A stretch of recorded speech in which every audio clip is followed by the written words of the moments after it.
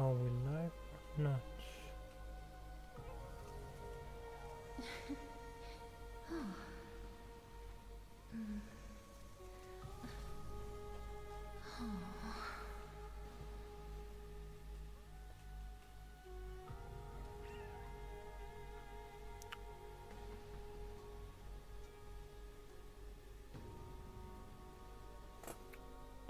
Okay, showing me that we are live. Let's see.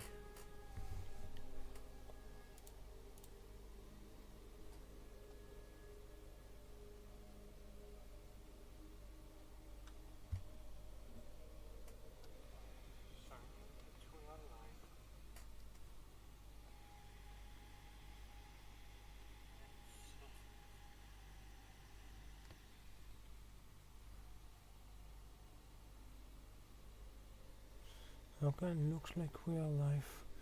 Hello everybody, welcome back to another stream. Today I'm focusing on finishing the 3.3 Trailblazer mission on Honkai story, and I actually thinking about maybe continue it with the 3.4 live Trailblazer mission, because as I know it's supposed to take about 4 to 5 hours. It isn't a long mission, so maybe we'll do it the same, and then we'll just be left with the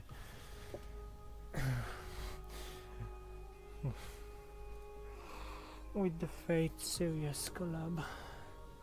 Sorry, I'm a little bit tired, but because I done pretty much the whole Amphoreus story from back to 3.1 until now.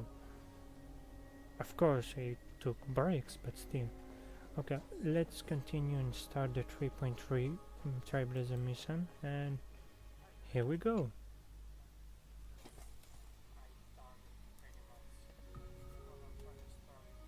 And let's auto.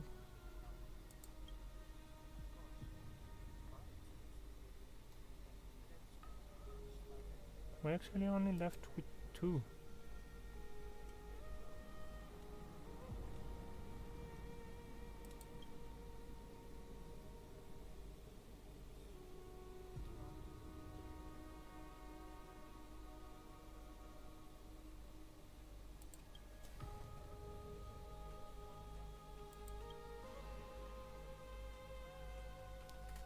Huh.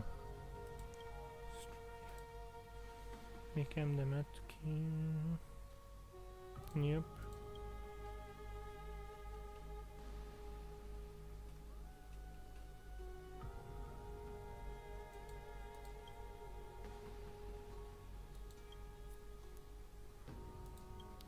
Time. This is us.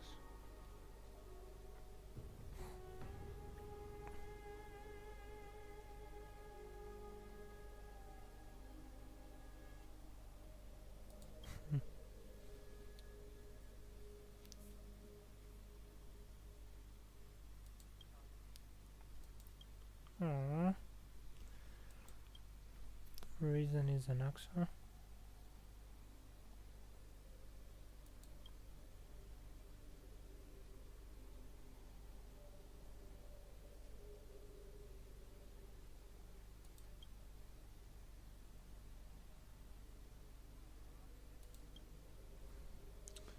Final casters.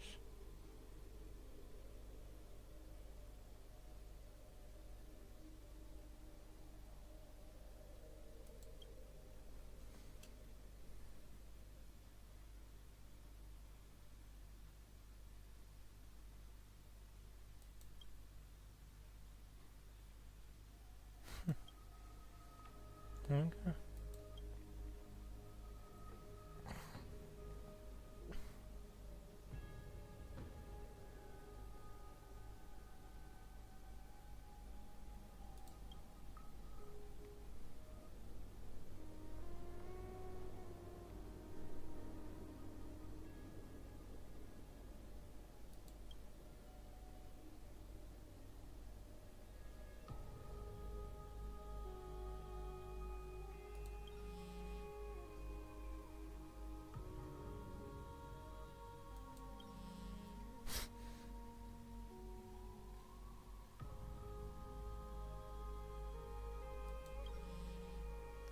Who the hell is sending me messages?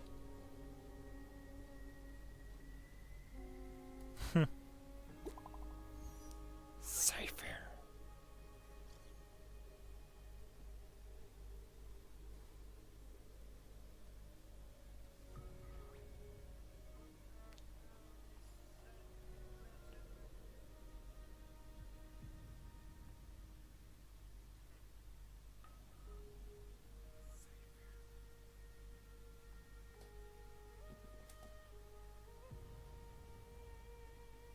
Hey, money is money.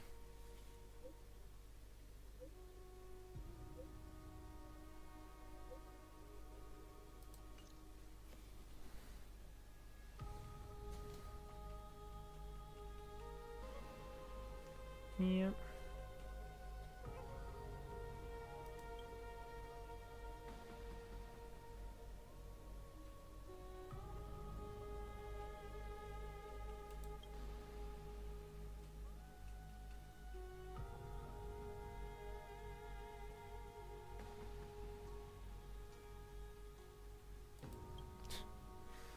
So back to Styxia.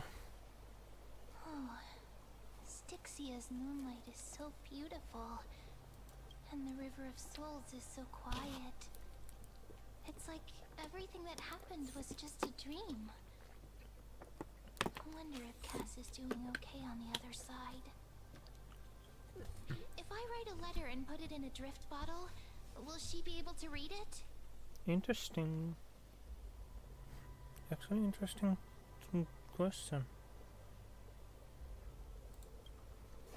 No, this shouldn't be so depressing. Now's not the time to feel down. We gotta pull ourselves together.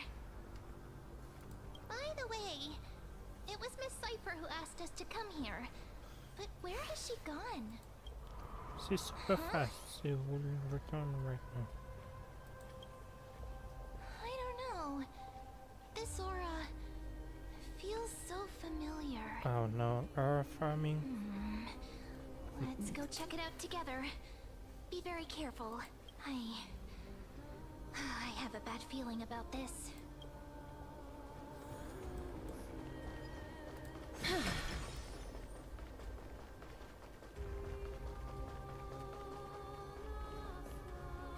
Hey, what's that on the ground? Should we pick it up? If it's a cone, Careful, careful. magic hands. A piece of black cloth. Oh no, not you Now, again. where have I seen this before? Are you serious? The monster.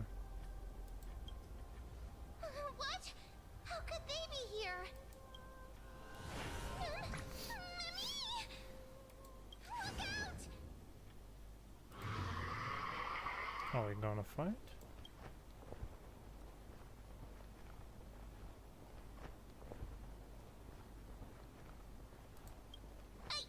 What? Now I'm sad. This isn't the time for jokes. Let's try our best to deal with them for now, and we'll slip into the past with time's power as soon as we can. Wait. Is he a dark side of Phanon? Because I've seen the banner. This is its sword or something. Of souls is full of fish, big and delicious. What? Yeah, exactly what? The flame chase journey stops. Meow, meow. What? Meow?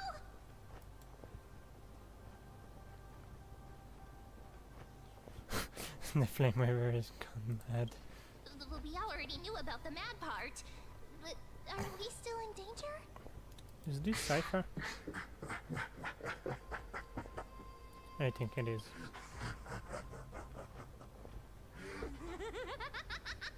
Yod.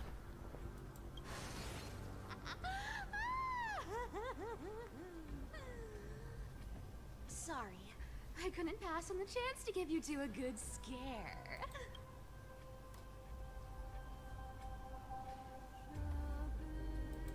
Yeah, basically. Don't run!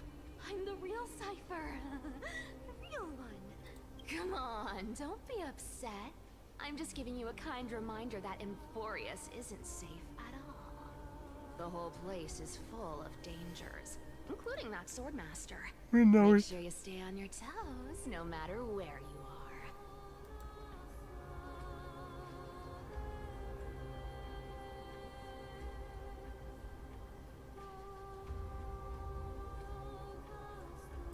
Yeah, this is Hey, pretty. I'm just making it up to you. You'd do the same in my shoes. Don't think so. Was that a Flame Reaver disguise? Or a magic trick? It looked so real. Is that the power of the trickery demigod? Disguise? No, no, no. It's not as simple as that. Let me think about how to explain this. For example, what did you think when you realized that piece of cloth came from the Flame Reaver's cloak? We thought that maybe the Flame Reaver was around here somewhere? That's right.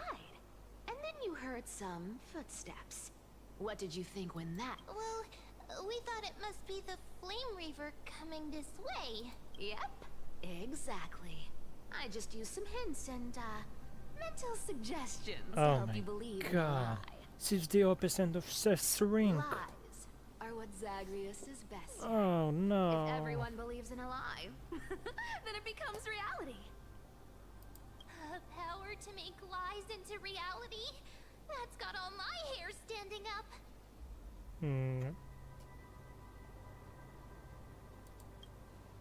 I sure love your arrogance, Gray Mystery. The seamstress trusts you for a reason. Someone as honest as you couldn't trick me even if you wanted to. So, there's no harm in telling you. Besides, we still need to team up to go treasure hunting, right? Let's wrap up here. It's time to get going. Oh, was that your telesleigh? Hey now.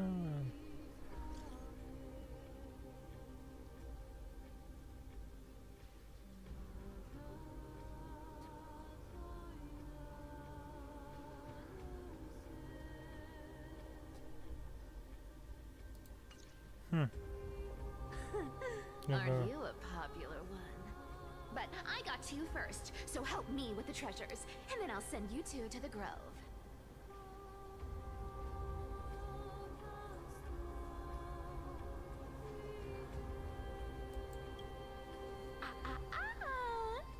Curiosity killed the cat, you know.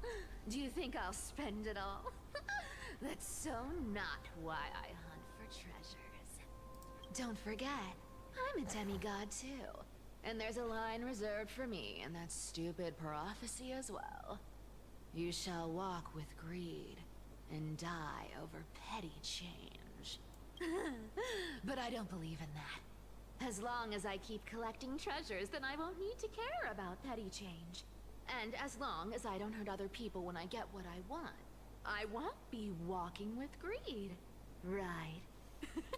Isn't that simple? I don't think. So, as long as I keep going down this path, all those predestined prophecies and fates will never catch up to me.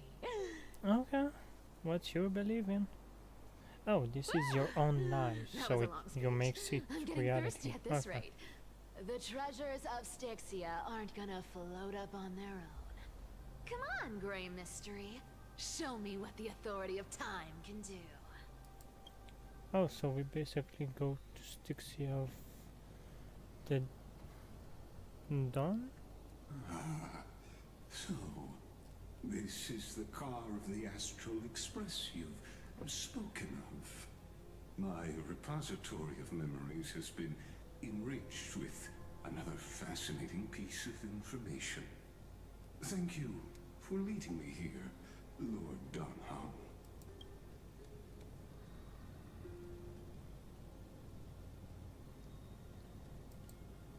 Archimans hold wisdom and knowledge in high esteem. If the citizens knew of your origins, I'm sure more would be intrigued by the Trailblaze. Sadly, discussions about the world beyond the sky remain taboo. It's been quite some time since you first arrived in Arkham. Presumably, you've been looking for a way to leave ever since. Yes, but I don't trust you.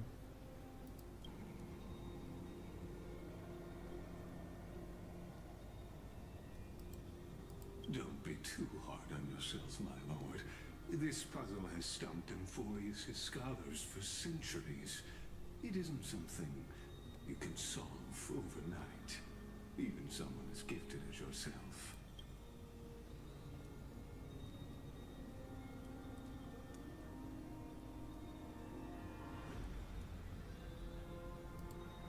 Exactly.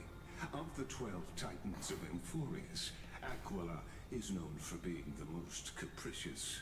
The weather itself reflects their mood. Tranquil sunshine, mournful rain. Aquila's breath is a brisk wind, and their cries resound as thunder in a storm.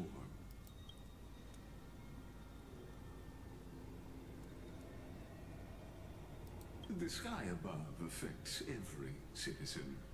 It's clear that Lady Aglaya's decision to confront Aquila at the end of the flame chase journey was a carefully considered I mean, strategy. yes. After all, you don't need some crazy weather.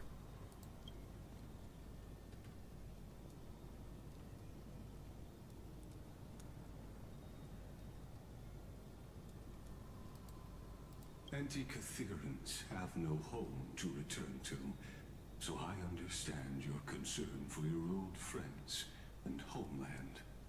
I used anti-Catherian technology, or scanning, as you might call it, to assess this car. Assuming my judgment is correct, I might be able to conduct a thorough overhaul of its power systems. Of course, that's only if you, my lord, permit me to interact with it. I don't trust your...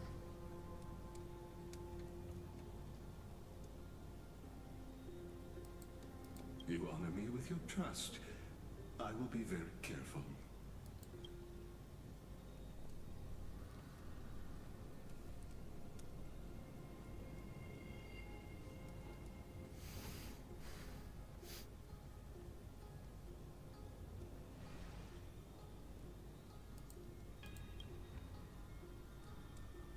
Not exactly, but we Anti-Catherians are inherently sensitive to machinery. Carefully endowed our kind with a unique advantage for analyzing and learning. If you give me some time, I might be able to fully restore this damaged car to its former glory. Then you and your esteemed companion could set off on your return journey sooner. He's trying to get rid of us.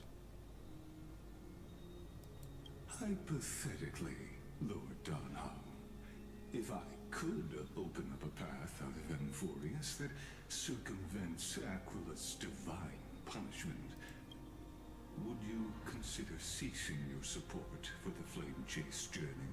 Nerd.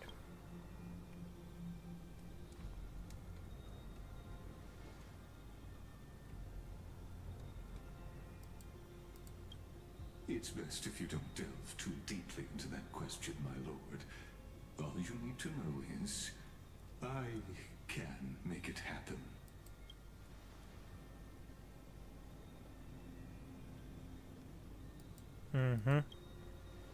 He wants The to get rid crucial of me. point is, if you and your companion are unwilling to halt your support for the Chrysos heirs, it could offend certain interests.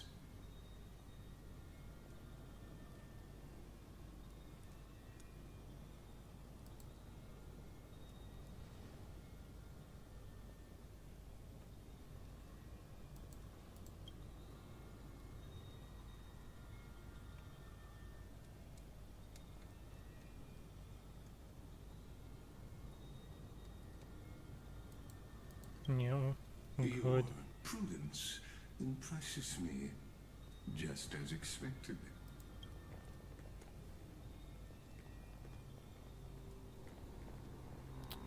Yep, good.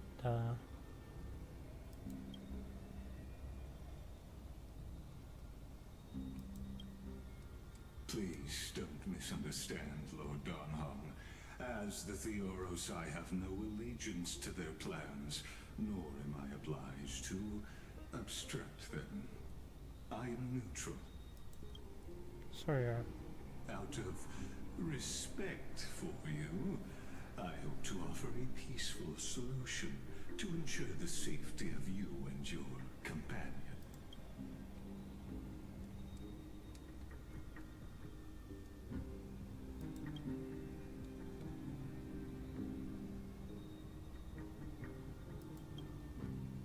I will not. As I said, I remain neutral. Are you asking this because you plan to refuse my offer and continue supporting the Chrysos heirs?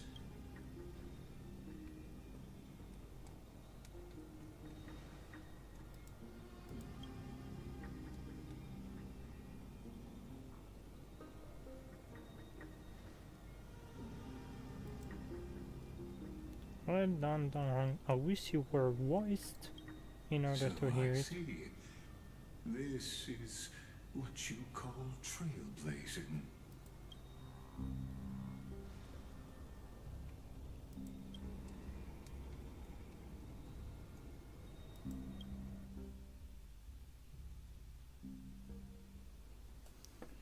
Back to the grove. That scared me for a second. He's here? Such overwhelming powers. Why? Answer me. Why do you stand in our way? Why do you want to take the core flames? Oh no! He can't hold on anymore! Drag him back here, Ma'am? friend! Are you okay? I'm okay. I can handle that kind of hit now. But a few months ago, that would have knocked me out.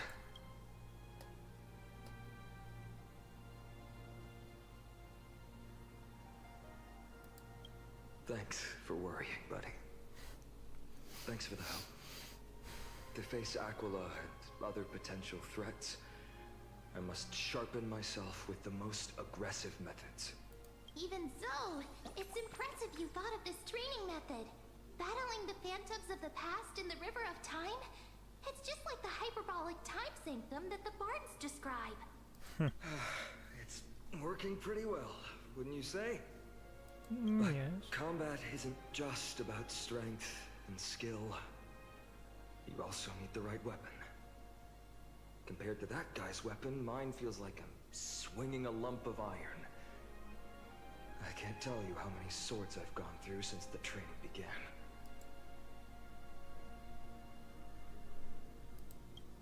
Don't worry. I've already arranged that. Of course I need him. I asked him to make a suitable divine weapon for me.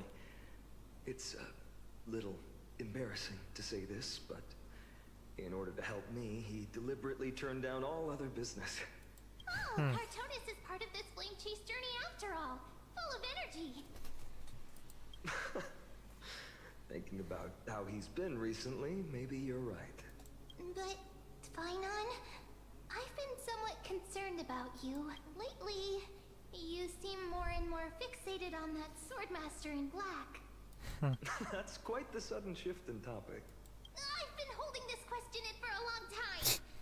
You're getting stronger, but seeds of unrest are also growing in me. Don't worry.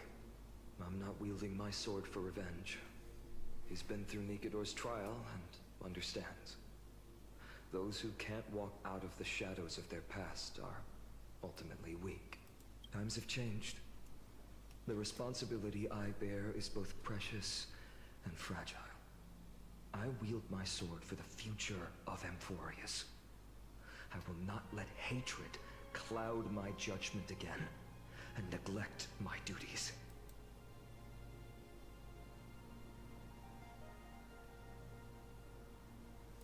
Yep, You're as a right, partner. trailblazer. As of now, I'm Not able to handle that swordmaster on my own. I still need the help of my friends. Every time I say something, things get so serious. I don't want to be the person who keeps bringing the mood down. I'm out of energy for training today. How about we go to the library of Philia to lighten the mood? Sure, that's what I've been looking forward to. We deserve to enjoy ourselves after all the hard work. Today, I'm definitely going to...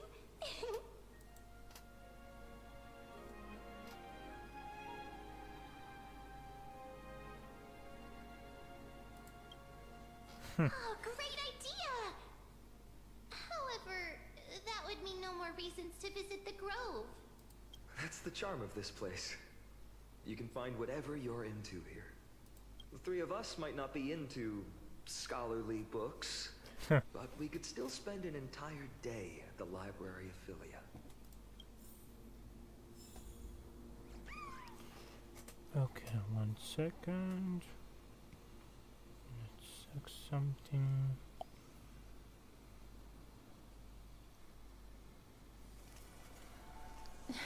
Okay, we need to go down. Let's teleport, teleport here. Yeah, so this one. Here we are! Where was that slate last time? Was it here? Or maybe over here? I'm out to have some fun! It's free time now, so you should relax too. Hearing that heart feels weird.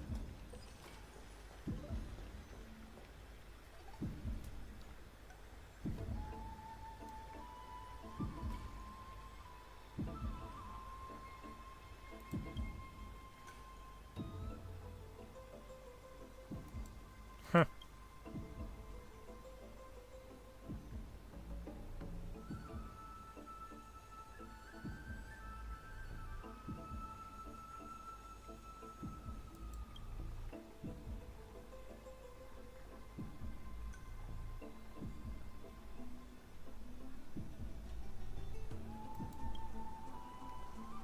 Forbidden love.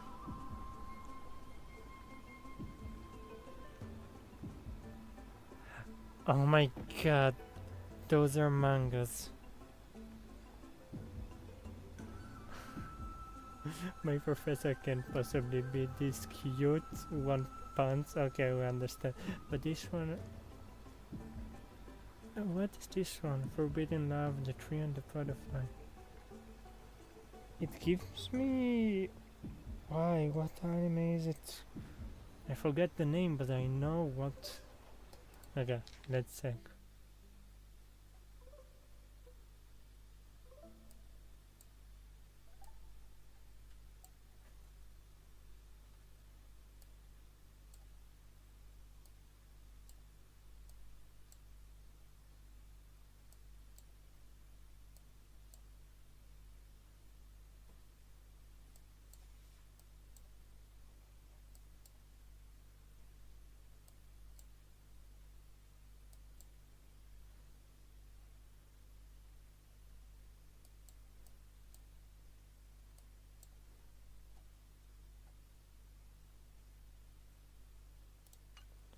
Okay.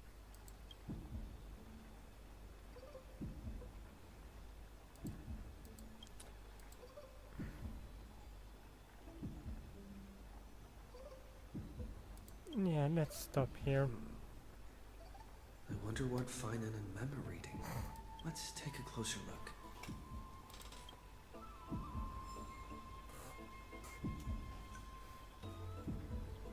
Oh my god, I got the materials to read. Oh my god.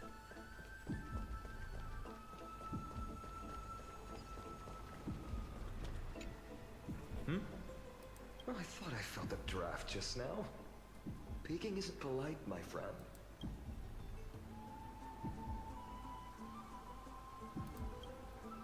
You could have just asked. There's nothing embarrassing about it. Here, look, I'm reading this. Antiques Appraisal. How to Make a Fortune.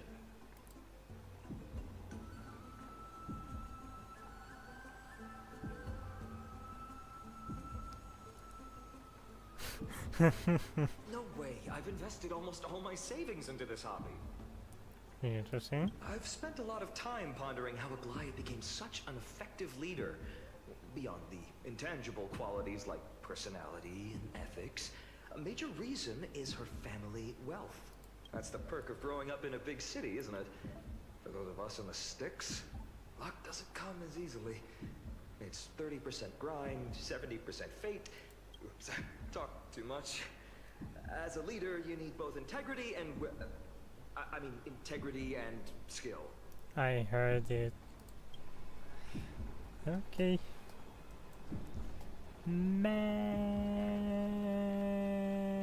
Ma'am. Imagine someone decided to yell this across a library. Month of cultivation, curtain fall hour, a time to feast on grains, but poor time for fishing. Oh, but then again, are there even any spots left to fish in Amphoreus these days? Ooh. You scared me! Bursting into someone's world like that can really catch them off guard. Well, no more jokes. There's nothing here. I'll go look elsewhere. Something's odd about men. What are they flipping through? Yeah, actually interested myself.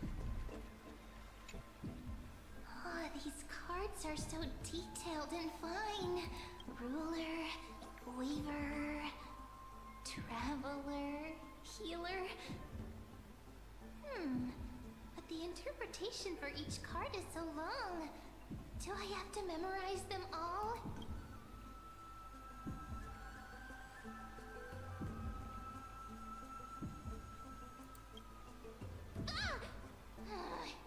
What a coincidence! We meet again. Guess we're fated to be together, huh? But you must be busy, so I won't bother you for now. Hope your day, every day, is joyful. So suspicious. Yeah, Not like their usual self. ma'am, come back here. You sure are persistent.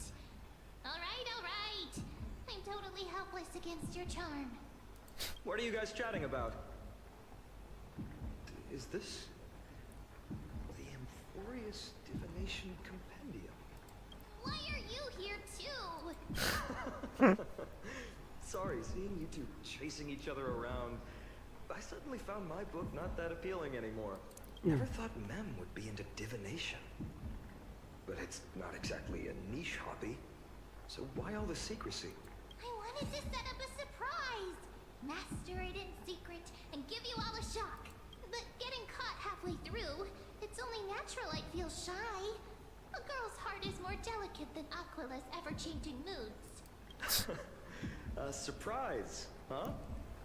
Someone else used to tell me the same. She was really good at stargazing and divination, especially with cards.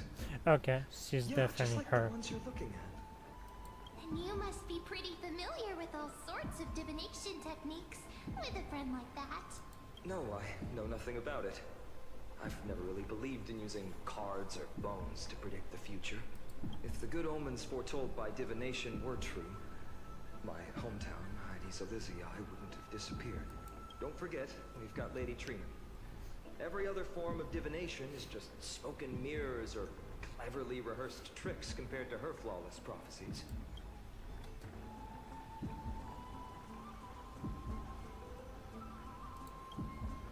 To me, divination could be a power that guides our spirits.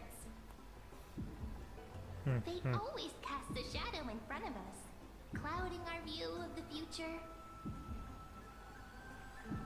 That's why people turn to divination. It's just to find a small reason to give them courage to face the unknown. I can hear the heartbeat in the background. God damn it.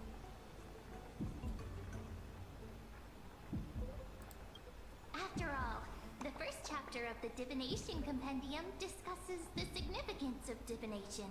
I'm just expanding on that a bit. Strange. That person I knew used to say similar things. Looking back, whenever she interpreted a card for me, I couldn't help but feel uneasy, even though I never believed in the outcomes. Maybe it was her tone. Cyrene. She could paint a complete fantasy so vividly, it utterly captivated me as a child. Right, I still carry a card she once used. Do you want to see it? What? Oh, wow! It's Let me so guess. The exquisite. hero? I'd love to have a card like that.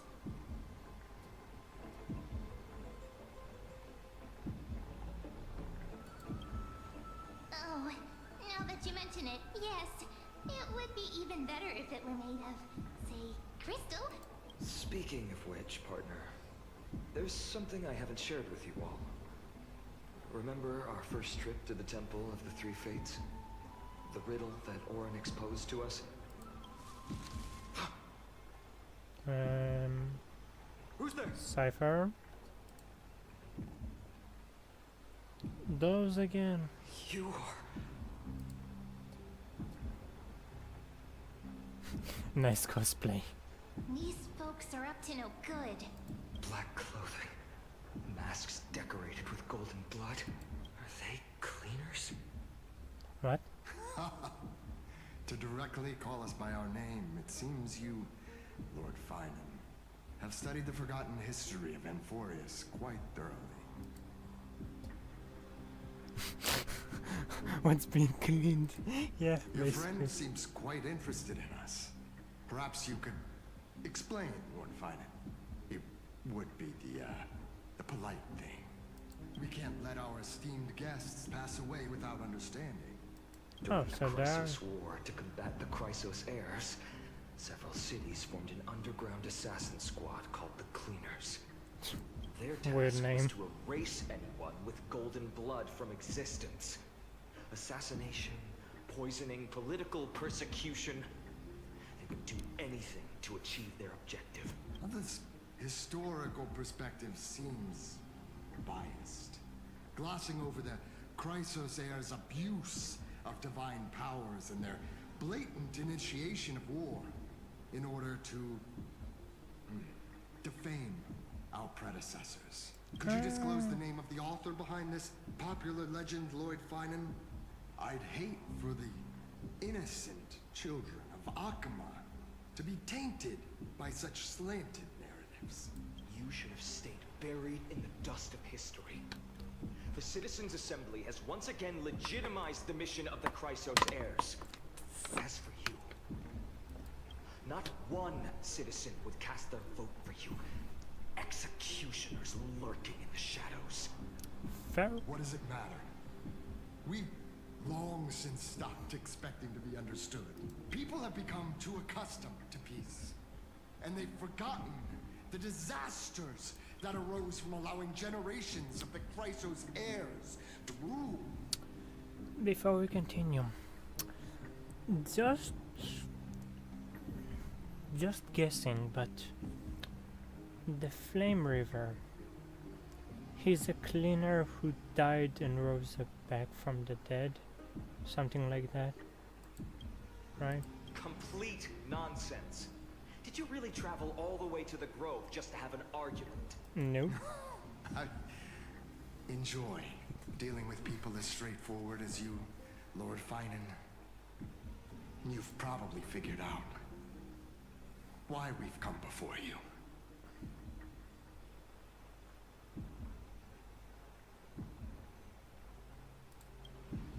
Keep your cool, partner. They've come out of the shadows, which suggests they have something up their sleeves. All right, let's hear it. What are you hiding? But watch your language and don't say anything you might regret. My shoulders might be sore and my sword a tad dull, but it's still enough to slice off your tongues.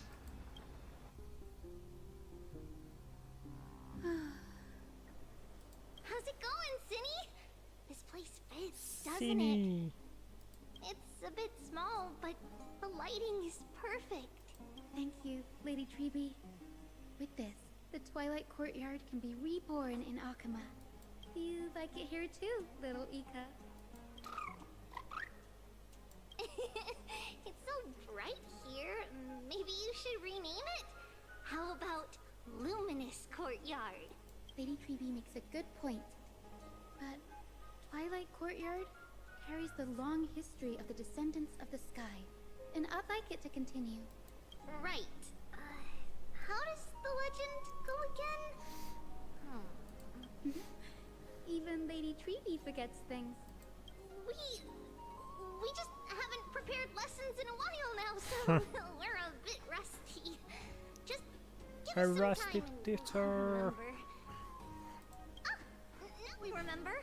Premnos in the Firmament, Volume 3, Section 5.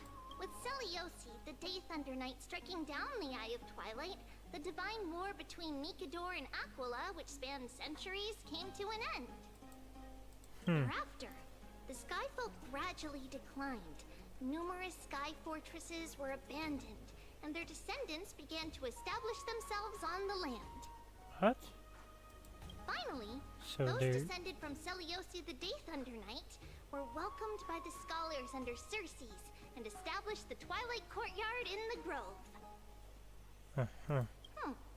The historical records seem slightly at odds with our memories. But the details from that time have become somewhat hazy to us. Oh, I forgot. For Lady Treby, history is more than just words on a page. It's something you've personally lived through.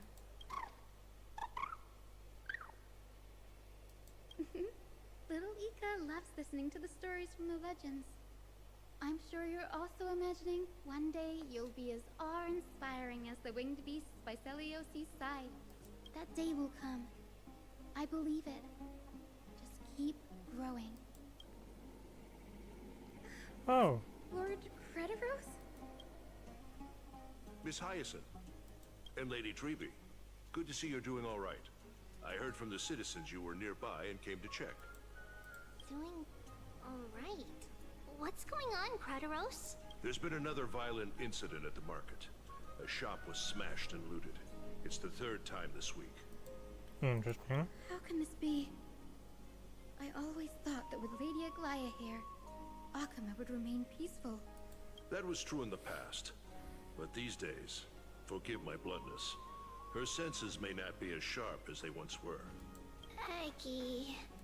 In my opinion, malevolent forces have noticed the slack in the golden threads and are now plotting to exploit the opportunity. Interesting. Who?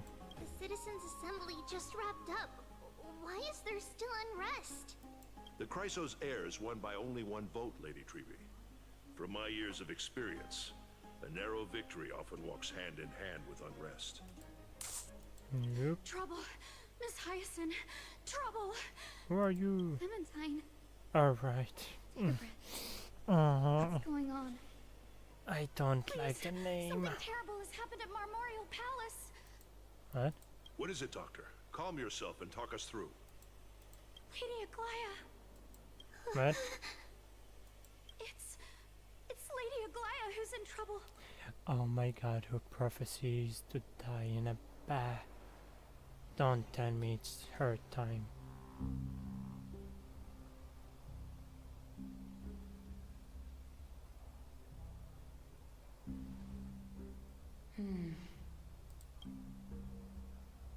I still remember. This bath that overlooks the entire palace was built by the Council of Elders 900 years ago.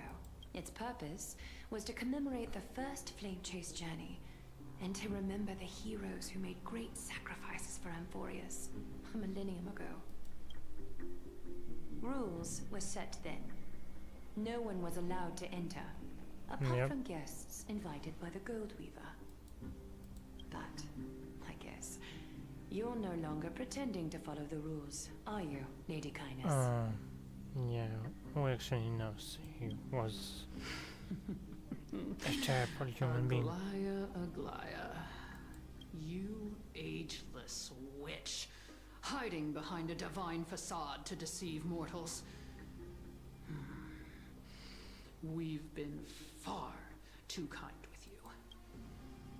Kind? There's no need to use such a word to cover up your incompetence. Damn.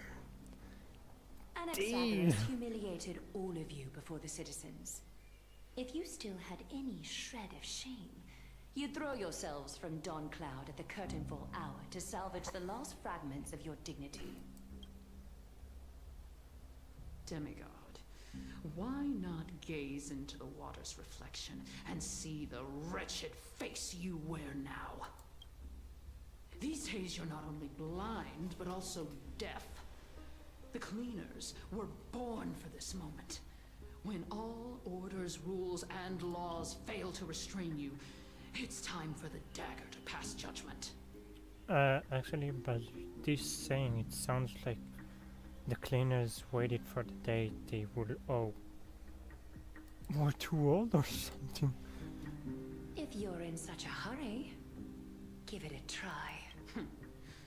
Going toe-to-toe with a demigod? We're not that foolish.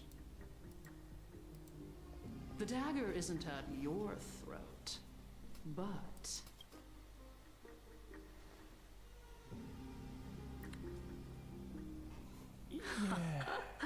Your gravest accusation is that my humanity is fading. And you claim my concern for mortal joys and sorrows is nothing but a facade. But if you're that the one. accusation holds, what makes you think the lives of these civilians will sway me in the slightest? Fine. I'll gladly use a few more words to shatter that demigod facade of yours. Like I said, hate you. you're not only blind, but deaf too. Lately, your control over Akuma has weakened.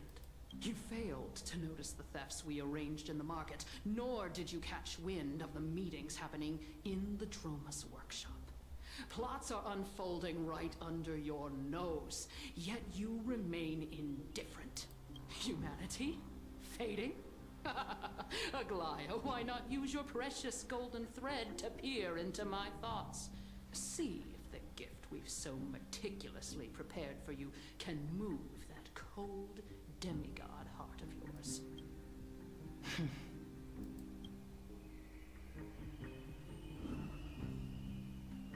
In this moment, I only regret not being more ruthless. Because your evil is beyond cure. You finally figured it out. You have grown I dull. hate you, King. I've been holding that image in my mind this whole time to make sure you could see it clearly. I want you to have this knucklebone talisman, Big Sis. I hope it brings Since you luck then? every day and keeps you safe from bullies. This was back in 3.1. That girl who can't speak or hear. What if she accidentally lost her eyes too? You know better than anyone what it feels like to lose your sight. Imagine if 1,000 years ago you, already blind, had also lost your voice and hearing in your youth. Would you still have become the Aglaya you are today? Look at those broken, pleading eyes. How disappointing. We overestimated your cunning. If this plan fails, we still have dozens of splendid parting gifts prepared. Demigod, would you like to hear about them? I thought I could buy some more time. In these 1,000 years, I've witnessed the fall of 10 titans. From my naive arrogance at the beginning to slowly learning how to guide others.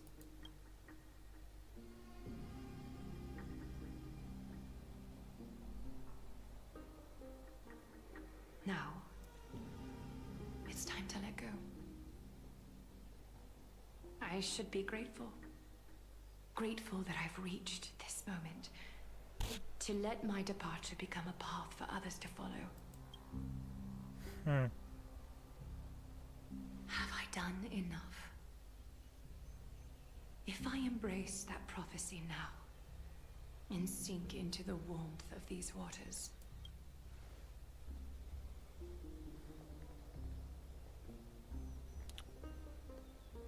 Will the wandering wind stop to mourn me? Cypher. Cypher what? Why is this name familiar?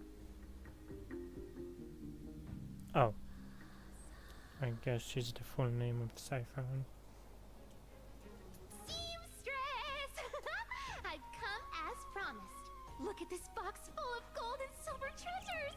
I bet there's stuff here you've never seen. Come on! As we agreed, I want to buy the most valuable clothes you have. Little thief! You've got some nerve, barging into my shop dressed in those tattered rags. What have you brought? Let me see. Here, take a look. Only the finest goods.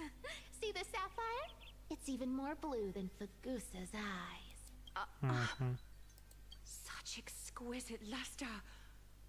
I've only seen an ocean's tear of this quality in my mother's treasury. Wait. You've seen one before. And here I thought I'd leave you speechless. What a letdown. It's just an old memory. My family estate all burned to ashes long ago. This workshop is what I built from scratch. Wow. A daughter rebuilding her family business. How admirable. Enough with the jokes. At least you did get to enjoy those luxuries. Mind your manners, Kitty. Tell me, Cypher, where did you come from? And how did you acquire these treasures?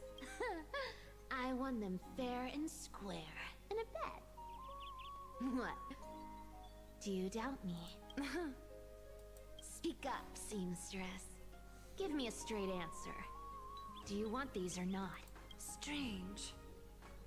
You're clearly lying to my face, but my golden thread doesn't tremble at all. That's because I'm not lying. I've been telling the truth from the start. Is that so? The scars and the mud stains on your face tell another story. Come on. Can we just do business without all this chatter? Don't worry.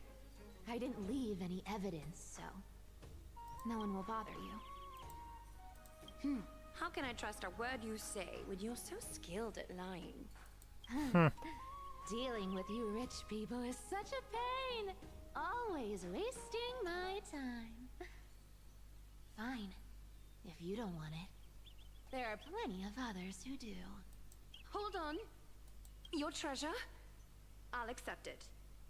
But these alone aren't enough to purchase the Gold Weaver's finest clothes. That said, I do have something that would suit you perfectly. Oh. What do you have in mind? Look. Come a bit closer. Oh, it's shimmering gold. Absolutely stunning. These golden boots are the Gold Weaver's greatest treasures. Though not as valuable as the most precious gowns, they hold a magical power. Legend has it that Zagreus blessed these boots, allowing anyone who wears them to move swiftly and silently. Put them on, Cypher. Then don't get caught again. A face as lovely as yours deserves better protection. You rich folks just love sticking your noses in everything, don't you? Well, I'm taking these now, so don't get any second thoughts. What's wrong? Do you have a smaller size? These are way too big for me. Well, I suppose you'll have to grow into them.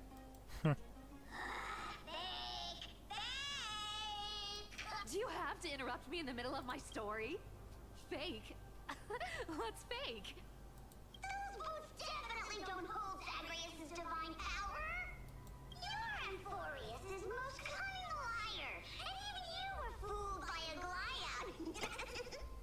Watch your mouth, or I'll feed you to the fish in the river of souls. Weren't you curious how I got tangled up with that seamstress? Well, now you know. Satisfied? I didn't expect such a simple story. How disappointing. But, boss lady, there's a chance Aglaia wasn't trying to trick you? You're defending her. No. I just think the story's so moving, it'd be a shame to ruin it with a lie. If I could cry, I'd be in tears right now. Good thing you've still got a sharp tongue, or you'd have been stuck guarding someone's front door ages ago. Enough chit-chat. Let's take a look at this place. The city of Styxia. Look how beautiful she is. Let me take a good sniff of this air.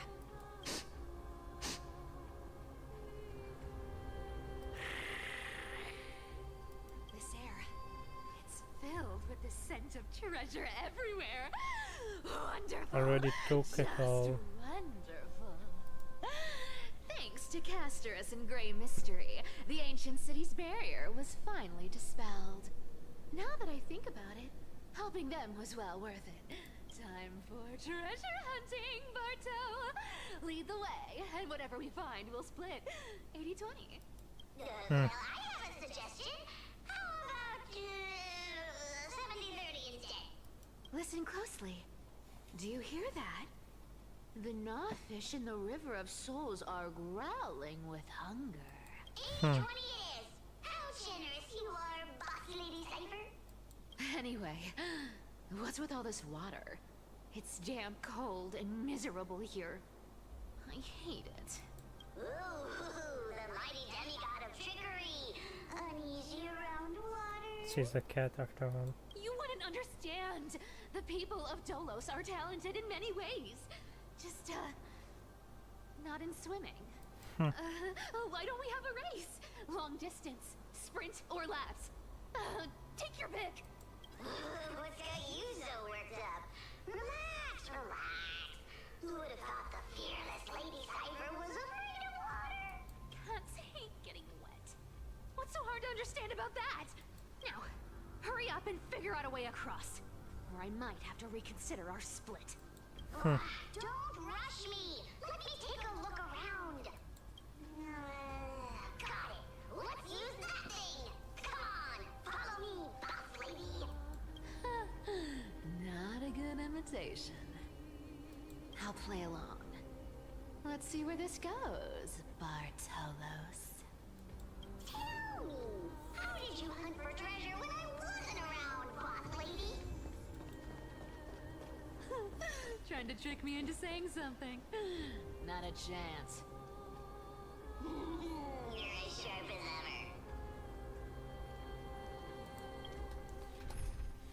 as ever. Ay.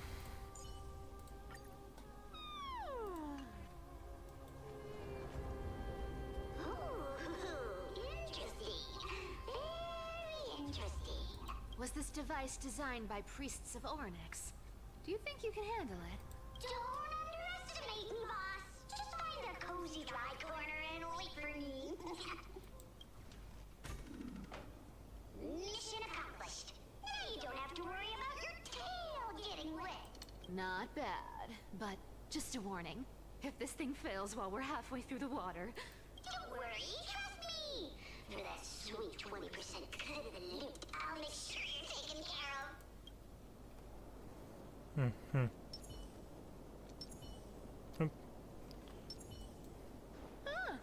This feels truly magical. When did you pick up this trick?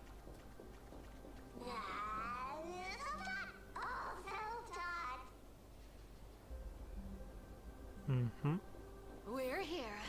Can we turn off this spotlight now? It's really blinding.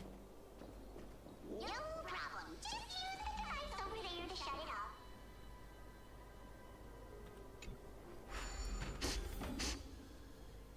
The scent of gold coins, gems, and fine leather. It's so refreshing.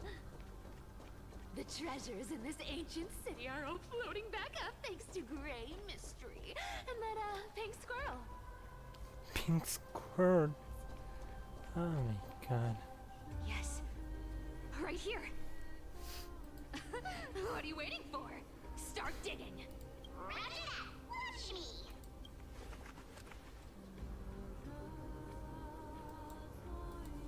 Whoa! That's a huge chest. Move over. I want to open it myself. Wow, wow. A massive hall. Unbelievable.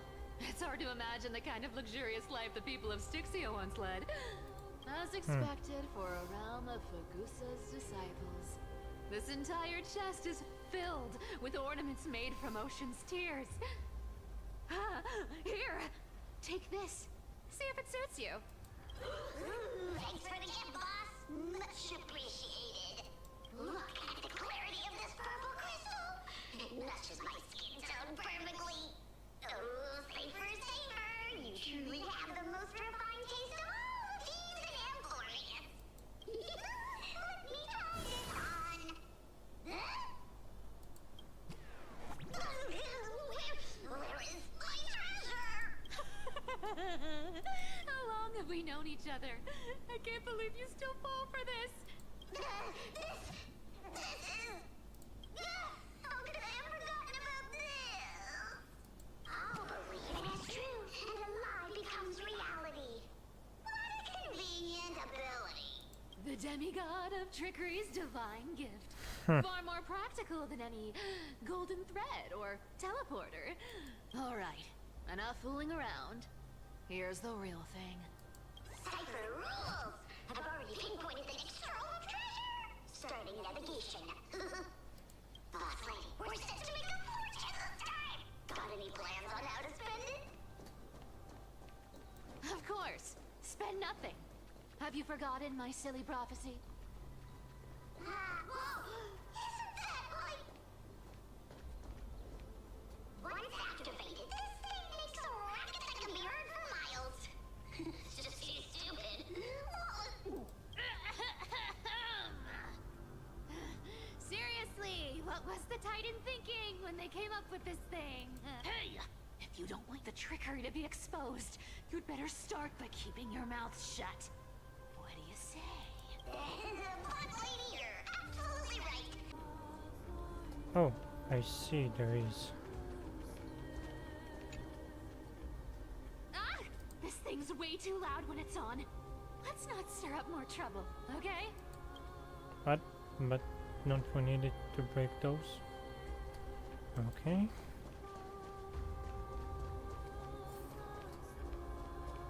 Here we go round the river of souls. Aye aye, sailor. Spirit thief goes. Ah! What are you even singing? You're totally out of tune. There's a big guy guarding this place. Yeah, big and dumb. Just a pure lump of stupidity. Okay. Look at its face. Oh my, how could something be so ugly? Yeah, so ugly. Ugly enough to make even me, a little imp without a digestive system, feel nauseous. If that ugly brute messes up my face, even the stoic Talantin might end up shedding a tear. Indeed, that would be heartbreaking. Clearly running away is the sensible choice. So, how about you take the front? I'll attack from the side. Right. Fleeing fits a rogue nature.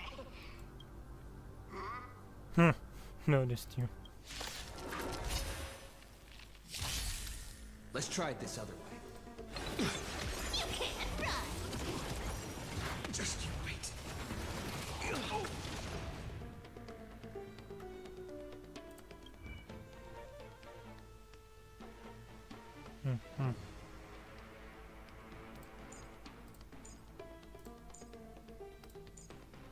Interesting stand.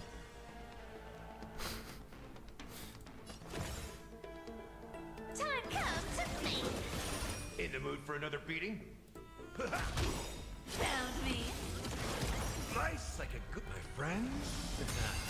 Indulge yourselves! Frick's over. Okay.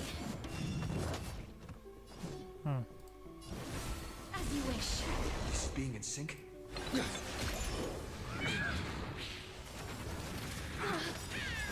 Embrace a new life.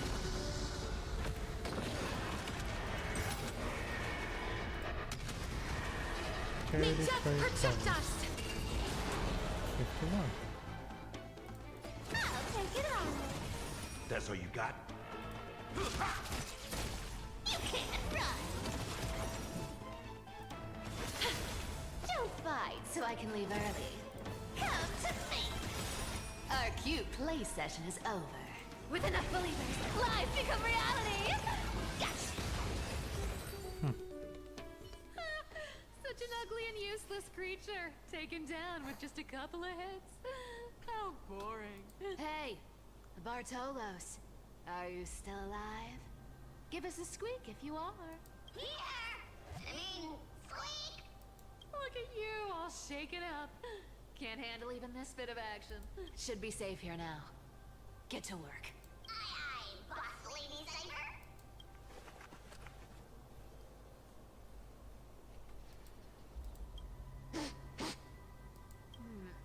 It doesn't smell like anything valuable this time. Since we've already dug it up, let's open it and see. Huh. Is this? Ooh, this looks tragic. Do you think they made it to Akuma? Probably not.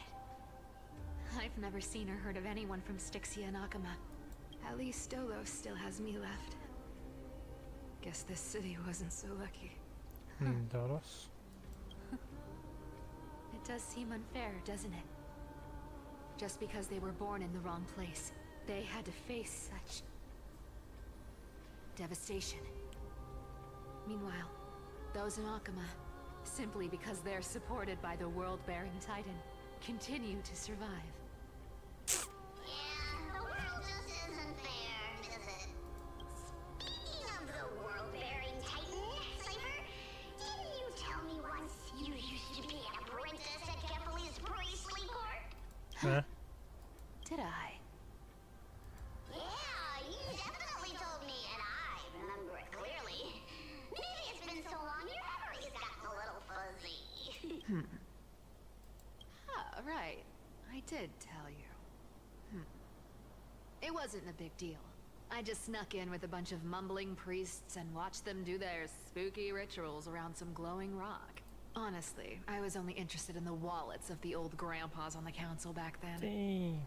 Don't remember much else. It's been what? Nearly 1,000 years? Oh, I see. But you in a priest robe? Now that's hard to picture. Who asked you to picture that? Besides, priest robes from 1,000 years ago were nothing like the ones today. Very interesting. Right. I didn't think about that. I was just curious if you ever overheard anything interesting from those priests. How ridiculous. Come on, let's head to the next spot.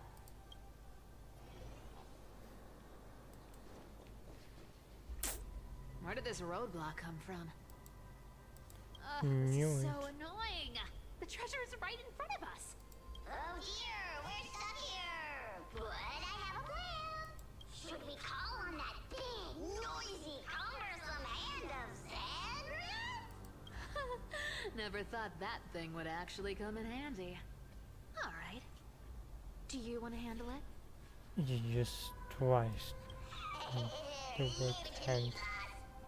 I don't need a controller. After all, you know. What?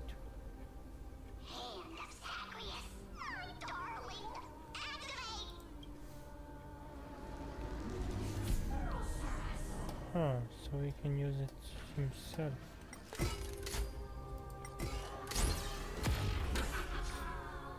Looks like a charm. Not bad. However, I still don't see how this ties into trickery. Let's go to the next room. Hey, slow down. That question you asked me earlier. I think I just remembered something. Yeah, give us a like. What did I ask? You know, that question. The one you specifically asked me. Right after we dug up the second chest. Forgive me, boss lady, but have you been under a lot of stress lately? I didn't ask anything. You must have imagined it. Interesting. Is that so? Maybe you're right. I have been a little on edge lately. I need to relax.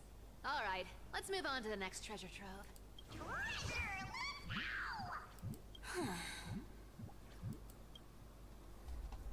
Someone controls him from time to time.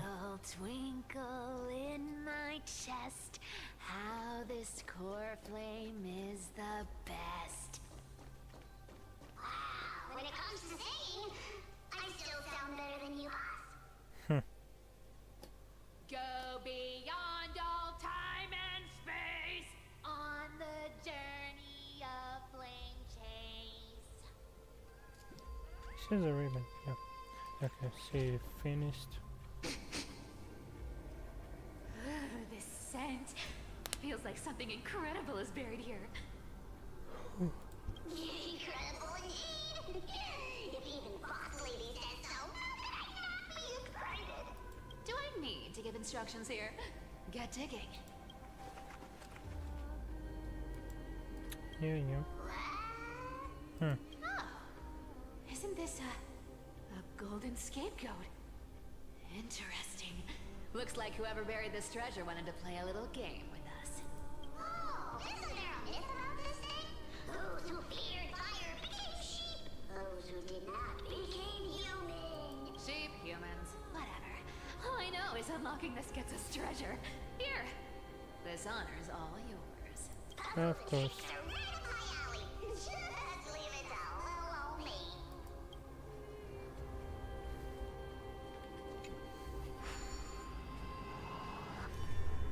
Okay, let's see.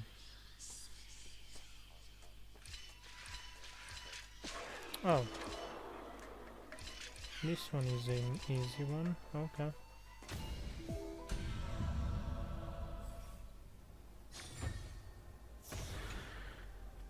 Told you, nothing can stop me. Cypher, it's your turn now. Stop! Stay there, and don't turn around. Huh? What do you mean? I told you, don't move.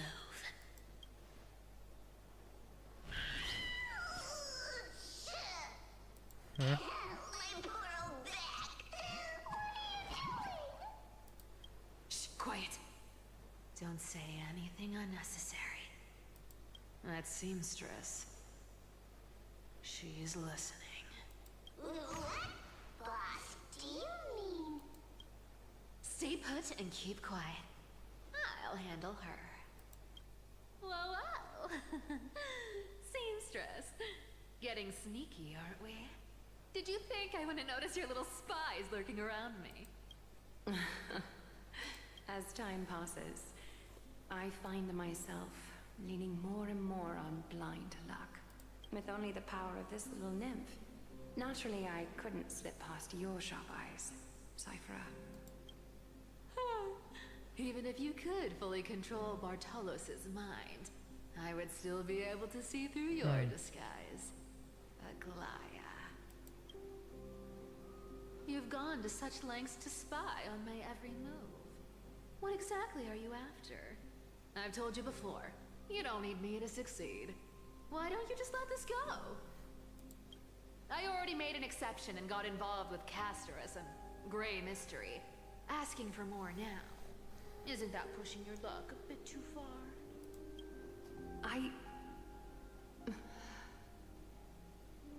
I'm sorry, Cyphera. I've plotted and schemed my whole life. But I never could have predicted our relationship would end up like this. I've spent centuries trying to figure out where I went wrong, replaying every moment over and over. But you've never given me a chance to explain myself, face to face.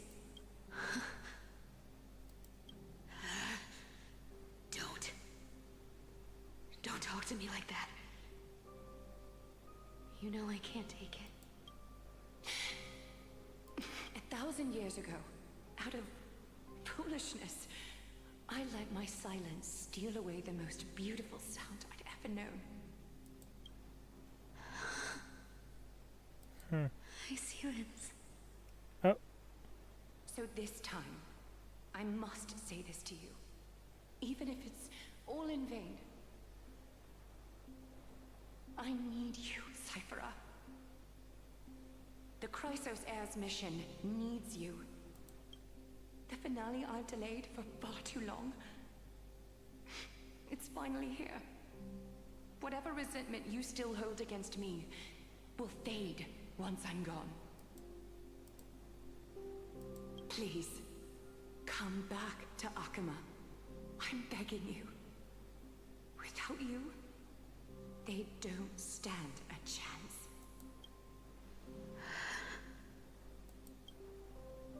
I'll think about it, seamstress. But stop watching me. Unless you want to lose me for good. Don't worry. As much as I'd love to hear your voice again, to see your face, it seems that chance will never come. Goodbye, Cyphera.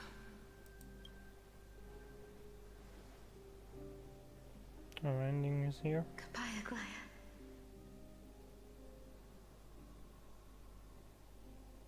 What a shame. I thought there'd be some real treasure under that goat's head. Turns out, everything in that chest was soaked in water from the River of Souls. Nothing valuable left. Those relics were once priceless. But time has eroded away all that they once were. Aww, hearing that from you makes it sound so sad. Wait, why am I getting all sentimental? I haven't even processed what just happened. That horrible woman. When did she... Oh! If you see her, let her know this. As demigods, we can't avoid our duties forever. Could it have been back then when... Do you remember now? Looks like you don't need me to jog your memory.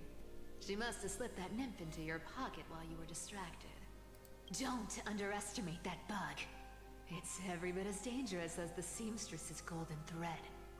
Let your guard down for even a second, and it might take over. Make you spill secrets you'd never share otherwise. Whoa, that's like some brainwashing monster straight out of the Black Tide! Boss, how did you realize something was wrong? I'm curious, what exactly did that nymph make me say? Actually, it gave itself away very early on. Speaking of the world-bearing titan, Cypher, didn't you tell me once you used to be an apprentice at Kephalie's priestly court? We've been partners in crime for 1,000 years. We've talked about everything there is to talk about. Except for that one experience at Dawncloud. I never told you about that. I absolutely wouldn't have shared that with anyone.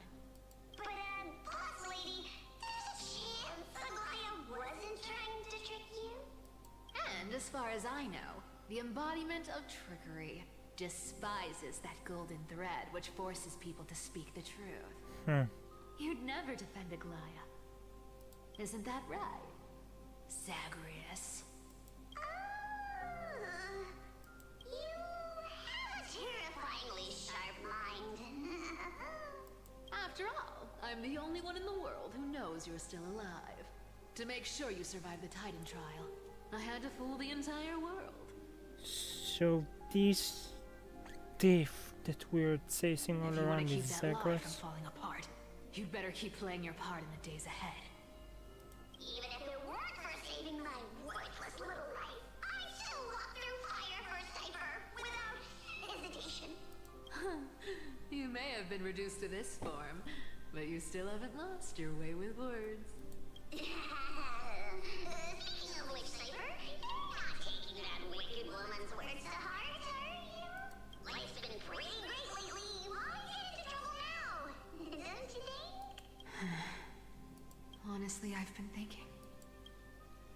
Maybe a trip back now wouldn't be too bad. You're back again, Cyphera, your face. Oh god. I need clothes. Anything. Just throw me something. A piece of cloth will do. Just enough to cover the wounds.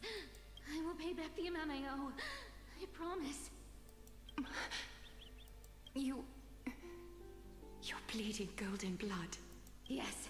What about it? So what if I'm one of those Chrysosairs they talk about?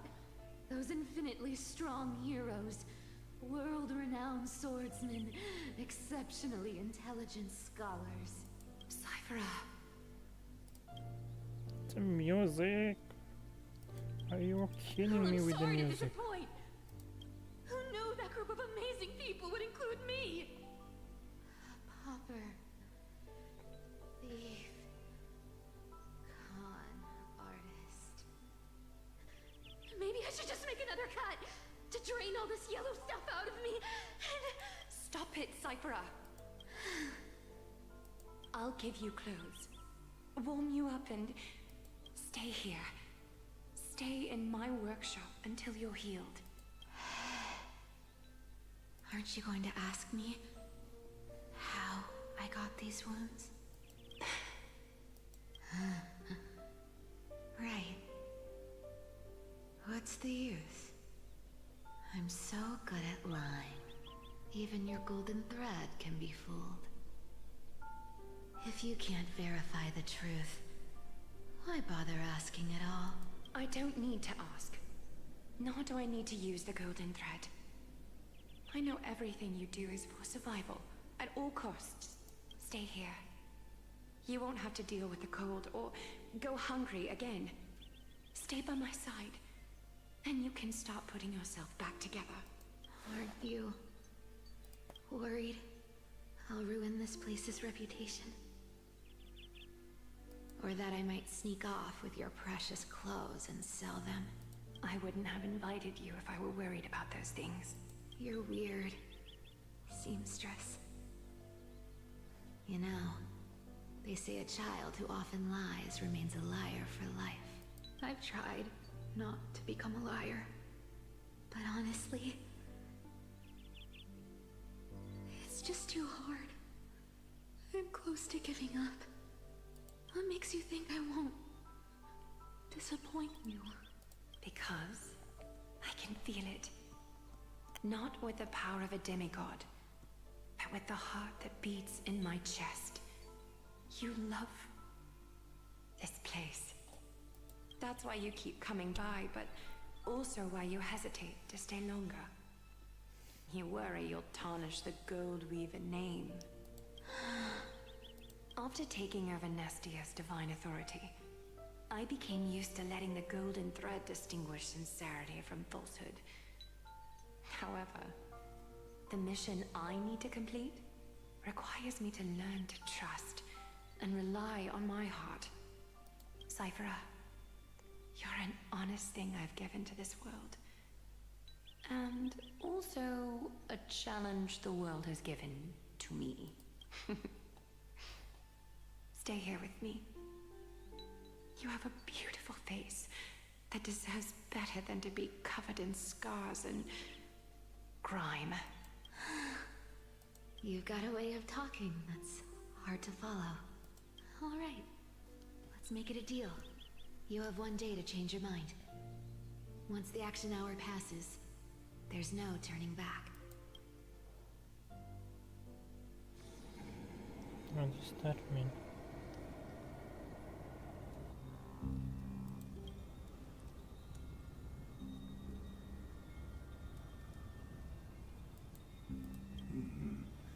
Pressure, fear, planting seeds of anxiety. It seems this is the strategy they've chosen.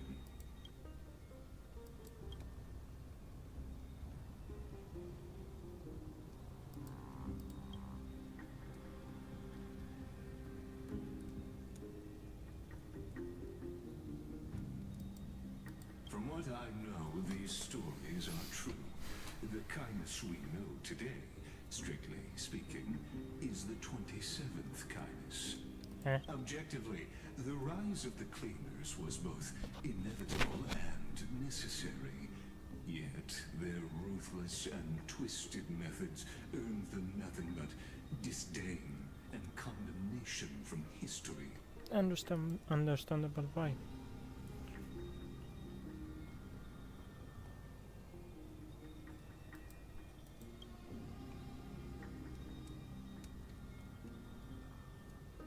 Even in these crumbling end times, there are always those who find ways to profit from the chaos, to ask the vested interests to abandon their status, wealth, and ambitions in this world for a distant ideal, may be no easier than creating a miracle.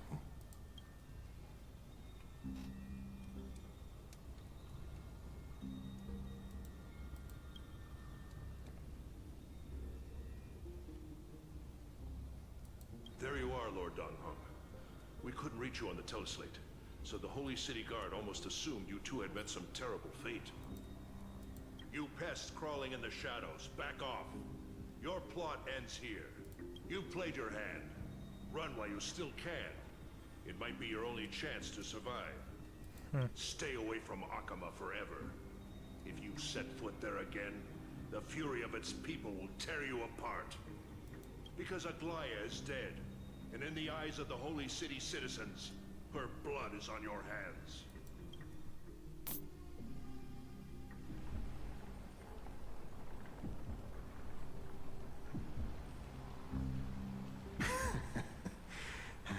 Still here.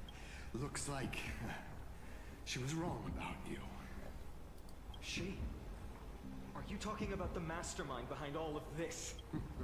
Well, she thought you were weak. She believed that even when you were facing the evil that you claimed to oppose, you'd hesitate to strike. Misinterpreting mercy for weakness shows how arrogant and foolish your master is. They're still alive. With proper care, they'll pull through in a few days. But I must warn you, I haven't fought a human in ages. I can't guarantee I'll always be able to hold back. They're lucky they're still alive. If you feel as lucky as they are, try me.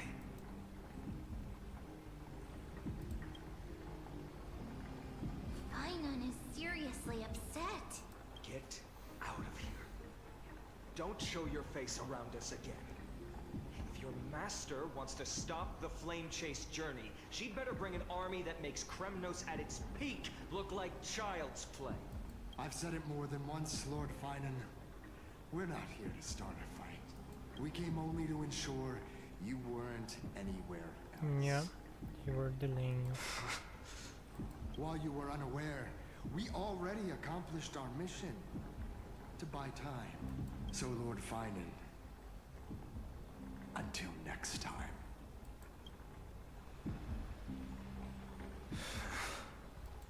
Are you okay? I'm fine. Anyone who uses innocent lives as bargaining chips has gone too far. Yep.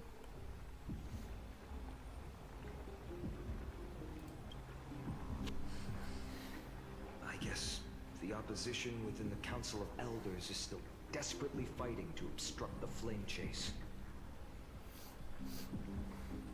If the conspiracy is exposed, they'll be hunted down in the Holy City like rats with nowhere to run, no matter where they hide.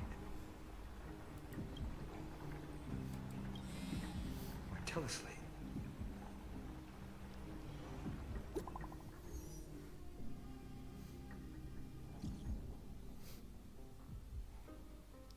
Global announcement. Damn.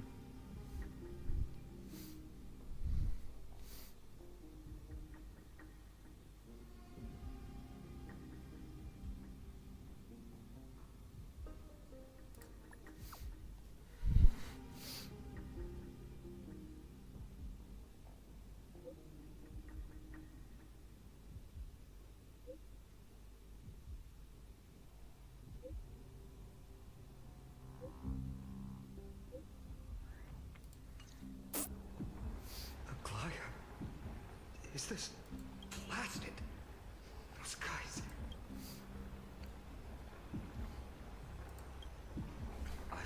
word from more than one person, it doesn't seem like a joke. Stay calm. This could just be one of her schemes. I won't believe it until I see it for myself. Fainan, what should we do now? Stay on course. I'll contact Treeby and ask her to keep the citizens calm. We'll hurry back to Akima as fast as possible and assess the situation in the city. If we run into any enemies along the way, I won't be merciful this time. Fair enough.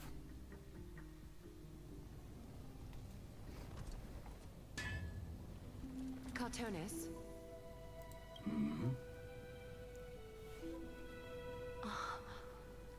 You're forging a sword for Fainan, aren't you? I haven't seen you wield the hammer in so long. I couldn't help but be entranced by the sight. You, Aglaya, in this form you come to me. It means... That's right. At this moment, my physical form is already shattered. My journey as a human in this world has come to an end. It's time to fulfill our pact. Of course. The pact I haven't forgotten. The thing I entrusted to you. Do you still have it? Far too plain this vessel is. Not worthy of you. Do you still insist? What? I insist. Over the past 1,000 years, every piece of fabric I've worked with has been tainted by my cold divinity.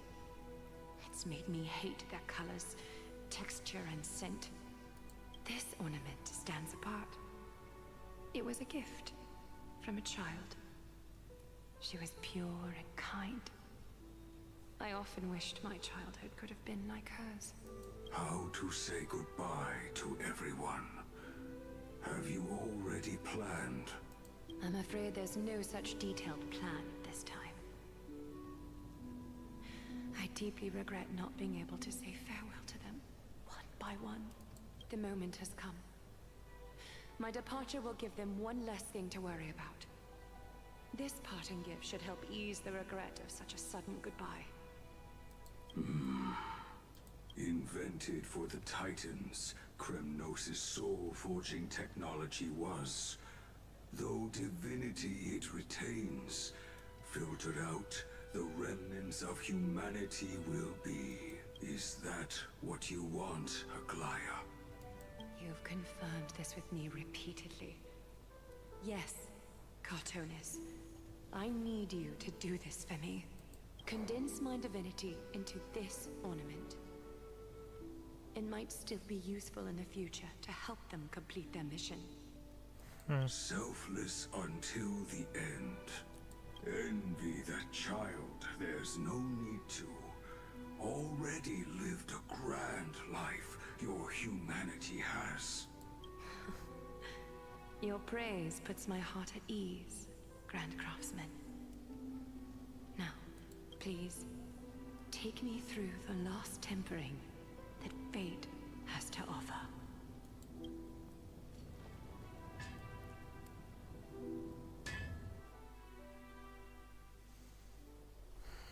The city is silent, and tension is building with every passing second. The news is probably spread by now.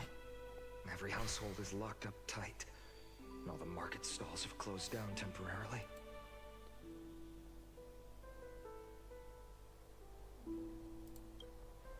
I can't imagine how she could have been taken down by a handful of assassins, unless it's all a part of her plan. If this is all part of a larger plan, Treeby must know something. She just couldn't say it in the message. Let's go find her.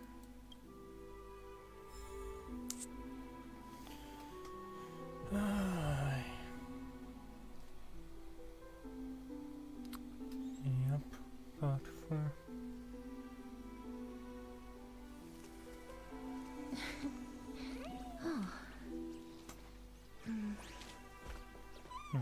One thing I want to check.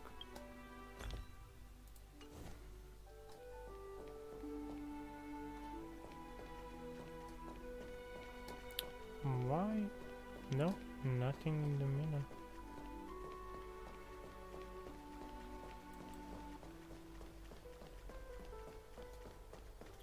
Wait, no. Teleport will not be.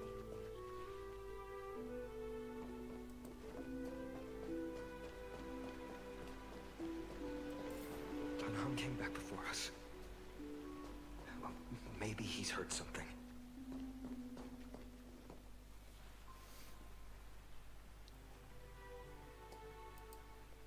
Don't worry. The cleaners didn't lay a hand on us. Lord Kratos, were you in the city when it happened? What exactly went down? Regrettably, no one knows the details of that moment. Eyewitnesses only saw...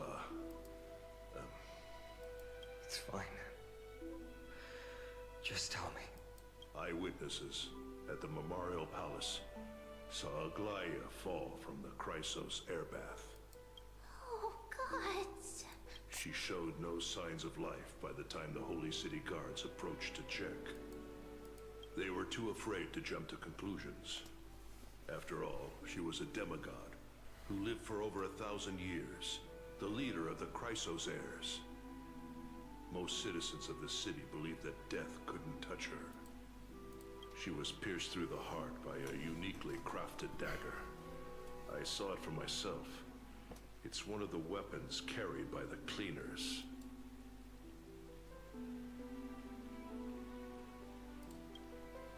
No, that doesn't make sense. The ones who appeared in the grove and those who confronted Dunhung in the Abyss didn't immediately resort to violence. They were just watching and trying to intimidate. They didn't have any reason nor the courage to attack Aglaia. Perhaps...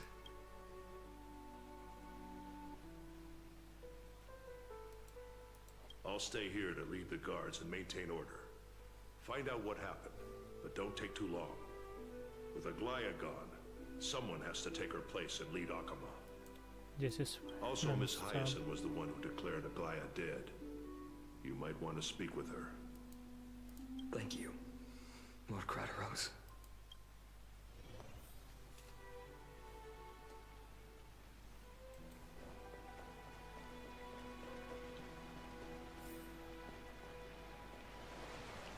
The baths are empty.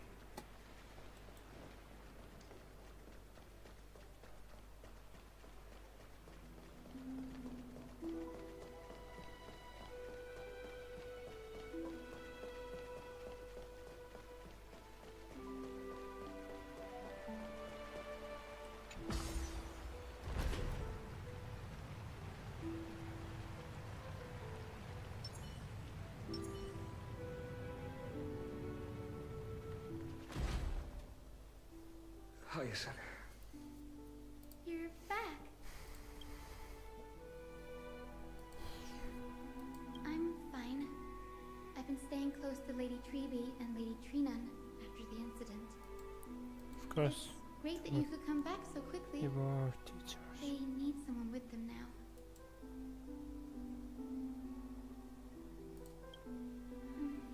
Not well.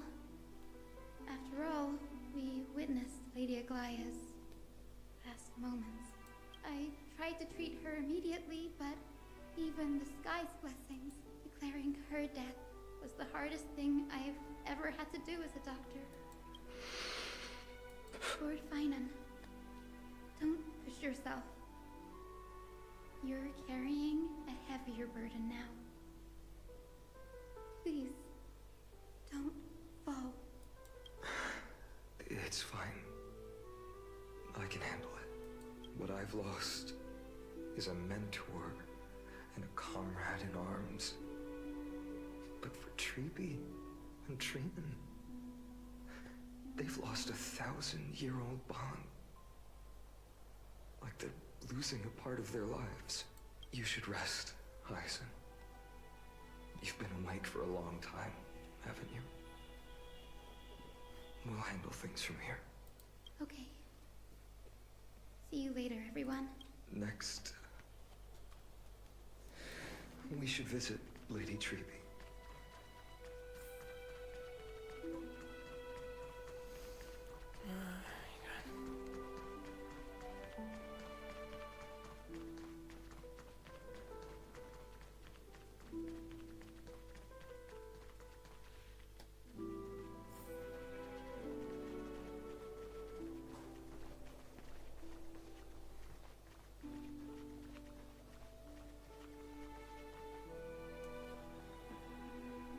Snowy. Little Gray. You're back. Lady Treby, I... Snowy, don't. Please don't apologize to us. You went to the grove to prepare yourself for the threats to Akama. You didn't do anything wrong, so don't be hard on yourself. We were always by Aggie's side throughout this long journey. So, we understood her thoughts better than anyone. She knew she wouldn't see the end of the Flame Chase journey. Yet, she gave everything without hesitation. For the future of everyone. I know what Aglaya expected of me. Right now, the last thing Akama needs is a leader wallowing in self-pity. The scroll over there was entrusted to us by Aggie. She instructed us to hand it over to you when the time was right. I think now's the right time. Mute. Oh my god, we already got... But we can't see. Remnant. Oh my god.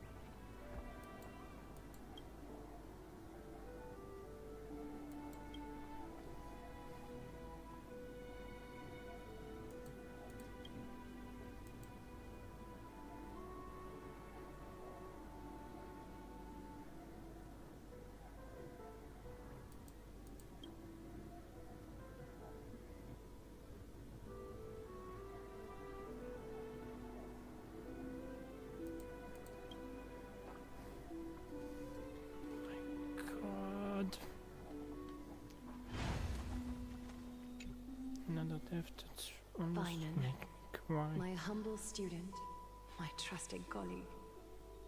As I write this, you are locked in a battle of words with the Council of Elders. Oh my god, you heard Fighting it for then? the survival of the Flame Chase journey on a battlefield where the smoke of war is invisible. I deeply regret and feel guilty for hastily pushing you and the Trailblazer into the debate. But please forgive me. At that moment, I could not afford to show any sign of weakness before you, as it would have crushed your morale. I considered the debate a routine affair, assuming I could win merely with the support and experience we'd accumulated over centuries. But I underestimated Kindness and her party's cunning, and also the deterioration of my own senses. The trap was likely set by the debater Calictus. He had prepared a severed golden thread in advance, revealing it to the public when Kindness was faltering in the debate. He claimed I was reading everyone's thoughts with the golden thread to cheat in the debate. I could have countered that low tactic in 100 ways, but my words slipped out before I could even think about them. With deceitful scoundrels like you in the crowd, I have no choice but to rely on the golden thread to keep watch over everything in this holy city. You can imagine the reaction that comment provoked. At that moment, I felt my time was running short. The divinity in this body might be eternal, but that is not the essence of me. I am a daughter of humanity, born of my mother, and I will die as a human. Realizing that my humanity was fading, I began to plan my exit. What kind of departure would not waste such a belated death? I have yet to find the ideal answer, but I knew I couldn't simply fade away in my sleep like anyone else. The serpents have always lurked in the darkness, terrified of their heads being cut off by the golden thread. If my departure were to be calm and uneventful, it would only lead to a swarm of those serpents emerging from their nests. Regrettably, a peaceful death is a luxury I cannot afford. I must feign weakness deliberately to make those serpents lose patience and act rashly. Just as they think they've struck and sunk their fangs into my heels, that's when I'll strike back, igniting the final blaze to burn away the threats hidden in the shadows. The blaze soaring into the sky might sow fear and confusion, but I have no worries about people losing their way. After all, Alchema still has you to guide them, Finan. You're not perfect, Finan. I've witnessed your confusion, recklessness, and deep sensitivity, dawn after dawn. The heavy burdens of your past have always weighed you down, inflicting deep pain. Yet, in your way, you are perfect. You embrace everyone's imperfections, always ready to find the precious qualities hidden beneath their rough exteriors. Unconditionally. That might be what sets our Sky Father Kefili apart from other deities. They recognize the imperfections in their creations, yet still choose to shine their light on them, offering protection with unconditional love. Finan, while you zealously pursued strife, believing it to be your destined path, from the very beginning, my thoughts have never changed. You are the destined world-bearer of Amphoreus, the gate to Amphoreus's future. Go, complete the flame-chase journey of the prophecy, ignite the stars, and inspire hope in the hearts of humanity. I will be waiting at the end of the West Wind, looking forward to the miracle you will create.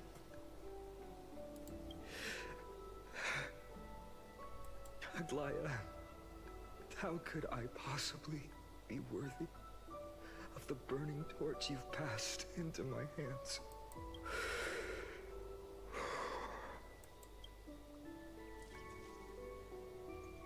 Dalang, can you do me a favor? Please deliver a message to Lord Krateros. Have him gather the Holy City guards and the Kremnoans to spread the word from door to door. At the lucid hour tomorrow, Finan will speak at the Marmorial Palace. Urge everyone who has concerns about the Holy City's future and the Flame Chase journey to attend this gathering. Tell them Aglaya has left Amphoreus the seeds of hope. Thank you. It's been a harrowing day for everyone. Please make sure to rest well and collect your thoughts. I need to prepare.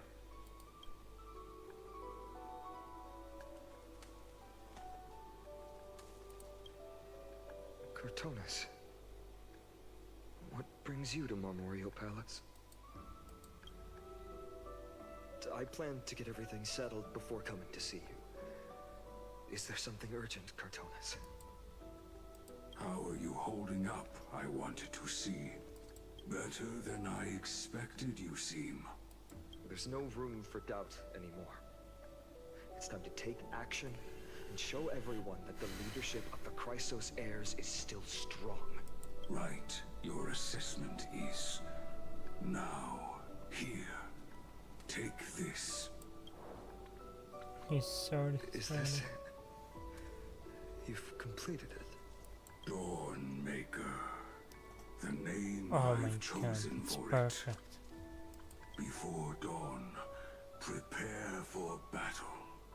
For tomorrow, wield your sword. Befits your stature, it does. Chrysos heir. Dawnmaker. Unbelievable. You've never seen that black-clad swordmaster. Yet you've recreated this so precisely, just from what I described. Precise your description. Imbued it with the power of dawn I already have.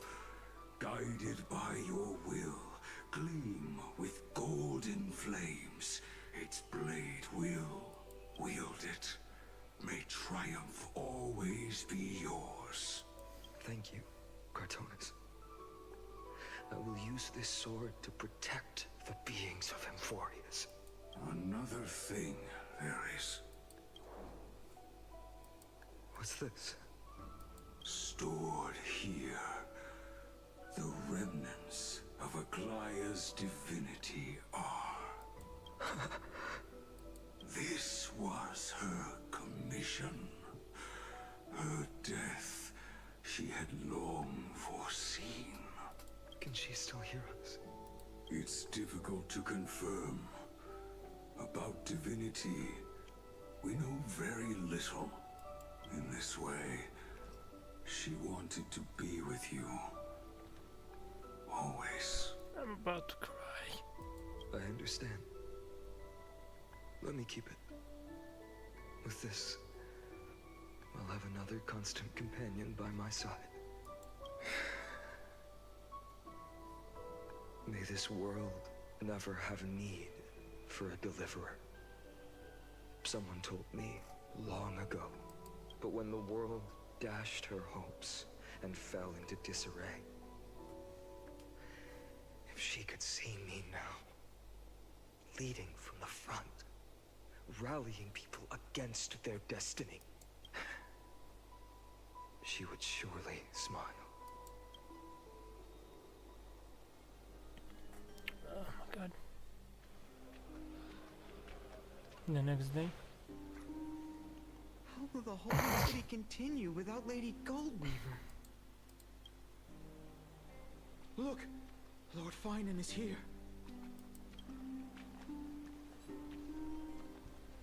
Will he step up to lead Akama?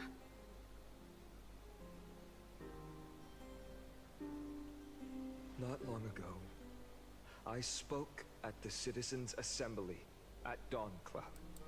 I wrestled with every word, searching for the right ones to rally support and keep the Chrysos heir's flame chase alive. In the end, I remembered a lesson from one of my teachers. In battles where words are weapons, outrage and blind passion often overpower reason. I followed his strategy. I painted my opponents as nothing more than pests, tore apart their character, and laid out their crimes.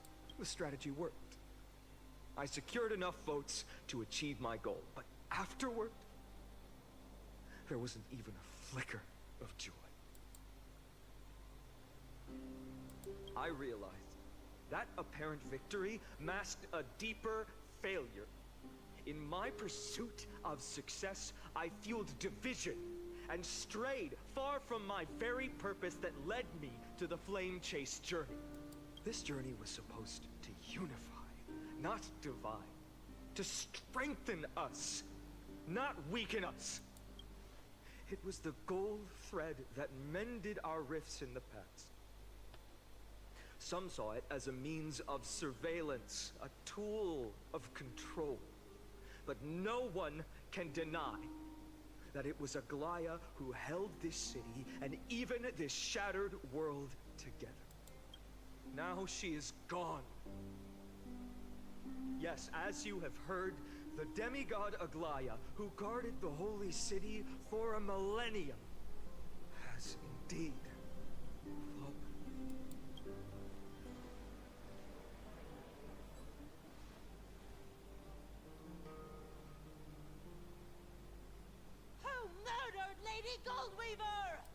Find the murderer! Make them pay! Idiots.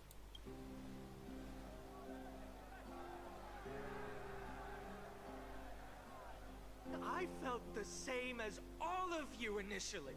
I wanted to stand here beside you, to condemn the sinners, to discuss retribution, and to see justice brought down upon them. But my perspective has changed. The golden threads that once bound this city have unraveled. Yet no one is celebrating their freedom from control. In the empty markets and bath chambers, one feeling lingers. Unease. Deep down, we all know the last safeguard against the harm we may do to each other is gone. No divine power will protect us from the malice in our hearts.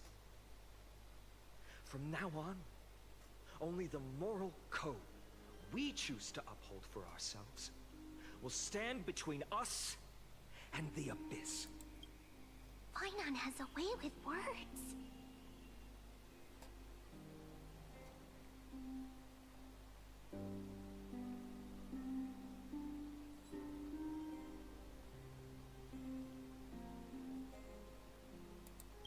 Yes.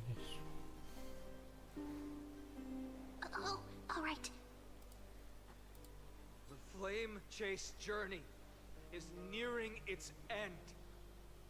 With only one Titan left for the Chrysos heirs to conquer. What about Aquila. the Ocean Titan? Before I rise to the skies, I challenge you. Cast out the shadows and malice within your hearts. Let your spirit shine brighter than the sky itself. Let me bear witness. Even without the divine authority of romance, Akima will remain a sanctuary in these end times. A place for the kind people Aglaya dreamed of. The kind of people foretold in prophecy. A better people! Better people! Better people! Better people! Better people! Better people! Better people! I appreciate your willingness to accept the challenge.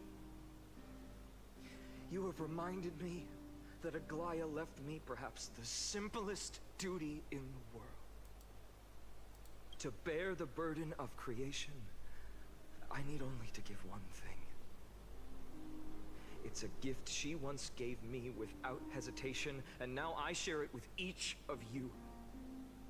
Unshakable faith. There's still a long way to go before Amphoreus is reborn. But we will not forget the past as we move forward. For the memories of Amphoreus will always benefit future generations. Allow me this moment.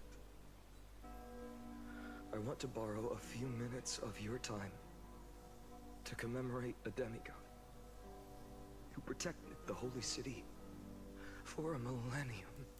She was Akima's dressmaker, the leader of the Chrysos heirs, the Gold Weaver, Aglaya, and her greatest feat was being a selfless person.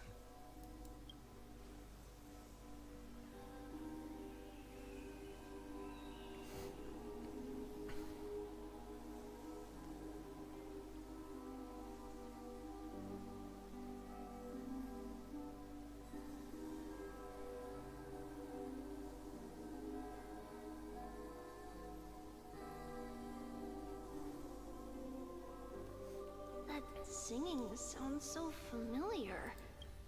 Oh my god.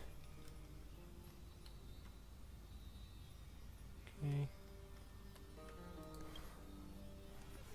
Oh my god, Trian.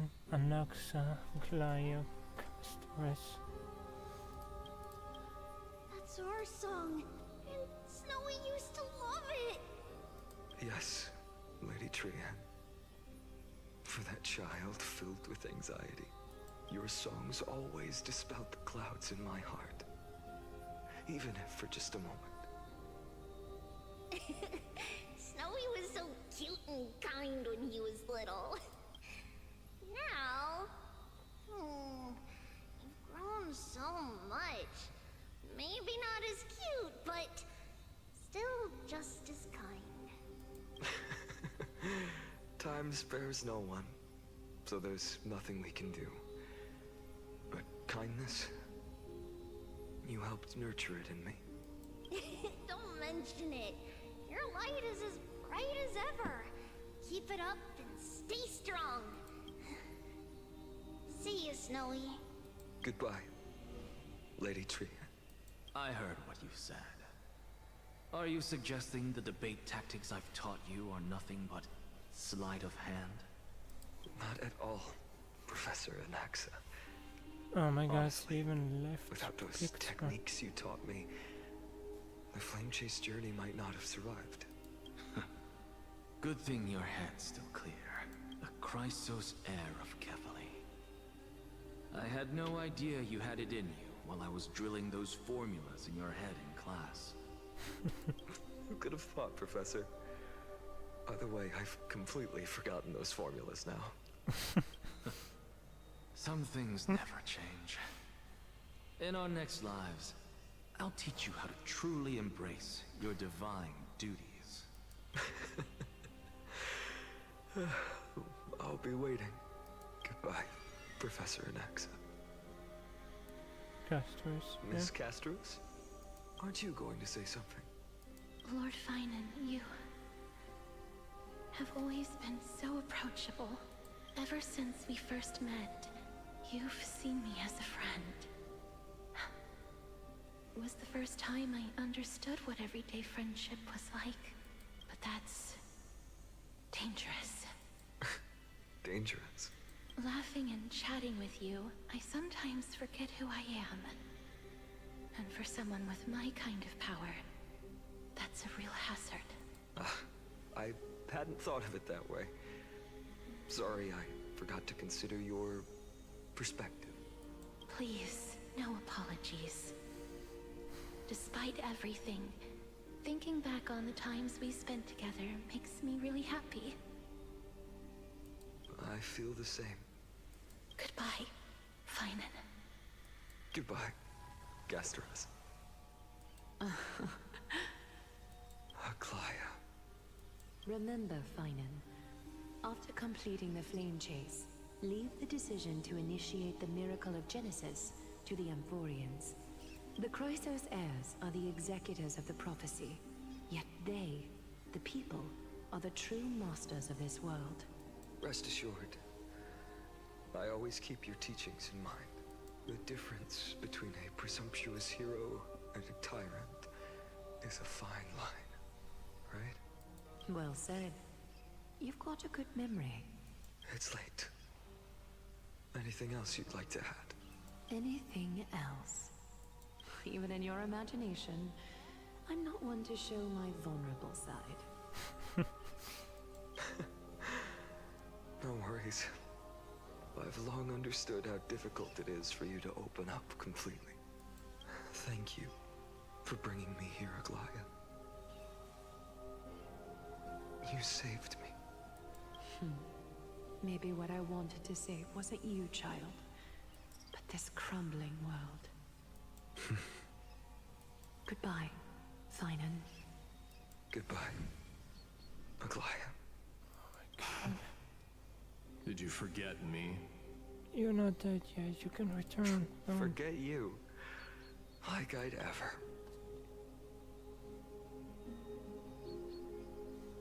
Okay.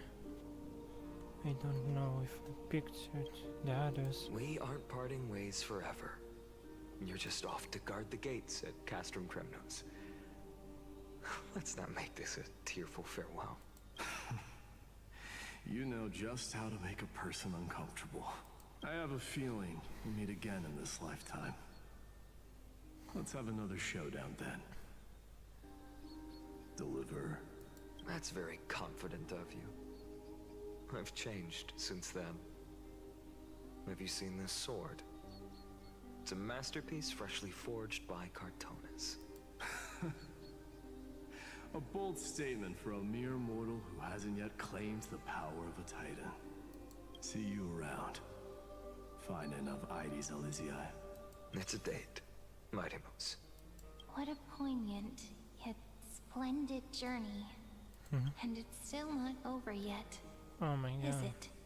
Yes, Cyrene. I was right. In Oh the my end, god. you did become the deliverer in this story. Good. A lot has changed while you were away. I've met so many people, tried so many things. I've found new resolve. And I've let go of some attachments. I'm not the same person I used to be. But to me, you've never changed at all, Finan. Oh my god.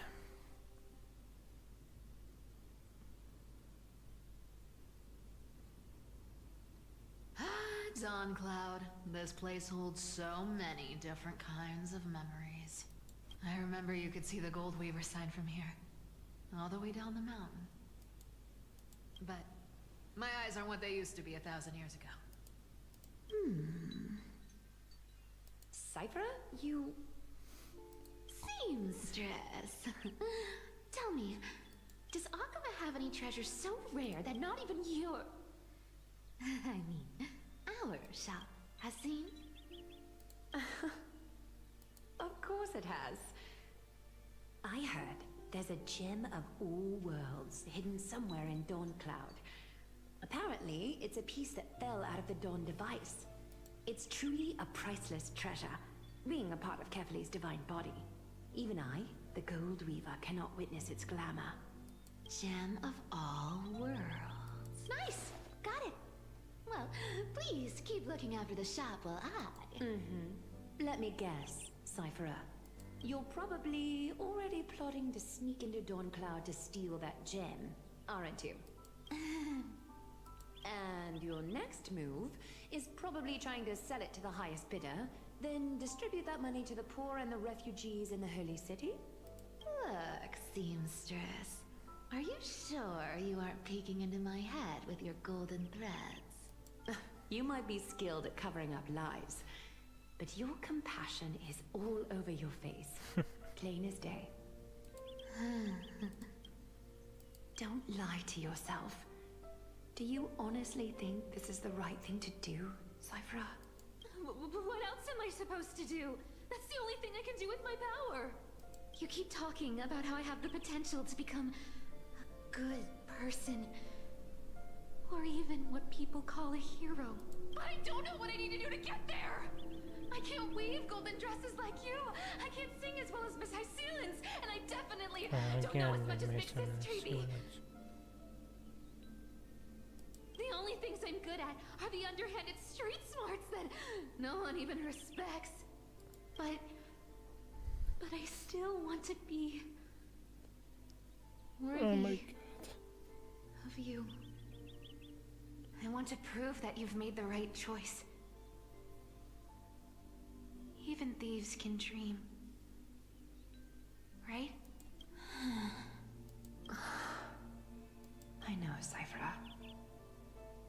I know. You are justified in your anger. Destiny is never fair. And your path is doomed to be even worse than everyone else's. You are fated to walk in the dark and bear the world's misunderstanding in this journey. But you have to believe that everyone in this world is unique in their own way. I am convinced that you're the only one who can bear the authority of trickery. Even if you have to contend with the legendary 300 master thieves of Donos. Aglaya. I just want to everyone to believe that the world is beautiful and that everyone is simple and kind. If only I could get everyone to believe that. Would that lie become reality? If enough people believed in it, even though it's a lie. Lies will always be lies, Cyphera. But this is how she developed her power. sometimes they can be more noble than the truth. Huh. Are you really planning to just stand there forever? Honestly, sneaking around doesn't suit you, Deliverer. I never thought I could slip past your sharp ears, Miss Cypher. I just didn't think it'd be right to interrupt when you're obviously lost in thoughts. Still as charming with your words as ever, boy.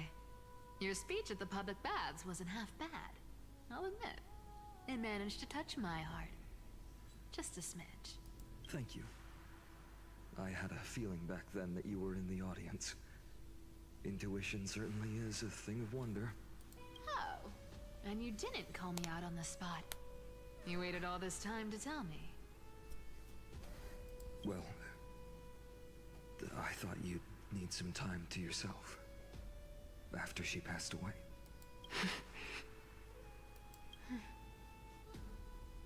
None of your business.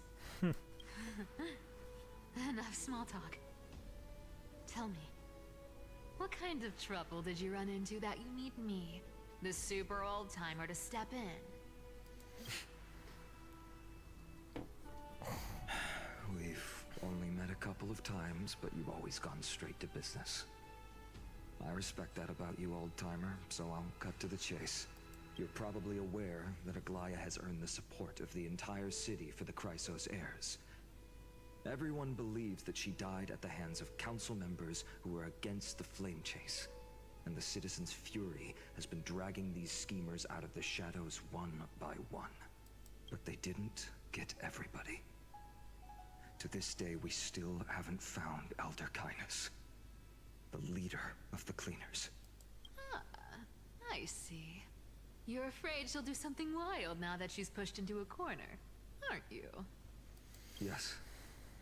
I believe that Kefali's core flame, forever enshrined above the council theater, would be the opposition's final trump card against the Chrysos heirs.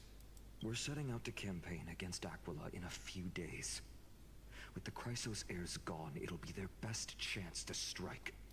You think those desperate dogs will try to snatch the core flame while you're gone? So, you want me to give them a nice long walk while you're away, right? You sure saw right through me, Miss Cypher. I know exactly what you can do. Godlike speed, perfect disguises, untraceable movement, and that most enigmatic authority of trickery. I have only one request. Please, use whatever tricks you need to protect Kefali's core flame. Even if you have to deceive the rest of the Chrysos heirs as well. Uh-huh. Hey, Deliverer. Do you honestly think that there's no way I'll turn you down? Do you even have any plan Bs if I decide to nope out on this? As the demigod of trickery, there are no other trump cards in the world that can outrank you. I'm sure you know the answer to your own question, Miss Cypher. What confidence. You talk as if you have everything in the palm of your hand. Huh. So you did learn a thing or two from her. I'll give you that. Then let me tell you something you don't know. The Flame Reaver. They've been watching Akama closely. You mean? Bet you didn't expect that, huh? I've been tracking them all this time. And this is my conclusion. That lunatic may have lost their mind. But they're no fool. Why do you think they haven't made a move on Akama yet? Professor Anaxa once analyzed this. He thought it was probably because Kefali's core flame was protected by the Council of Elders' secret arts. But there is no council. Sacred art's my foot! I could break those mechanisms with a flick of my finger. Allow me to let you in on the actual secret. They probably held off from attacking Akama because the Seamstress's defense network was way tougher than you thought. Now that she's gone, and you're heading out to the Eye of Twilight, with the city's defenses in shambles. What a dangerous situation we find ourselves in. But since you're the one who brought it up, I'm guessing you already have a solution in mind. Just look how ridiculously calm you are right now. But you guessed it right. Consider this a 2-for-1 deal. I'll keep that lunatic entertained on top of protecting Kefali's core flame. You owe a big favor after this. You have my deepest gratitude. That Flame Reaver's power is truly unfathomable. Please be careful. Don't forget, Deliverer.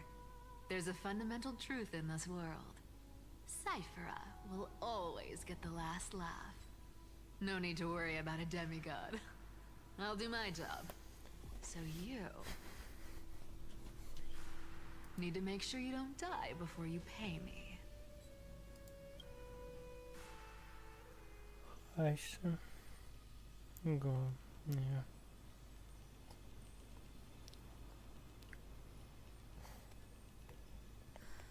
I'm back. I've been trying to stay away from here since the Black Tide destroyed the grove.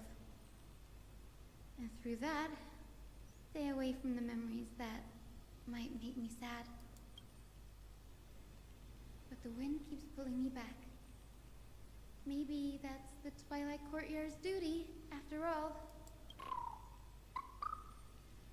I know, little Ika. I know. I too miss the days when we all studied together. But we have an even more important mission this time round. Lord Finan has already set the date to campaign against Aquila. Being a descendant of the Sky People, You're right. At least I can still afford to get lost in thought once in a while. Oh, ancestors. Please wait for just a bit longer. The time I spent in the grove deserves some reminiscence.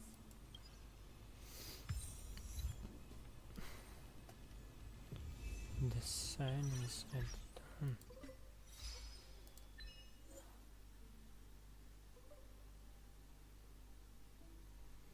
Yep.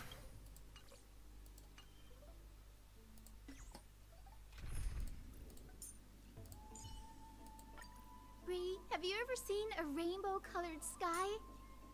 Actually, It's you again. As always, there's a reward for... here we go.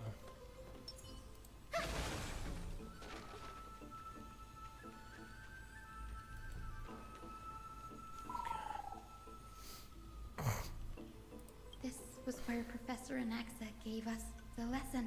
I can still see that day in my mind. I'm gonna see it. And that was your last lesson in the grove.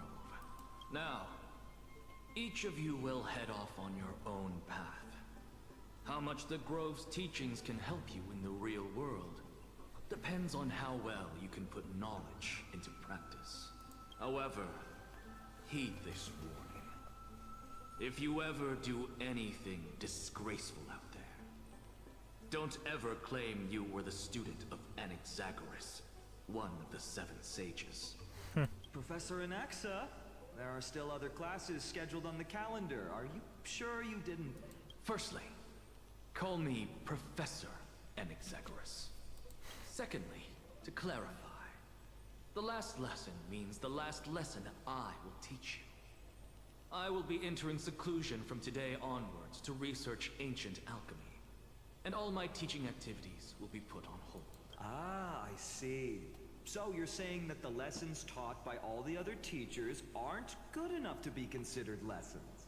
All you do every day is wag that sharp tongue of yours. That's a credit deduction. Fine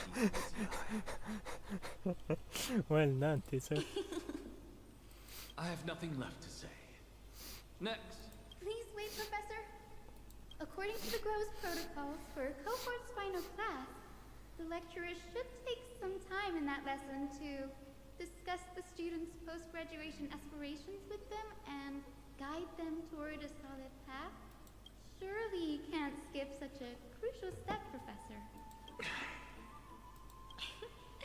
The teaching assistant, Miss Hyacinth, is truly Professor Anaxa's nemesis. Fine. Since Hyacinthia insists on this, let's go through the process.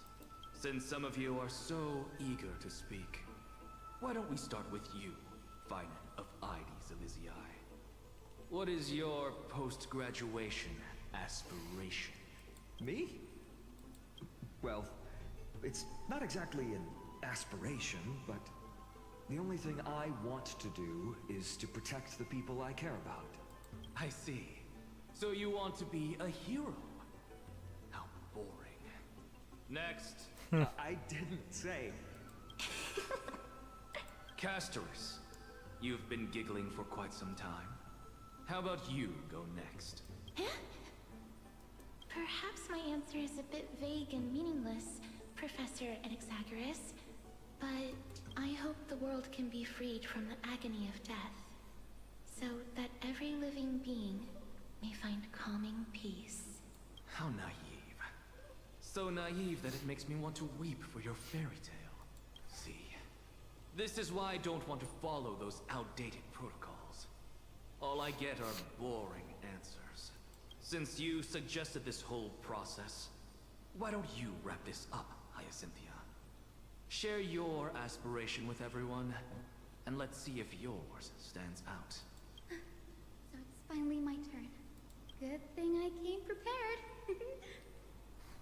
My aspiration is nothing less than completing the final blank page at the end of the hero's epic. Blank page? An interesting description. Do explain, assistant. I've read all of Amphoreus' heroic epics while studying at the Grove, and a common thread came to my attention. Almost every epic ends with a description of the hero's achievements. But few mention how the everyday people of that time lived.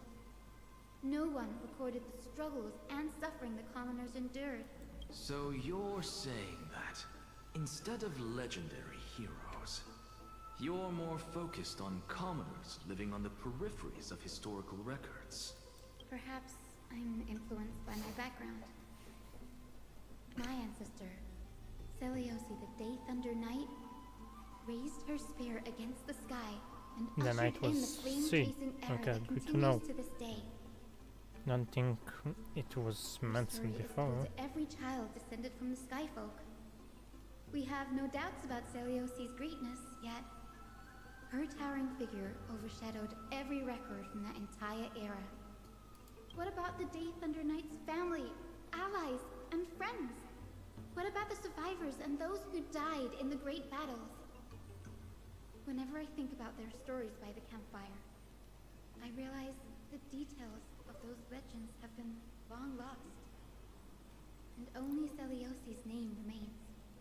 Her brilliance had become as blinding as Aquila's, lording over everything on the ground. That's why I'm glad that my era does not lack heroes. All my ancestors had was a sad past. But I have a future I want to protect. Instead of becoming a hero and ushering in a golden deluge to baptize the world anew, I want to stay in the backline and save all the ordinary humans from drowning in the rising waves. I wish not to return to the sky, but to walk among the masses on Earth. I believe it's the only way for the saga of creation to include a footnote for the everyday people in its blank page. I'm getting embarrassed from remembering how I said all that, but my beliefs have never changed. Now I really have a chance to stay behind the hero's front line and realize my dream. Danny, what are you doing here?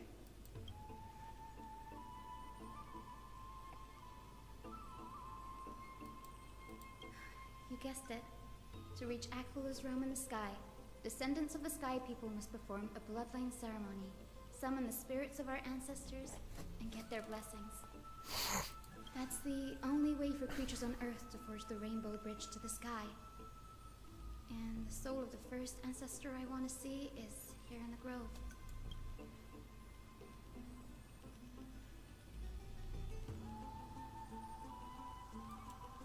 Don't worry. I have little Ika with me. You will protect me, won't you? Good, Ika. Well, what brings you here, Danny?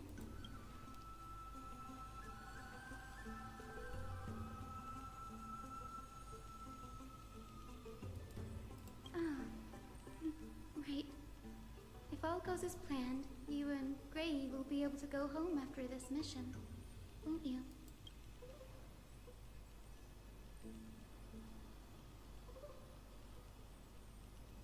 Oh? Could it be that you too have some kind of hidden powers to make prophecies now?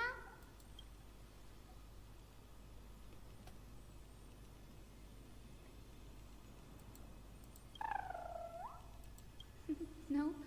I didn't understand that either, little Ika. Since we've already met up, why don't you come with me, Danny?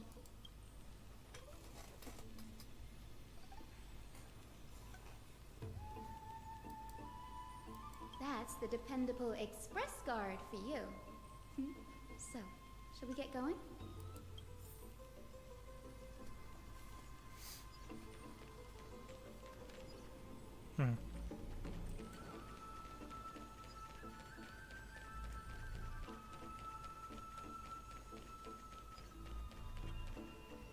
Is there always been? Oh, yes, no was. Okay. I was going up from here that I didn't realize. Chrome copper is vibrating. There must be memories of an ancestor nearby.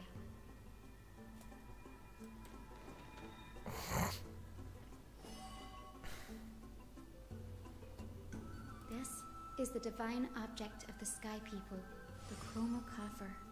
Our ancestors dictated that when a descendant of the Sky Folk is ready to challenge Akula again, they must first awaken the spirits of their ancestors with the Chroma Coffer and receive their benediction.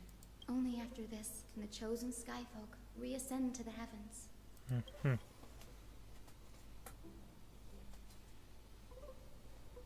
Very prudent, wouldn't you say? The soul of an ancestor slumbers here.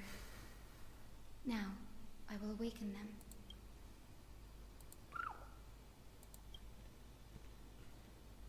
I am Hyacinthia from the Twilight Courtyard, a descendant of the sky who has inherited the duty of a flame chase.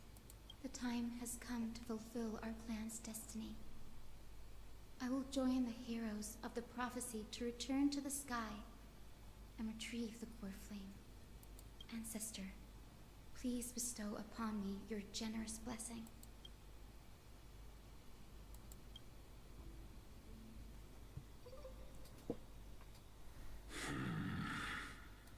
Who has awakened me? It's I, Hyacinthia, a descendant of the Sky People. I apologize for interrupting your slumber. You are Lord Crispus, aren't you? I've read your story in our family tree. You were a righteous judge who vindicated many who were wrongfully accused. I never imagined someone in this era would still remember my name. So, our bloodline and duty have continued to this distant age. Indeed, it has. I have awakened you in the hope of receiving your blessing, for the flame chase journey is nearing its perfect conclusion. And retrieving the core flame of Akula is the final challenge the heroes will face. Perfect conclusion. Hyacinthia, you look very young, and you do not have the bearings of a warrior who can contend with a titan. How can you convince me that this blessing will not turn into a curse, leading a child like you to your demise? 1,000 years ago, Seliosi, who conquered the skies, left behind legends and a will, entrusting the mission to return the Sky Titan's core flame to her descendants, to people like you and me. Though I'm not a warrior, I will not turn away from the mission that has flowed through our blood for 1,000 years. And I am not fighting alone. I have the strongest and most tenacious companions in the world. Amphoreus is in an era brimming with heroes. The burden of retrieving Aquilus' core flame no longer rests solely on the shoulders of the chosen Skyfolk. I now wield the power of healing. I aim to mend the fissures in the sky and heal the wounds of the people. I desire to define the mission of the Skyfolk in my own terms. To conclude the vigil that has spanned millennia. I sense resilience in your words. Not an outward resilience, but something deeper within. Receive my blessings, young Hyacinthia. May you gain wings to return to the sky via the bridge of rainbows. Thank you for your trust, Lord Crispus. We won't let you down.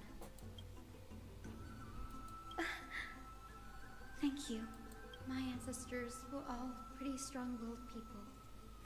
It won't be easy convincing them. I've run through these upcoming conversations in my head more times than I can count. Now, the next ancestor on the list. Her spirit is said to rest in the vortex of Genesis. What? Pity that the ceremony has to be performed in strict order. Shall we head back to Akama together, Danny?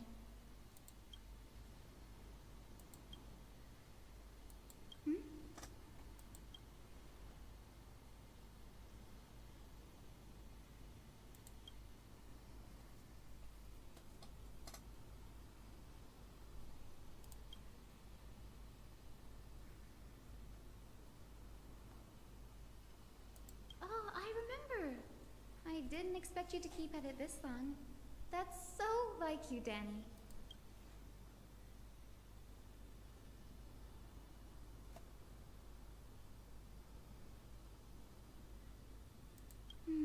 That makes sense. Bagusa was always described as a fickle titan in the myths. Since you're offering, then let me put your skills to the test, Danny.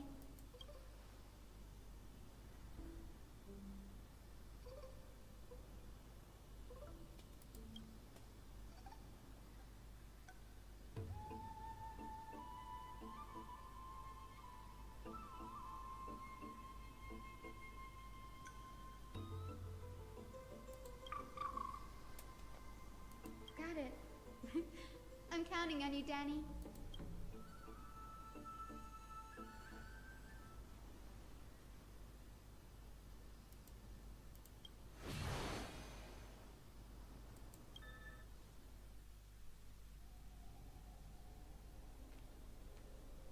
The vortex of Genesis. Unbelievable. Danny is full of surprises. But this does feel way more disorienting than the ritual basin. Wait, is Lady Treeby here too? And who is that next to her? Oh, I think I know who that is. Do you have to go already, Syphi? It's been ages since you were last in Akama. You could have taken some time to rest, and we could have caught up. That's alright, big sister Treeby. I've gotten used to life on the road. Staying in this bustling city actually feels off. Besides, your prize student gave me an incredibly tough mission to handle. Cut Snowy some slack, Syphi. He's still so young, yet he's shouldering all the responsibilities Aggie left behind. Besides, Snowy's not the kind to ask for help lightly.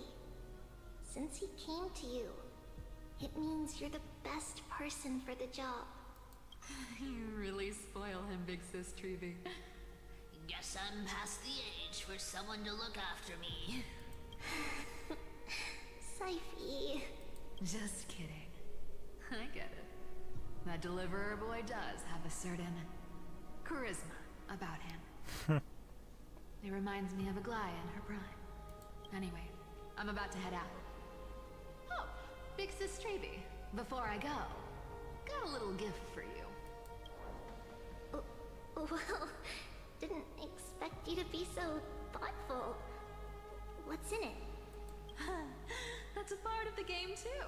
If you want to see the full picture of what's inside, you'll have to wait until nightfall. A gift with a mysterious twist? Seriously? Huh? Looks like we have company. Lady Treeby, and this graceful lady must be Miss Cypher. I'm Hyacinthia from the Twilight Courtyard. Everyone calls me Hyacinth. Pleased to meet you. Bright and cheery as a lamp. Well, hello there, pink child. I'm Cyphera from the long-fallen city-state of Dolos. As for the rest, it's all in the history books, so I don't need to repeat it here. So, you're from the Twilight Courtyard. Does that mean... Yes, I'm a descendant of the Sky People. The Chrysos heir about to take over the authority of Sky. Whoa! That's unexpected. I figured Celiosi's descendant would be, I don't know, taller, stronger. Don't judge a book by its cover, Syphe.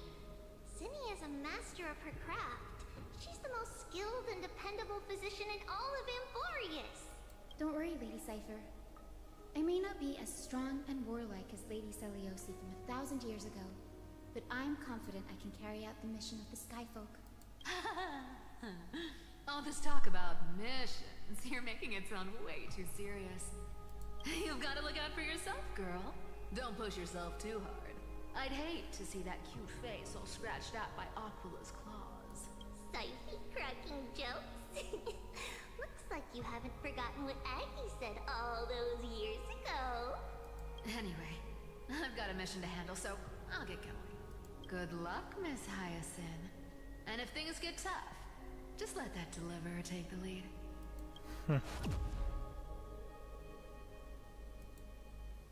Miss Cypher is in such a hurry. Don't worry, she's always been like that. It's good to have her back in Akama lending a hand. Oh, well, enough about her for now. You're here because of your mission, aren't you, Cindy? It's the perfect opportunity for me to go and tuck Syphe's gift away somewhere safe. The Vortex of Genesis is all yours.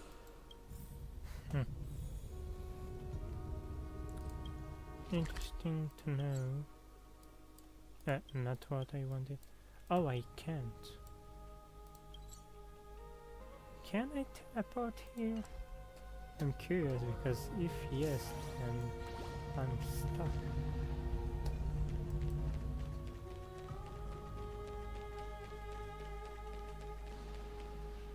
I will join the heroes of the prophecy to return to the sky and retrieve the fourth lane. Ancestor, please bestow upon me your generous blessing.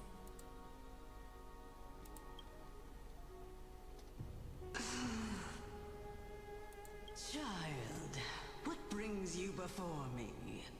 Could it be you're a descendant of the Sky People? Yes, I am Hyacinthia of the Twilight Courtyard, the successor of the Sky People's flame chase duty. You must be Gem Electra. Legend has it that during the Chrysos War, you led our people to ally with Akama and held back the Kremnoan forces. It was your victory that earned the Sky People a place in the Holy City. Hyacinthia, you seem well versed in our clan's history. And this is the Vortex of Genesis? It is. Look, 10 stars have already been lit. The Chrysos heir's flame-chase journey is nearing its end. Are those the core flames of Fagusa and Giorios? Does that mean Hycelans and the Mountain Dwellers successfully carried out their duty? As fellow pillars of Amphoreus, who would have thought that Sky's duty could only be fulfilled after 1,000 years? It's because Sky shelters all beneath it. If it were to shatter, the world would fall apart with it. That's why Lady Aglaya made the core flame of Aquila the final step in our campaign. Aglaya?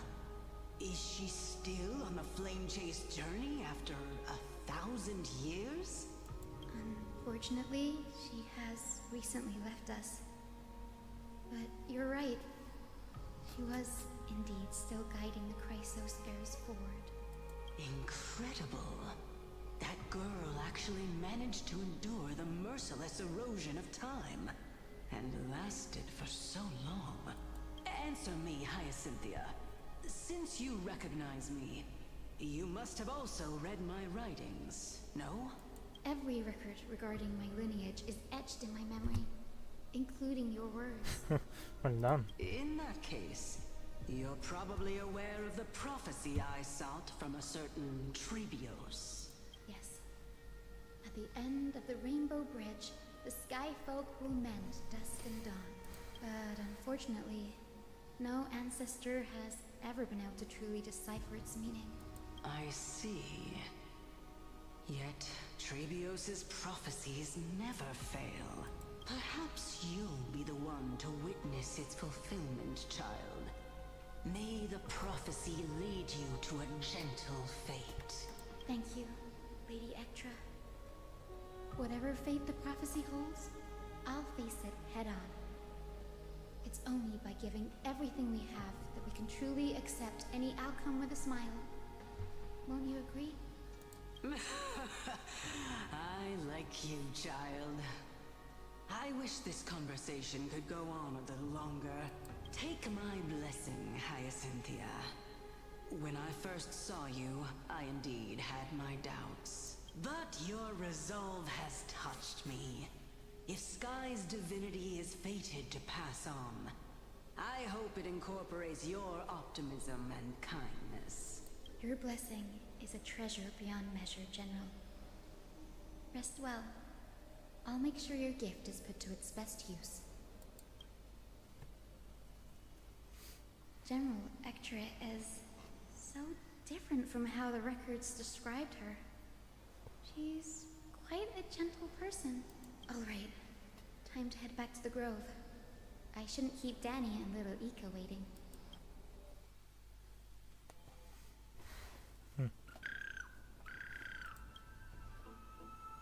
It went great. Your spirit water art was a huge help, Danny.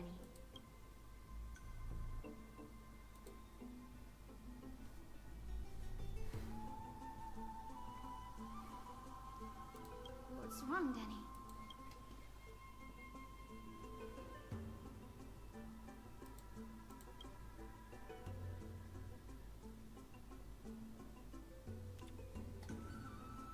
Skyfolk, either.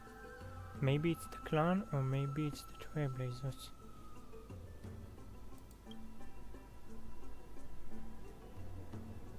You've always been a bit of a sensitive soul, haven't you, Danny? Lady Trina deciphers countless prophecies every day, and this one's just another among many. Don't worry too much about it. Come on, Danny. Don't look so gloomy. We're gonna have to take a long trip for the final visit to the ancestors. Our final stop is Lord Mighty's home, Castrum Kremnos. We're here. This is it. Lord Mighty has been fighting the Black Tide here, alone day after day. I'm worried about him.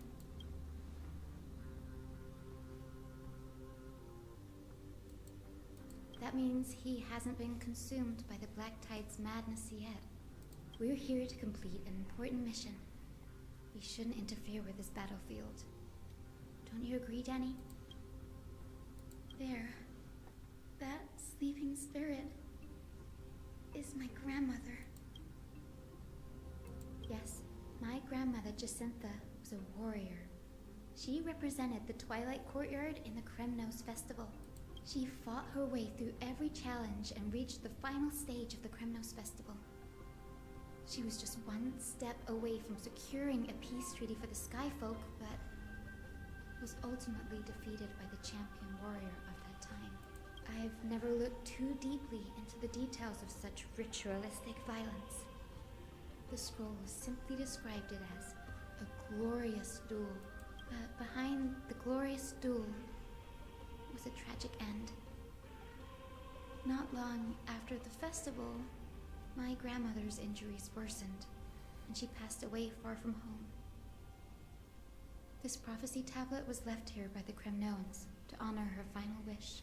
Her death marked the final collapse of the Twilight Courtyard, already fragile under the shadow of war.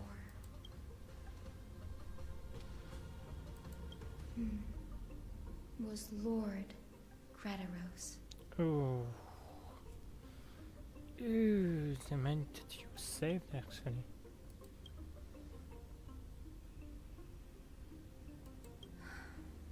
Seeing him lying there, gravely wounded, bleeding out, I can't put what I felt at that moment into words.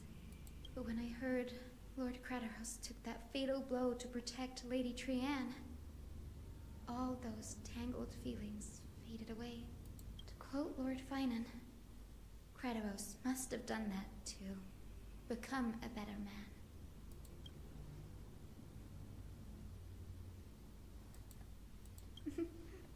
You're getting better at this, Danny.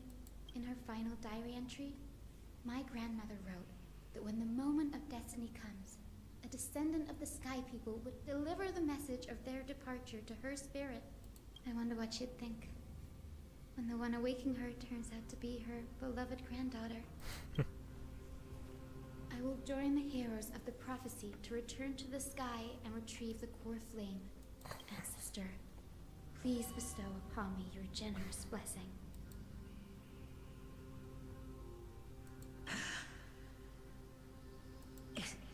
Is this the world of the living? Wait. You. Could you be? Grandmother, it's me. You're Hyacinthia. Hyacinthia, my little hummingbird. Why? How? Why is it you who awakened me? I have never imagined this. I thought I would feel happy for all my ancestors when this day came, but now I can't even experience the joy of seeing you again. Do you remember that you and Father took me to my very first sky ride when I was 8? Back then, you wanted me to pick one accessory out of 4. The sun crown representing nobility, the storm bracelet symbolizing strength, the ice ring embodying wisdom, and the radiant pendant signifying kindness. Grandmother, do you remember the one I chose? You spoke an innocent little prayer, infusing a faint thread of light to that modest pendant. Yes, and I remember how surprised you were. In all those centuries, no other child of the Sky People had ever made the same choice I did. Hyacinthia, there was a time when I thought you were a timid child. You never had much interest in swords or battle and had no relation to that fiery determination and strength in our blood. Yet I've told myself, that's not a bad thing. If my hummingbird could live her life in kindness and optimism, then it'd be a good thing. I never thought the burden of retrieving the core flame of Aquila would fall to you. Don't worry about me, Grandmother. I believe what makes someone a Skyfolk isn't just outstanding strength, but the capacity to shape the world. When the world cried out for a hero to challenge the gods 1,000 years ago, Zeliosi stepped forward and began the flame-chasing era.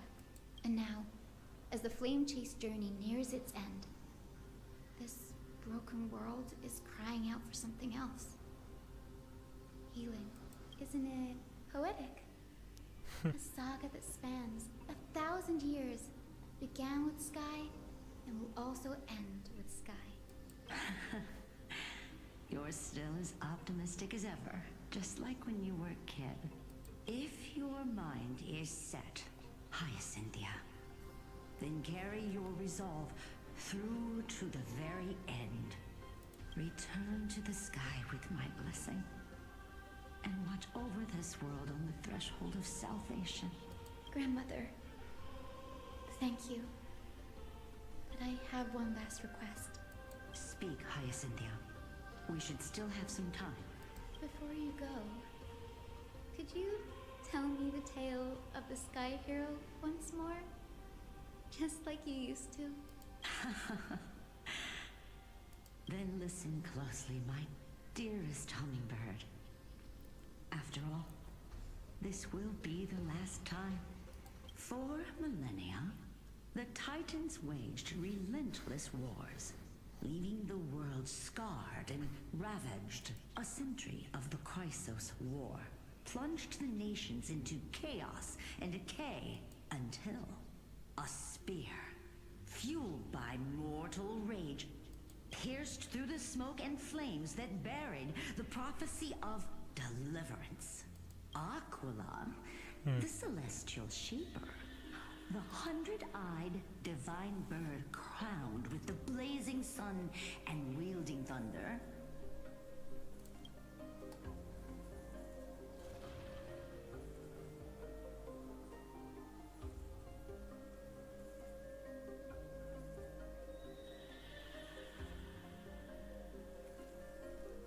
those struck blind in 99 eyes by Nicanor, they kept one eye glaring at the children of Twilight who received divine blessing, yet turned their weapons against the gods. The Chrysos heir of the sky, Seliosi, the Day Thunder Knight, ascended the forbidden lands of the Eye of Twilight at dusk, clad in wings. To her left was the lion-headed Solibus the Sunlit Wings, whose roars breathed divine flames and scorched the world.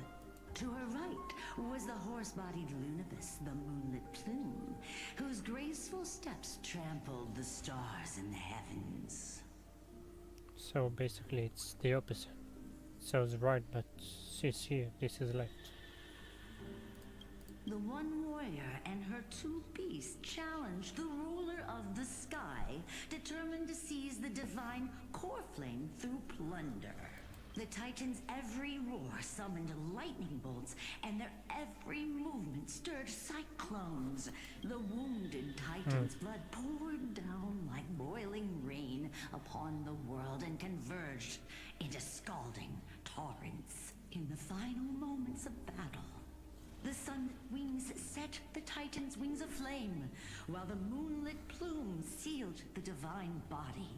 The battered hero of the sky, with her wings broken and her body covered in wounds, struggled to lift her spear and pierced the last monstrous eye. The Titan's divine body crashed to the ground, and with it, the sky tore apart like fabric, about to fall, with its god. The fear and pleas of mortals urged the hero of the sky to rise again. Seliosi, the Day Thunder Knight, the first of the Chrysos heirs to slay a god in this world, charged into the crumbling body of Aquila with her two fearless winged companions. She merged with the Titan, holding up the sky once more, only to leave behind a powerful message for the world. My descendants will be blessed and cross the Rainbow Bridge back to the sky. At the end of the prophecy of Genesis, they will reclaim the core flame from my hands. Rainbow Bridge. Rainbow Bridge. I'm actually curious to think, is it maybe this express rails?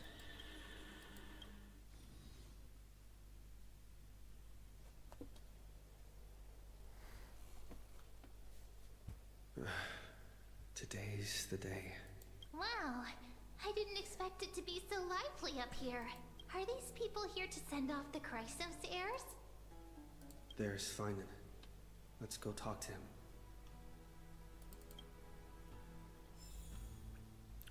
Okay. Curious to see where we are. We are at about 6. We're already past half of the story. Okay, this is good. I know this is a big ask, Namazune. I hope you understand. Please don't say that, Lord Finan. It's an honor for us to be entrusted with this task. Go then. Let's hope our concerns don't come true. I hope you all return safely, my lord.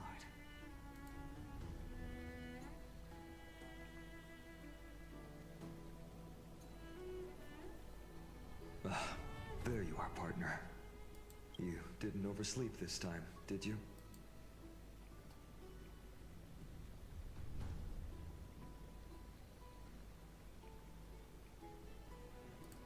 You like calling me that, don't you?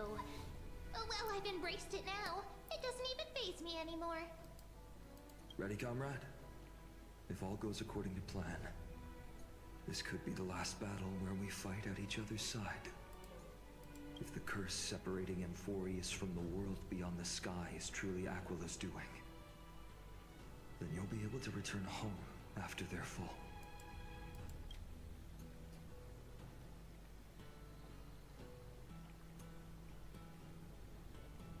That would be a problem. We'll need to get you home before Aranova. Let's leave the emotional goodbyes for later. That'll give us some time to figure out what we should be feeling at that time. Besides, when we were playing the Seal Slammers, that bumping seal game, didn't you teach me something back then?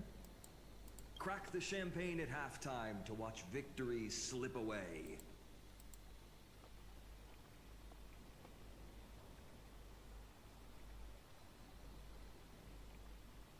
The last mile is the hardest. That's from Don Hung. Same principle, just more elegantly put. Hey, speaking of Dunhung, where is he? He arrived before everyone else and climbed to the cliff top to wait for us. He's probably not keen on being the center of attention. Lord Finan, please make sure you all come back safely. Please defeat the indifferent Eye of Twilight and restore compassionate sky to Amphoreus. Thank you all for your blessings. Rest assured, we're fully prepared. But I'm not the main attraction today. Please don't hesitate to cheer for Miss Hyacinth when she arrives. Miss Hyacinth, the chosen daughter of the sky, the pride of the Twilight Courtyard. She's not just the pride of Akuma, but all of Amphoreus as well. And furthermore, while the Flame Chase journey is led by the Chrysos heirs, it's not just those chosen by Aglaya who contributed to it. Let's extend our gratitude to the 2 warriors of the Outlands who bravely stepped up and risked their lives for those they've never met. Hero, your saga will be chronicled in epics and celebrated across the New World. Warrior from the Outlands, endowed with the might of Orynyx, the vanguard of deliverance.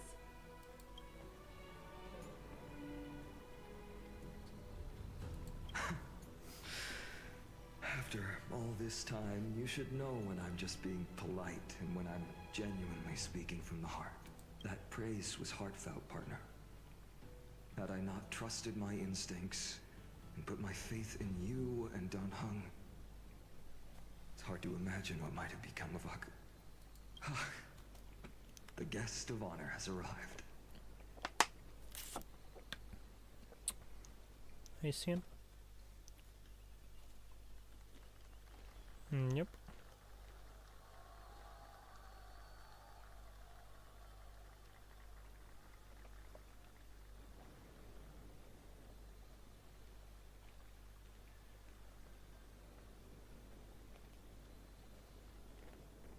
people of Akama, I've been blessed by the ancestors of the Sky People. They have agreed to bestow the 1,000-year mission to me, and to have me claim the core flame of Aquila.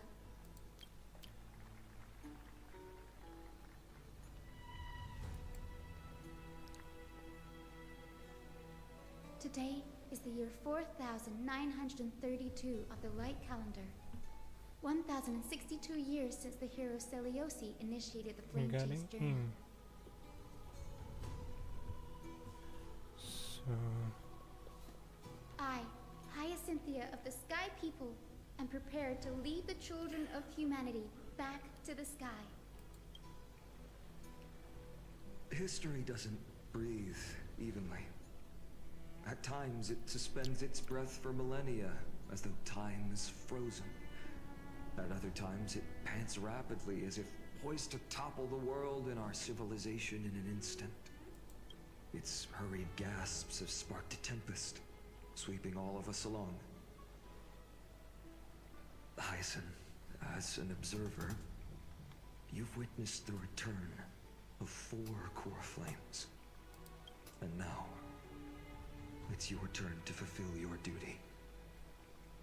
Please, guide us into the heart of the storm as the executioner of this mission.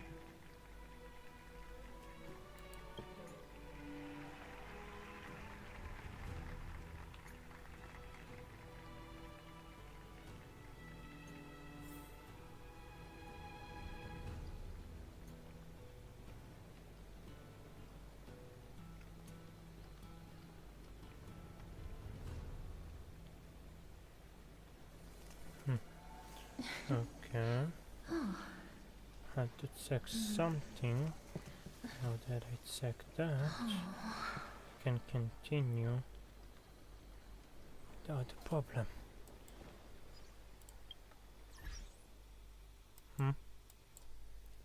Ah, right.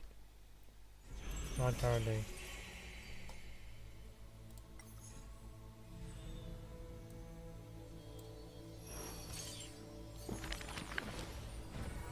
Holy moly. There are 4. And it's first finished. It's gonna annoy me through the playthrough. Splendid gods once walked the paths we walk. I don't have ISN or something, right? Nope. I thought maybe it gives me story mode.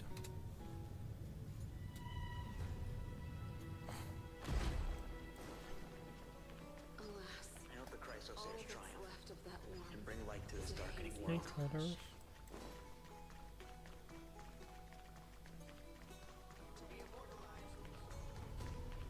They'll surely seize the core flame of sky and bring the flame chase journey to a perfect conclusion.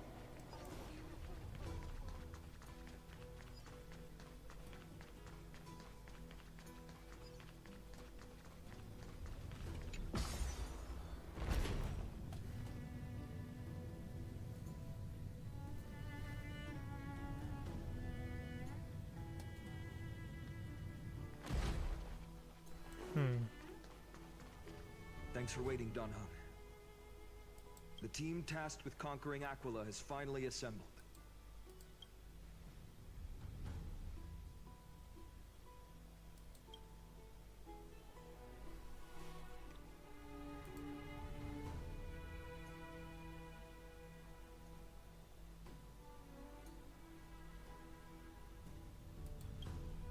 So full of energy, comrades. Seems I chose the perfect day. Hyacinth, it's all yours now. Legend tells of the Sky Folk once divided into many tribes. The Sun Folk worshipped the sun. The Rain Folk were devoted to storms. And the Winter Folk waited for signs in the snow. Our ancestors lived under Aquila's light. Yet they were blinded to all but one color. They forgot that the light that illuminates the world is made of countless different colors That's why the rainbow is my favorite. For not only does it reflect the many colors, it is also a bridge. And I want to use the rainbow bridge to link everyone's hearts and give hope to every soul on Earth.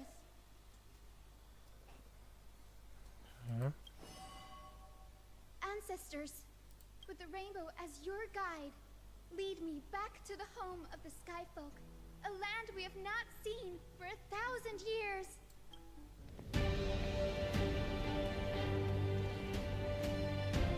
Oh, Rainbow Bridge, please guide us to ascend to the skies once more.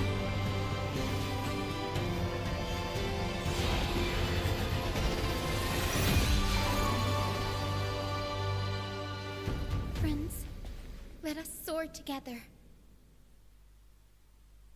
Okay, cute little animation. Actually, not a kind of animation. Cutscene. Flying along the Rainbow Bridge is truly an amazing experience. The Eye of Twilight. It's the legendary sky fortress of Aquila.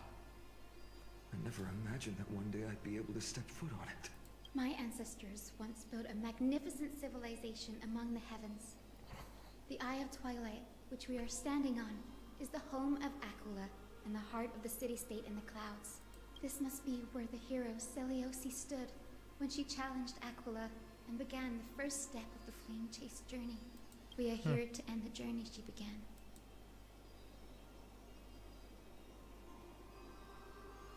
Yes, what we must do will not change, no matter how much of the legends are true. According to historical records, the civilization that worshipped Aquila once mastered advanced technology, which made their strategically located sky castrum the only force that could face Castrum Kremnos head-on in the Chrysos War. But they were divided within. The frequent wars started by the Chrysos heirs drained their power, especially after the prophecy descended. In the end, they had to hide among the clouds, far from the conflicts raging below. Apparently, the division was between the two most important sky tribes, the Sunfolk and the Rainfolk. Of course they named this way. And Seleucus' frustration towards the endless strife among her people made her turn her spear towards the Titan above. After driving the enraged Titan to the brink of defeat with her two winged companions, they all vanished somewhere in the sky. Her courage was unparalleled. Yet she still could not end Aquila, nor bring back the core flame of sky. Some say she sealed the wrath of the god within herself, trapping them deep within the Eye of Twilight to support the heavens of Amphoreus forever. Okay. In other words, she became one with the Titan. I would have considered it a fairy tale, but after seeing what happened with Professor Anaxa, not anymore. As that Titan and that fused hero been looking down on the world from here for 1,000 years.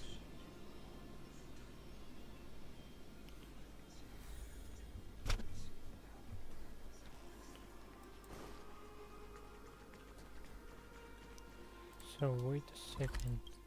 26 and a huge place. Ah, not that huge, looking huge. It's been Time so to break long. everything. Maybe the Eye of Twilight has already turned into ruins.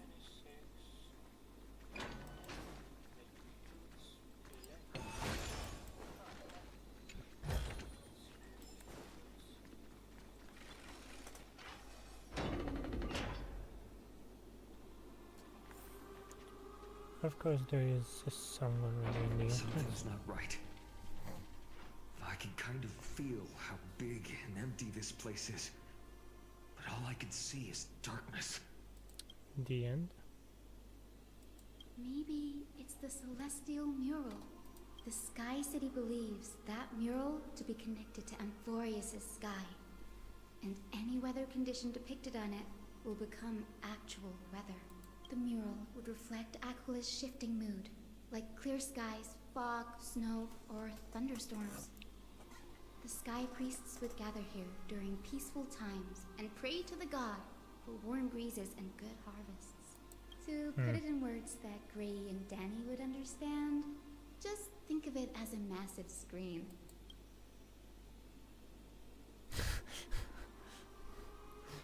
What's the In any property case, solution? exploring in the dark is never a good option.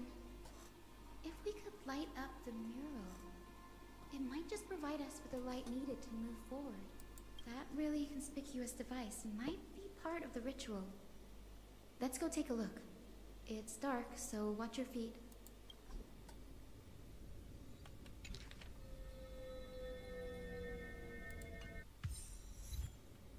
Straight away an achievement.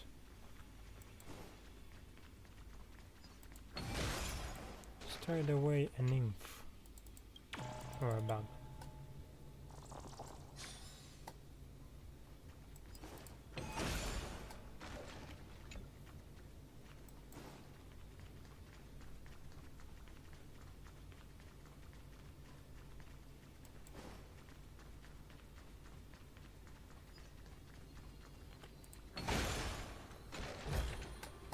Looks good. Nothing to investigate here.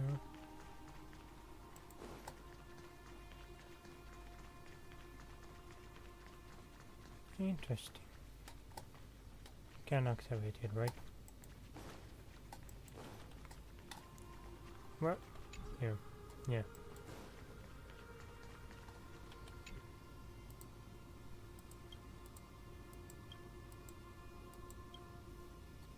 Interesting if it will say the same thing once we activate it. I have no idea how to turn it on.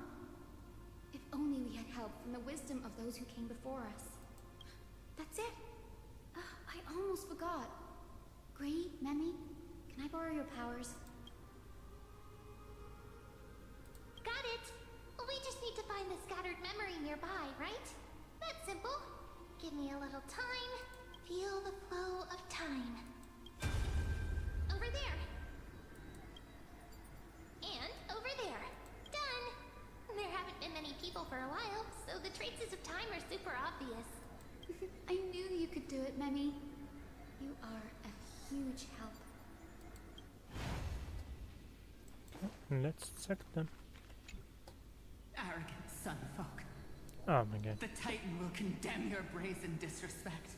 But Aquila, you that shape the sky, why do you avoid the pursuit of dark clouds?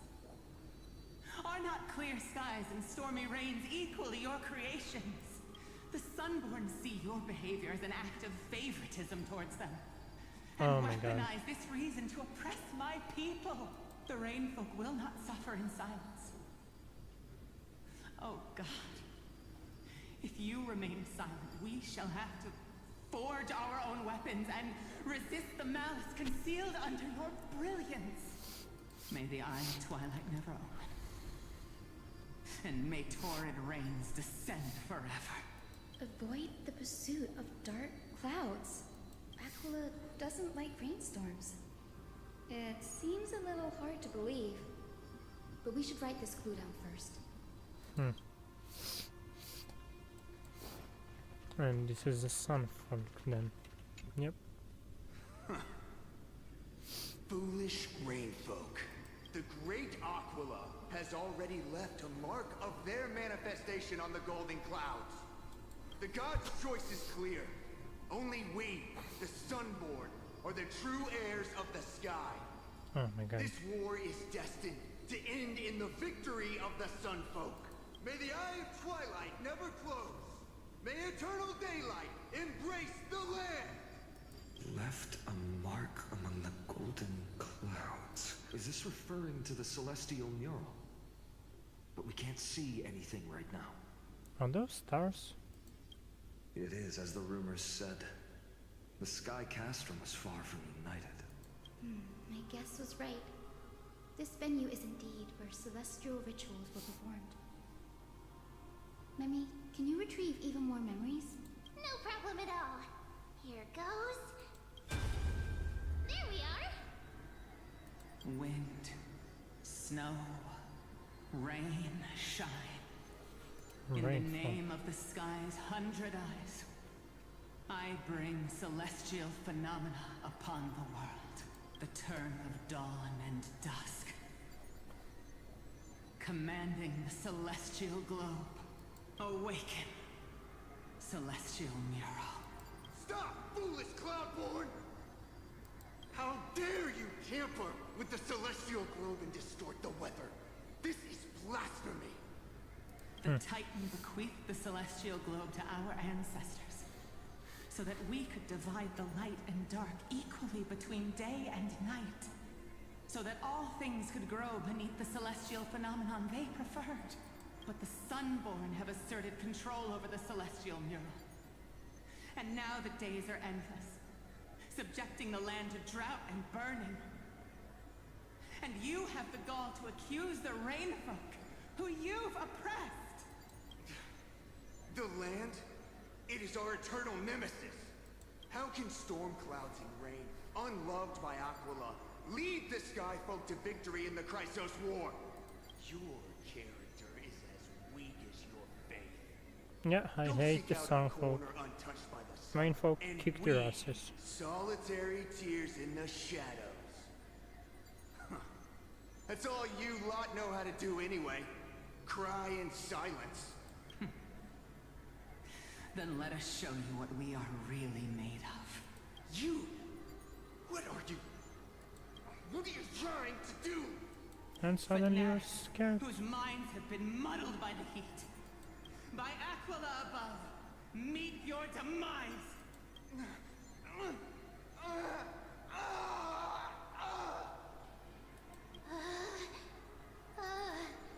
What a terrifying memory. The brutal internal strife is sad to see. It appears the Sky Cities didn't fall to external threats after all. The proud Sunfolk saw themselves as divinely chosen, exacting long-standing oppression on other tribes. And the Rainfolk suffering beneath them began resenting the divine and plotted their retaliation.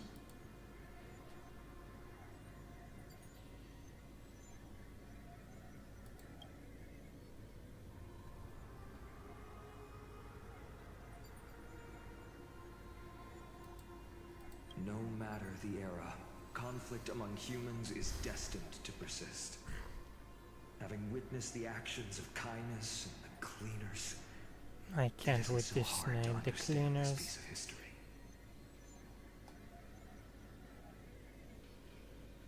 There's nothing but empty silence here. Yeah. I fear there were no winners. The hero Seliosi. How did she view the ancient feud between the Sunfolk and Rainfolk? The legends focus on her god-slaying expedition, but are hazy on the fall of the Sky denizens. Perhaps I can piece together the true face of history here. One step at a time. Do you remember the verse that Rainfolk sang, Hyacinth? Perhaps that's the key to unlocking the celestial mural. Yes, I already memorized it. Now, shall we try to wake it up? Wake it up.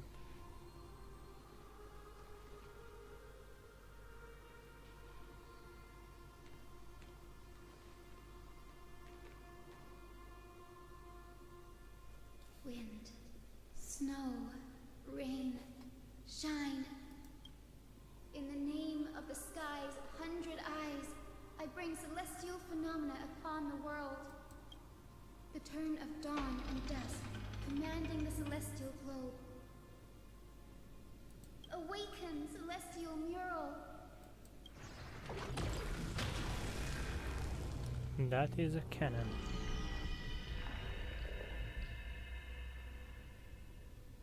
Golden clouds, blazing radiance. What a breathtaking scene.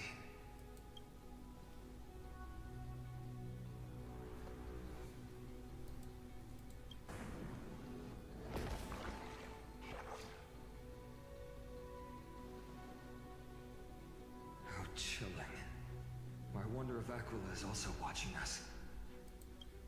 I remember the Rainfolk mentioned the Titan dislikes overcast days. We might be able to use this to our advantage and change how the mark is behaving by changing the weather on the mural. Don't worry. The mural probably lost its original function ages ago. Alchemist's light comes from the dawn device shouldered by Kefali anyway. That being said, there's no power in this device anymore. We have to find another celestial globe if we want to change the weather in the mural. Understood.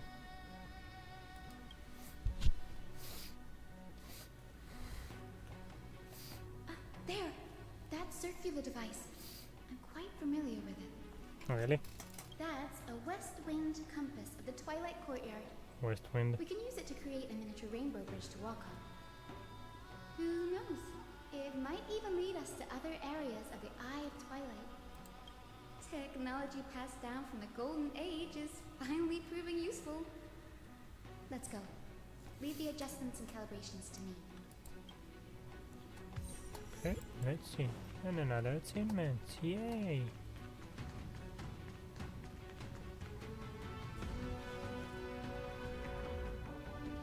A boiling pool of gold, said to be the energy source that powers the Eye of Twilight's divinity. You should watch your step as you walk. The mechanical structure is a bit different from the one used in the Twilight Courtyard. How should I put this? It's a little more complicated.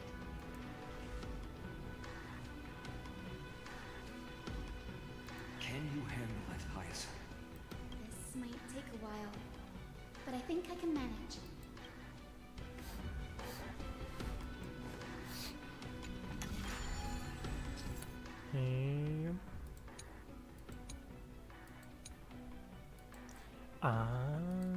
Deep breaths and find the way out. So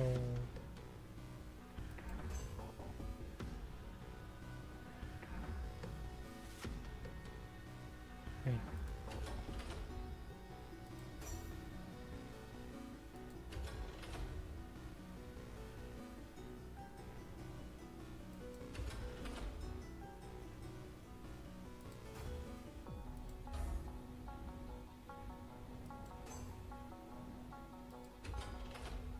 No, this is not doing anything.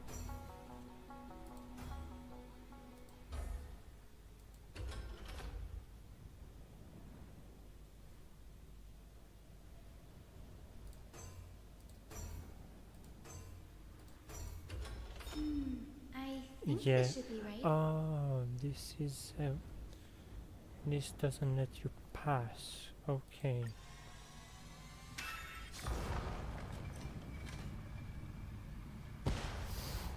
Look, the rainbow bridge has appeared. Well done. Now we can cross. Hey, careful! Is that a winged Pegasus? Looks like Yep. a mythical beast.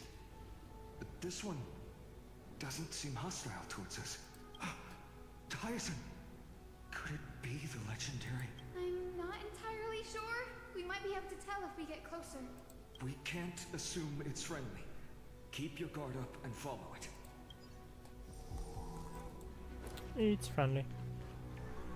Legend has it that the hero Seliosi was always flanked by two winged companions, Solibus and Lunibus.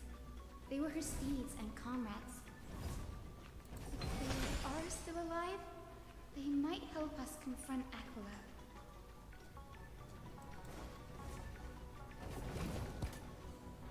It disappeared. An illusion? Or the memory dissipated? How strange. That Pegasus was different from the other memories.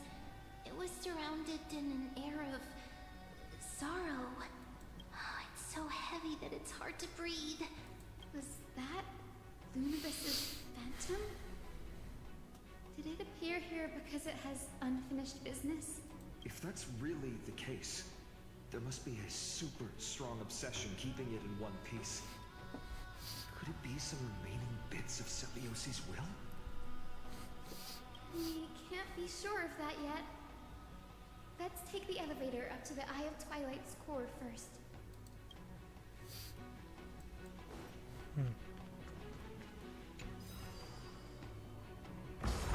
Whoa.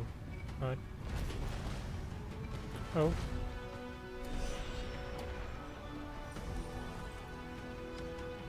Lady Lucas? Is that you? Can you hear me? I am the descendant of the hero Celiosi. We have come to complete her mission.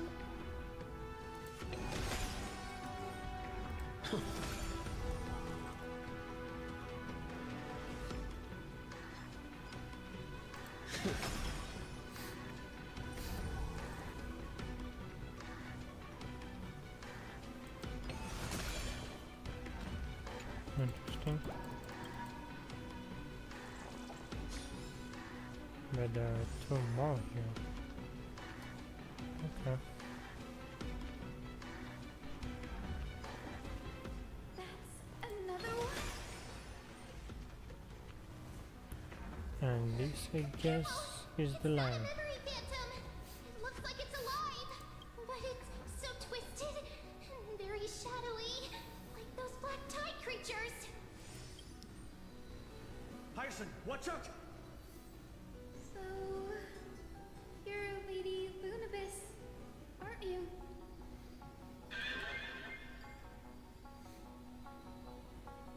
Then that corrupted being before us must be Lord Solibus. Did you lead us here so we can free your companion? That's I yes. understand now. You must have been tormented by pain for so long. But you didn't give up. And you've held on to what little is left of your will with such tenacity. Don't be afraid. You're not alone anymore. I am Hyacinthia, the healer who inherited the hero's bloodline. Celiosi, the Day Thunder Knight, was once your comrade, wasn't she? Lord Solibus, your body has been completely corroded by the black tide. But I can still heal your tenacious soul. Just like Lady Lunabis, even if you've lost your mortal body, your spirit remains pure. Please, keep holding on to what's left of your will, and I will reawaken you as a heroic soul.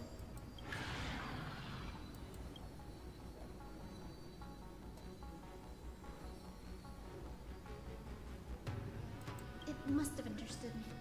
It's a creature of wisdom and tenacity, despite being mired in the agony of the black tide. Solibus, the sunlit wings that once accompanied the hero.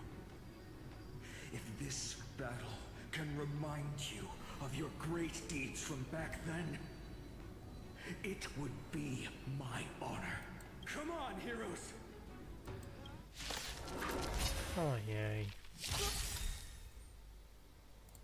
Lord Solibus, please break free from the control of the black tide and return to your senses. I'm on it. Stay away. Now Trust me. no? We'll do anything!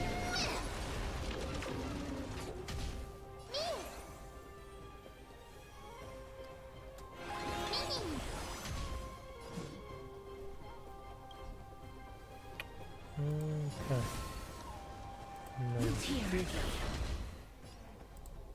No. Then Don't I mix this, things up? and this.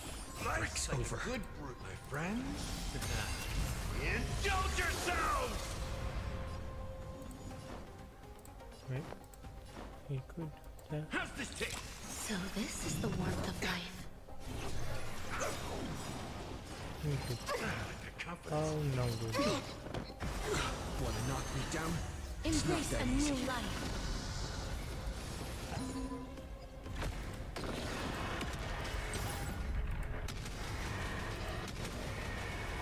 May death protect us! Not a bad idea. Please check. Okay. Done. It's over. Solibus.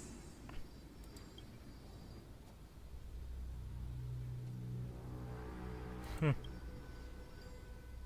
need to be surprised. After all, this is a world where even a pink puppy can speak. You called yourself puppy. Oh, I can't believe I'm calling myself that now too. Solibus, you're finally awake. Hey, you're finally awake.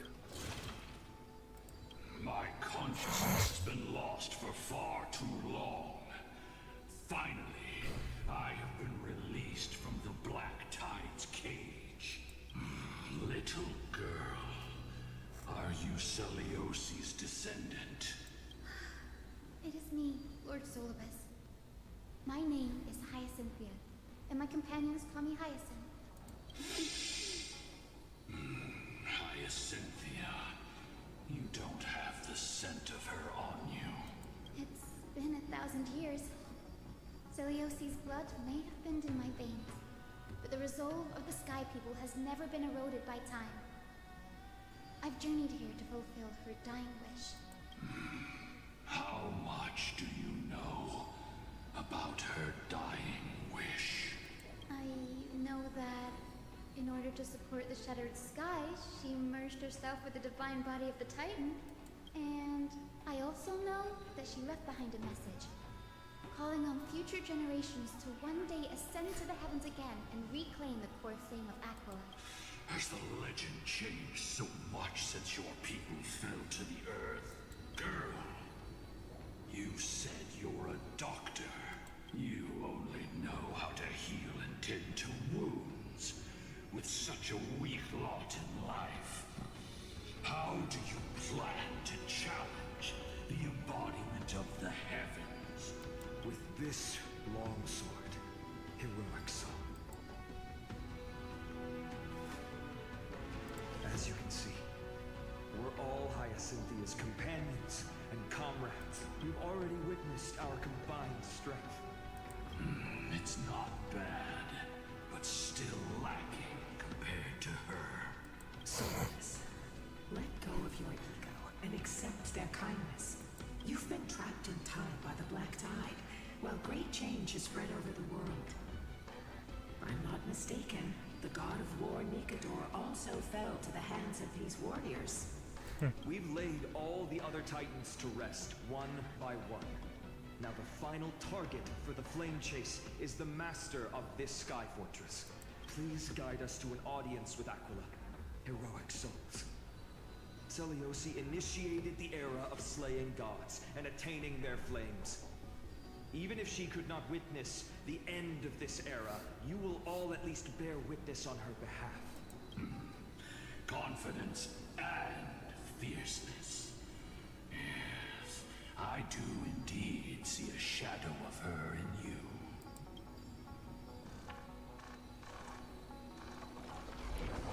Aquila's mark flew away?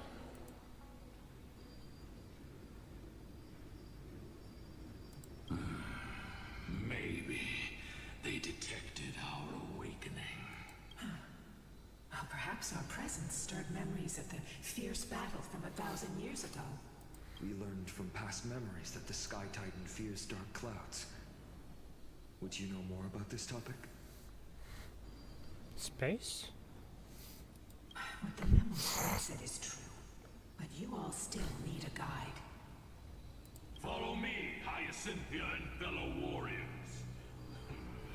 Let the hunt for the gods start again. Is Lady Lunabis not going with us? I will be waiting for you all at the next destination, Hyacinth.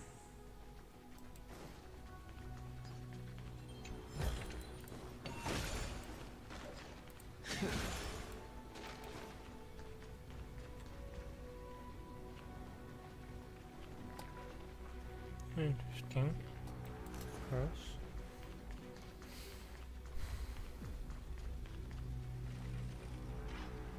How much did we explode?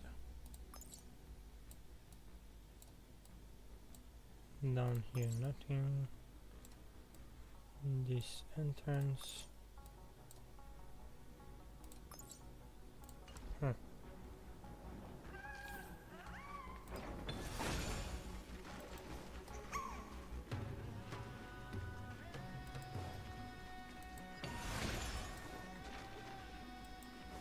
I felt I saw something. Winter bug. What was the name of the first bug we caught?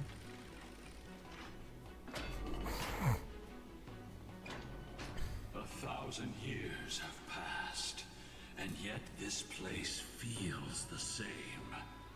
Just that there is no more human clamor.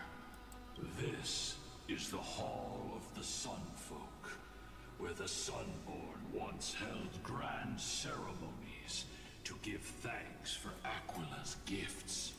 So, did the Sky Titan really take the side of the Sunfolk? Everyone thought so until Celiosi's spear pierced through Aquila's wrath. Only then did we understand that Aquila wasn't hiding from the clouds and rain, but from the horror that lurked within the unlit shadows. The Black Tide's threat has forced the Chrysos heirs to complete our flame chase journey, heading toward the prophecy's miracle of Genesis. Chrysos heirs. In our time, that title used to stir up waves of outrage. But you all seem to be revered as heroes. It's all thanks to those who came before us. Trebios and Aglaia. You must have heard of these two names. So it was those two who made it to the end. What does that mean? Let's not elaborate on unrelated topics. You now know how to activate the celestial globe. So go and force out the Titan in the mural. The road got sucked away by the wind fan? I understand. Did Aquila do that? And I see you. You have nothing to fear. We can use the power of time to rewind it if we have to.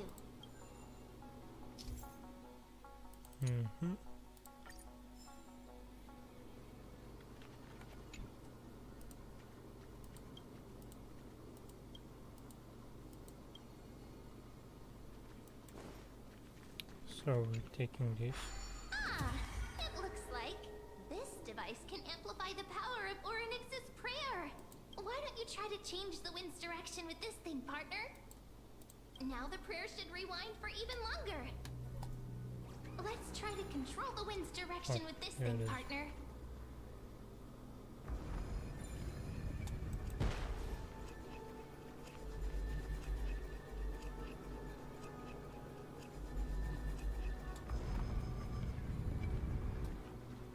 Up, and then we do this.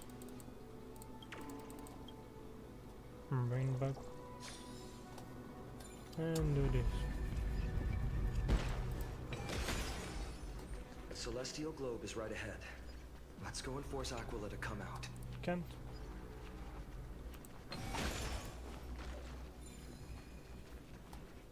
Oh.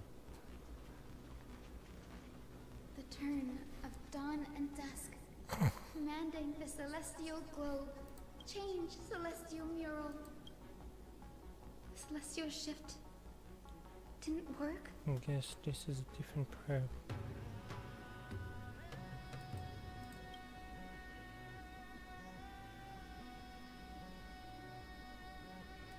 These circuits all seem to be corroded by the Black Tide.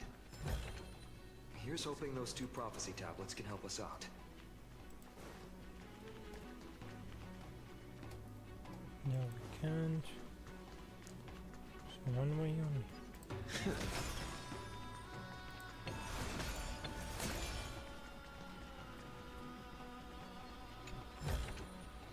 Is that all?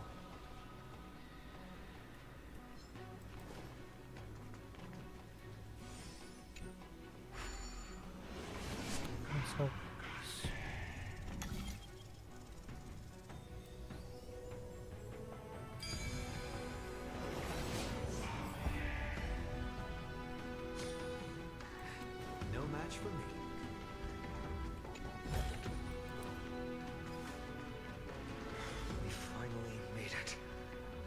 Hopefully, this is enough to fix the celestial globe.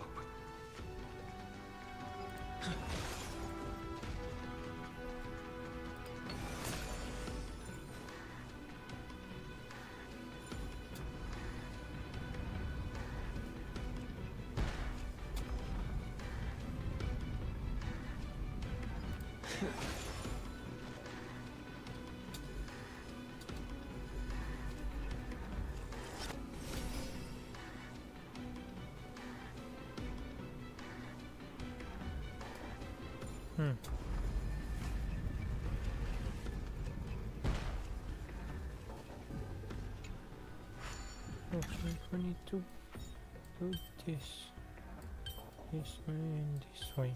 Yep.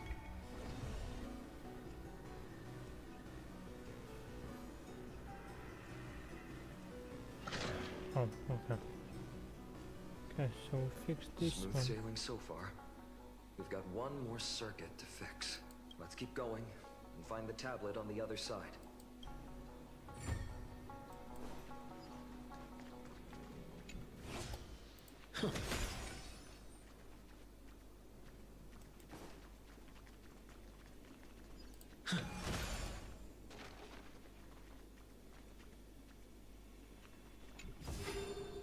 Oh.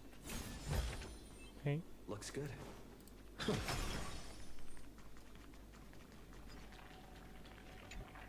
Purified.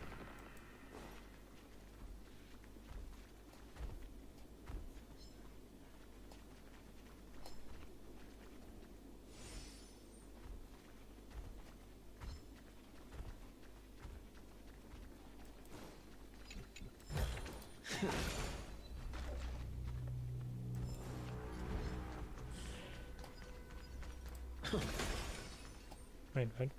Dear Celiosi, how have you been lately? It's been a few months since you left Elena's, and we really miss the times we spent together. We'd run and play in the countryside, and in the evenings, we'd mess with the grumpy dromas from next door. Every day it was carefree, as if the troubles of the world had nothing to do with us. Since we parted with our sisters, the time spent with you has become our most cherished memories. Honestly, when we learned you planned to pursue the prophecy and become a hero, we couldn't help but feel regret. We regretted telling you about the prophecy in the first place. It meant you would leave our side and embark on a dangerous journey. If it meant losing a dear friend, we would be heartbroken, but we have come to accept it. You're strong, Celiosi, and you're meant to leave your mark on the world. We believe you have the power to change the world. The reason we left Yanisopolis was to bring hope and miracles to Amphoreus. But to turn those miracles into reality, our strength alone won't be enough. We hope you will become a hero and show the world that unity, not division, is what we need. All of this is only possible if you stay safe. With your ability, we believe you can do it. Your good friend, Trisha. Teresa.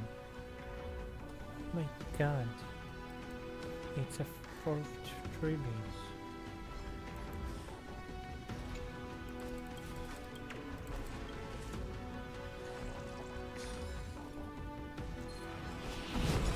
Oh damn.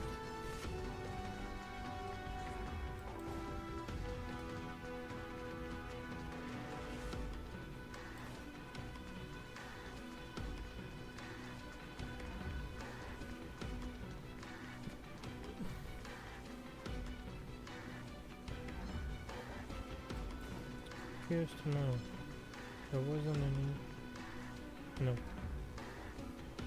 The only one.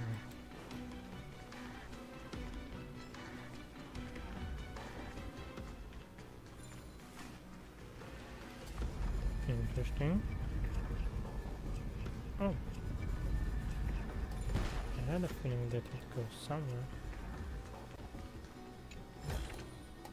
Looks good.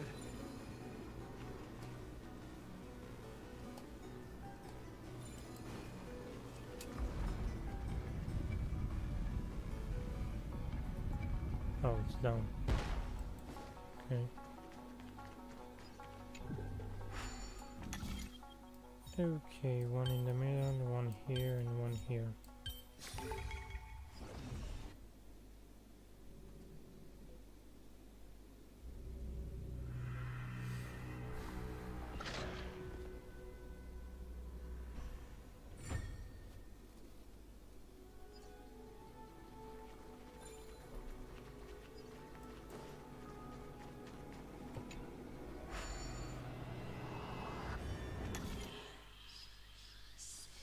Interesting.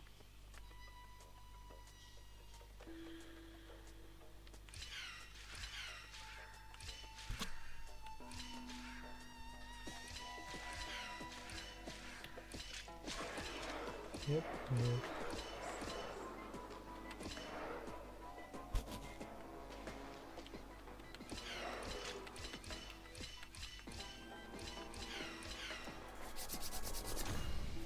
Okay. This wasn't hard enough, and I would say thank you for that.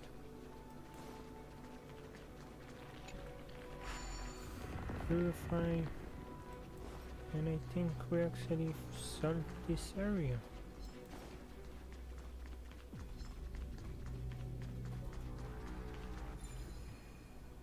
Oh, it's still there.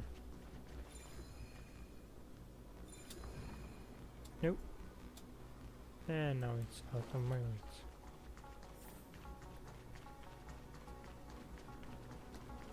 Let's for a second restore it from back there. Good. And we continue. The turn of dawn and dusk, commanding the celestial globe. Change, celestial mural.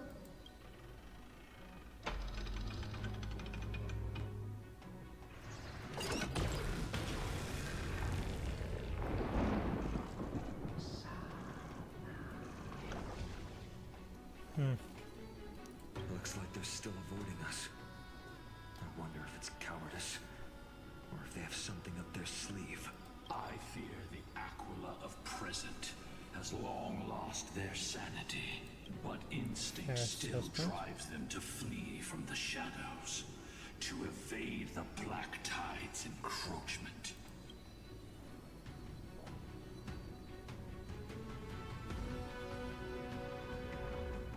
I have no knowledge of Celiosi's situation, but I am certain that the will behind that mark is not hers. She would not abscond like a disgraceful deserter, willingly exiled by the pursuit of dark clouds. It is time to leave this place. Lunibus awaits you at the next stop. A moment, please, Lord Solibus. I have one more thing I wish to do. What is it, girl? To honor the pact with Celiosi. Her descendants spent a millennium looking up at the sky. I believe my countless ancestors who lived for that purpose deserve to know the truth behind her legend. If you don't mind us knocking on the gates of the past, maybe I can peek into this place's history. Little history lesson. You are the ones who hold Orynyx's miracle. I have no authority to prevent you from delving into the past. Memi, Gray, could I please ask you for this favor? I want to show the truth to my ancestors waiting on the other side. If there are falsehoods in the legends, there must be a reason for its embellishment. The scene here and the previous memories gave me a bad feeling. What else did the Skyfolk encounter after Celiosi challenged the god?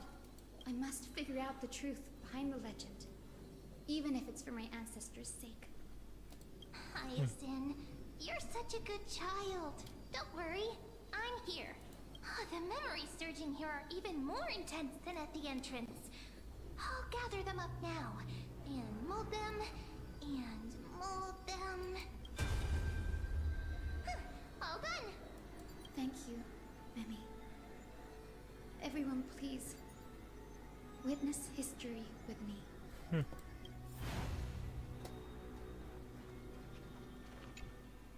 Daughter of Dusk, have you finally gone mad? I knew it! The child with the blood of two feuding clans will one day destroy the Sky Castrum. Oh. Will you really point the tip of your spear at our god? Stay in your hand. Your recklessness will only bring divine retribution.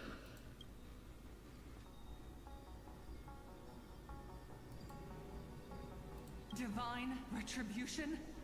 Those innocent children of the earth were sentenced to total annihilation by the god above. Well, they had nothing more than mere curiosity for things that lie beyond the sky. Look at yourselves. You call yourselves the Sunborn, yet you're unable to bear the blinding sunlight. You even consider sunburns and blisters as a gift from the gods. You declare yourselves the chosen ones, champions favored by Aquila. Yet you dare not even declare war upon the true threat of this world. Instead, you raise your swords and rattle them at your weaker brethren. You are all beyond saving. My father was also a disciple of the sun, but he taught me resilience and justice and guided me towards the light. He taught me wherever there is light, there is hope. Wretched people. I see no hope left in any of you. Even a shadow has more dignity than you lot. Even so, Daughter of Dusk. Even so, you should not shatter our faith. Not just our faith. Aquila forged the sky. Nay, they are the sky itself. If they fall, what will this world turn into? A prophecy echoes from the horizon's edge. It heralds the advent of a new age. One not ruled by the Titans, but created by mortal heroes. I choose to believe in that prophecy. I must believe in any sign that promises to break the chains imposed on us by the old era. Any sign that will lead us to a new chapter of the world. If you wish to stop me from slaying the god, you'd better muster your courage and draw your bows. Let's see if I will be pierced by a hail of arrows first, or if you will be burned to ash by Solibus! How can we even fight you? You're the powerful Day Thunder Knight, a warrior goddess capable of trampling all lands. I am not a god, but the only mortal in this cage who is brave enough to defy the Warden.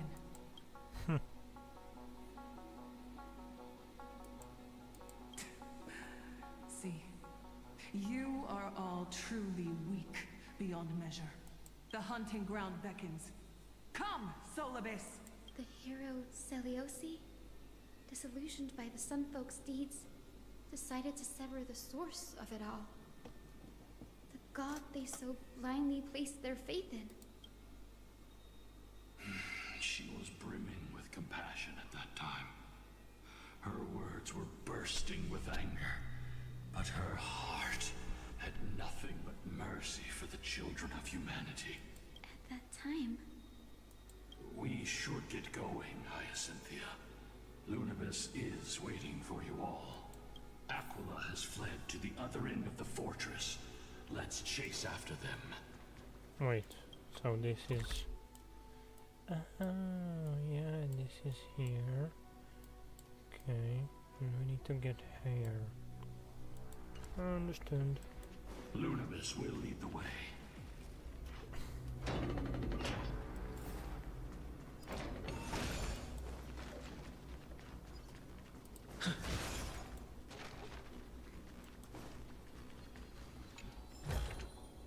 Looks good. We haven't been here, right? Oh, I don't think so. Have we?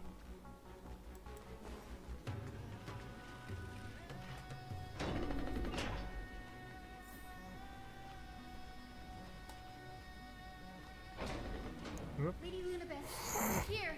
Aquila. Though they have been corrupted by the Black Tide, They still maintain a connection with their kin in this fortress.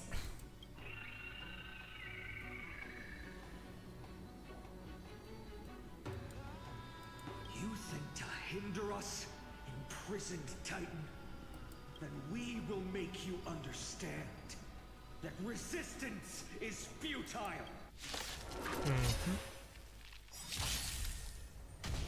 Every petal in all will be swept away by the wind.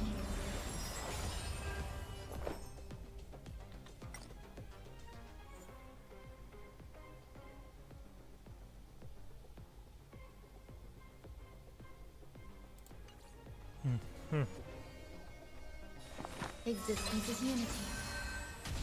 I'm on it. Trust me. We can do anything!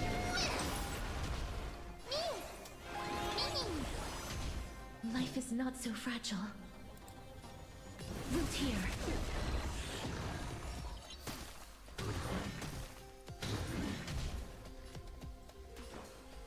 How's this taste? Break's over. My friends? Indulge yourselves! So this is the warmth of life. Enjoying yourself? This is being in sync?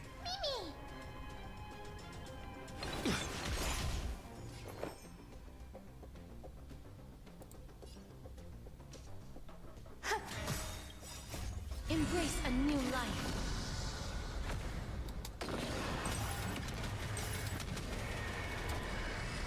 Oh, I'm done.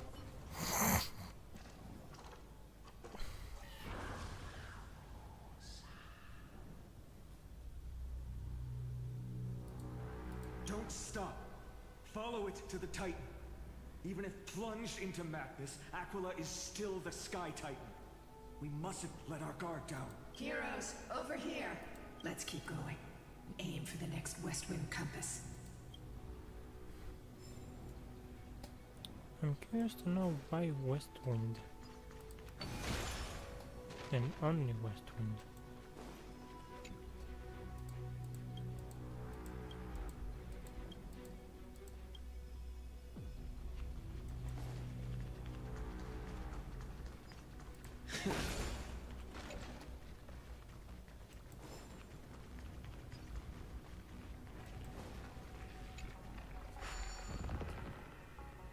Knew it.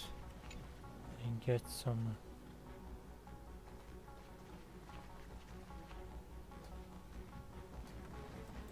Oh.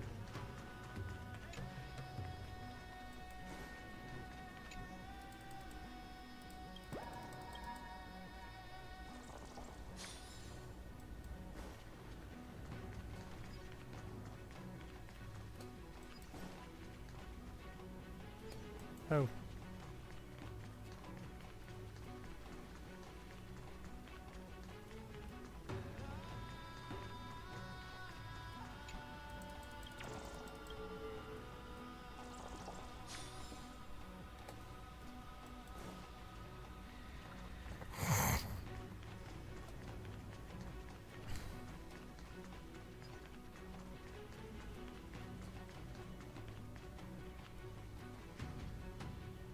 Oh, now it's open.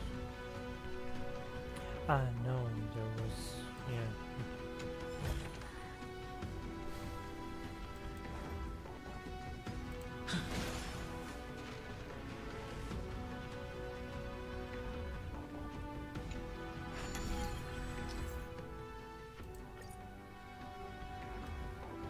We're going from here. Okay.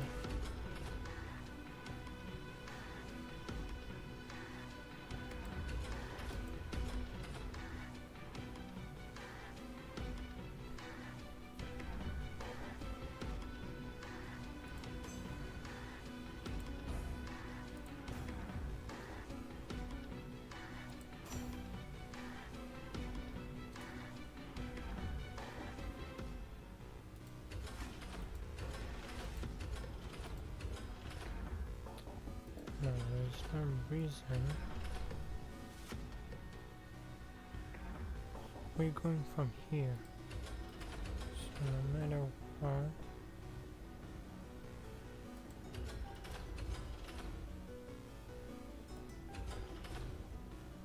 we need first to make that here.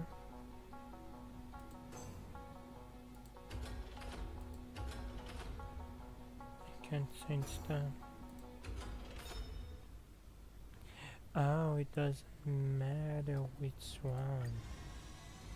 I thought it has to be also here, but no. Look, the Rainbow Bridge is leading us to our next destination. Let's hurry on. Follow Lady Lunabis.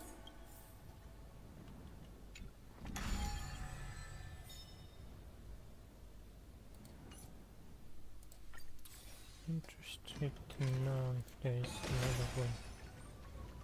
Miss Heisen, how are you so certain that you could free Solvus from suffering? My apologies, Lady Lunabis. I was not all that certain. But if even the healer loses hope, then how will the patients repossess their hope for life? What a kind answer.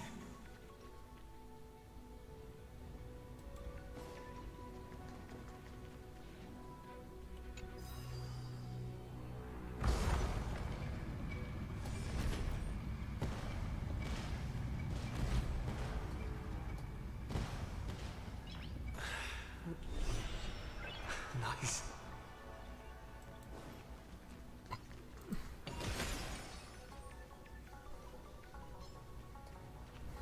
It said the black tide is a calamity from beyond the sky. If that's true, the sky's defenses would naturally be the first to be breached. So the black tide is definitely supposed to be a stunner, right?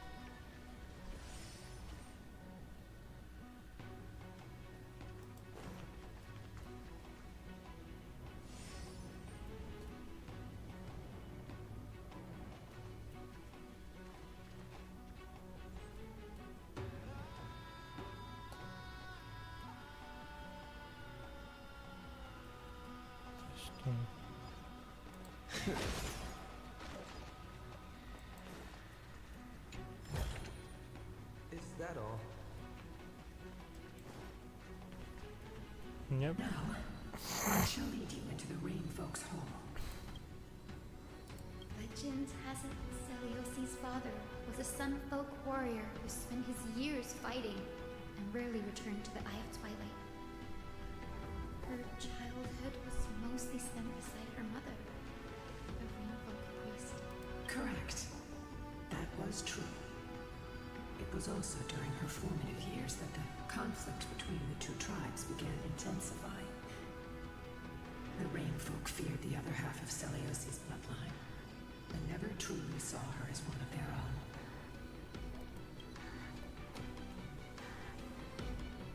Yet she bore no hatred for her people, and still grew into a passionate young lady. Until people discovered golden blood ran through her veins. That was the final straw that turned disdain into terror. What?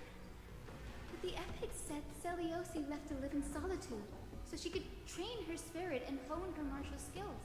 I never would have imagined that she was cast out of her tribe for her lineage and her golden blood. Even so, she did not despair. She met Solvus and me while she was living alone. We hunted, spent our days together, and forged an alliance. I think that oath, stronger than fate itself, kept Solvus and me here to watch over this abandoned fortress. Despite experiencing betrayal and exile at the hands of her own people, she was still willing to set out on the path to slay the gods for them. Was Celiosi's love for humanity truly so boundless and unconditional?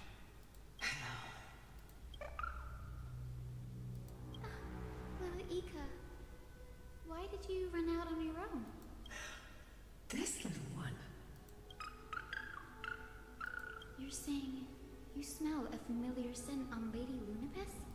They look completely different. But little Ika should also be a winged beast, right? Could it be? Truly, a miracle of fate. Perhaps we did leave something behind for this world. Seliosi. Lady Lunabis? Is little Ika your... Please press on, flame-chasing heroes. I can sense it. The radiance of Aquila shines ever brighter.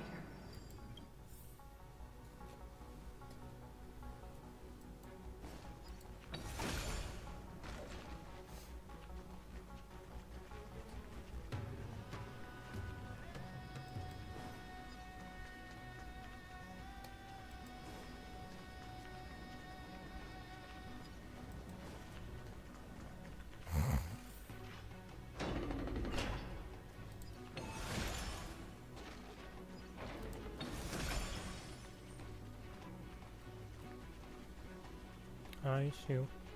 Where did the Skyfolk go?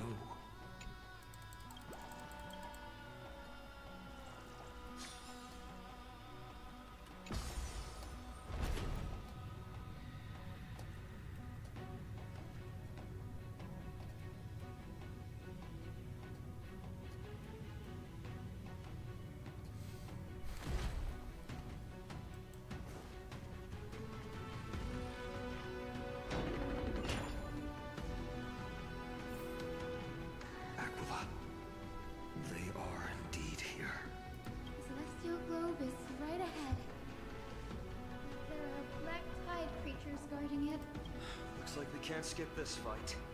Let's go get them. It's another one of those devices that can enhance prayers. Can I leave that to you, partner? Yes, you can.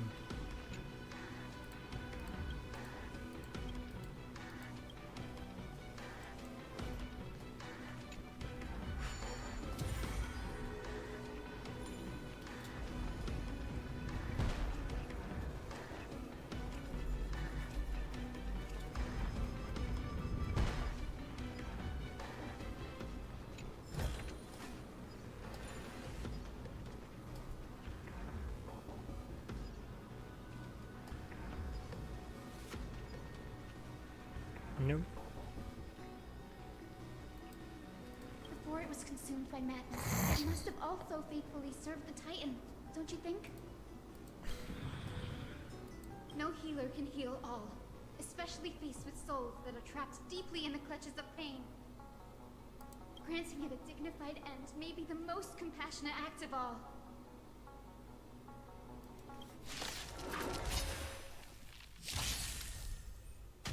Oh?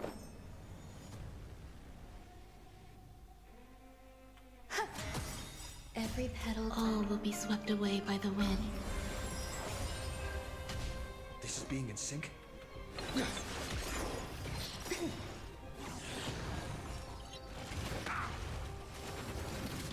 away!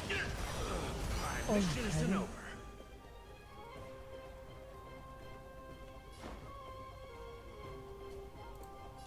Time to mix things up. So this is the warmth of life. Friends? Indulge yourselves! How's this taste? Breaks over. Please cherish this time. As you wish. Embrace a new life.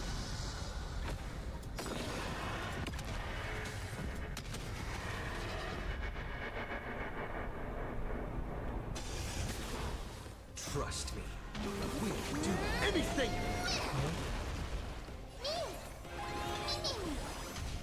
Life is not so fragile. Darkness with me. I'm on it. Mimi, Mimi.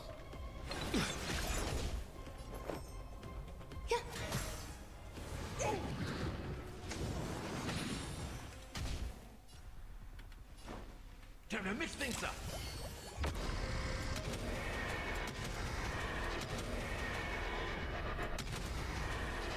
May death protect us! Right. Rest now, Titankin. This celestial cloak looks complete, but it still won't start. Is there something wrong internally?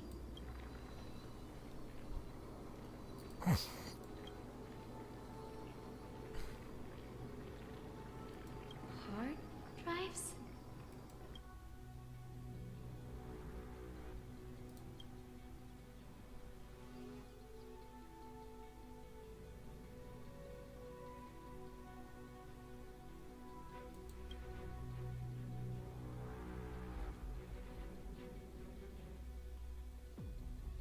Your intuition has always been good. Let's look around and see if there are any mechanisms. That didn't take much effort. The hand of Zagreus always appears when it's most needed. Lady Lunibus, if it's not too much trouble, please wait for a little longer. It's you all who have to do the work. I've wandered around here for 1,000 years, so this brief moment hardly qualifies as waiting. Furthermore,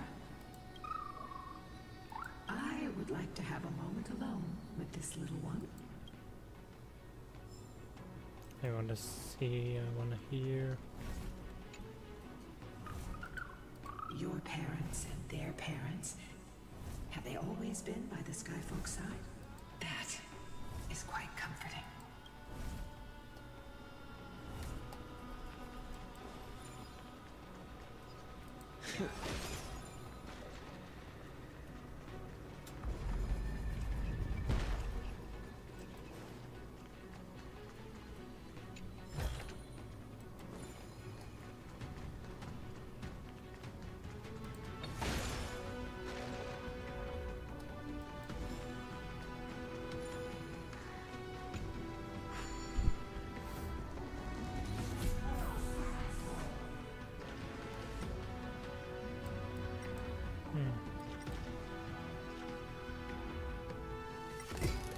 Here. That's certainly pretty crude and simple. Should we go look for the next one?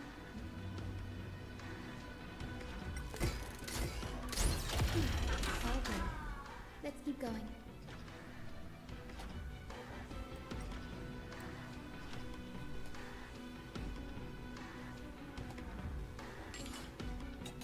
Yet, there are coins. 5.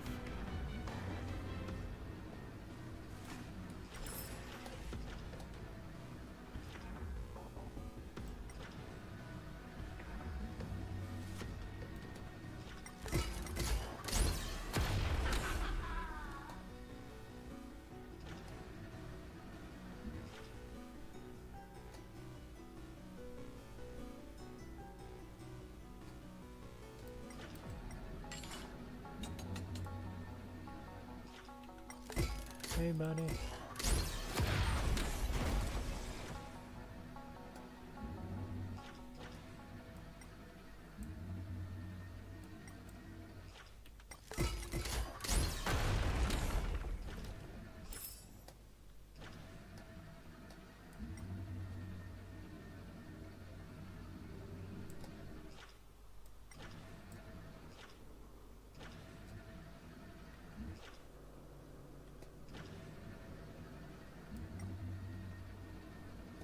Seeing you. Final coin.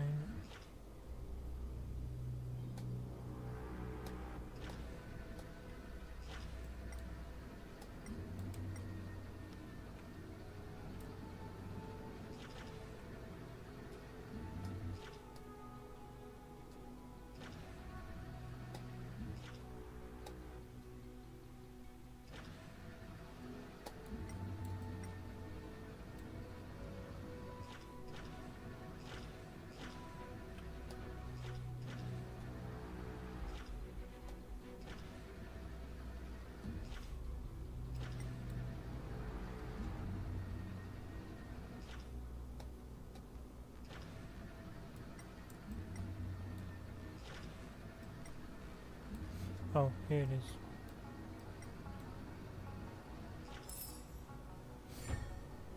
Good. And it says me us.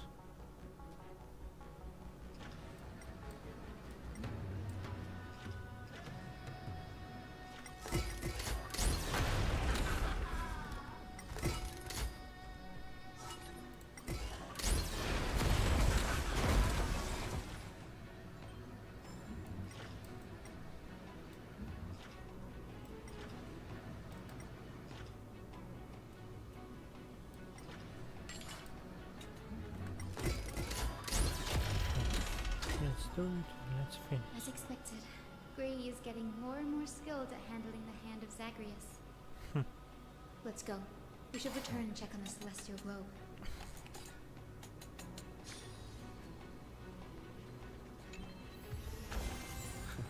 Great. The more the better.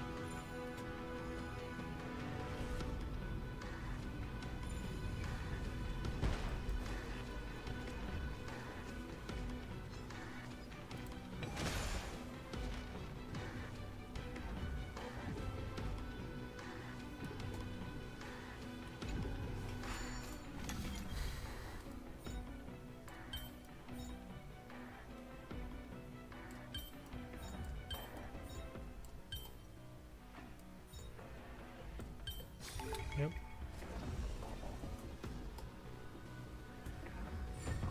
Oh, it is a chest.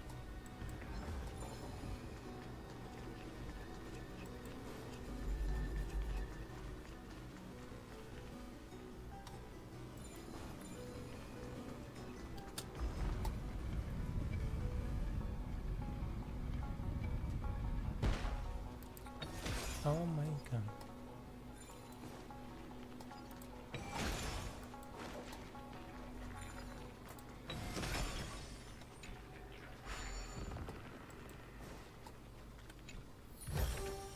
Is that all?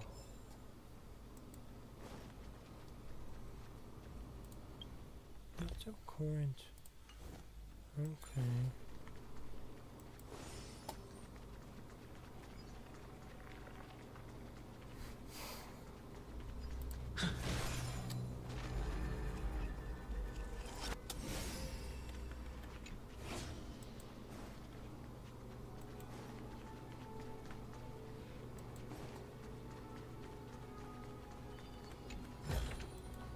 Looks good.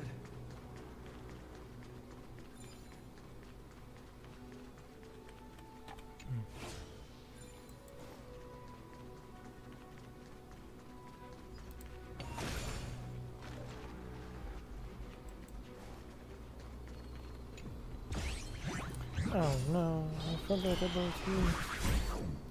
Every freaking time.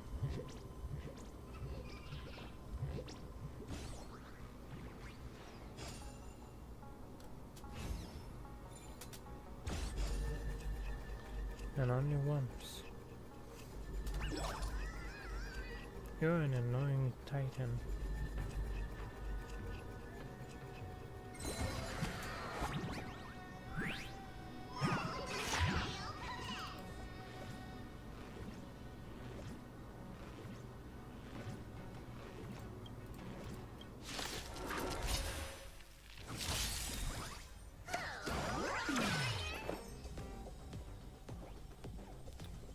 Of course. Eternal. I'm on it.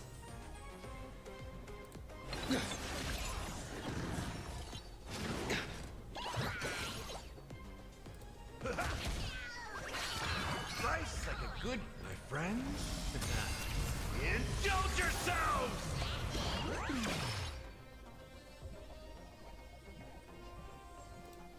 How's this taste?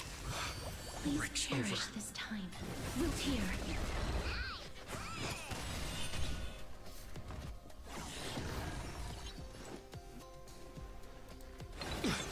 Some value, I suppose.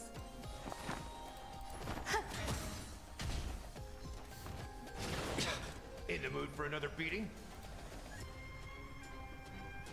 It ain't over. You two will head to the nether realm. As you wish. That hurts a bit. Embrace a new life.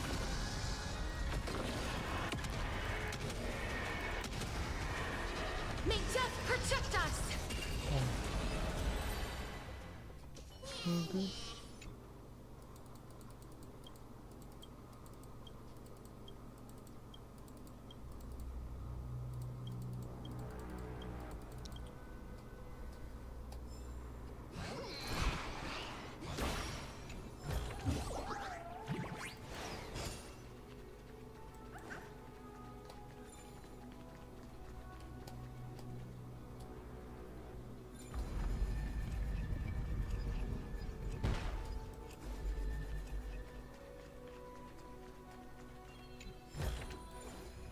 good.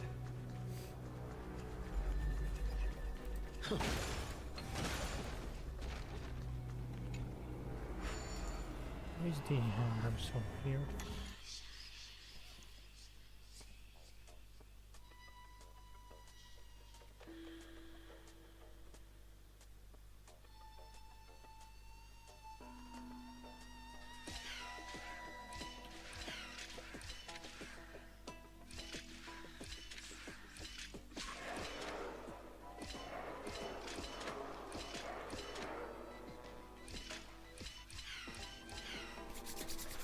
Let's go.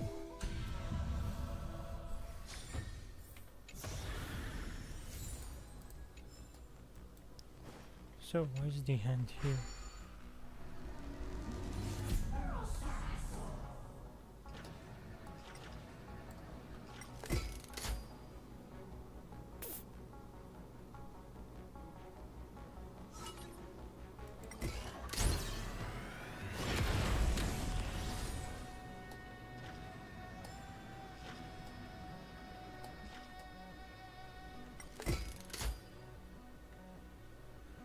Nope.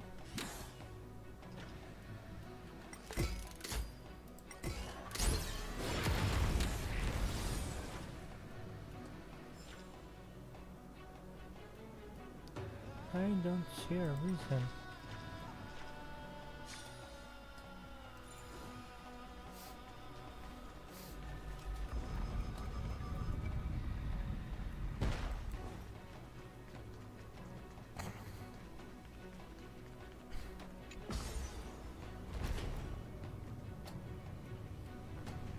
Yep, on the way here, then we can purify.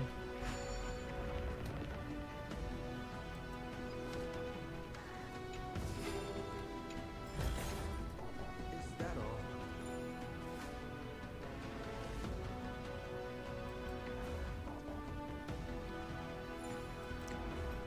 And here.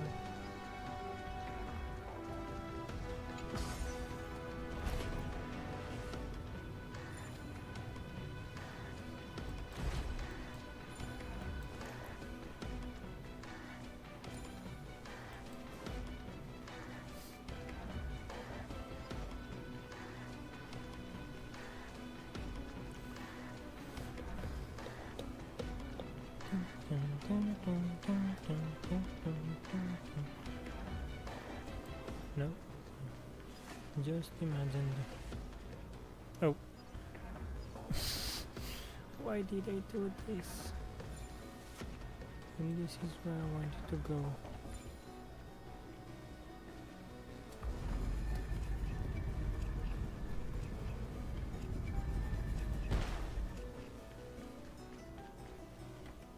Yeah, there's no other way.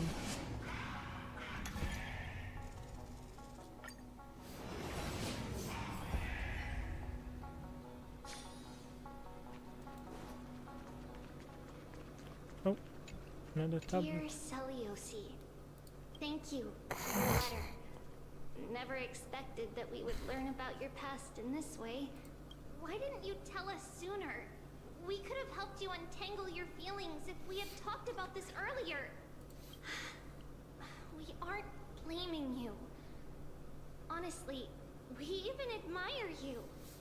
After everything you've been through, you've managed to keep that passion and positivity. It's truly impressive, but we also know that some scars stay with you for life. They never fully fade, and they always hurt when you least expect it. When times get tough, if there's anything you can't bring yourself to say to others, just write to us. The road you've chosen is tough, but there's no need to bear all the burdens alone.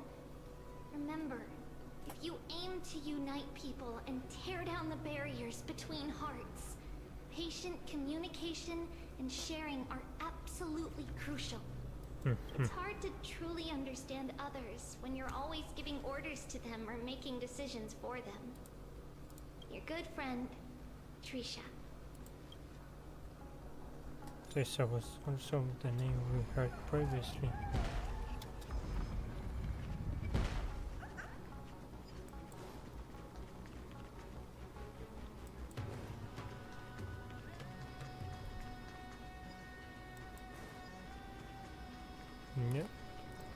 I just did a circle, but I had to check.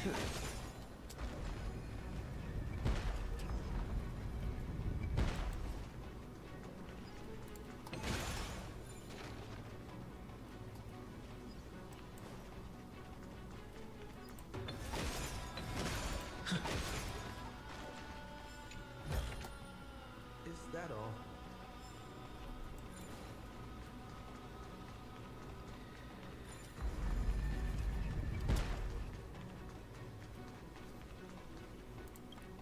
How much are we? Seriously? Huh? Yeah, this one I guess we're gonna conclude. Let's continue. Return of dawn and dusk, commanding the celestial globe. Blot out the blazing sun, celestial mural.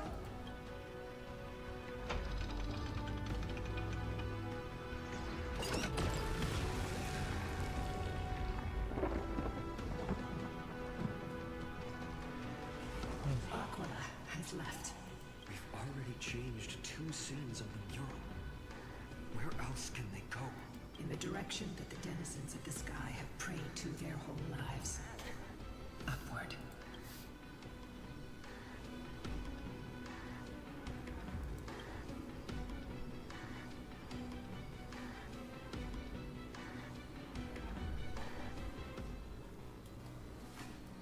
A curse that fell from the sky. I can't verify the truth of this claim. Amphoreus fought Aquila. The Titan's incarnation did ascend into the skies, but they never attempted to break through the sky's veil to escape our pursuit.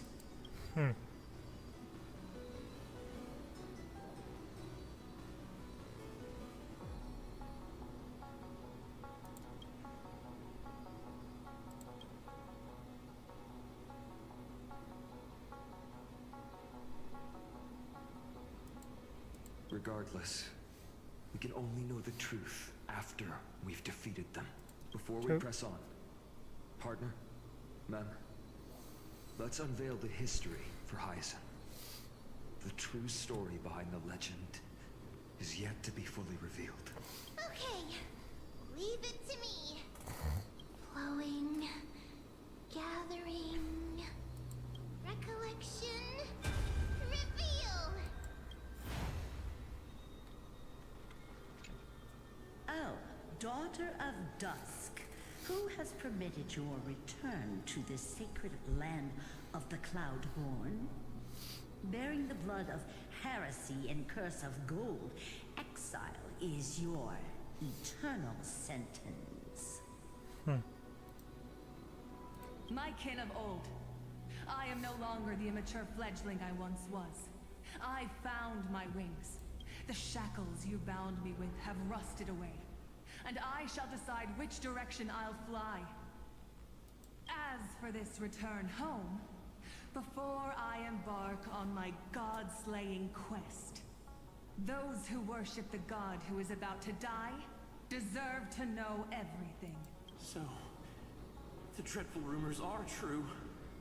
The cursed daughter of dusk, the invincible Day-Thunder Knight, will soar into the heavens to challenge the Titan! Why would you do this, Seliosi? You were once such a warm-hearted girl. In this hall of the Cloudborn, you prayed so devoutly to Aquila. I've seen through the Titan's indifference, and grown weary of the tragic dances mortals perform under their neglect. I see how you blame the god for their favoritism, yet lack the courage to rebel against the core of your beliefs. You're quick to turn your blades on your kin, but you never dare to confront the true source of your hatred.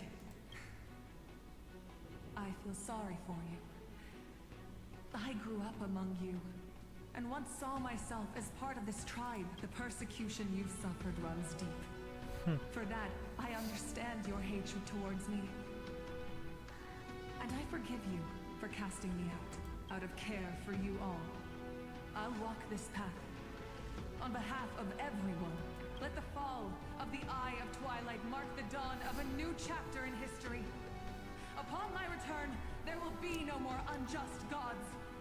When a broken faith finally disappears, The children of humanity will be reborn. The skies will mend, and the divide between day and night will fade away. You are so naive, daughter of dusk. So powerful, yet so innocent. I fear you. I can't imagine how twisted you may become when you realize that shallow and fragile mortals can't bear the immense weight of your boundless love. Farewell, my kin. I'll always remember the tenderness you once showed me. Meager, but refreshing. Like gentle rain. Fly, Lunibus. Lady Celios's resolve to slay the Titan was firm as her farewell to her people was dismal. Yet, from this memory, I sense something ominous. What happened later, Lady Lunibus? Rather than listening to me, continue onward and witness for yourselves. Follow the trail Aquila has left, heroes. This time, I will guide you alongside Solibus. Sorry, little one. I hope we still have time to talk later.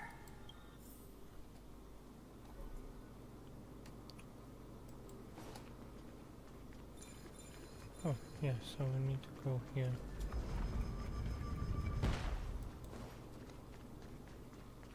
Celiosi is such a mighty hero.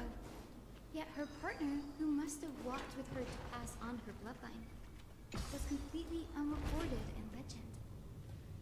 Was he also a warrior? Or perhaps... You will soon have your answer, Miss Hyacinth.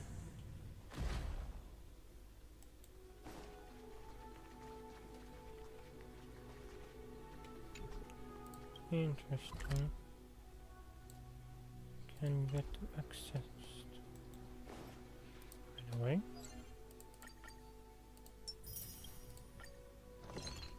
Use it once. Okay. Let's use it on something like that. Too much.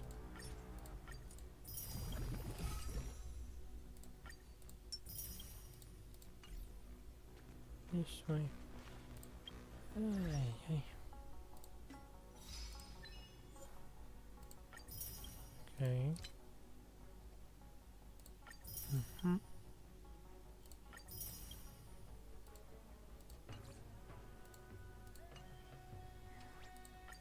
It's still far.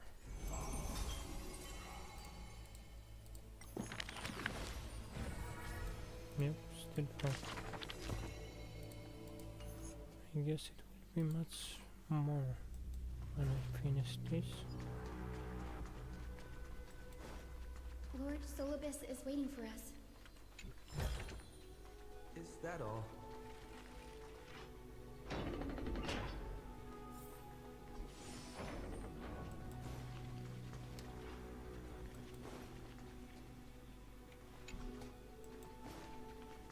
Oh. How much it needs us to? Oh. So they probably here.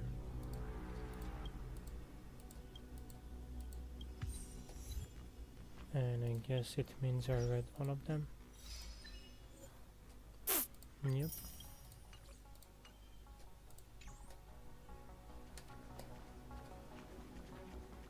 Let's continue.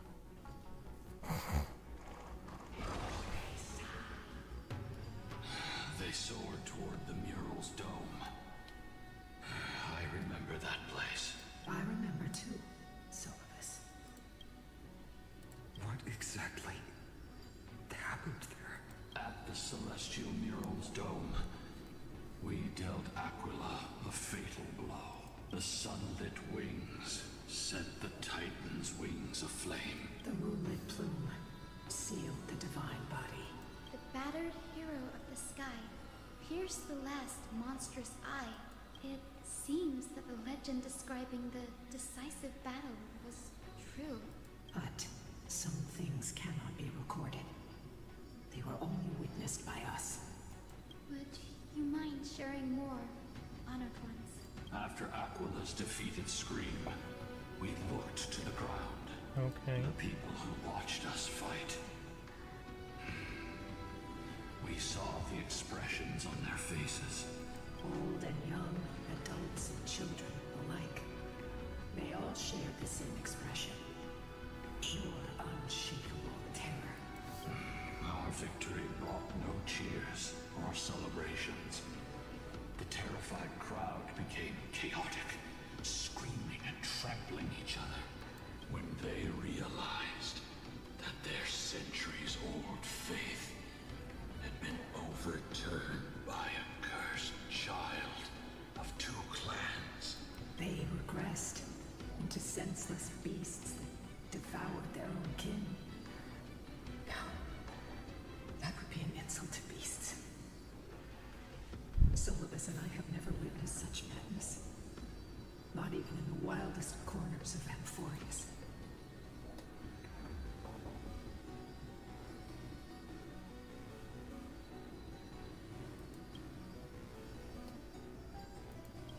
This doesn't align with the historical records.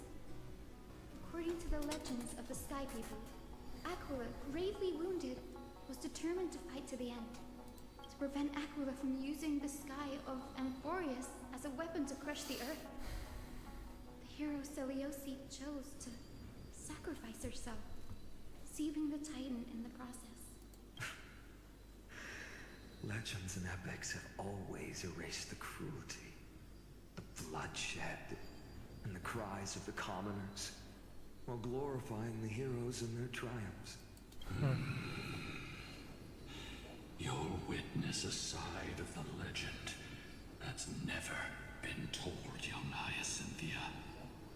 With a truth hidden for a millennium before you. Can you still walk with the same conviction? It will be a harsh truth. One that is bound to shake your beliefs. Are you ready to face it, Miss Hyacinth?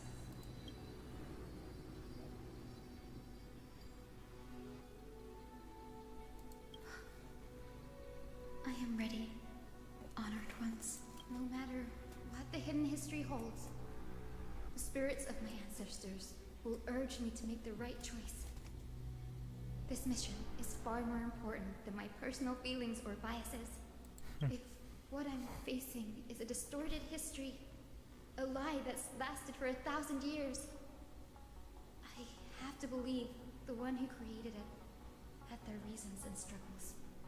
And as for those reasons, I choose to believe they came from a place of goodwill. That's how I see the world. Since you've made your decision, keep moving forward. I've called forth the Rainbow Bridge. Proceed along its path to the Dome, where the entwined fates of humanity and the Titan must be resolved. This was right. Still can't.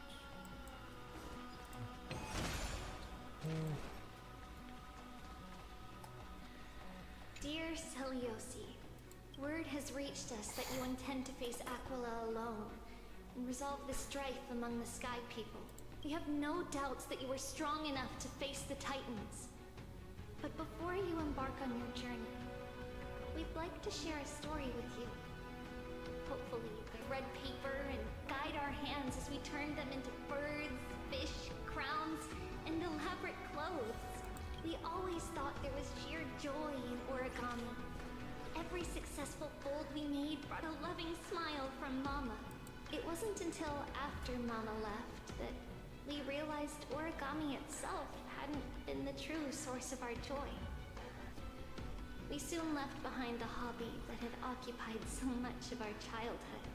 We eventually understood that it wasn't the folding we loved, but Mama's reactions to our creations.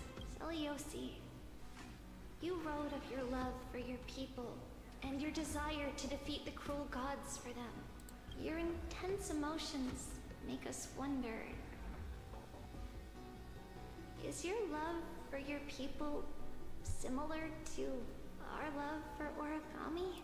Please, take a moment to consider this. If your love for humans is merely an abstract notion, rather than love for specific individuals, you may end up disappointed, even after saving them. We're sorry if our words come across as heavy. However, as your friend, we feel it's important to voice these concerns. That way, you can make choices that are genuinely accountable to yourself. Your good friend, Trisha.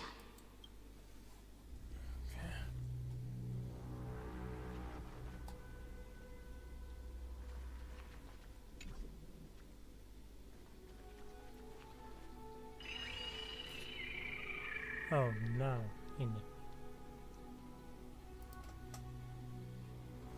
They're desperately struggling to block our path, but we've backed them into a corner.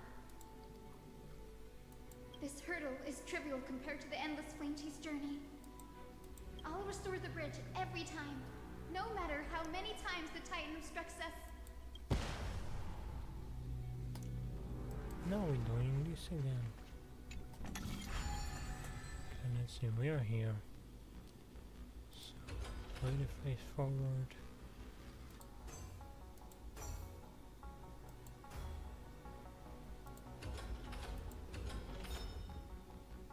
Oh. But I don't like it. I want the one with its chest.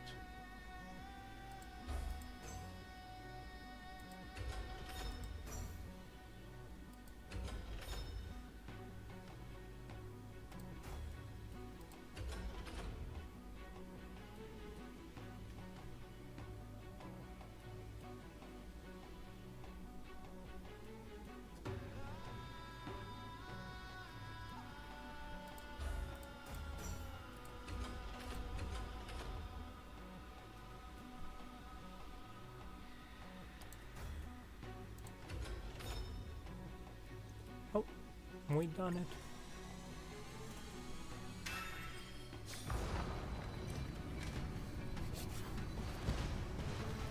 Can you think about making a zigzag? It's just one step away from becoming reality. Honored ones, how did Lady Seliosi become so powerful? Talent and rigorous training. Those sound like essential traits for every successful individual. She is special. Her resolve goes beyond mere stubbornness. Continue forward along the Rainbow Bridge, heroes. This is still part 1, I just realized. Oh, it's the bug of the...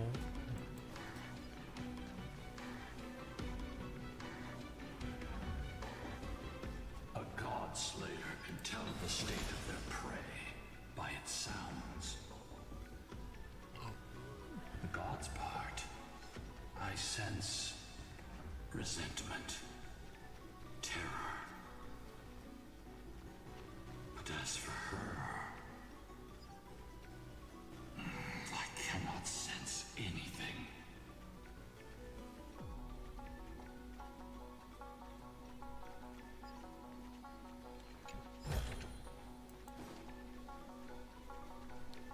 And now we are going up.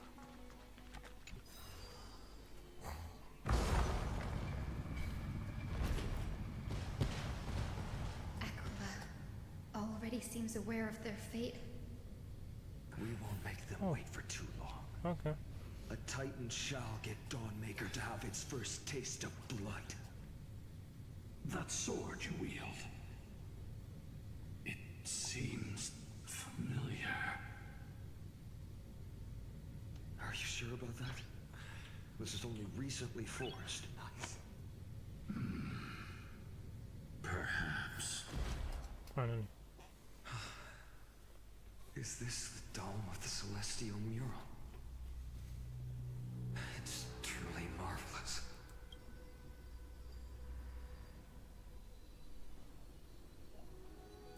Exactly. Employ the tactics you've mastered to expose them. And Hyacinthia, we will heed your wishes, channeling our strength to reveal Aquila's true form. Okay. My wishes. It's been 1,000 years. Without our pact, Lunabus and I might have dissipated like everything else here. our pact requires us to await the return of the Skyfolk to their ancestral lands. To complete the mission of reclaiming the Titan's core flame, we will carry out your will, Miss Hyacinth. As faithfully as we kept our promise to Seliosi. First, we shall reveal the whole truth of history. We will reveal all that befell the Skyfolk after Seliosi initiated the Flame Chase journey. As it should be. Be careful. There are multiple threats. Soldiers tainted by the Black Tide. Do they continue to defend the realm of the Sky Titan after all this time? Perhaps they are protecting the truth slumbering here. Aside from the descendants of the Sky named in the Pact, no one else is entitled to access the memories here. I'm increasingly intrigued by what happened next. Let's deal with these fallen guards first, then. Embark on this final lesson in history! Dawnmaker feels lighter. Lighter in my hands. All will be swept away I feel by like I the can do wind. more than just cut down evil with this blade. With golden flames, I can forge a new dawn! Trust me. We will do anything!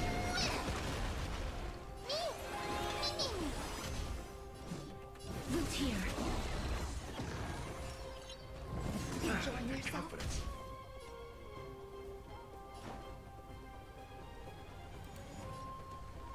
How's this taste? So this is the Nice, warmth like of a life. good, my friends. Indulge yourselves!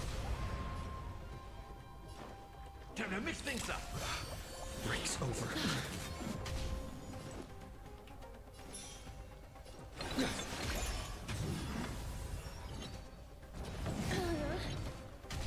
There's more to life.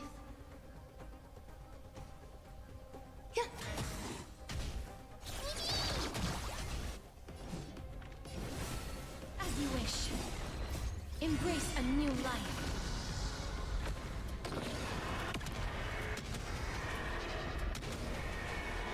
May death protect us! Step up, let's see ya. It ain't over.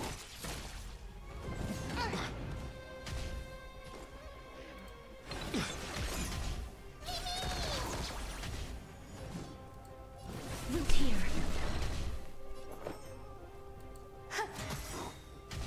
In the mood Every for another petal beating? and all will be swept away by the wind. How's this taste? Break's over.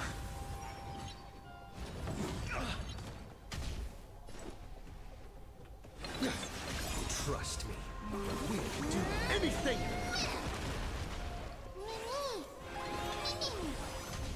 Please cherish as you wish.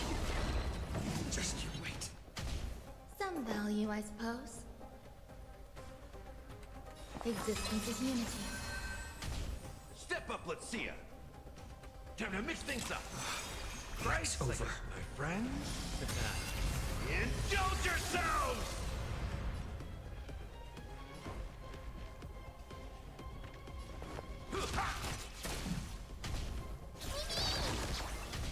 This is being in sync? Embrace a new life.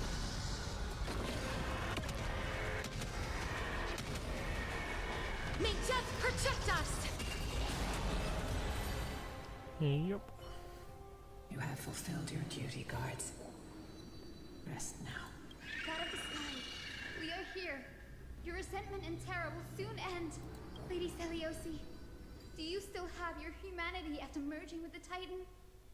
I hope you can witness the harvest of the seeds you once sowed.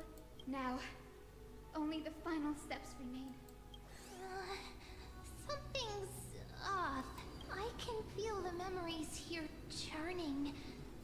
It's as if countless emotions have lingered through the ages, refusing to fade away.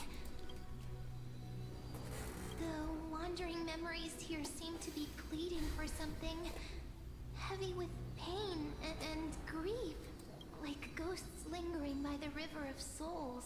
Are you ready, Hyacinth? Yes. The Flame Chase journey is reaching its final chapter. No matter how cruel the truth may be, nothing will sway my determination to finish this mission. The true history buried in time must come to light. The fates of mortals shouldn't be lost beneath polished myths. We're on the same page, Lord Finan. Go to the celestial globe, Hyacinthia. The forgotten past will reveal itself to you, one fragment at a time. Hold fast to your resolve. You'll need it to face what lies ahead. Okay. Huh? You started part 2.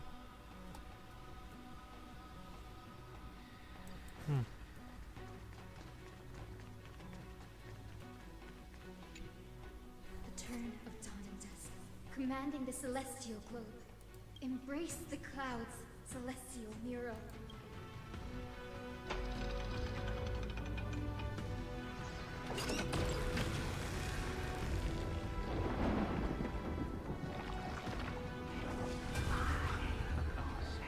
Look who we've caught. An old-fashioned disciple of the ancient god.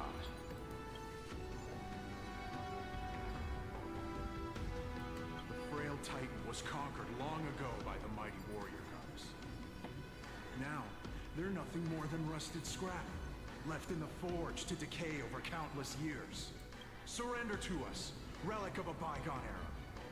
We'll reshape your clouded mind and grant you a place alongside your kin in Celios' glory. Your so-called reshaping is nothing more than torment, both in body and mind. No.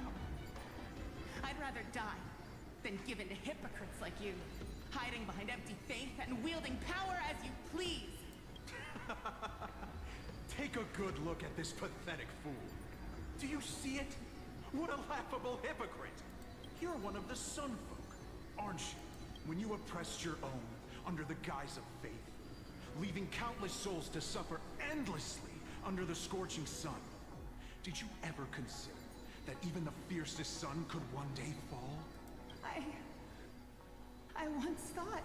Spare us your empty excuses, relic of the old world.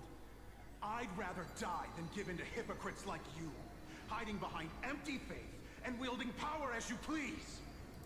You've already sentenced yourself. All we're doing is following through. Do it. Make it clean. A single, sharp cut across the neck. No. No! No! The creation shaped by Kephali in their image failed to inherit their compassion and acceptance. Are you alright, Hyacinth? I'm fine, Lord Finan. I expected this. It's just thinking about the vision Celiosi held before declaring war on the Titan. This sight is deeply heartbreaking. Let's move on. Celiosi possessed the strength to slay gods. Yet, she failed to sever the cycle of karma, rooted deeply in humanity's hearts.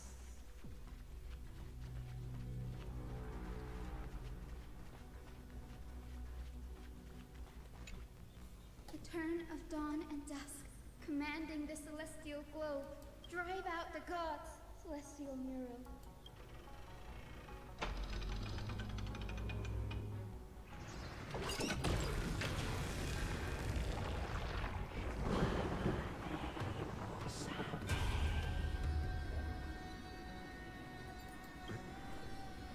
How is that possible? Please, help us, the forsaken sky folk. Lady Kindness, You are the strong one who follows the path of shadows. The cleaners. Did the Skyfolk conspire with them? Word has it you hunt those with golden blood, all in your quest to cleanse the world of the filth of those cursed offspring. Delivered justice for us.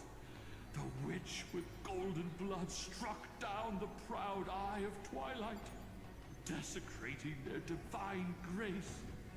Yet, it is we, the devout denizens of the sky, who are forced to pay the price.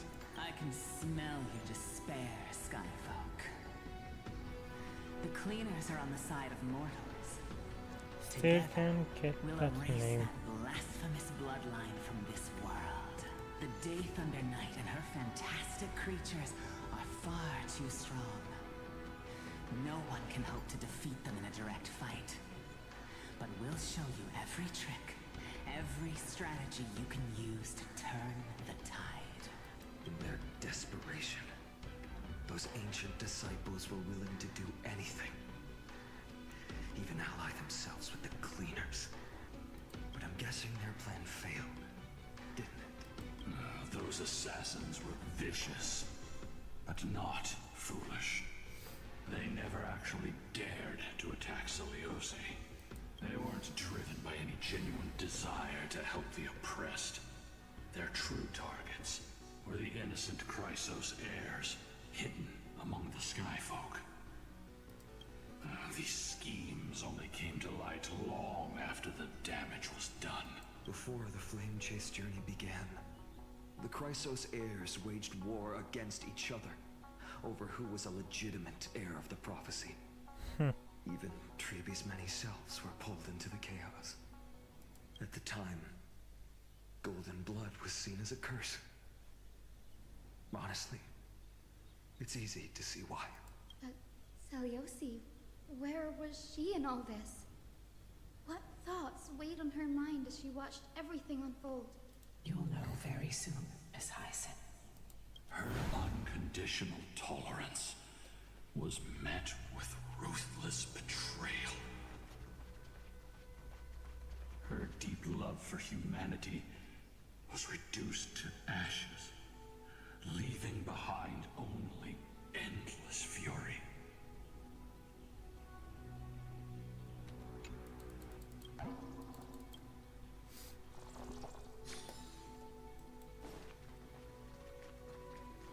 Only one bug left. This is good. Return of dawn and dusk. Commanding the celestial globe. Reveal the history, celestial mural.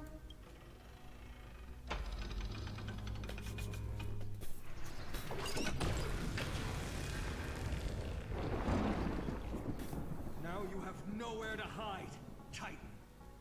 Look, everyone! Over there! Are those Lady Lunabis and Lord Solibes? Yes.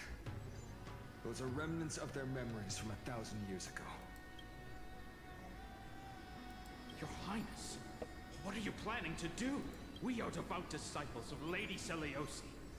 We would never betray her. It's those rats. They are the fools who backstabbed our hero. Please, please spare us. We were blinded by hatred and misled by those people clothed in black. Punish them, Your Highness. Without these stubborn remnants of the past, the Skyfolk may finally stand united under the warrior goddess's banner. The strong crush the weak, twisting faith into a tool for oppression. The weak rise to power, yet the cycle of hatred endures, unbroken through time.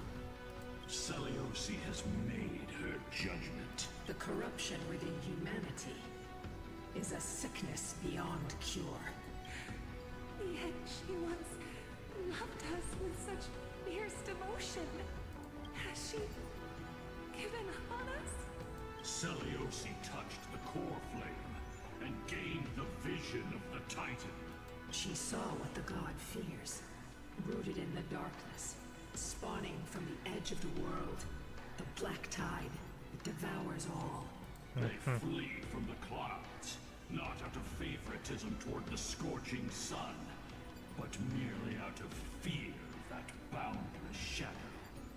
Yet humanity misinterpreted the gods' intentions, forging them into weapons for fratricide. This history, brewed from sorrow and tragedy, shall end here. I don't care. I didn't expect that message. Now I live in the UK. Interesting way I received even such message. Especially when messages doesn't supposed to interfere with games. I put it in the settings. What the hell? Fate is she woven for us? We are here to deliver the message Seliosi left from mortals. To my once beloved, yet now unsavable kid, with golden divine blood coursing through me. Even the tyrant of the sky bends to my unyielding light. My light burns far brighter than before, and the fog clouding my mind has finally lifted. What game is this it fragile playing? earth through the gods' 100 eyes, and resolution fills me.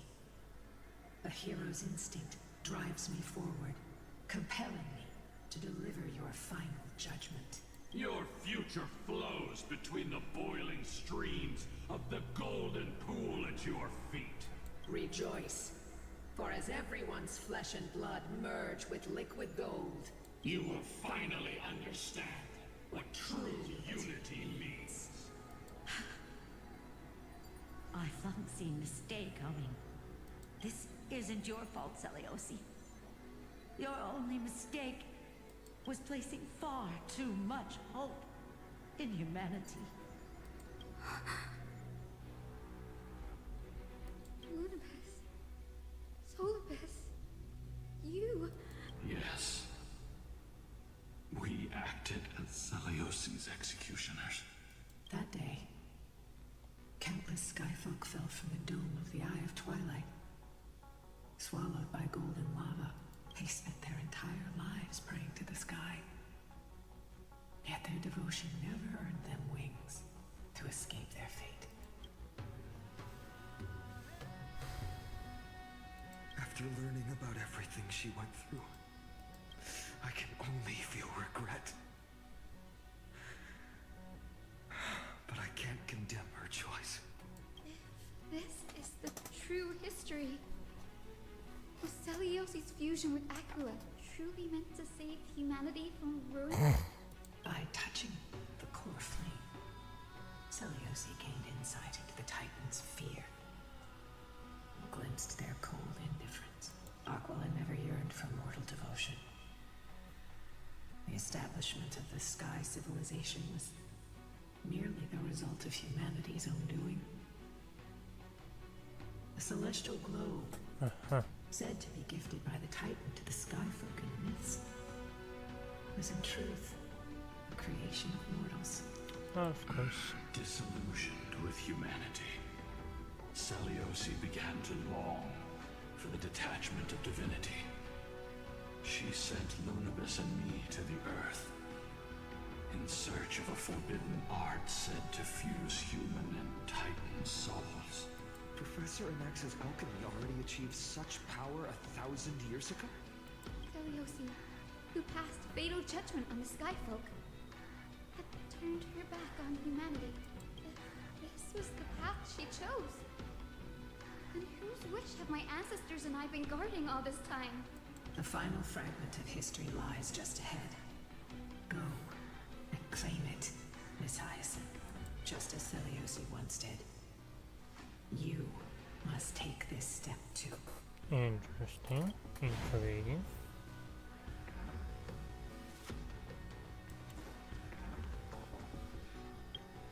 Wait.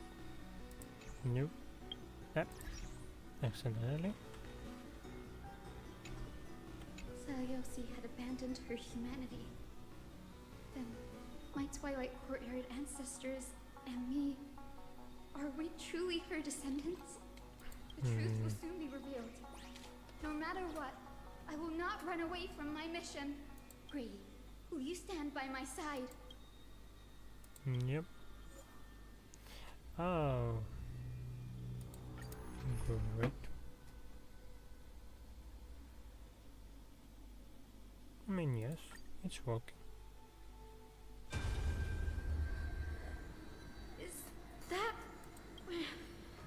Great Seliosi, I beg you, spare this humble life. I've never harmed anyone.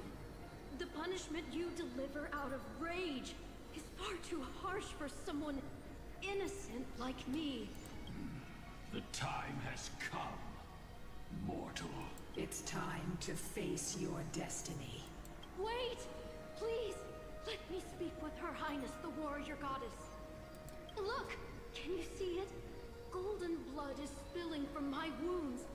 I am a Chrysos heir too, chosen by the prophecy, just like Lady Seliosi. She isn't lying. Seliosi, what will you do with one of your own? A Chrysos heir. You are no different from the rest. You were once one of the Sunborn. Did you ever rise to defend the weak?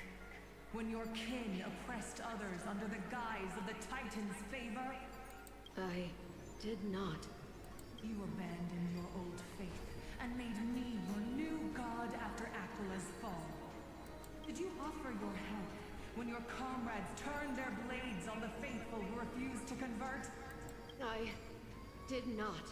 When the prophecy of Genesis reached all beings, calling the Chrysos heirs to become heroes of this fractured world, did you overcome your inner weakness and heed its urgent call? I failed to do so. Look, Chrysos heir. You are no different from the rest. My judgment is just. Only burning gold can purify your sins. Wait, Lady Seliosi. Please, grant me a moment to explain my cowardice. Your divinity indeed casts our mediocrity in a harsh and unflattering light. Humanity has walked this earth for many ages, enduring life's struggles and witnessing its shameful imperfections. Yet, despite everything, we built great city-states and thriving civilizations. Even when trapped in the mud of malice, we continued to struggle and push forward. Because beyond our flaws, the virtue that we all share is tenacity. Even if it means risking everything I have and everything I have yet to gain. I must kneel before you, begging for a chance at life. I need to prove that mortals are capable of redemption. To admit your weakness in such a righteous manner, it seems you have completely abandoned your dignity. You say you're willing to risk everything you've yet to gain. Tell me, what kind of miraculous bet is that? It's simple, Lady Seliosi. Should you grant me a chance at life, I will ensure that your epic is passed down through generations, sung by my descendants, until the end times buries all civilizations and legends. Should the prophecy of deliverance we've heard hold even the slightest chance of becoming reality, then my descendants will return here one day to prove to you that even the flawed and imperfect mortals you disdain can bear the weight of the world. Interesting. Release her, Solibus, Lunibus. From now on, she and her descendants will carry both the sky's blessings and the curse of their history. No matter how long it takes, I will wait for the one who is destined to arrive. When that time comes, I'll take pleasure in mocking these mortal children on how their progenitress sold their unborn lives. God damn. The truth of the legend is finally clear.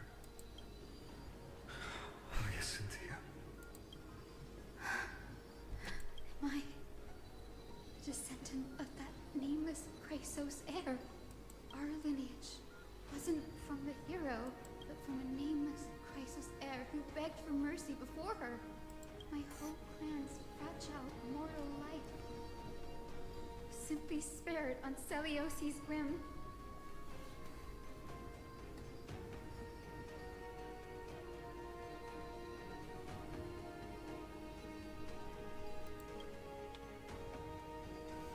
Her judgment may be true. Mortals do have their flaws. But even so, human dignity must not be trampled.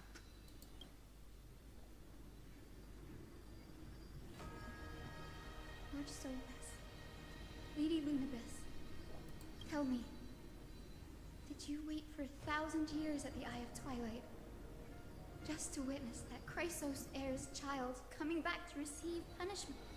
Time alters everything, child. Once upon a time, we had not yet learned to read the complexities of human nature. And Celiosi's perspective was our only window into understanding humanity. Her words were everything to us.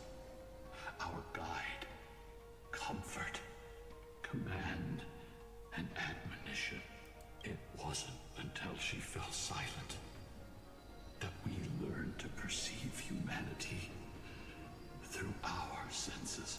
During our resistance against the Black Tide, we watched over the Earth, observing the progress of the Flame Chase journey.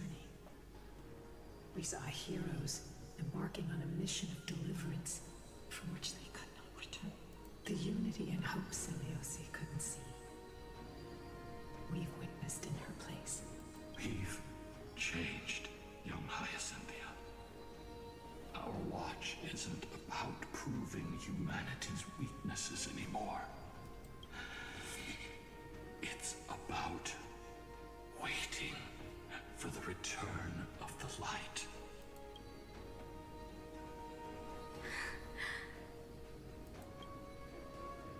Lady Celiosi, I want to tell you this. Doesn't matter if you can hear me or not. I want you to know that I am glad to be born as the child of a nameless and ordinary mortal. Only then can I prove to you that tenacious hope, buried in the deepest part of the human soul, has not been lost to time. It's just waiting to heal and grow, and then it will shine once more. Even the most cowardly individual harbors a seed within. Perhaps in your era, the light on the horizon was too dim for it to sprout. But do you see it now? 1,000 years later, the path you forged is now walked by many brilliant heroes. They love the people of this world, unreservedly, willing to sacrifice themselves to shine a light upon the children of humanity. The light they leave behind will inspire the seeds within people to sprout, grow, and thrive, nurturing them every step of the way until the barren land is reborn as a thriving forest, growing endlessly, and one day reaching for the sky once again. That twilight, still capable of being healed and protected in the end times, is the reason we choose to bear the weight of humanity's flaws. History has proven once again, the Flame Chase journey itself is a miracle. It began with a whitewashed lie, but it laid down a path of deliverance for humanity over thousands of years. Celiosi, we have honored the promise made by that nameless Chrysos heir and returned here. We also bring you the answer to your question. Mortals are capable of change, and humanity is worth saving. Our people, forging through the trials of the end times, deserve a second chance. We are worthy of a new dawn. Hyacinth. Yes, Solibus, Lunibus.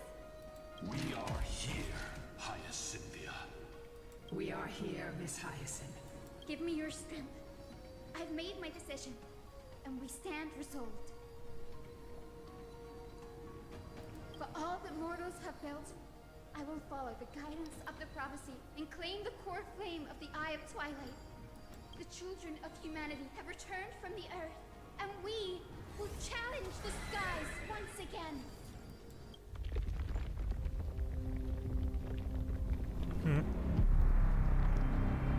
This time, I will not be overwhelmed by the darkness of humanity. Face us, Avatar of Sky!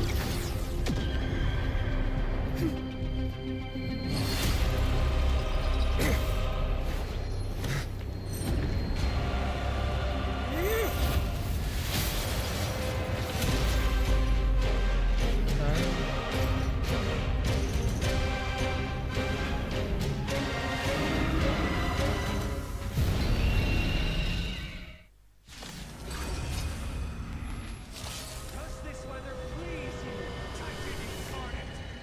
Don't you this and taste the fiery blaze of Dawnmaker! If you could still hear my voice, Lady Seliosi! Behold, the strength of those who pledge to save the world!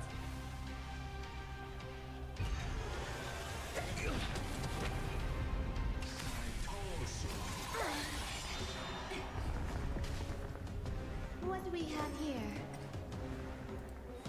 Existence is unity.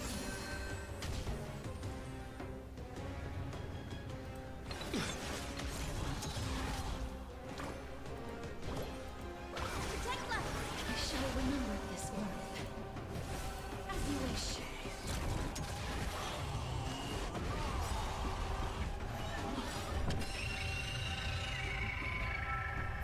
Embrace a new life.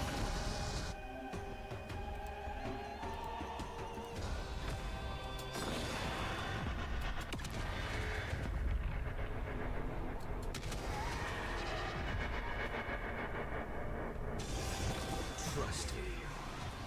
We can do anything!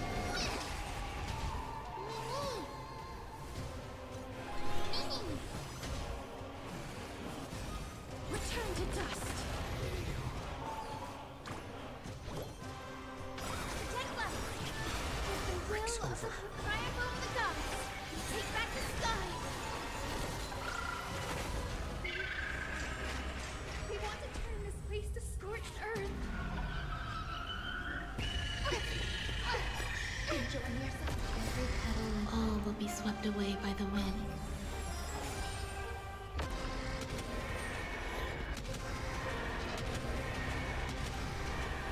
May death protect us! Yeah, I have a feeling it's literally. I will strike down the false sun!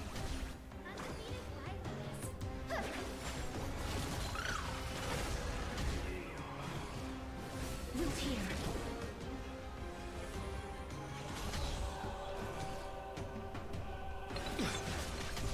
There's more to life.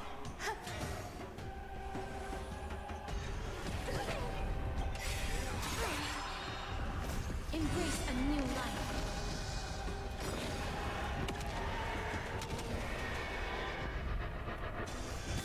Trust me. We can do anything!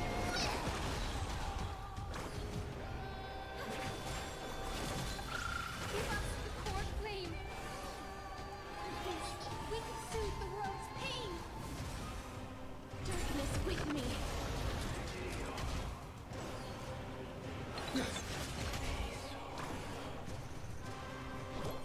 Tekla!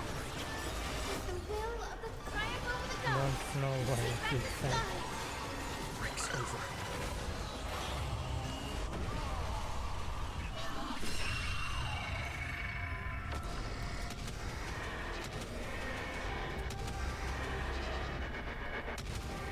Oh, wrong button, but Protect okay. us.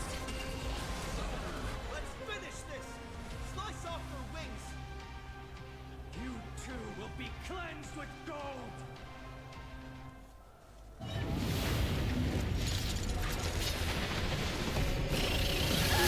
Quick, behind me!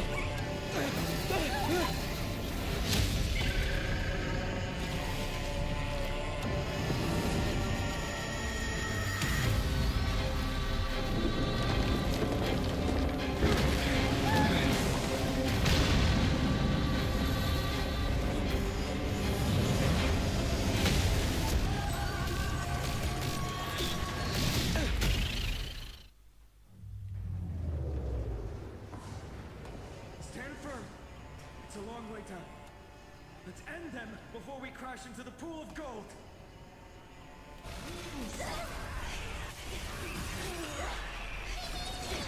Every petal and all will be swept away by the wind. Eternal, please cherish this time as you wish. Protect life! So this is the warmth of life. Enjoying yourself? Embrace a new life.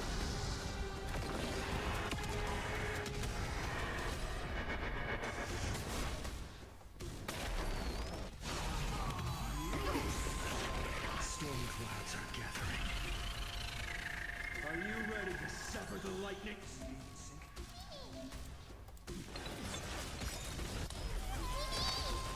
Trust me, we'll do anything! Life is returned to dust.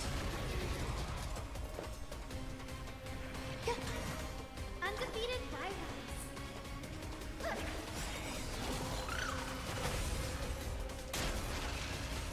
With the will, triumph over the gods. Take back the sky.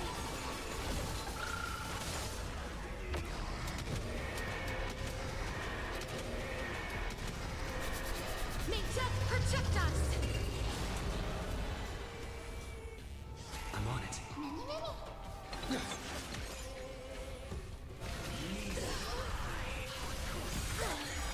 Every petal in life, all will be swept away by the wind. Undefeated Byrise.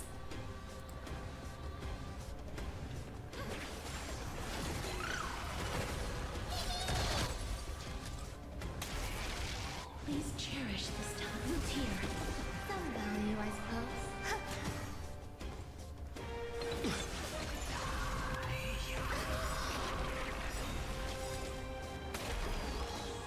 Embrace a new life.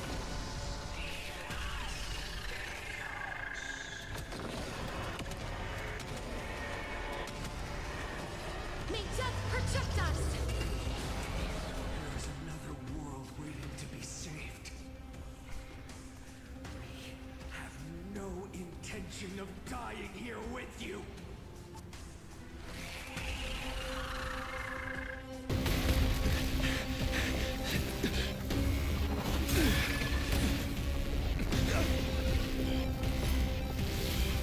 Titan! Nothing to nothing!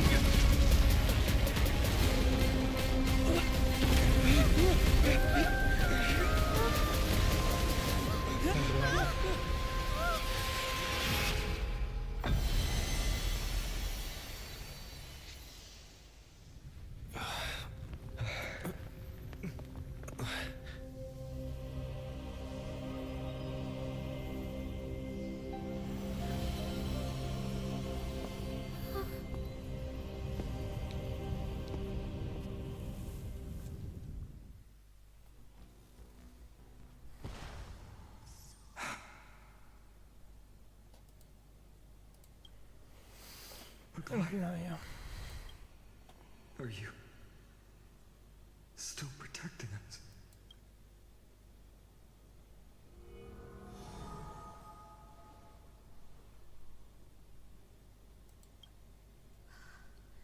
Is it all over now? Seleucid condemned humanity, casting them into the pool of gold. In the end, she too was... Take that core flame with you, Hyacinth. Our mission isn't over.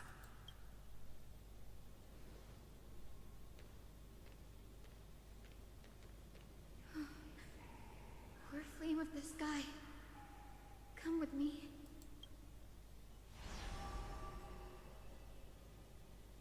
It's a strange feeling. It's so warm and powerful. Holding it in my hand, it feels like the winds of this world might turn for me. Summoning thunder or snow is just a thought away.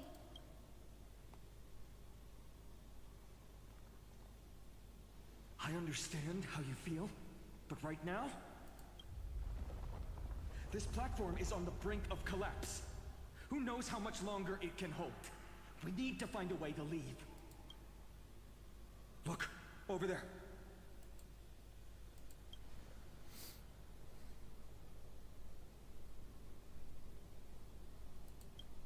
No idea, but we have to take a gamble. If the prayer can rewind the shattered platform, then we might ride it back to the entrance. And also retrieve Aglaya's amulet. We can't delay any longer. Everyone, move quickly.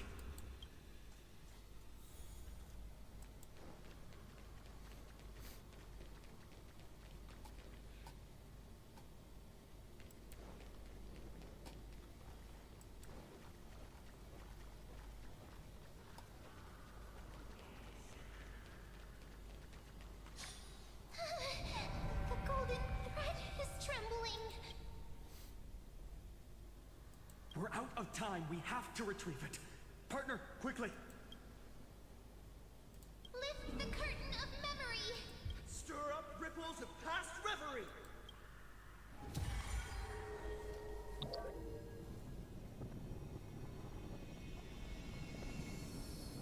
Wow.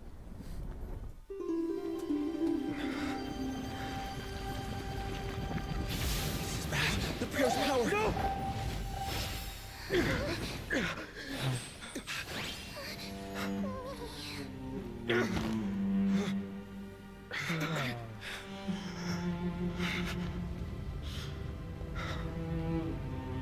Come on. We have to get out of here. I shall have my final bath Oh my god. in warm and radiant gold. From here on, Finan, you shall embark on a journey with no return. This is her true ending. Light fades, only to await the sun's rise. One day you will step forward, not out of fear, but to return the dawn to this world. It's right in front of us.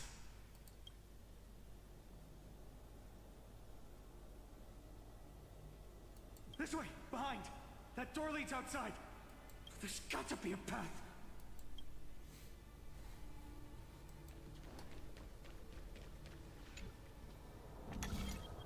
It worked. Let's go.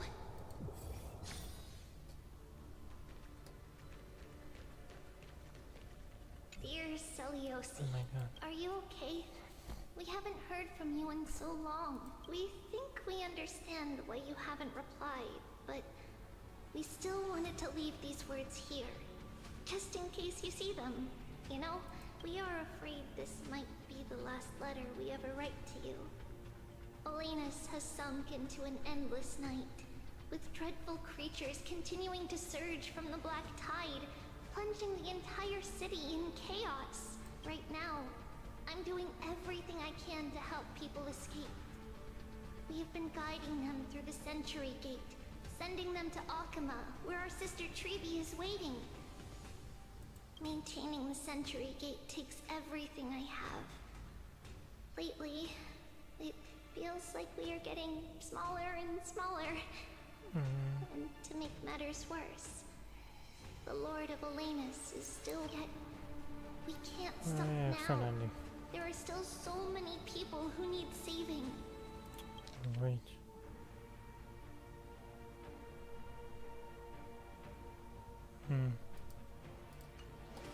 We have to get them to safety, far from the grasp of the black tide. It's something we can't turn away from. Any of our sisters would make the same choice without a second thought. Dear Celiosi, have you become a hero? We truly hope you've succeeded. If you have, perhaps more people will believe in the prophecy and find the strength to stand together because of it. We are so tired now. Maybe it's time for a little rest. And in our dreams, we will see Mama again. Along with all our sisters missing you. Trisha. So it also different message shifters, I guess.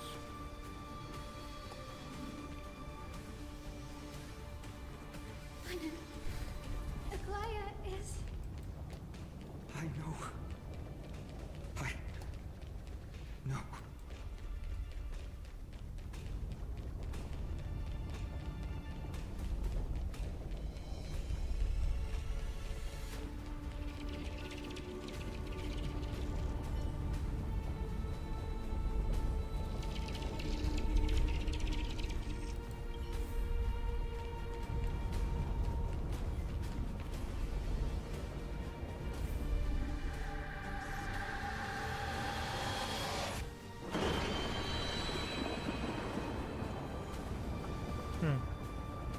Lightning and thunder. The celestial mural is showing the end of the world.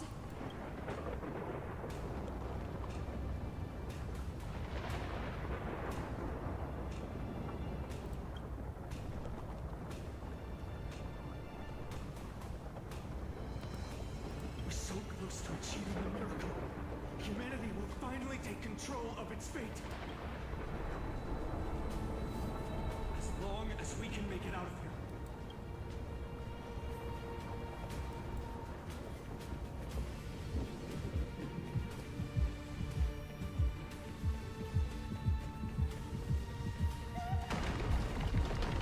Watch out!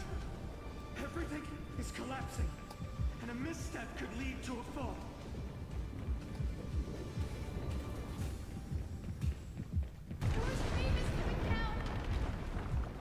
Partner, give us a hand!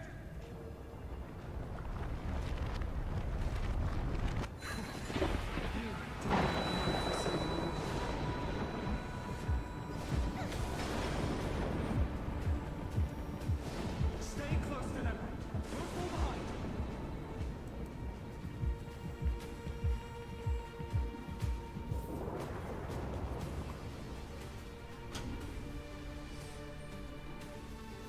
Hyacinth, where are those winged beasts? I'm trying to locate them, but the storm clouds on the mural are blocking my senses. We could use their wings to escape if they were still here. We'll have to rely on our feet for now. Keep moving. We're not safe yet.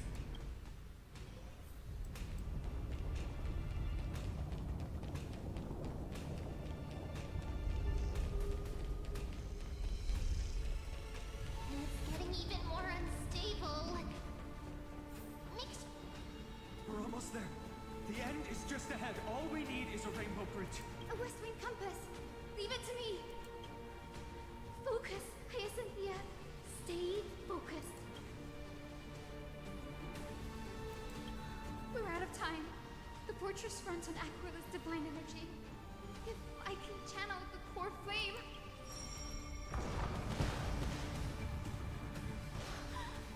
It worked! The core flame responded. Everyone, let's get out of here!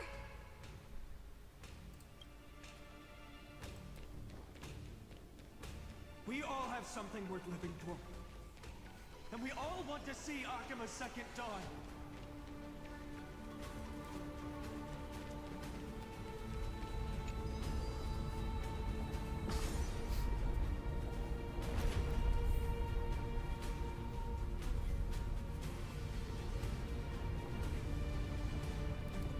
Wait, what was that sound?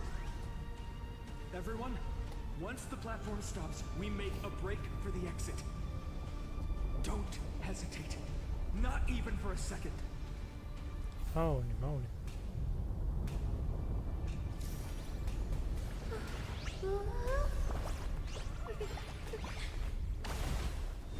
Everyone, hold on tight! No time for speculation. Run! The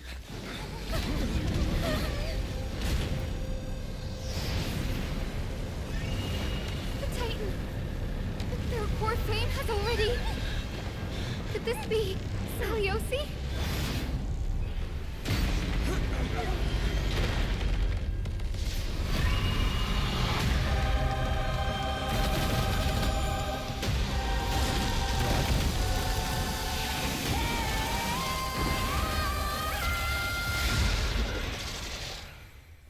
God, we have a final form. Twisted fool. Did the black tide bring me back to life? The core flame has been taken, yet they still move. Lady Seliosi, is that you? Oh, yeah. Trust me. We can do anything!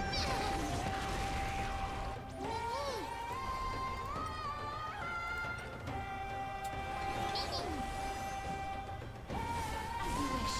There's more to life. Existence is unity.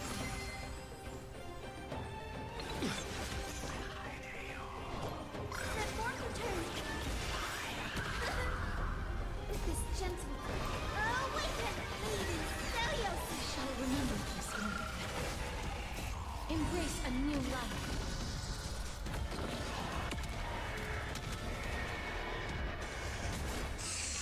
Stay away.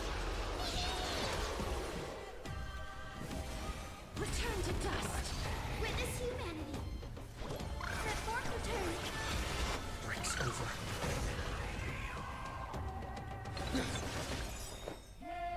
Every petal in life, all will be swept away by the wind.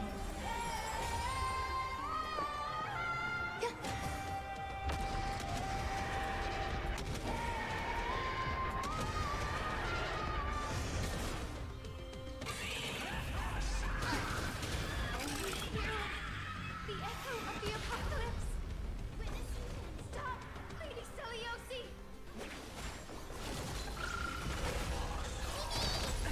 You two will head to the nether darkness with me. I'm on it. Many. Trust me. We can do anything!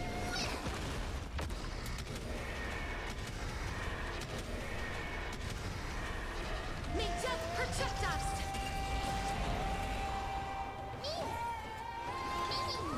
Life is not split here. Some value, I suppose. Witness humanity! Stay away!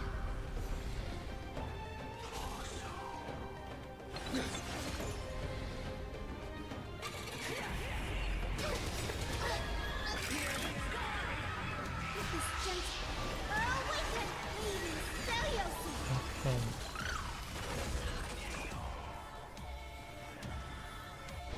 That form return! I shall remember this one. Please cherish this. Embrace a new life. Return to dust.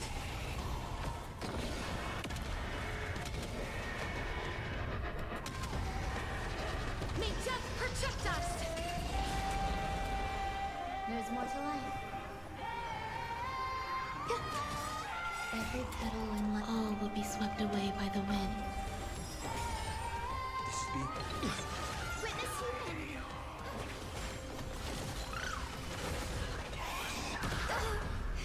Life is not so fragile. As you wish.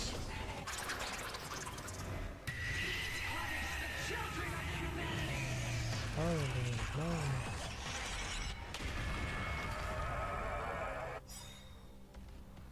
We must bring light to these dark times! Oh my god. With just a glimmer of light, I'll be able to pierce through the clouds. Here's mine, Hyacinth. I am the one who bears the world. I am the blazing sun destined to rise! Lord Flame, bestow upon us the healing rainbow.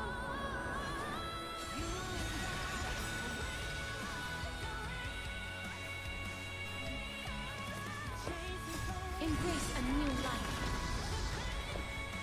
Eternal. Hero of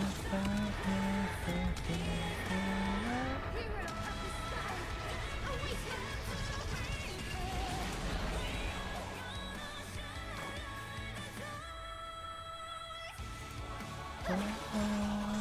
I'm on it.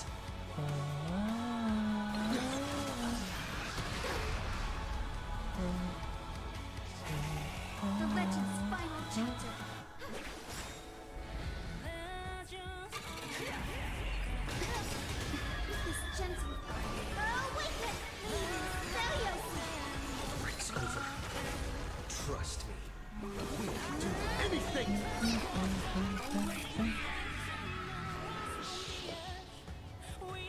resistance is meaningful.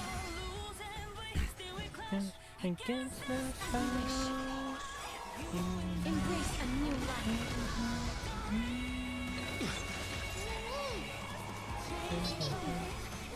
Please cherish this. Return to dust.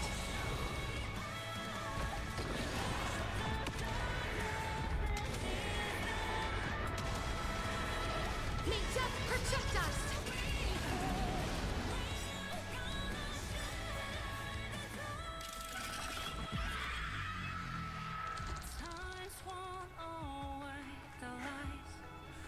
First and only god that Dawnmaker will slay is you!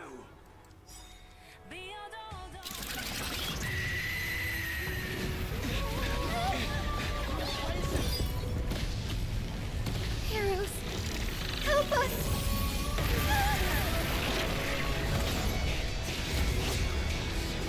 What?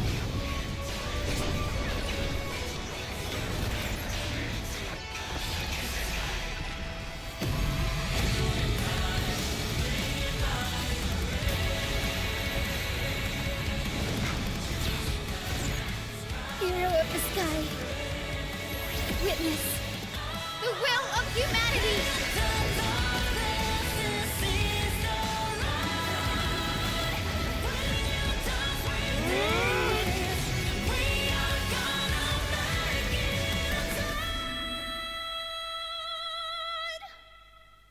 Awesome. Children of humanity, you have overturned the judgment I once cast in disillusionment, beginning with a lie disguised as a heroic legend, passed down for millennia. A grand epic of creation has been written. You are worthy of a new dawn. Cypher? What?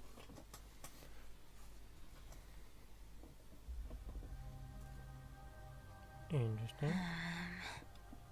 Seriously, where did they hide that thing? Trash. Just trash. What is this? Never mind. I'll take it anyway. I finally found it!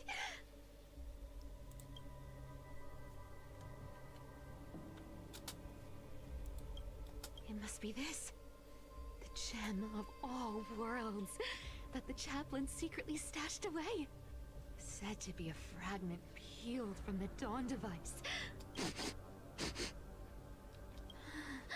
I can already catch the sweet scent of treasure seeping from this little box. So much for the chaplain's devotion to faith. It turns out he's just been padding his secret stash. I've been lurking in the priestly court for over half a year just for this little trinket. Day after day, listening to those stiff priest apprentices drone on with their What prayers. inside? I thought I was going to lose my mind. Good thing persistence pays off. Atticus, is that you? Dying Zeppelin? What? Atticus. That name rings a bell. Oh, he's the apprentice the chaplain favors most. The one everyone expects to be the next chaplain. Not saying anything would feel awkward. Maybe I can hold it together with Zagreus's ability for now. Now.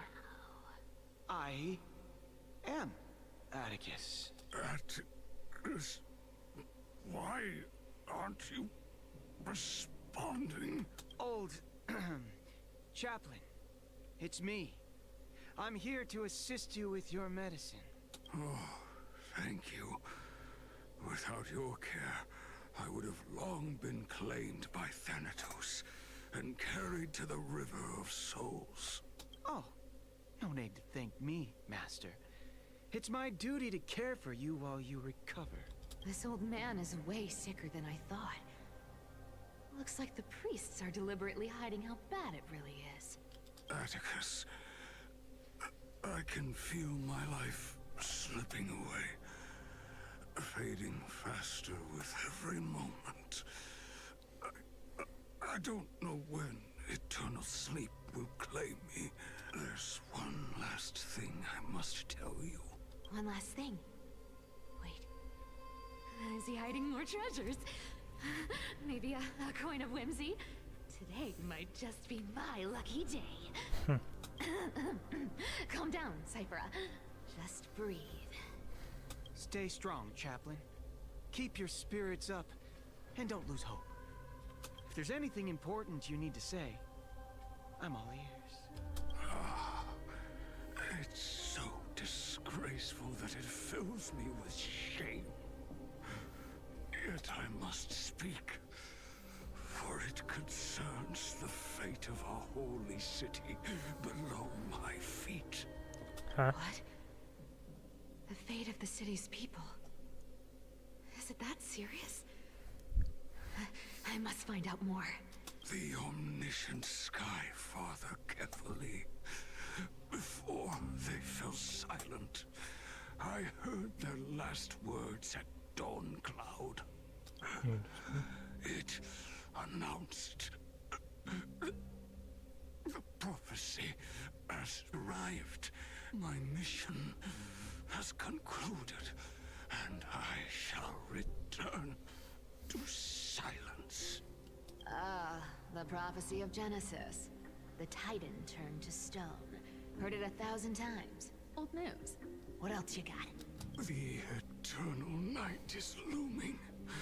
But over the next 300 years, the Dawn device will safeguard the holy city, poised for the children of humanity to create miracles. The Dawn device, the miracle of Genesis, the usual cliches. Wait, did he just say the next 300 years? I have concealed the deadline the Sky Father set for everyone. I lacked the courage to carve the countdown to the city's new dawn into the hearts of its people.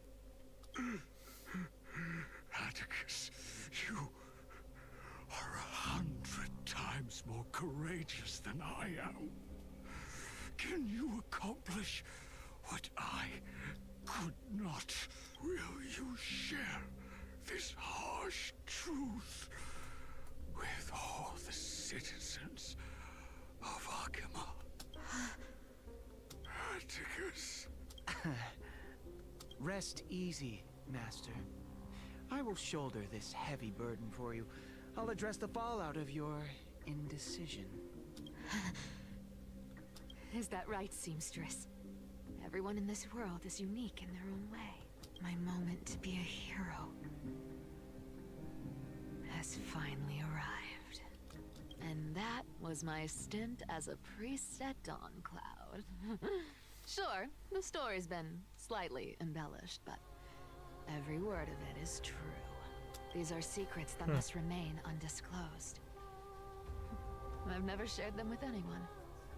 Not even Bartolos. So who are you saying? You should feel incredibly honored to be the first to hear this. Unfortunately, you can't clap or comment right now. But that's beside the point.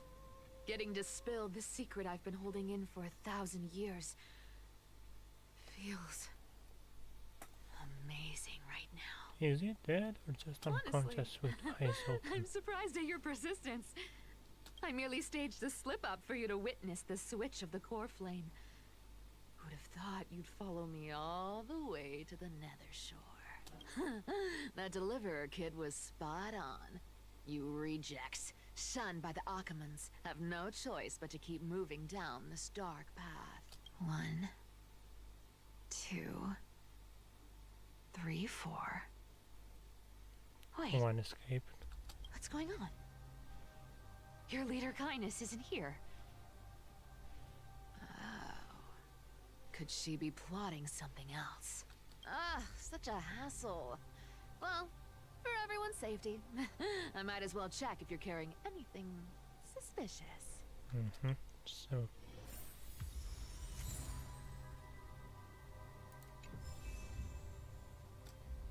This dagger's got a nice look to it.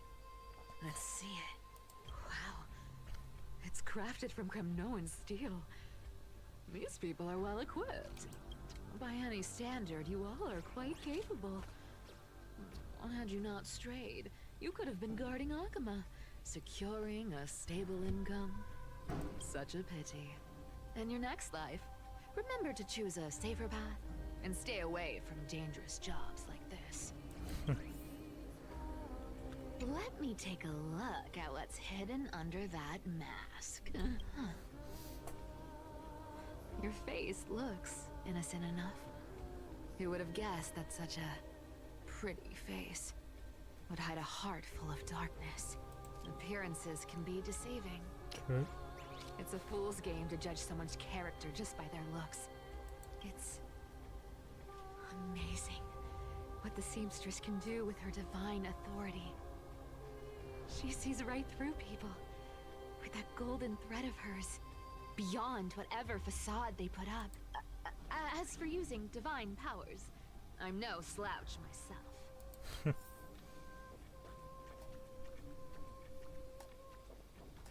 Okay. Who came up with this uniform? It's got more pockets than it needs. Nobody wears this style anymore, do they? Back in the days when I was doing honest work for the Gold Weaver, I saw my fair share of these. Oh. What do we have here? Grindr, seriously, man?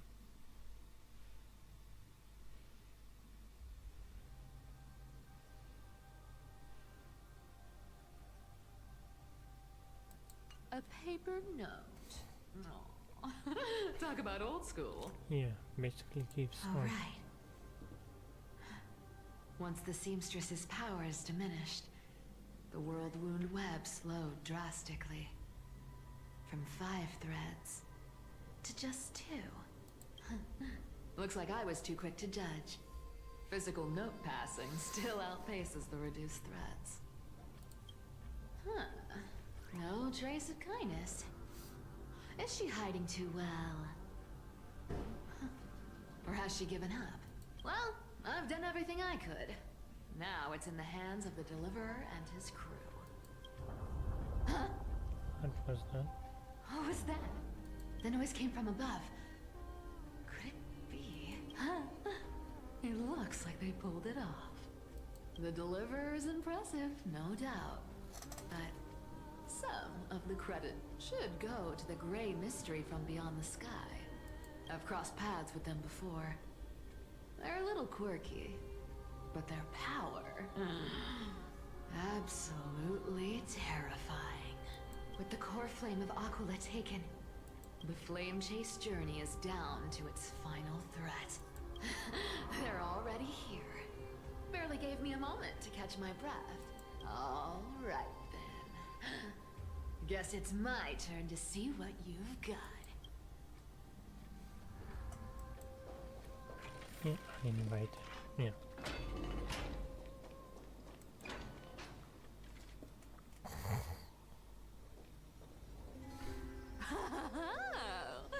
You made it. I've been waiting for you. Black-clad sword master, the Flame Reaver, whatever your name is.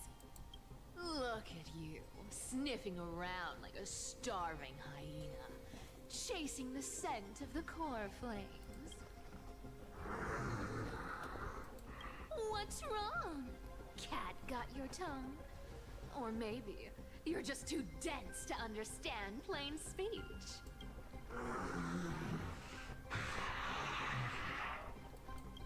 Throne of worlds, core flame, must take back. Take back. You sad little thing. I've got you all figured out. Let me guess. You've been eyeing these last 2 core flames all along, huh? No wings, no allies. Oh, what a pity. Even with Aquila's core flame sitting idly in the sky, you're helpless to reach it. All you can do is sit and wait for the Chrysos heirs to bring it down, then swoop in like a brute to snatch it for yourself. Isn't that so?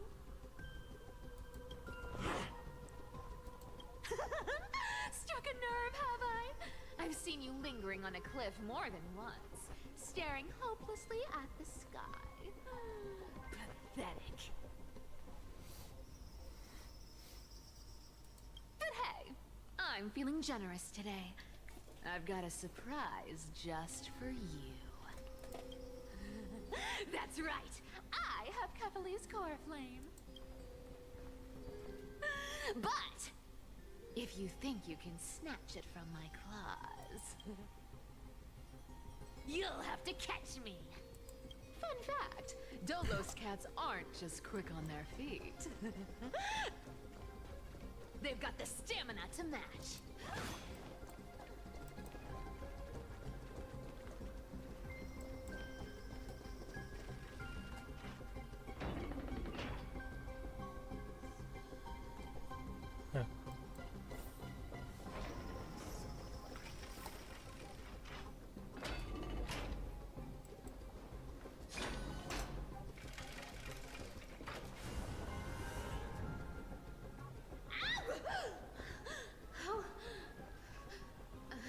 How did you get ahead of me?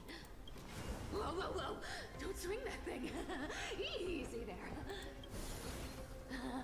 You're after Kephales's core flame, aren't you? Fine, take it! The deliverer made me steal it. It's no use to me anyway.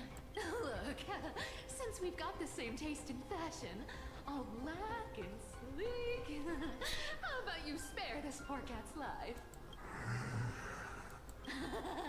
That's the spirit. You get the core flame, and I get to keep breathing. Everyone wins.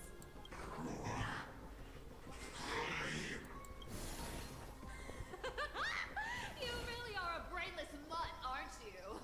Woof, woof. Come on! Come on! You're not gonna let a little setback like a lost bone stop you, are you? Well, look at that. They actually caught up with me. No one's ever managed that before. It's been a while since I've had a chase this good. Don't quit on me now. I'm just getting into the groove.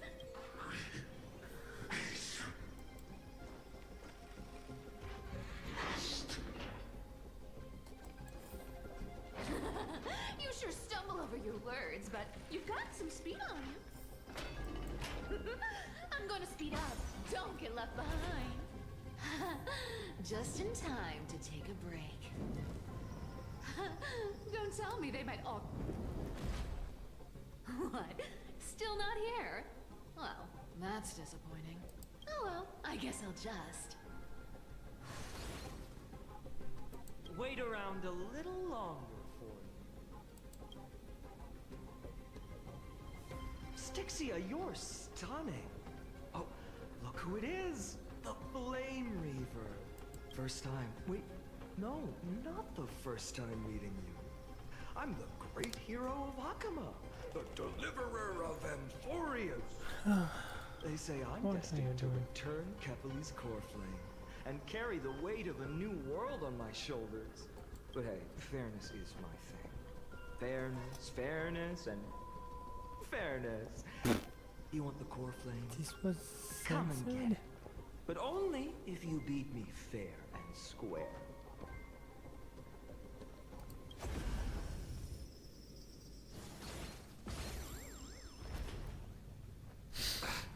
Boring. I was hoping you'd at least humor me for a little while. Stupid mutt! Fooled by the same trick twice! Bye-bye, Flame Reaver. Not as fun as I'd hoped. I guess a brainless brute isn't much fun when it comes to mind games. I seriously can't shake them off, huh? This is borderline impossible. They're not going to back off anytime soon. Well then, Guess I'll just have to lead it somewhere higher.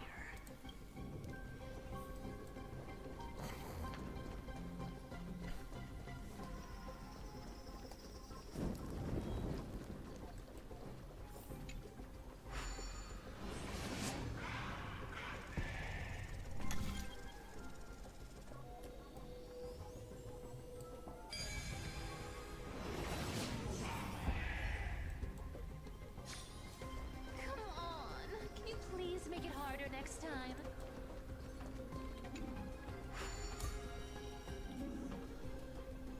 I'm Cypher, trying to understand. do you still plan to go to Dawncloud? I've made up my mind. Don't think about stopping me, seamstress. Is it for the gem of all worlds? Does it even matter? You'll never guess whether I'm lying or telling the truth. You're still wearing those golden boots I gave you. I hope you're not running from someone the next time you wear them. Aglaya, did you see that? No one can catch up to me. I'm no longer running to escape anymore.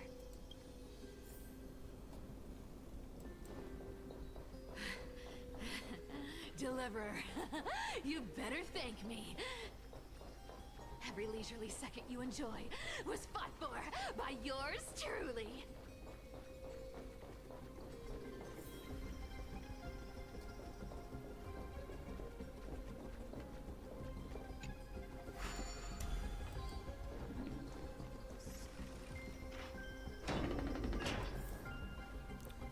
Let's see.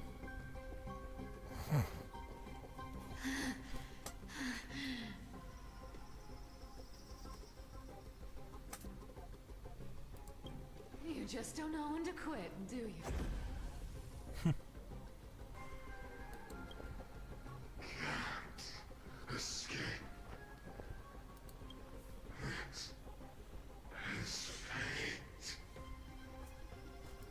Wait, huh? Fate? I These always thought guys only are privileged also city dwellers like to toss useless. that word around. As if they couldn't get by without using it as an excuse. Cycles. Wait, he knows about the second?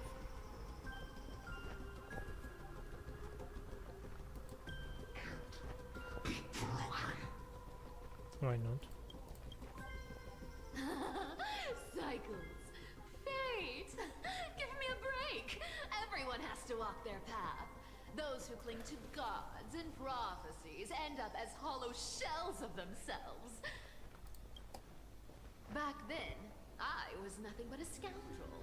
A cheat, clawing and scrambling just to survive in this messed up world. If I'd given up and played along, this place would have been nothing more than a lifeless wasteland by now. It has to be me. My bad. Why bother offering wisdom to a mad dog who wouldn't understand it anyway? Do you know why I dragged you here, mutt? Word is, you've tangled with that golden-haired lion before.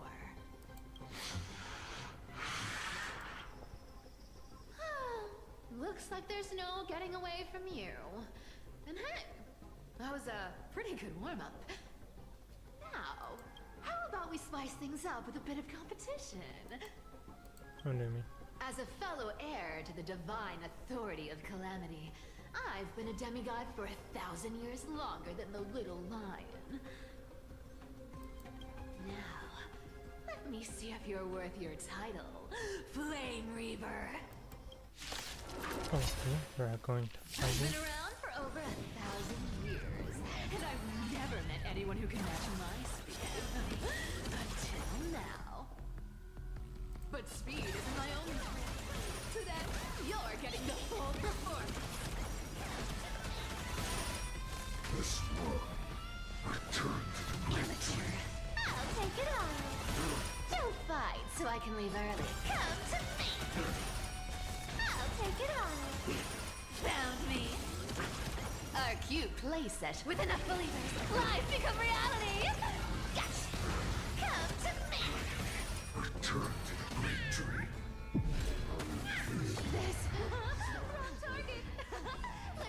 You need to work on your aim.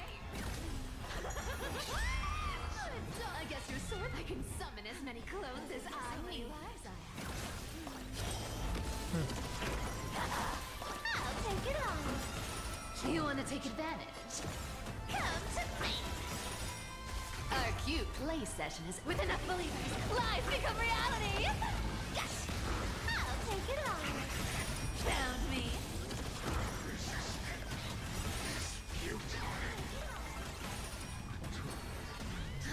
I've played with you long enough. You want to take a time to retreat? See you around, bud.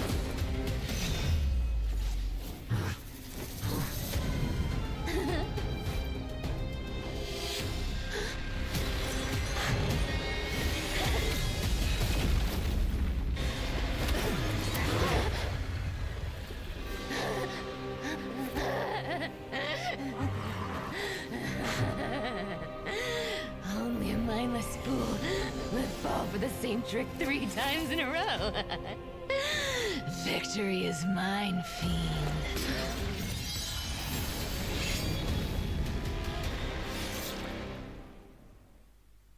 No. Not tell me she's dead. To all citizens of Akama, today I bring you 2 pieces of news. One sorrowful, one joyous. First, let us offer our blessings to the departed. Our beloved Chaplain Amphoreus has returned to the embrace of Sky Father Kefali. May he rest in peace. But citizens, do not grieve his passing. In his final moments, Chaplain Amphoreus found peace.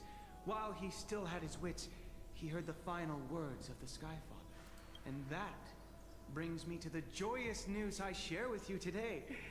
Before the great world-bearing Titan fell silent, they spoke one final message to my revered mentor.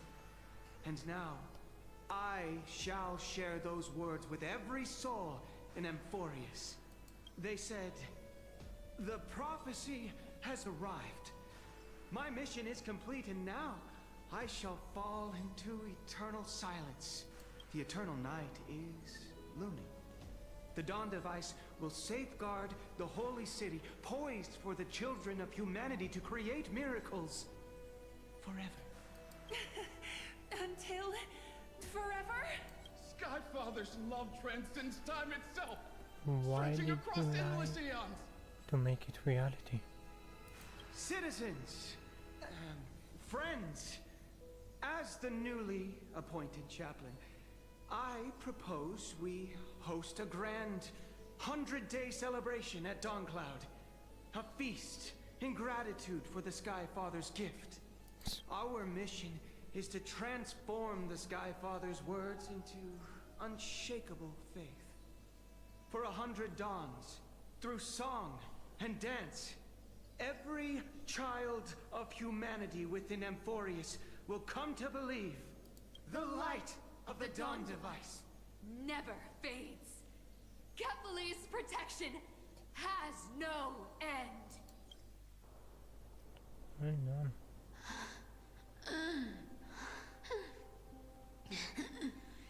You shall walk with greed and die over petty change.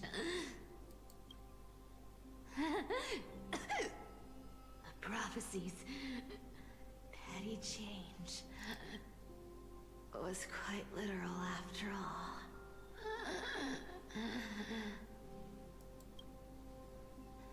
Atticus.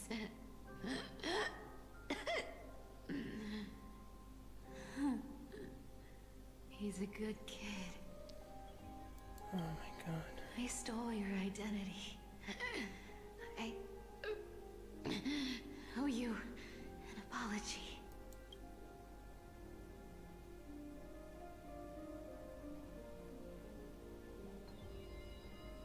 But I owe more than just an apology. There's also you,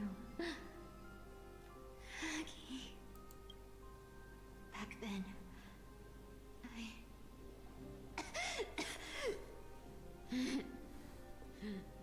I had to leave Akama. Why? You see. You were so good at reading hearts. If I had stayed by your side, she will discover the light. my fragile lies would have been exposed sooner or later.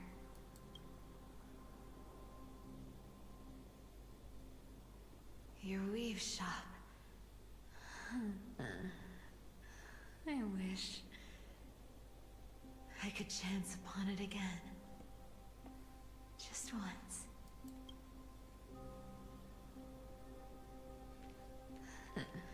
To be scolded by you and Treeby.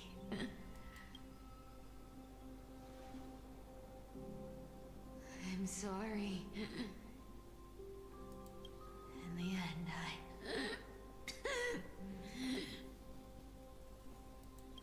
I overestimated myself.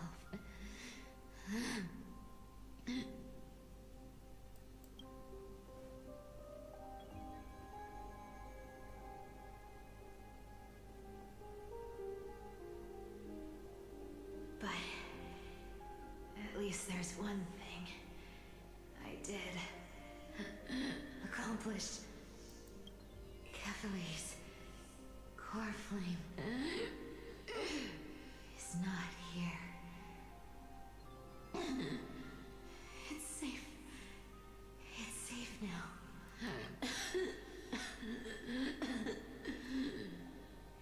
Even if I'm nothing more than a thief, at least I did something. For the flame chase. Aggie. Aggie, can you hear me?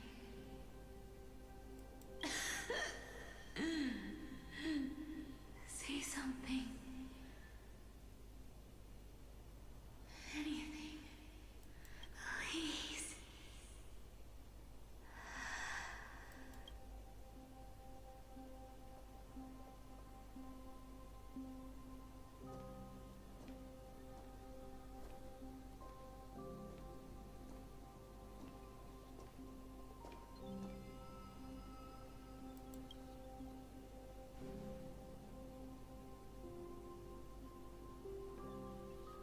You are the unsung hero of Amphoreus, Cypher. You saved us all.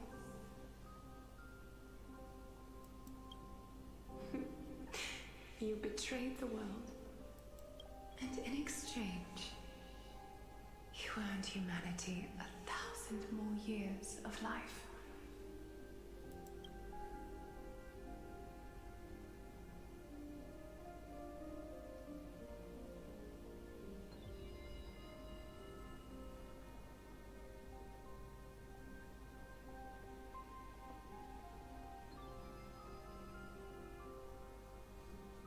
Yeah, it was ours.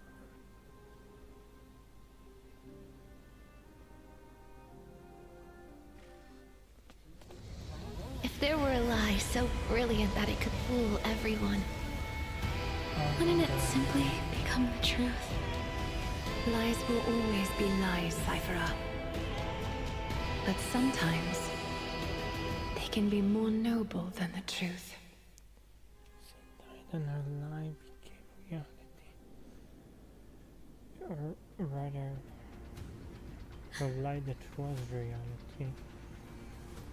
I suppose was going to be a lie. The core flame in my hand. It's trembling. It's sending me a warning. Lord Finan, in Amphoreus' mythology, isn't the Dawn device said to be a gift from Aquila to Kephalie? Why bring this up now? Let's focus on getting back down there. Lord Finan? Yes. Nearly every mythologist agrees Aquila gifted the Dawn device to Kephalie. Everyone, calm down. Listen to me. The cord flame in my hand trembles violently. Its warmth slipping away like sand through my fingers. It burns your immense energy just to leave me with one message. The Dawn device is extinguished.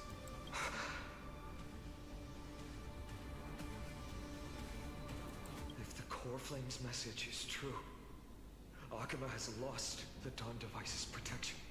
Darkness will consume the Holy City in an instant, and the aftermath will be devastating. Finon, I feel something too. While Hyacinth was speaking, countless streams of memories rose beneath our feet, spiraling into the sky. There are so many, so heavy. Even through the fortress walls, I can still hear them clearly. Birds, nymphs, people, their memories tangled together, their cries echoing as one. Could this be because of the Titan's fall? But that doesn't make any sense. There's no time to dwell on the cause. Without the light of the Dawn device, the Holy City will be consumed by darkness, and countless lives will be cast adrift. Everyone, you must return and fulfill the mission of the Chrysos heirs. As for me, Denny, you're still carrying the Goose's spirit water, aren't you?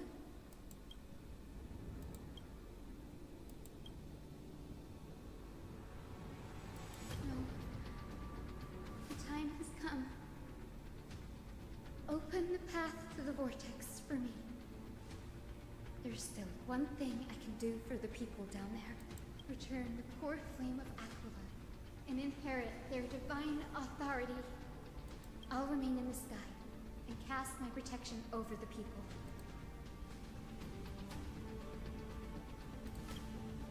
Yes.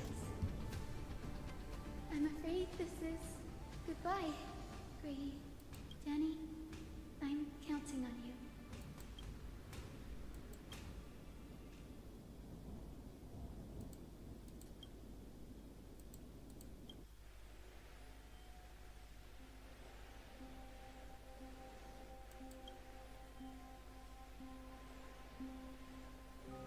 It still feels unreal. Even after seeing it a second time, you'd move in perfect harmony with the rivers and seas of this world.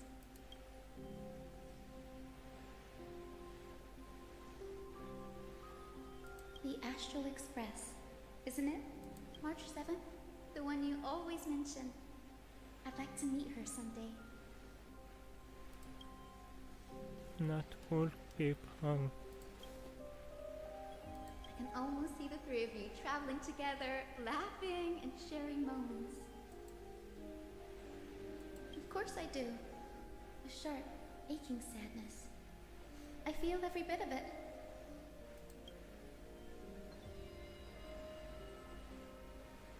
As a healer from the Twilight Courtyard, Don Hung, it's my duty to stay composed in front of those suffering from illness. A sorrowful expression would only add to their burden. The world I love is the one suffering now. How could I face it with a frown? Goodbye, everyone. Please, become the heroes this world needs. And as for the final blank page of this epic, the lives and stories of ordinary mortals, I'll guard them until the very end. Oh my god.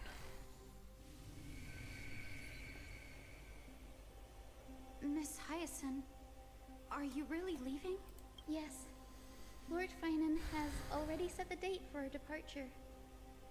As a descendant of the Sky Hero, I must prepare myself and carry this responsibility. What about this new Twilight Courtyard? Believe in yourself, Clementine. You're an exceptional healer, more than capable of handling things on your own. The patients trust you, and you've earned that trust. That's what matters, isn't it? Miss Clementine's medical skills are amazing. We believe you'll make the Twilight Courtyard proud. Thank you, Lady Treby. I'll do my best.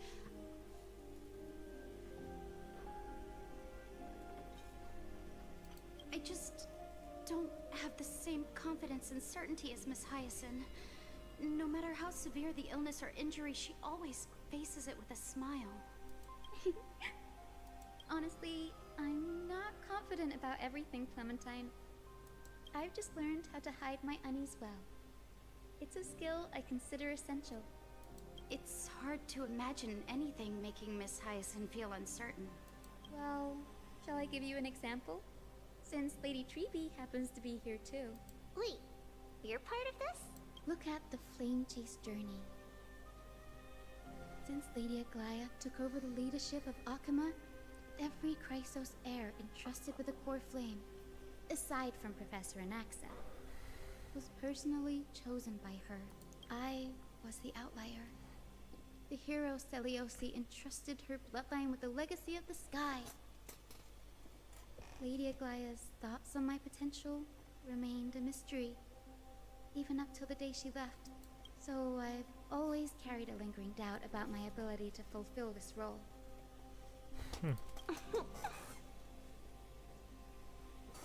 Lady Treby, why are you laughing?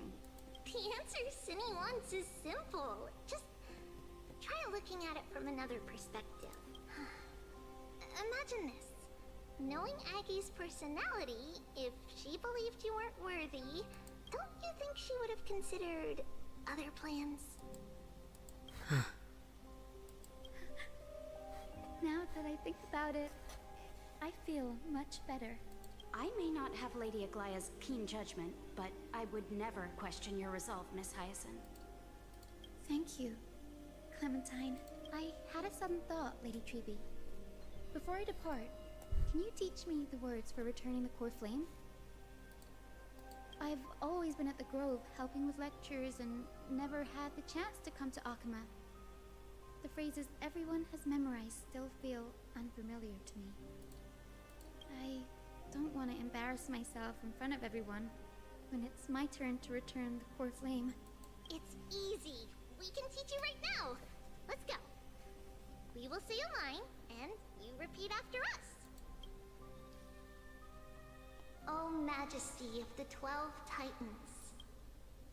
O Majesty of the 12 Titans. Pillars of the world. Pillars of the world. We seek your divinity. We seek your divinity. To mend the rifts of the world. Fill our bodies with blood of gold. Till we wither in willing service to the prophecy. Surrender the core flame, Chrysos heir.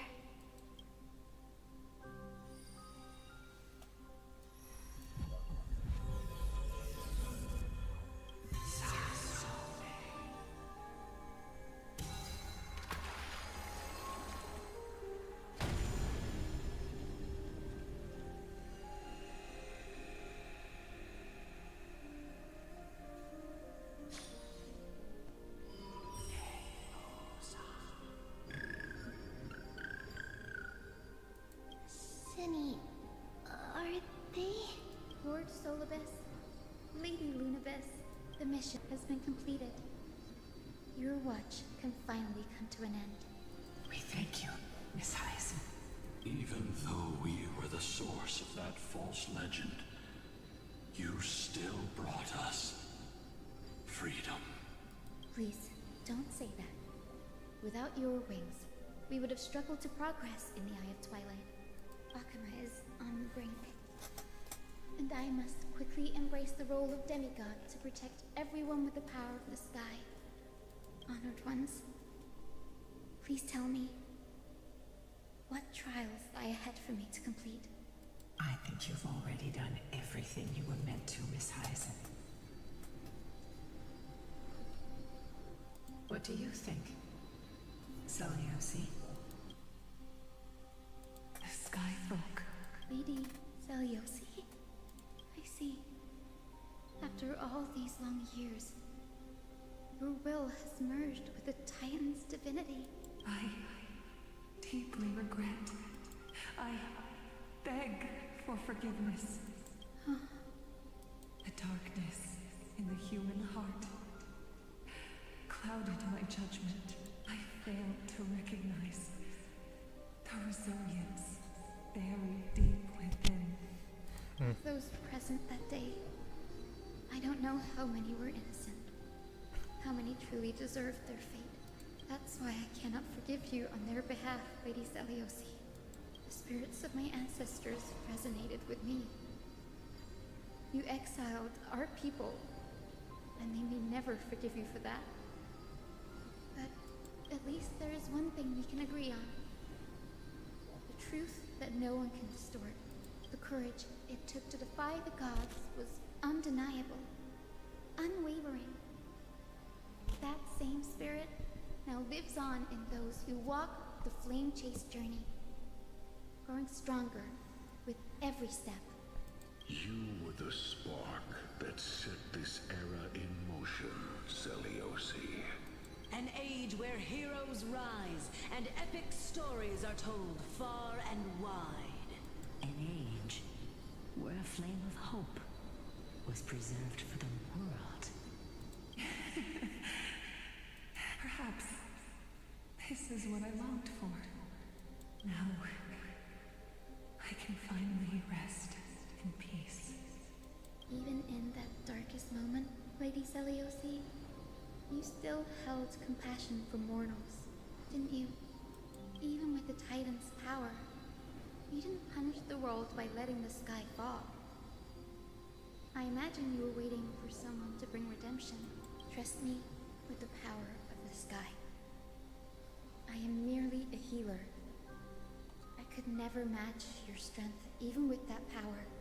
Thankfully, the world no longer needs a demigod who can summon thunder and storms.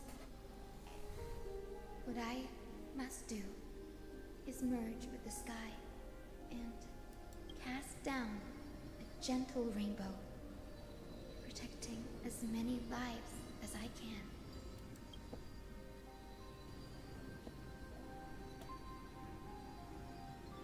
Professor Nexa, do you remember that lesson? In the end, I followed the path of my ancestors, returning to the sky. I didn't return to the earth to walk with the people, but even so, I still achieved my dream.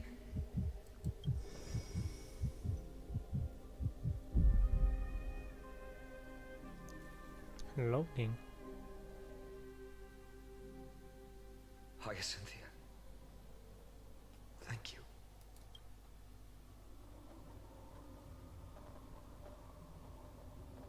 Akima's dawn has come to an end. Why is this happening?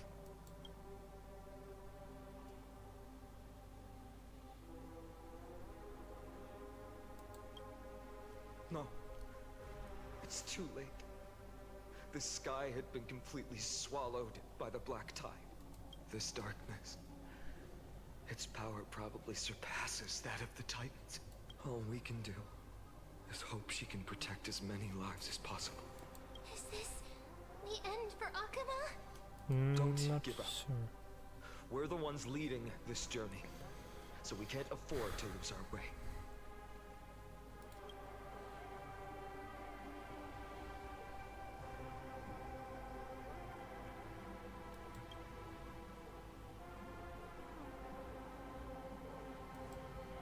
I've never seen anything like this before. Could the black tide be the cause? There are too many things we don't understand, and we don't have time to figure out. We can't delay any longer. Let's head down. Hopefully Kepali's core flame is still safe. I'm confident that Miss Cipher will do everything in her power to fulfill her duty.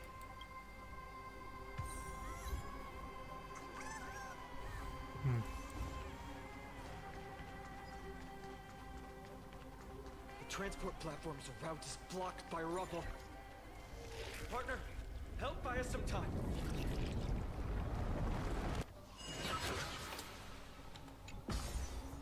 Good job. Now we can get off the mountain. A black tide creature. A dawn cloud. Oh no. The people in the city.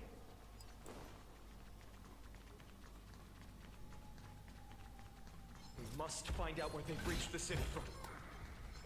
Tribby, please hold on till we get back.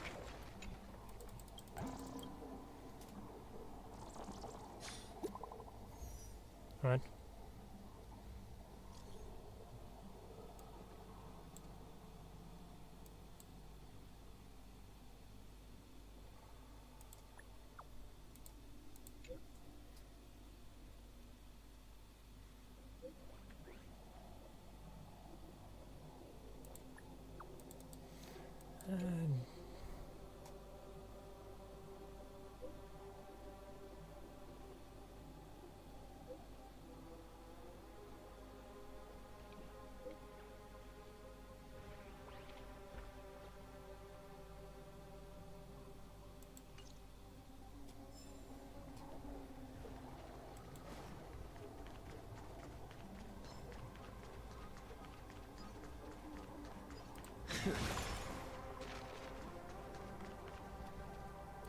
This is different.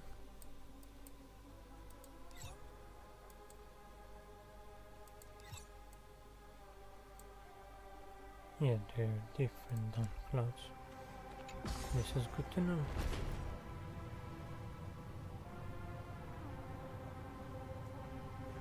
Anyone who dares stand in our way will get a taste of Dawnmaker's edge.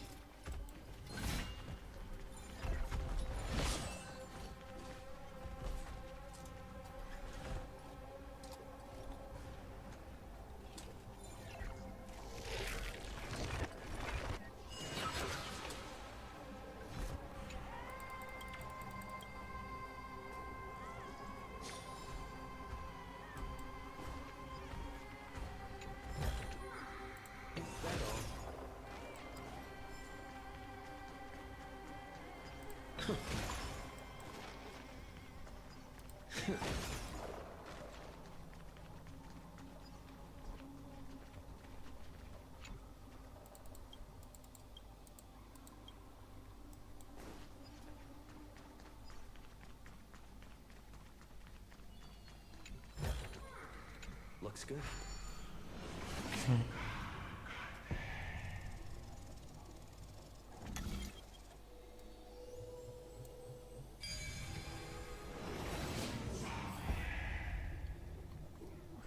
Over there!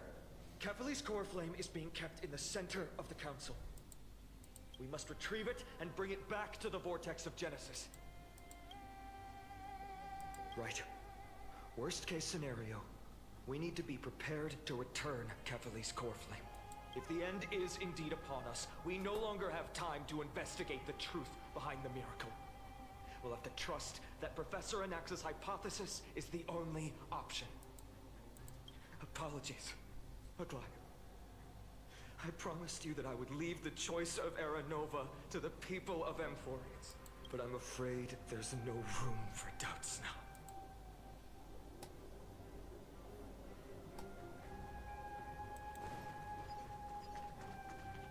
Her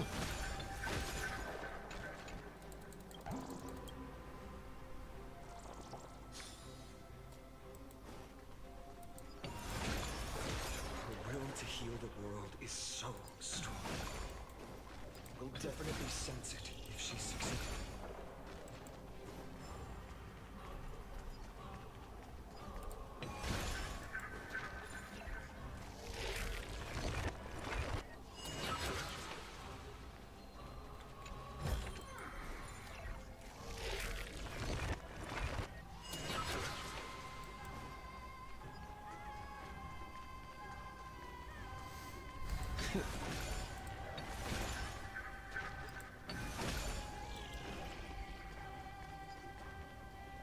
Of course, Skyfather Kefali, please forgive these ignorant and lowly children of humanity. They are so utterly naive that they think of the golden-blooded heretics as deliverers. This blood-red sky, and the raging flames and demons throughout the land will purge their foolishness. Kindness. Just kill her already. Lord Deliverer, why don't you join me in praying to the benevolent Kefali? Cast heretics.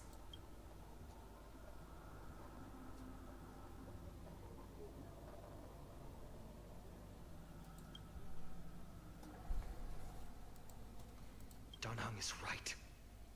My sword yearns to end your pathetic life. But to a cornered dog like you, the most deserving punishment is to personally witness the Chrysos heirs fulfill their mission. Only then will you truly know how meaningless and foolish your past transgressions were.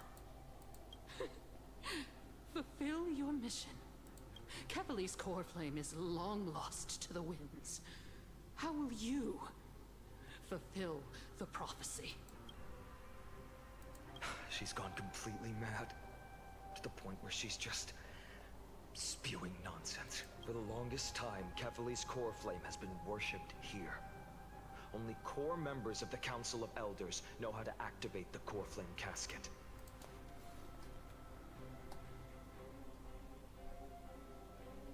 No. There's no need to go through that effort. Professor Anaxa taught me more than just what was in the textbooks.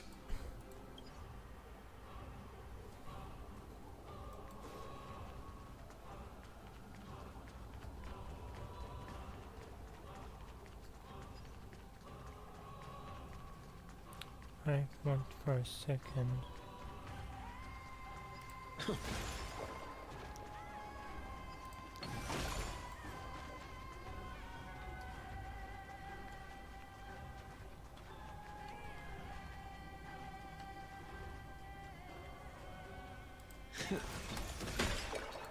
Good.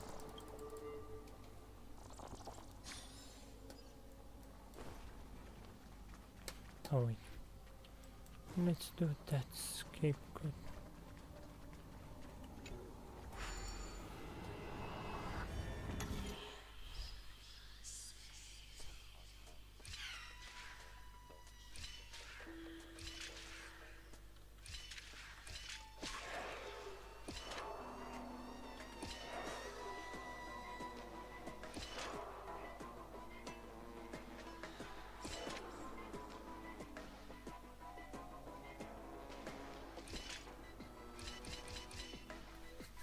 Okay.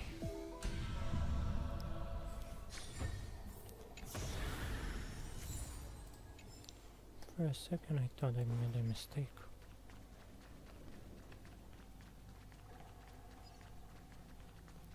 Now let's return here.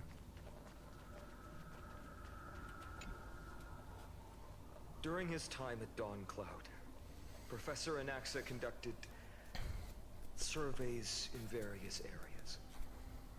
I still remember the words he used. I hope it works. All-knowing Father who bears the world, please share a glimpse of your merciful gaze with me. Cast down the Titan's fire that hangs at the pinnacle of the world, for your devout creations to behold. Oh. It worked. One step left to undo its arcane seal. Partner, I may require your strength again.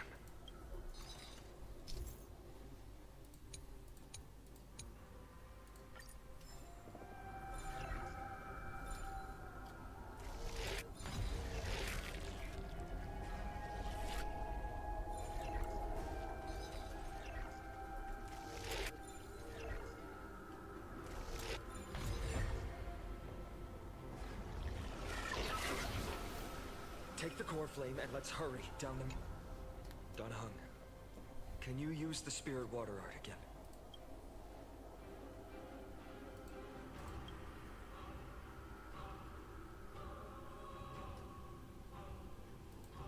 Is this also a result of the Black Tide?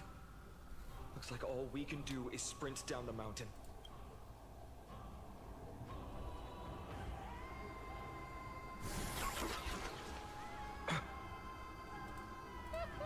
You all thought I completely lost my mind. If the core flame was never tampered with and has always remained here untouched, you all think I wouldn't have the power to take it away?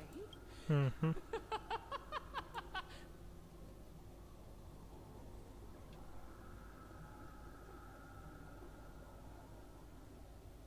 Calm down.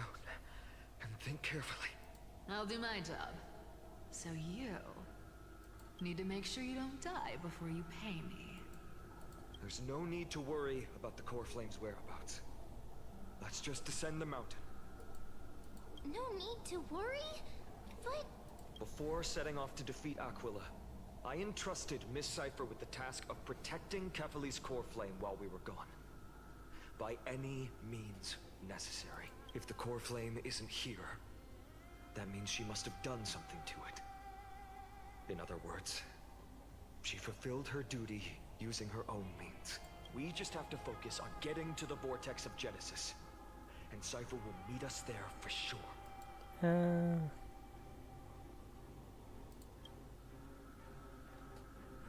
Friends, we have no choice other than to trust her. If the nearest ritual basin is 10,000 paces away, then what we have to do is to run in that direction and hope she meets us after 1,000 paces. If she doesn't show up, we will keep going and trust that we will see her at 2,000 paces. 3, 4, 5,000. I will keep hoping with the same resolve all the way until she shows up in front of us with her usual rebellious attitude.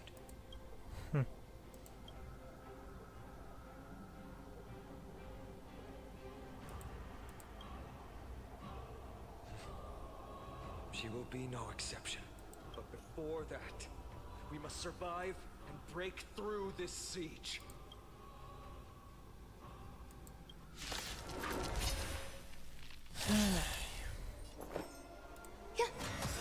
Every petal will be swept away by the wind. Quite fast.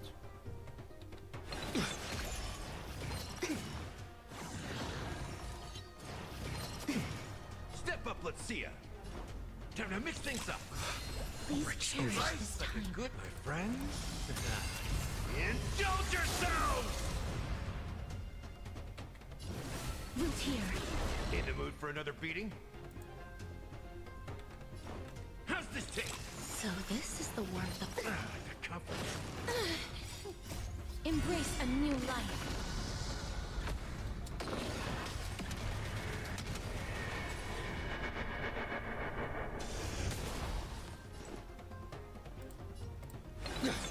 Some value I...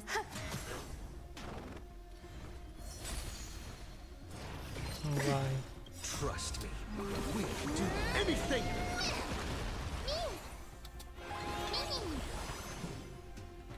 Darkness with me.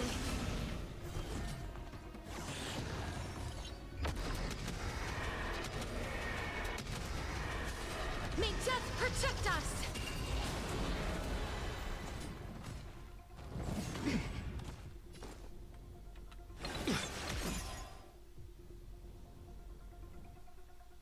It ain't over. As you wish. Every petal, all will be swept away by the wind.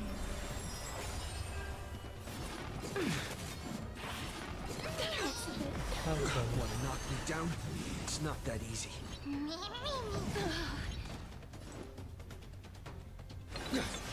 Step up, let's see ya. Time to mix things up. Break's over. My friends. Indulge yourselves! I shall remember this one. There's more to life.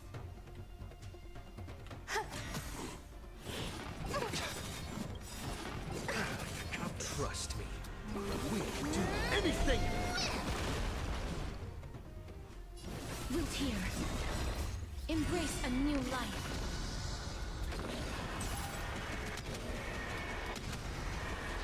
May death protect us!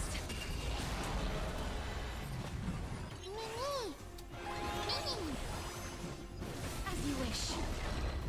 I'm okay. In the mood for another beating? Time to mix things up. Break's over. Some value, I suppose. Root here.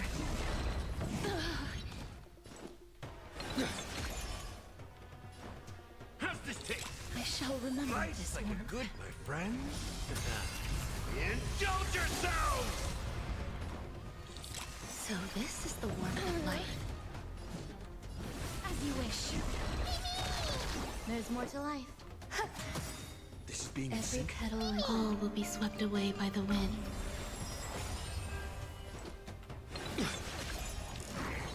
Stay away.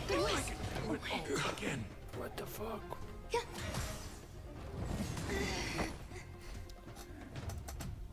Restart. Some value, I suppose. Every petal and all will be swept away by the wind.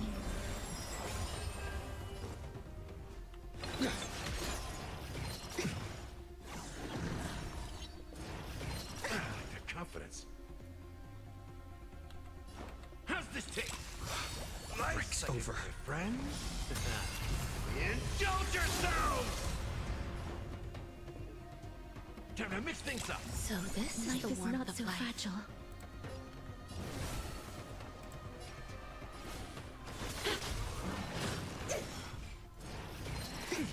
Not a bad idea.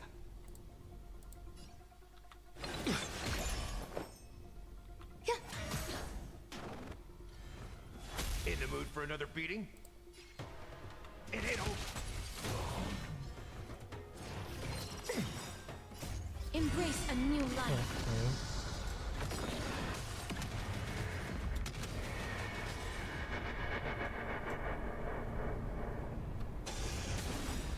Trust me. We can do anything!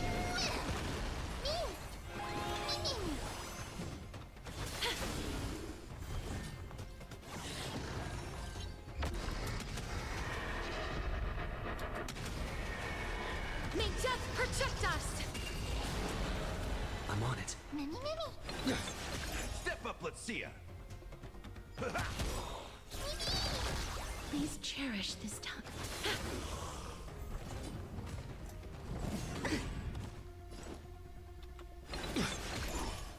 That. How's this taste? So this is Life's the warmth like of a good life. brew, my friend. Indulge yourselves! So this is the warmth of life. Wilt here.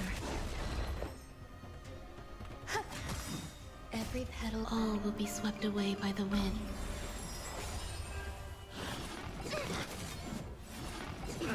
Confidence.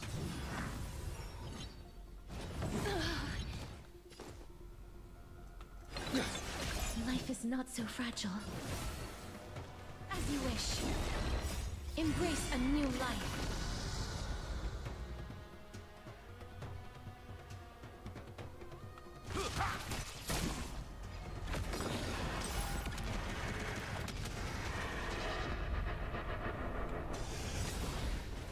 Trust me. We can do anything!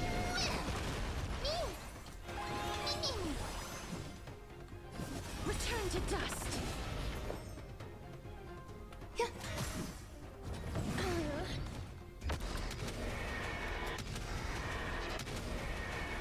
May death protect us.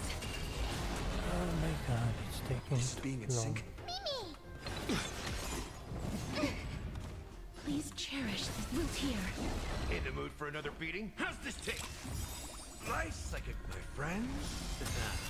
Indulge yourselves! Break's over. There's more to life.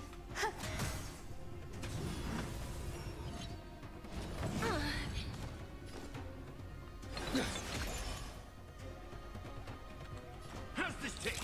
I shall remember this moment. As you wish. Some value, I suppose. Every petal, all will be swept away by the wind. The west wind. Thank goodness. It's not time to say goodbye yet. How the Trust me. fuck did you Do say? anything! I'm on it.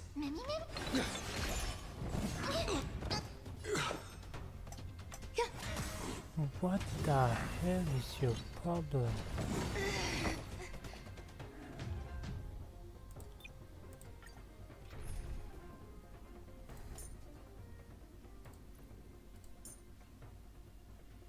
Let's use someone who can use. Right, he has physical. There's more to life.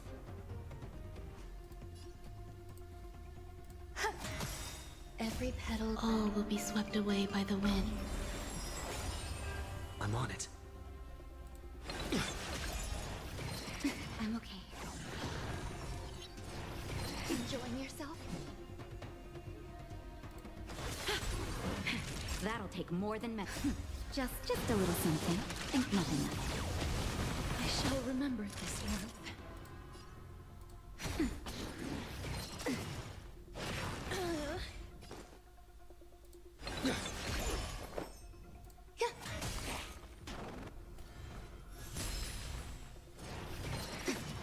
You two will head to the Nether Realm. As you wish. Embrace a new life.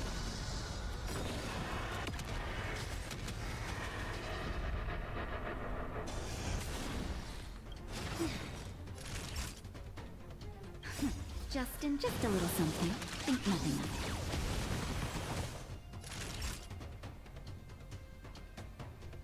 it. Nap time. Trust me. We'll do anything!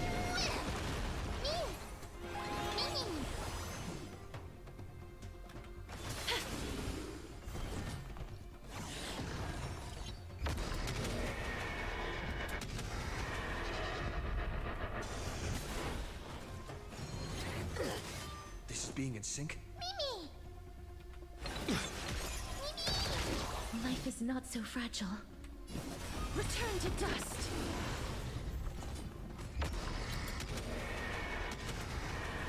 May death protect us!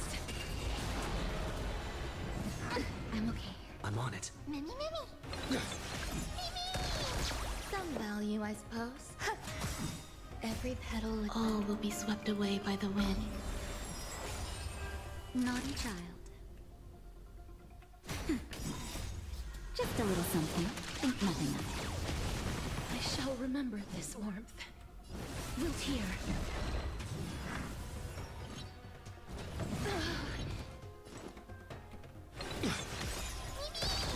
Trust me. We'll do anything! There's more to life. Eternal. Please cherish as you wish. Time for a shot. That's better. I shall remember. This is being in sync? Why Life is not so fragile. Wilt hear. Naughty child. I shall remember. Embrace a new life.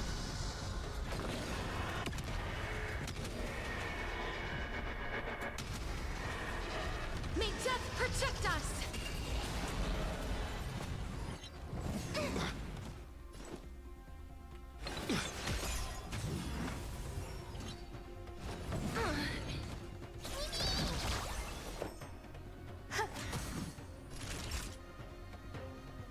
Nap time. Just a little something. Think nothing of it. As you wish. Here we go. It's done. Finally. Let's go.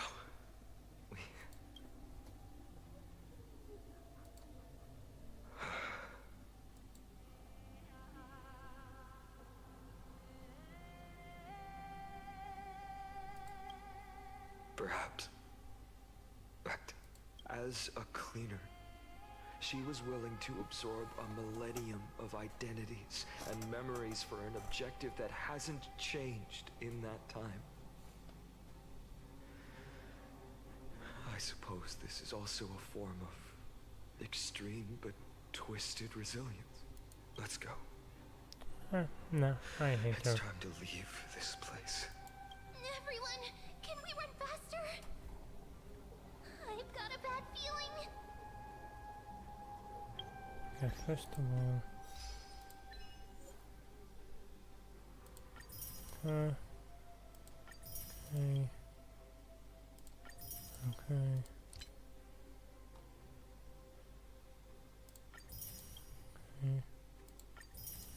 Okay.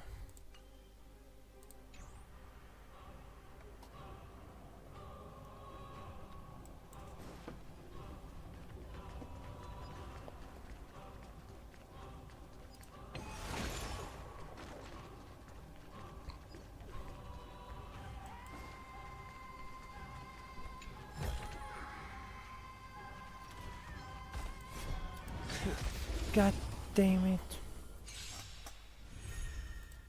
No, this is Some value. This is not what I wanted. God damn it.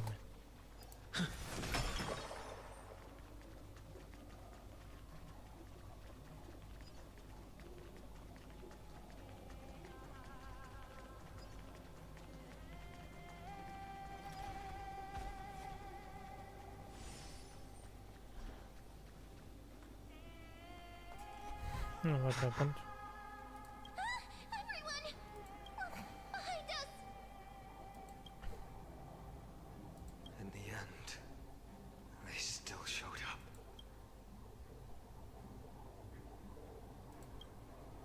I agree.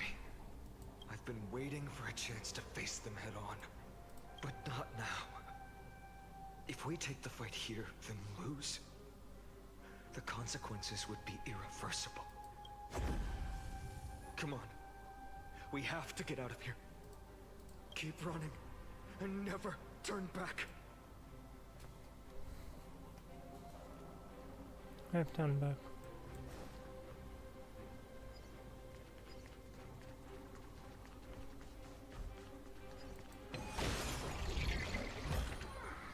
Is that all?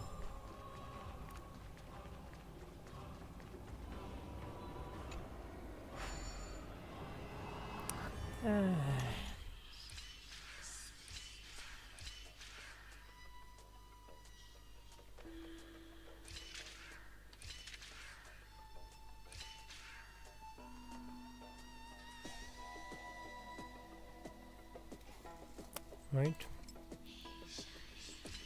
No.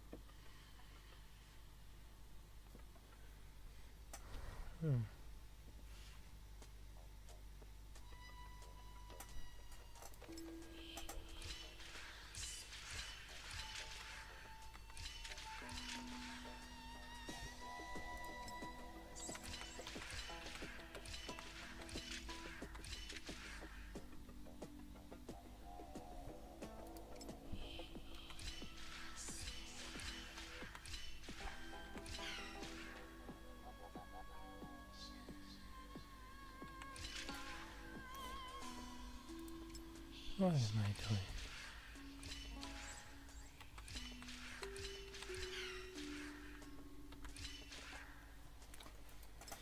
Not enough.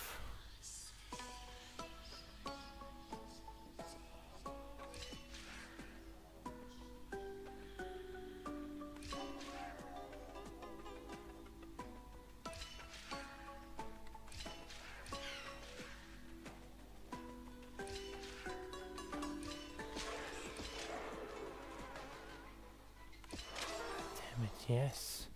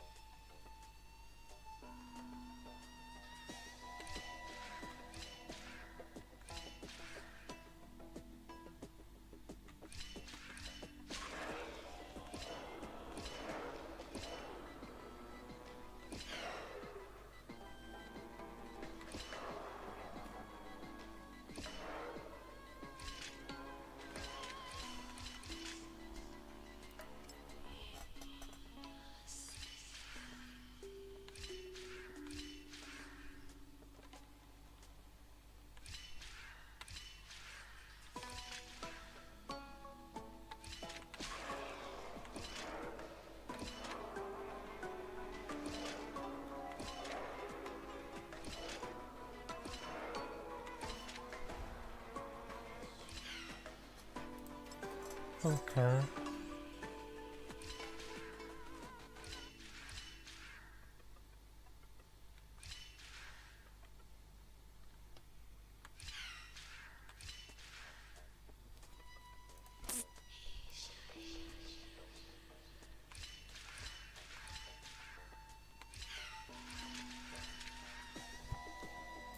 No. How do I make it?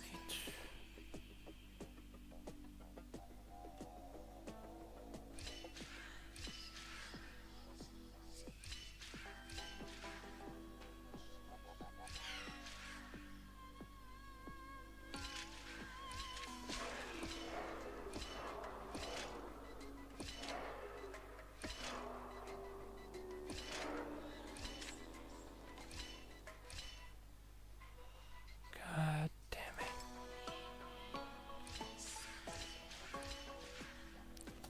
Wait.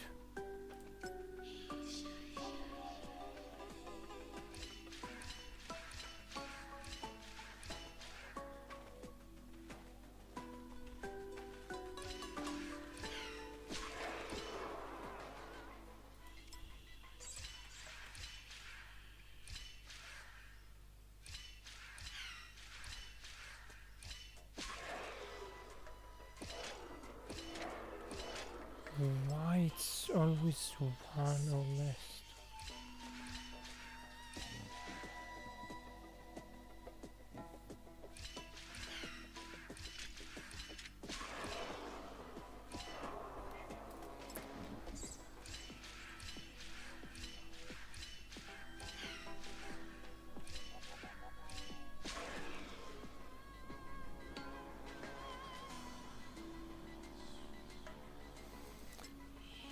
Okay, this time it actually annoys me.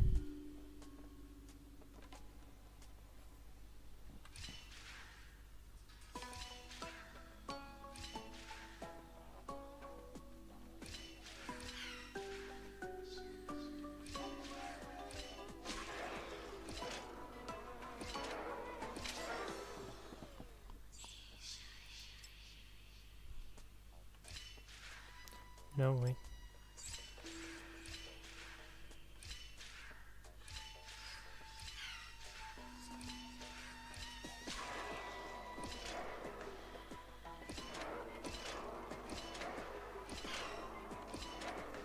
God damn it.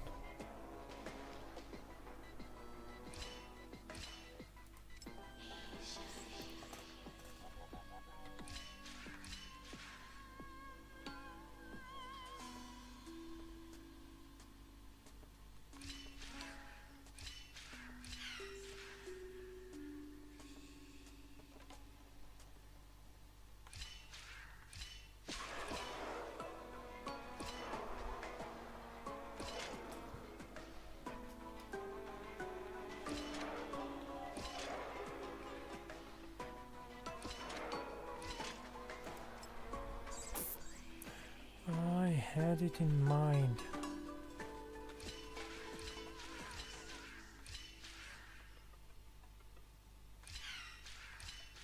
No, no, no, no, no.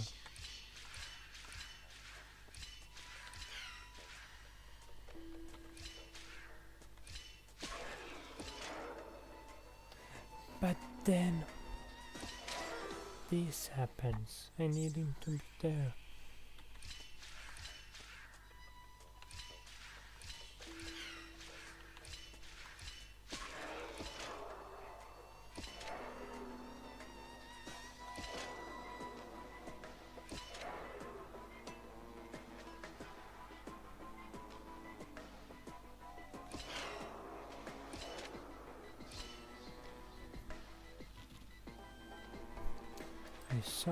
I'm so close.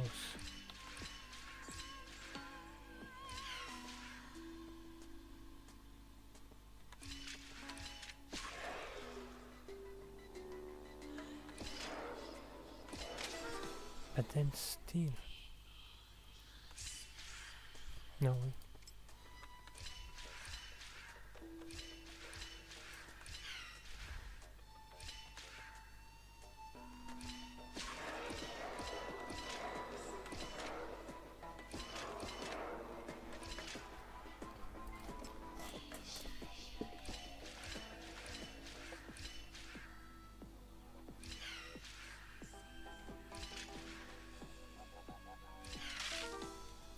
Right, because I can fall off.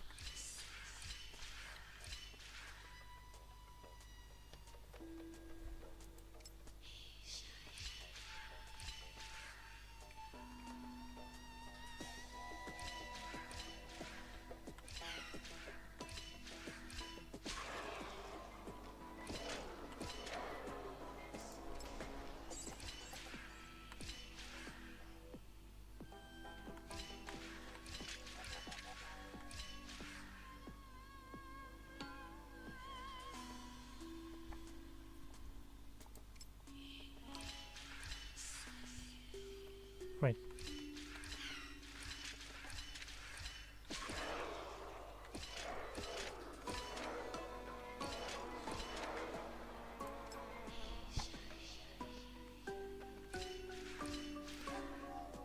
Now, if she falls down,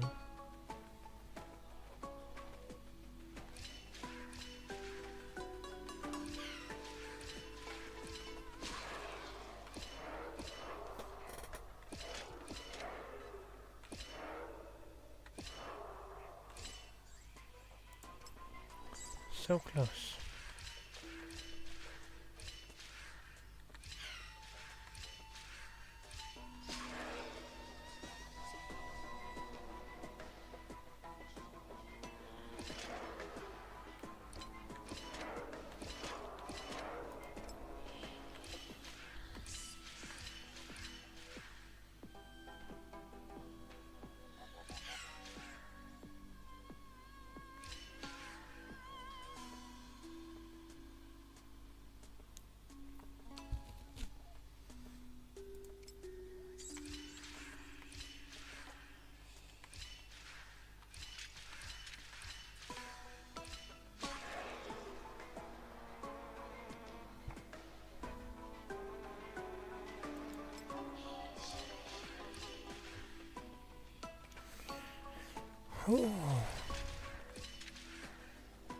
And literally fell into this and now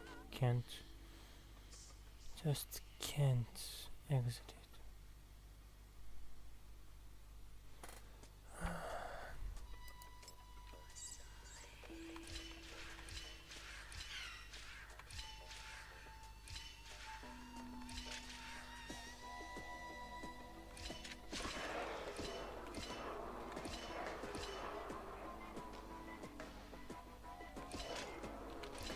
Oh my god. The answer was so basic.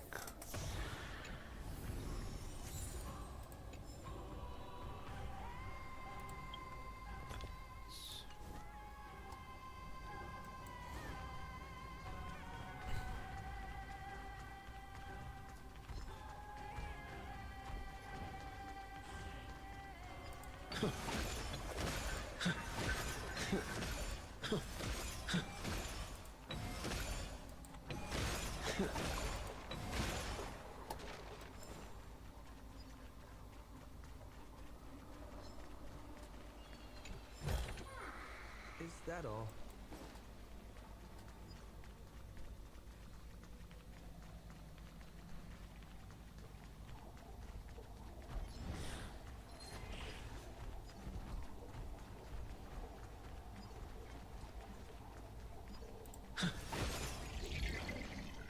They will catch up to us sooner or later. Keep running. Don't stop. Looks good.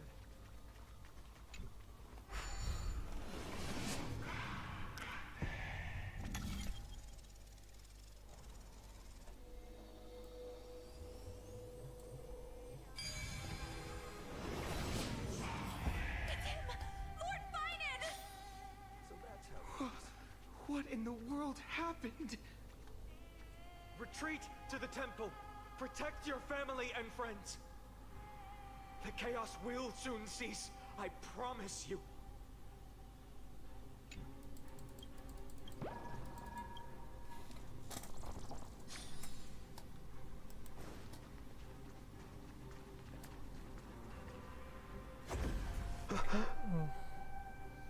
We'll continue.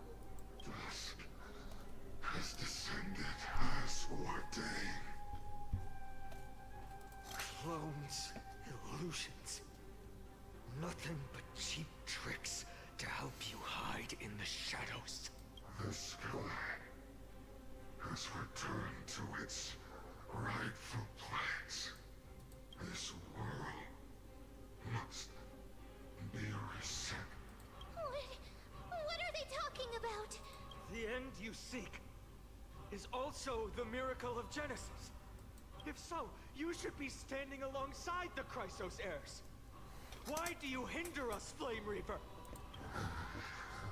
Trust has descended as ordained.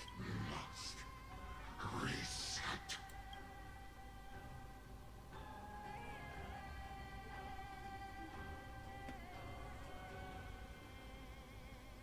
If words won't work, then we can only express our resolve with our blades. We shoulder the fates and futures of too many people. We will not fall here!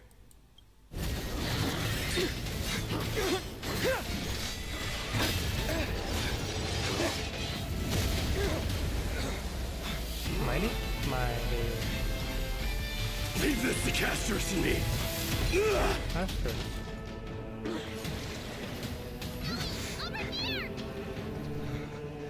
Go!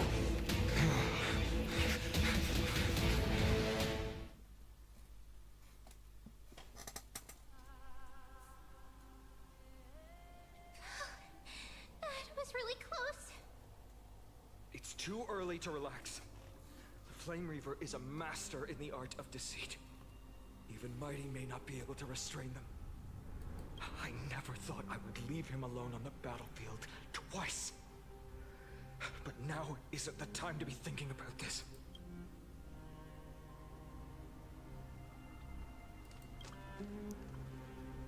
Protect us. Sky Father, save us! The Black Tide creatures are threatening the people. We can't just stand by and watch. Let's end this quickly. That rainbow barrier. All will be swept away by the wind. Eternal. I'm on it. Life is not so fragile. Wilt here.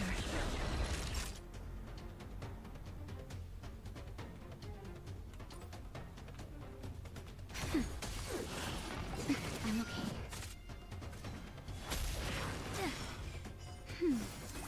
Not a bad idea. Trust me. We'll do anything! As you wish. Grace and elegance. Yeah.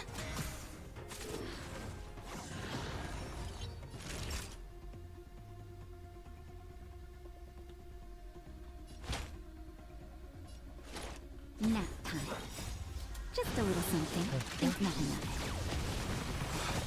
Breaks over. Embrace a new life.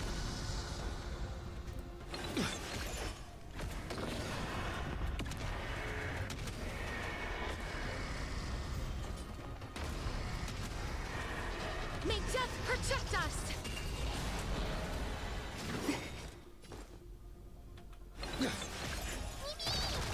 Please cherish Wilt here. There's more to life. That's better. So this is the warmth of life. As you wish. Some value, I suppose.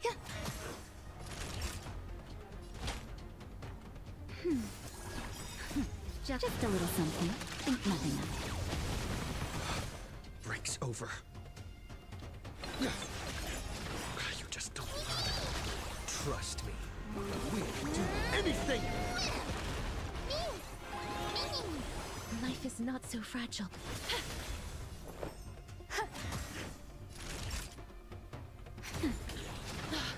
I'm on it. Good, finally.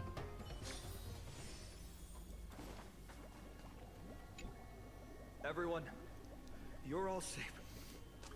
For now. Thank you, Lord Finan? It is someone else who deserves your thanks. Those black-tide creatures just now couldn't breach this barrier. This energy feels familiar. Like the luminous arts that Hyacinth uses to treat people. But it is much more powerful.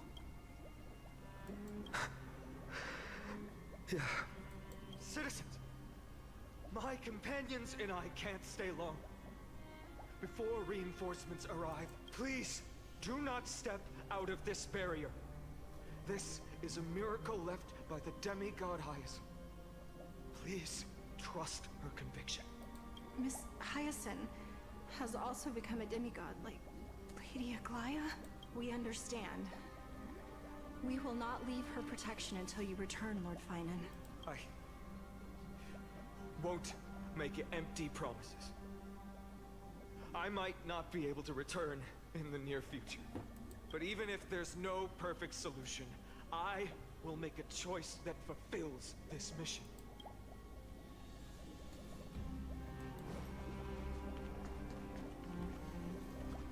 Oh, okay.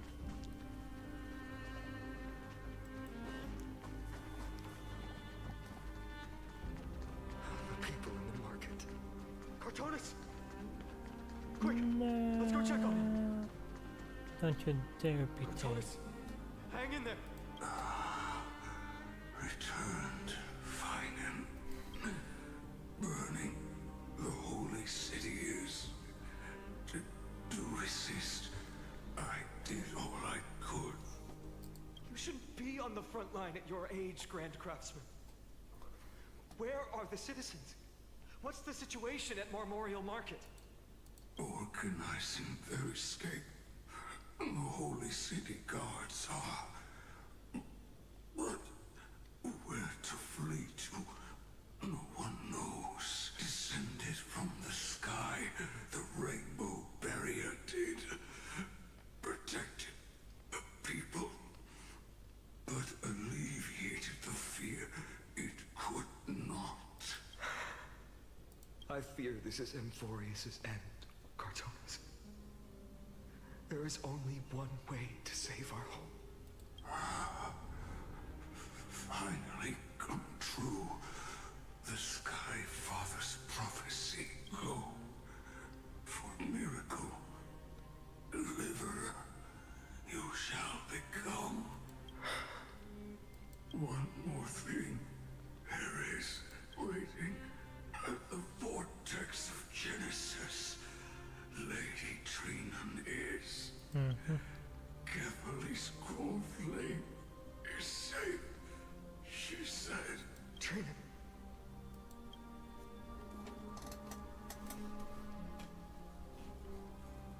Not again. Urgent.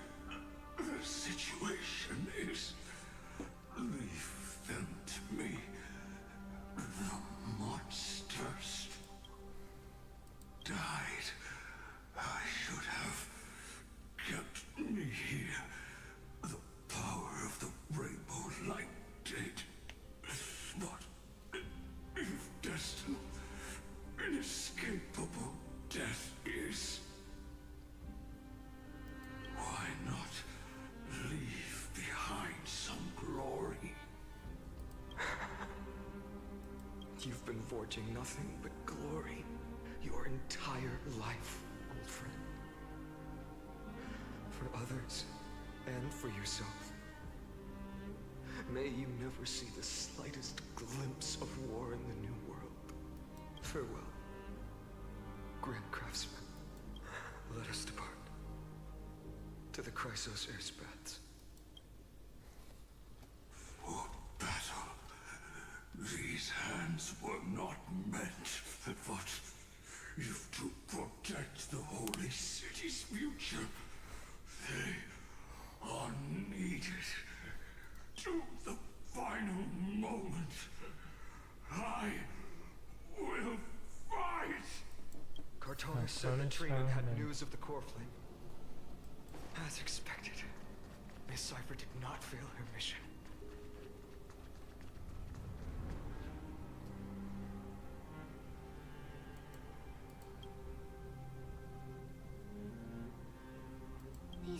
things. I can feel it. Their memories are dissipating.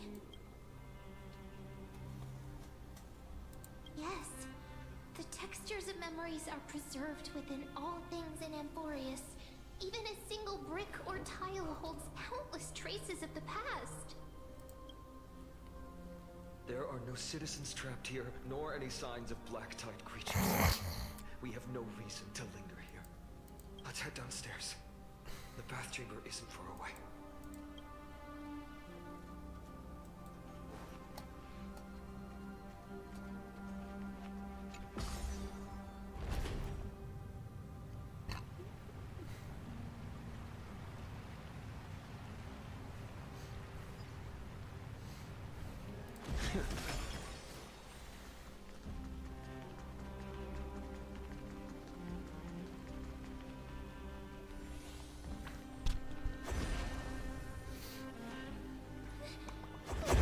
To us?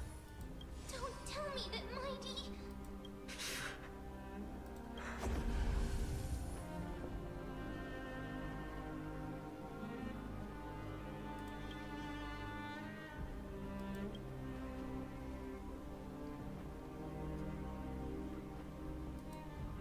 Dunhung, you...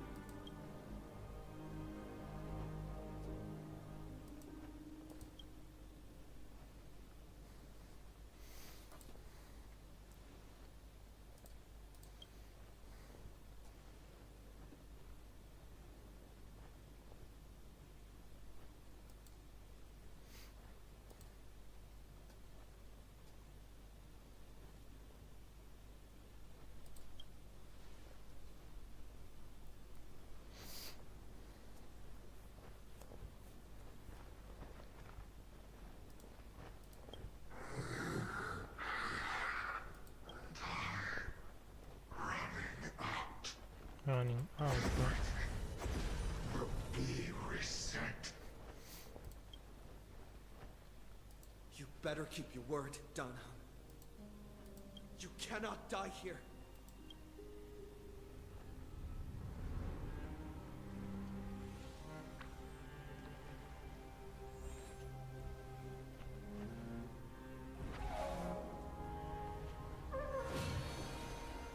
Yep.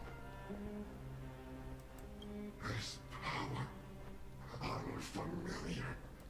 Who are you?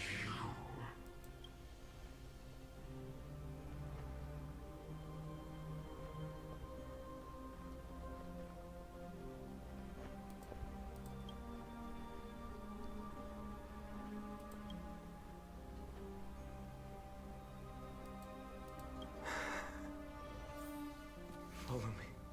Finally using his full power.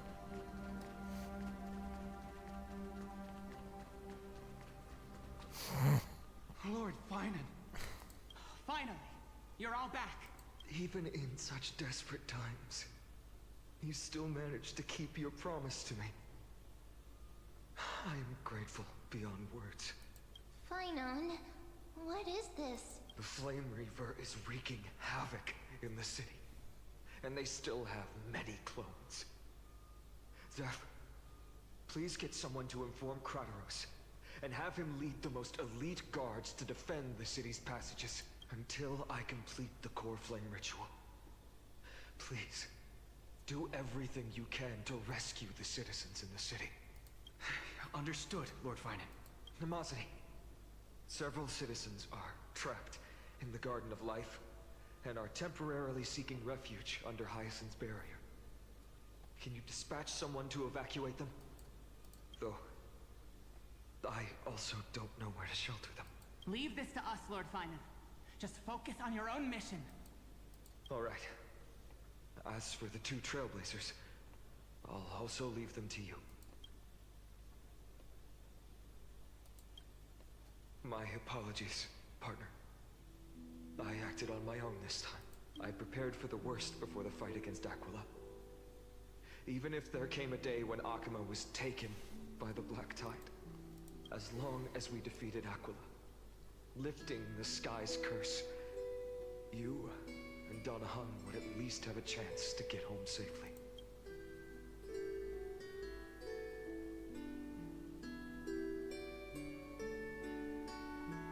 Yes, I knew you'd You became object, so Satan and Glaya. I didn't inform you before. I know this is hard to accept, but even if it means being resented for the rest of my life, I still have to be responsible for you. Friend, you and Donahun taught me the spirit of trailblazing. The best decision I ever made in my life was when I followed my intuition and chose to trust you. I have finally been Stories about a new the member of adventures of Cruz. the Nameless. Two of them left a deep impression on me. Bellabog and Penacony. What happened to the Lofu? The first story taught me that the fate of a world should be in the hands of its people.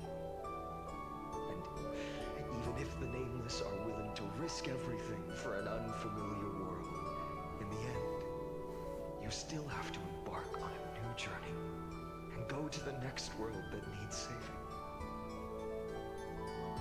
Because that's your mission. The path you follow. In the second story, Danang told me about the few Nameless who sacrificed their lives for the prison world. I know very well that the two of you are willing to make the same choice for Amphoreus. After hearing those stories, I made up my mind. I won't let your journey end here. Somewhere beyond the sky, where Amphoreans have never reached, there are many people waiting for you to come home. The prophecy has always remained shrouded in ambiguity. Even if the 12th core flame is returned, no one knows how the Era Nova will manifest, let alone if the miracle will extend its favor to two visitors from beyond the sky. Before stepping into a fate unknown, the last thing I can do is help you return to your family. Please, don't worry. Lord Finan has already entrusted Elder Lygus to fix your transport. Lady Trinan's Century Gate is open on the main street outside Akima's walls. I'm sorry for making such an unreasonable request of you all.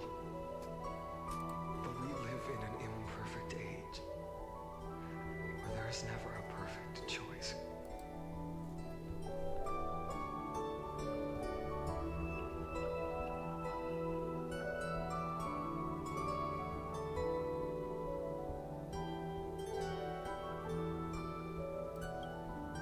Every one of us has the right to make our own choices.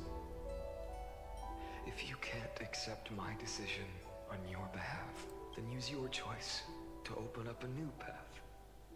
That's what you're best at, right? Regardless, Danang is still holding on for his life. Don't keep him waiting too long. One day I hope we will reunite under the constellations. When that time comes, we can hold a belated victory feast. How about that?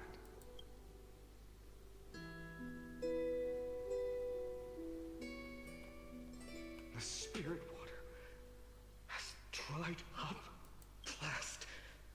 Why is nothing going right? Calm down. There might be another way in. The closest ritual basin, the other chrysospheres.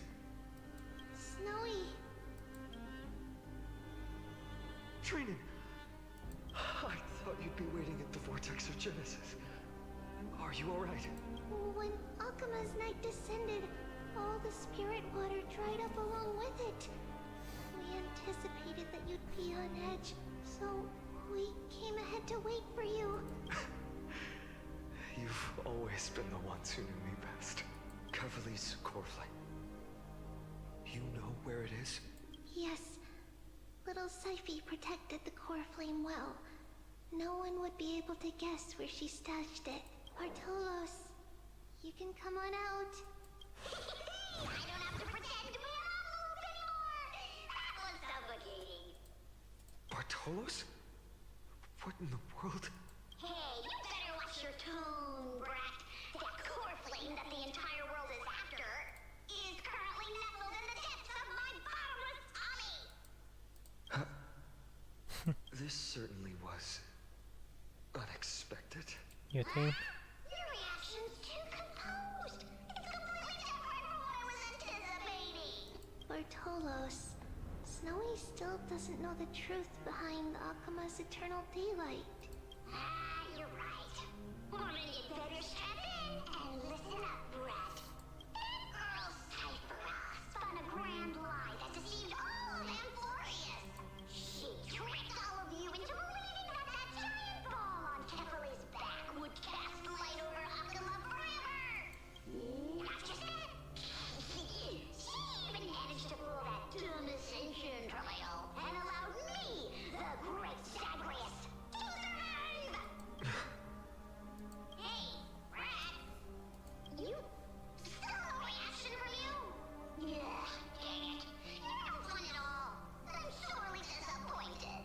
So for the last 1,000 years, what maintained Akuma's eternal daylight was not Kefali's miracle, but Cypher's lie, woven using the divine authority of trickery.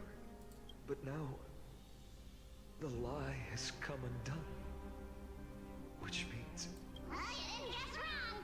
Cyphera has already passed, and all her lies have scattered to the winds like ash.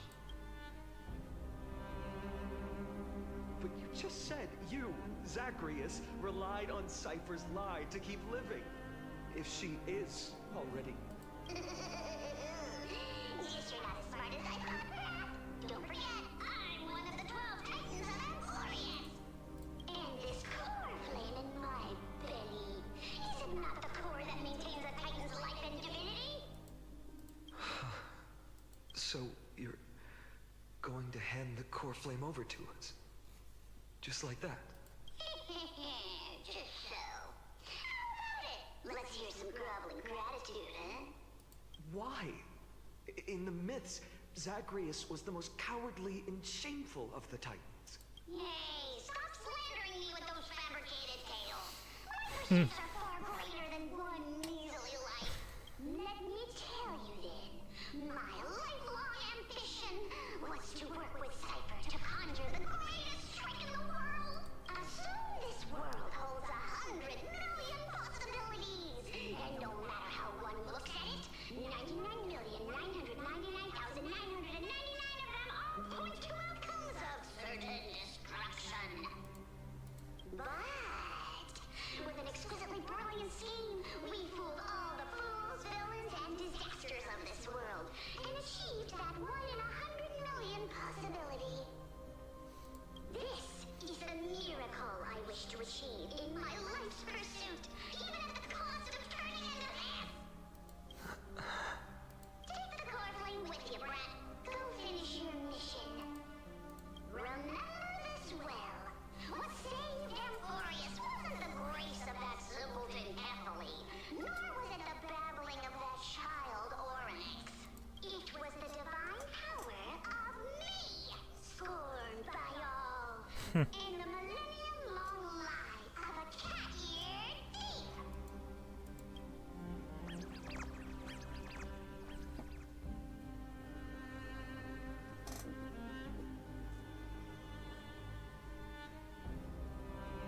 Strife, death, trickery.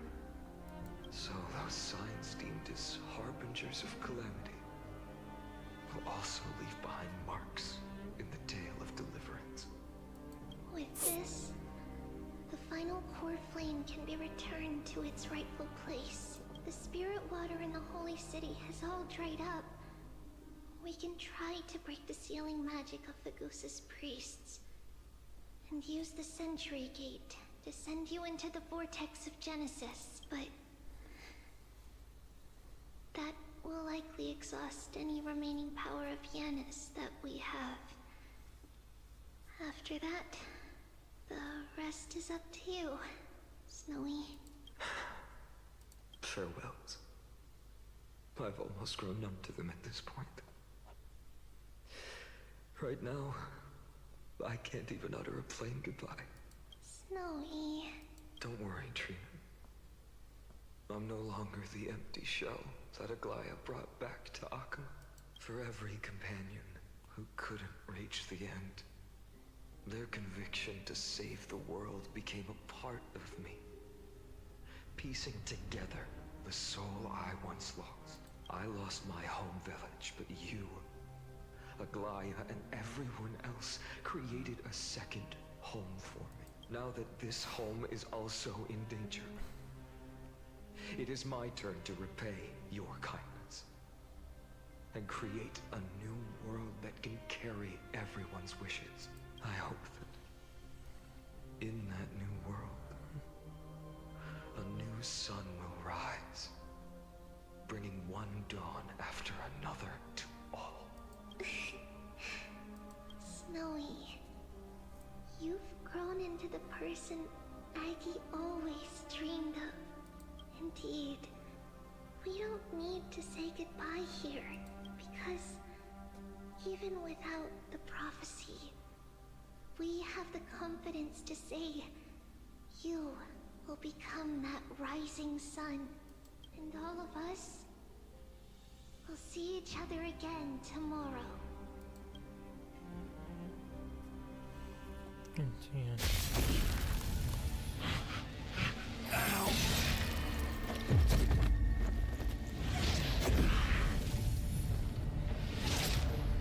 All shall bid farewell to one,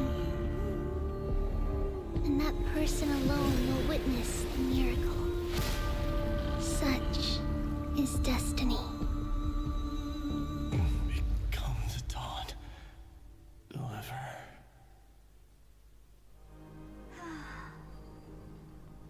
Burning skies, shattered statues, corpses strewn everywhere. What a mess. If this is what the inside of Amphoreus looks like, it's truly shocking. To be honest, I was initially skeptical. But right now, I'm starting to see your point, Screwy. If that's the case, Herta, do you now have enough reason to believe my conjecture about the true nature of Amphoreus? Let's not expand on that topic just yet. That Intellitron, Lygus, was it? He's not completely dead. That was probably a fake body. Something behind it is still defying us. I must admit, even if both of us worked together, it wouldn't be a simple task piercing through its defenses.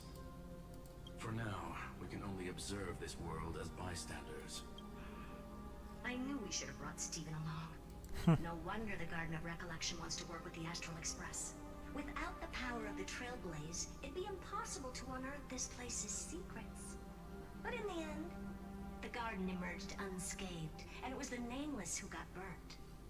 Curiosity definitely killed Aki. That big guy over there. The black ball spewing meteors. You think it's got anything to do with the Lord Ravager? Alas, without sufficient computational power in the stream projection, I am unable to analyze the path energy. Suggestion. The immediate priority now is to find the whereabouts of the two Nameless. Research priority on the destruction can be lowered. Every second counts before that Intellitron's preventative measures kick in.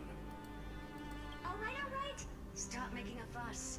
How many times have we collaborated, and when did it ever not end in a perfect outcome? Why not add another mission objective while we're at it? The card-playing Memo Keeper told me that the frozen Trailblazer girl might just also be trapped inside Amphoreus. If time allows, I will also investigate March 7th's whereabouts. Herta, do you hear that? A wave of desperate cries from the heart of the mountain city. The lives there are undergoing intense suffering. Conclusion. The butterfly has already flapped its wings, and an impending storm closes in. The Nameless are important allies, and you and I have matters to attend to, Herta. I beseech you. In moments when a choice needs to be made, one must not be distracted due to personal interests. Of course I know that. Fate really is as a game of dice screwing?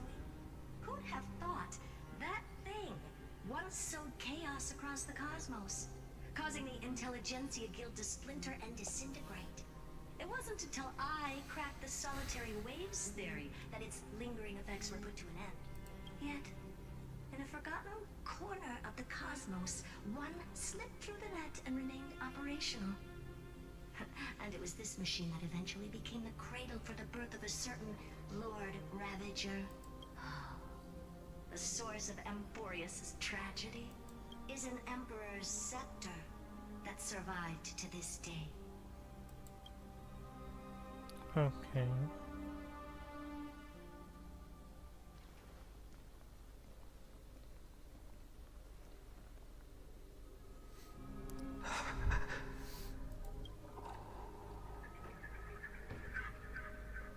This is what the world looked like originally.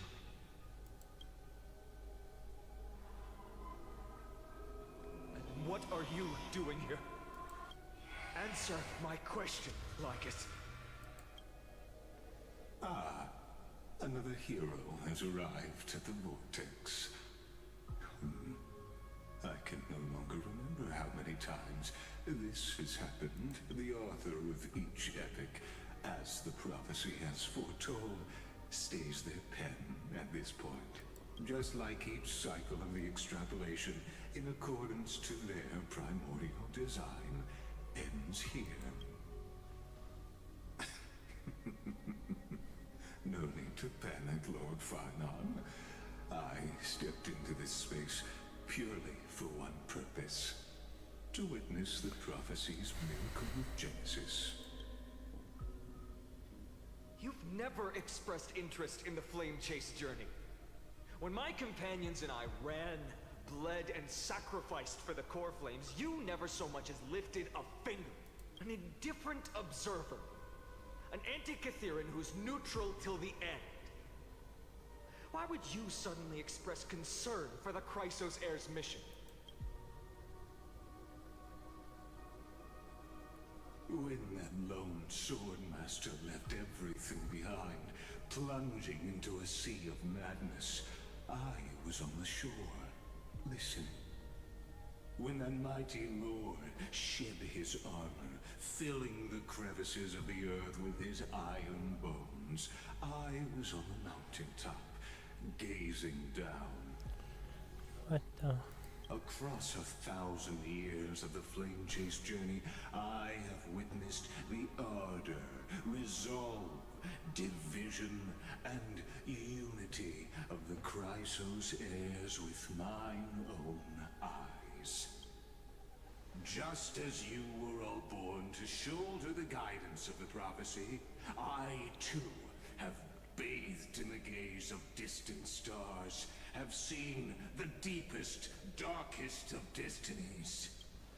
I will become the most loyal reader of the epics, a spectator voraciously consuming the valorous deeds of you heroes. The gaze of distant stars? Why doesn't he have a name? One day you will understand, but not now. At this moment, please disregard this observer and finish what you must, Lord Farnon.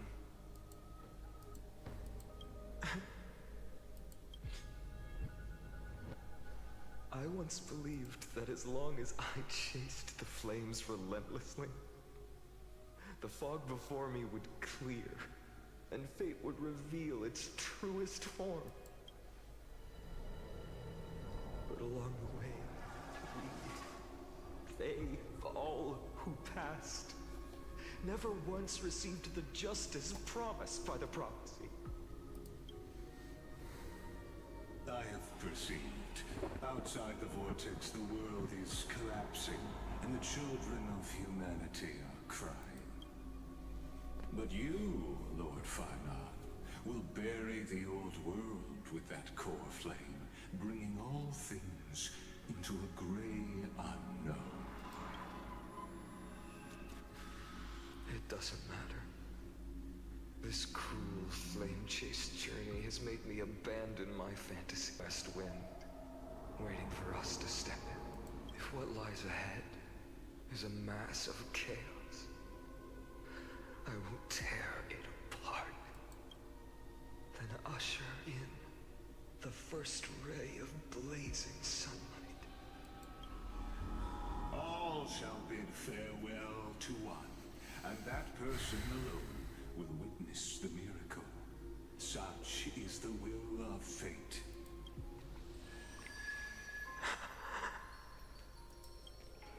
Yet this time, will an epic with endless cycles.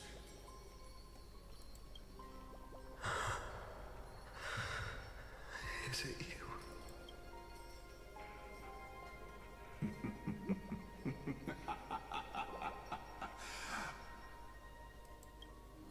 Turn a new page. Of course. What the hell? This will be a romantic story like none that has come before.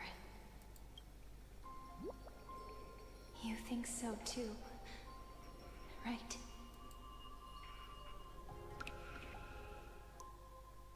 What? It's still early. 13 now.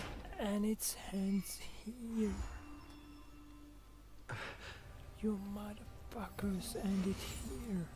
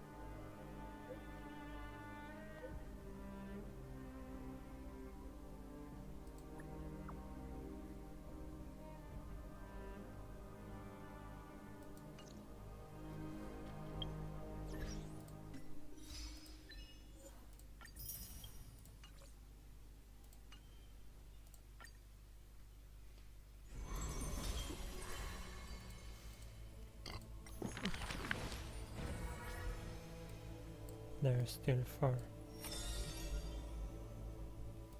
Oh, this is why. Never mind that for now. Let's see the first 4. This world may contain thousands of ills, but the number of sufferers is countless, like ocean-going sails. The father and daughter who inherited the sky wander this land's paths, and throughout the cities, they heal the unwell. Heirs of the sky who once reveled in martial might, why do you now soothe the world's blistering blight? The doctor responds with a smile as he cures the injury's agony. Father, why did our ancestors revel in warlike might? Because they only have a sorrowful past of lamenting wails. Then why are we here, soothing the blight? Because we have a future that needs protection still.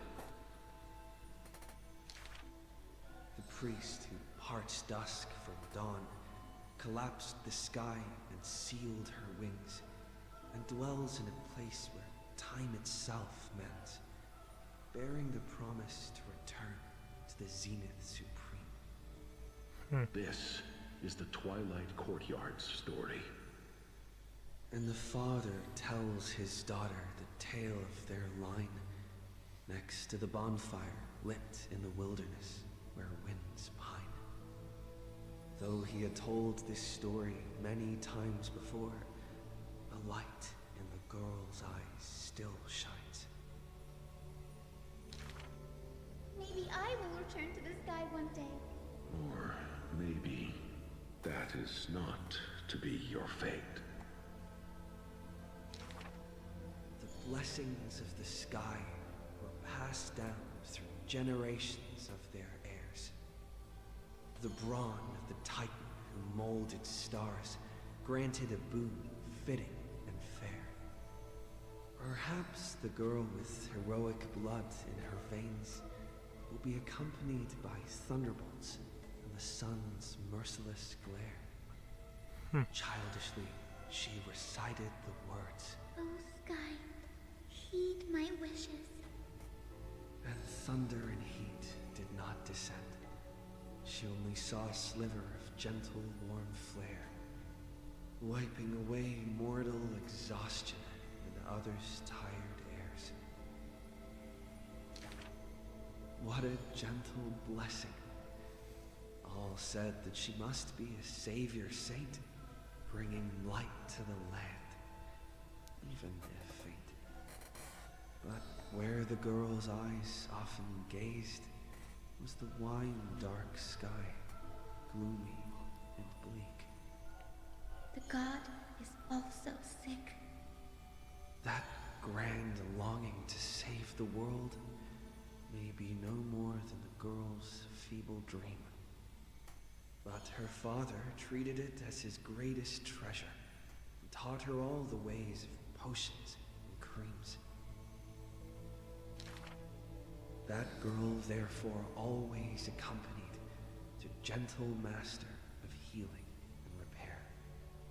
And she brought glowing faint light to the night, dispelling pains and mending the world's pitchy blight. Father and daughter often rested in the silent courtyard under the giant tree. Yet today, at that place, only one solitary figure can be seen. On that night, the healer spoke to a visitor throughout the night. On that morning, he bid farewell to his daughter for the first time. Okay. He will heal the ill at a faraway place where the end of days approaches and no family of his should follow. You have learned the craft of healing and understood the blessing. But a light more radiant still is needed to heal the entire world. The departed healer never returned, and the girl never left. And that rather lonely courtyard stayed silent as it was before. And it's retiring rhyme and quite sad. Cynthia.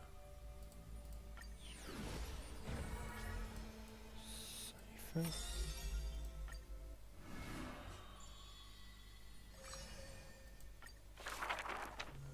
In Dolos' suburbs, in a tiny weaving workshop, the silk-weaving old woman busies herself within as her smart child wanders outside on a whim.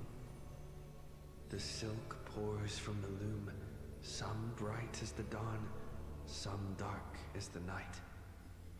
The woman had lived her whole life in poverty, yet through her business, she never deceives. Good child, listen to me. Never lie and speak deceit, for people like you only do to honesty. The girl smiles and nods, but her heart is drawn to the boundless desires of the bustling streets. And the grandmother is unaware that her handmade white dress has been stained by the mud of conceit. Madam, what is a bundle of white silk's price? Sir, only 2,000 balance coins. An honest price tag can only meager profit obtain. If we keep selling cloth like this, we'll stay poor for the rest of our lives. The girl complains to her grandmother while sprouting countless plots and petty tricks. The woman smiles and does not reply, only weaving with night-shaded silk a suave hooded robe for her little spark. Why don't you take some of our goods and go into the city tomorrow to try out those pranks. The mesmerizing, moneyed charm of Dolo City turns minds and tongues into a whirlwind of confusion. Even the girl who prided herself on sharp ears and a clever tongue could not contend with the myriad of shifting faces before her. She returns penniless and furiously seethes. I vow to the god of thieves that I will eventually empty those people's pockets. Smiling, her grandmother stops her silk work and offers some dinner with humble dish. Silly child, don't let Titans hear such vows and promises. Yet when the moon rises, a magnificent pin graces the old lady's pale locks. The girl smiles at the old woman, now stunned in shock. I actually did return with some cash. The brilliance adorning her white hair drew all eyes, and its proud original owner arrived to stake their claim. The bet that the girl won with a brilliant trick is described as a thief's loot through lying schemes. The old woman, in her panic, shouldered the blame, confirming a sin that was but a fabrication. By Dolos's laws, we must also execute all her family! To protect the girl, the old woman reveals the final secret unseen. She's not my family, but just an orphan picked from the street on a whim. People thought this to be a lie, but the girl knows her grandmother cannot deceive, just like how she always glossed over questions about parents and kin. Your parents went to a city-state far away. The girl never bothered to unravel the threadbare lie. Stop! Stop right there, you thief! Run! Run as fast as you can! Cyphera! The lies overthrow the shop and tear apart the good woman's good name, leaving the girl with guilt and grief. The hearth of her home was a lie, doused by another conceit.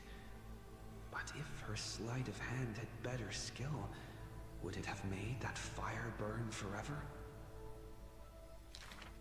The girl pulls down the hood and sinks into the starless dark. I vow to the god of thieves. And from that day, she never left empty-handed, her words woven with deceit. However, back then, the girl did not realize that the people did not covet one simple pin, but the golden blood flowing beneath her skin. Nice conclusion.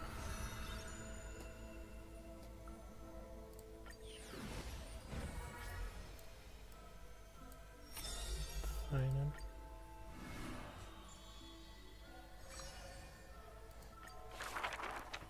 There are no swords here, only farming tools. Facing the ambitious boy, the shopkeeper kindly explained. Even a rape would do. Let its worth be judged by the verses I etch upon the earth with it. Many days later, the wounded child stood upon the scorched earth, and silently he buried the ruined tool. For that was his first sword. And on the day that the black tide came, he broke the shackles of fate with that weapon true. Let go of my beard, you white-haired rascal! No! Fine! You win, okay? That was the first victory claimed by the boy, a victory often mentioned in later years, and yet he never treated it with shame. I understood something thanks to his beard. The others hold their breath, waiting for his thoughts, but he only gives out one response. The victor must stay focused, and success will come when you work on nothing else.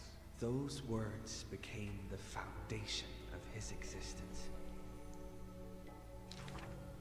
Knowledge is also a power used to smite. While studying at the Grove of Epiphany, he etched this into his heart. So he devoured thousands of books, skimming through to glean the martial powers of might. But unenlightened wisdom is merely dust.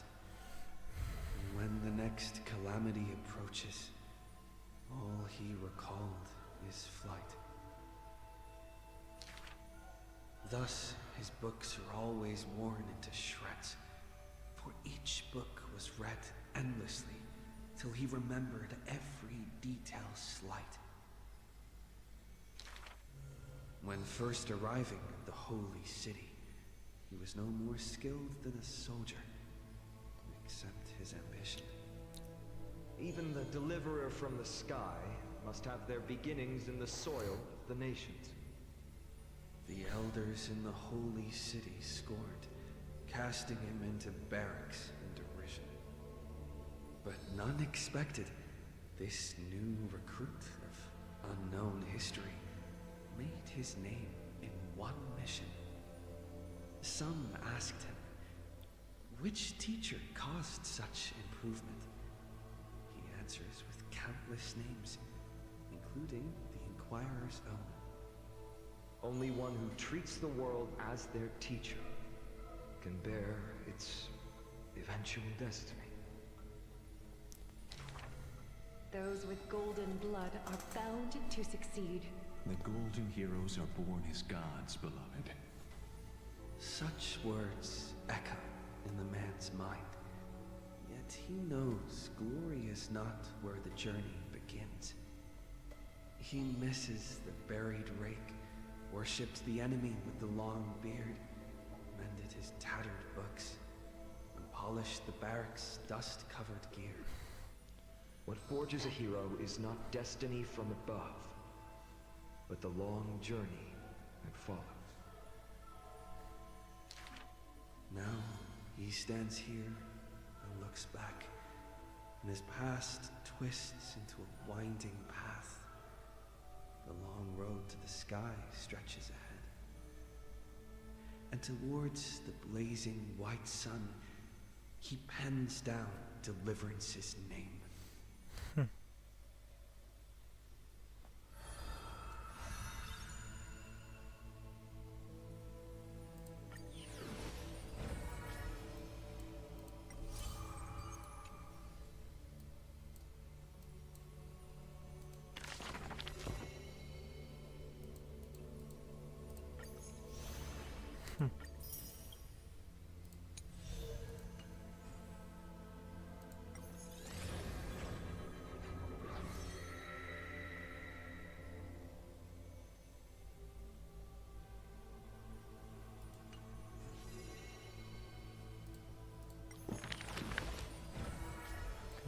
Glaya.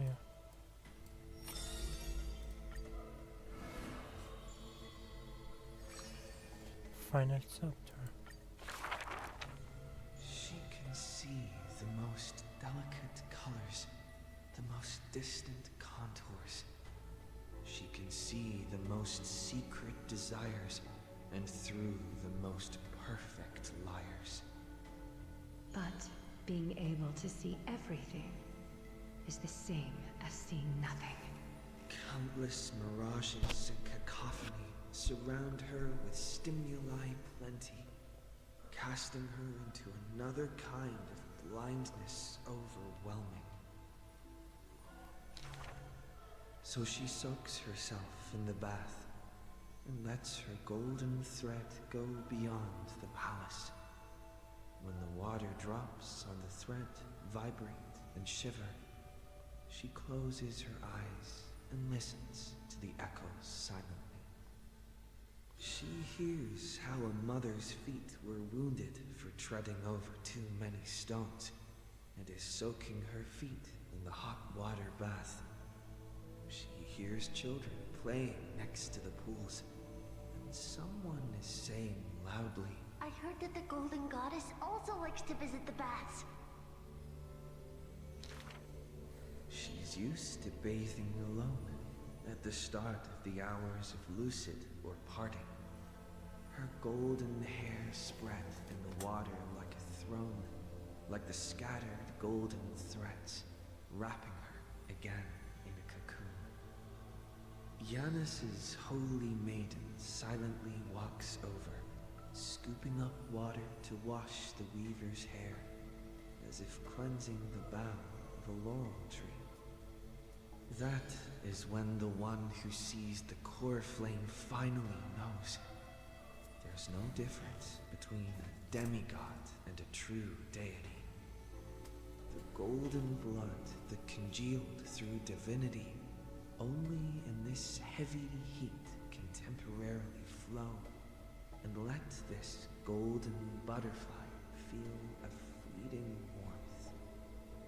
Just as she had once touched her own face, falls the final tear her eyes will ever produce.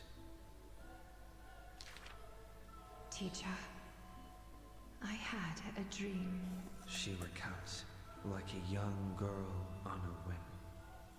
The sound of the water repels all disruptions and speech. Such peaceful rest, such sweet dreams. She dreamed of how she was a naive, noble girl, ignorant of the world. She dreamed of the countless nights when she worked in the courtyards she weaved. She dreamed of being before the vine-covered temple where the wind blew by in a violent stream. Lastly, she dreamed of the prophecy that she heeded, how the ancient sound came through the 1,000 waves and could not be heard clearly in her dream.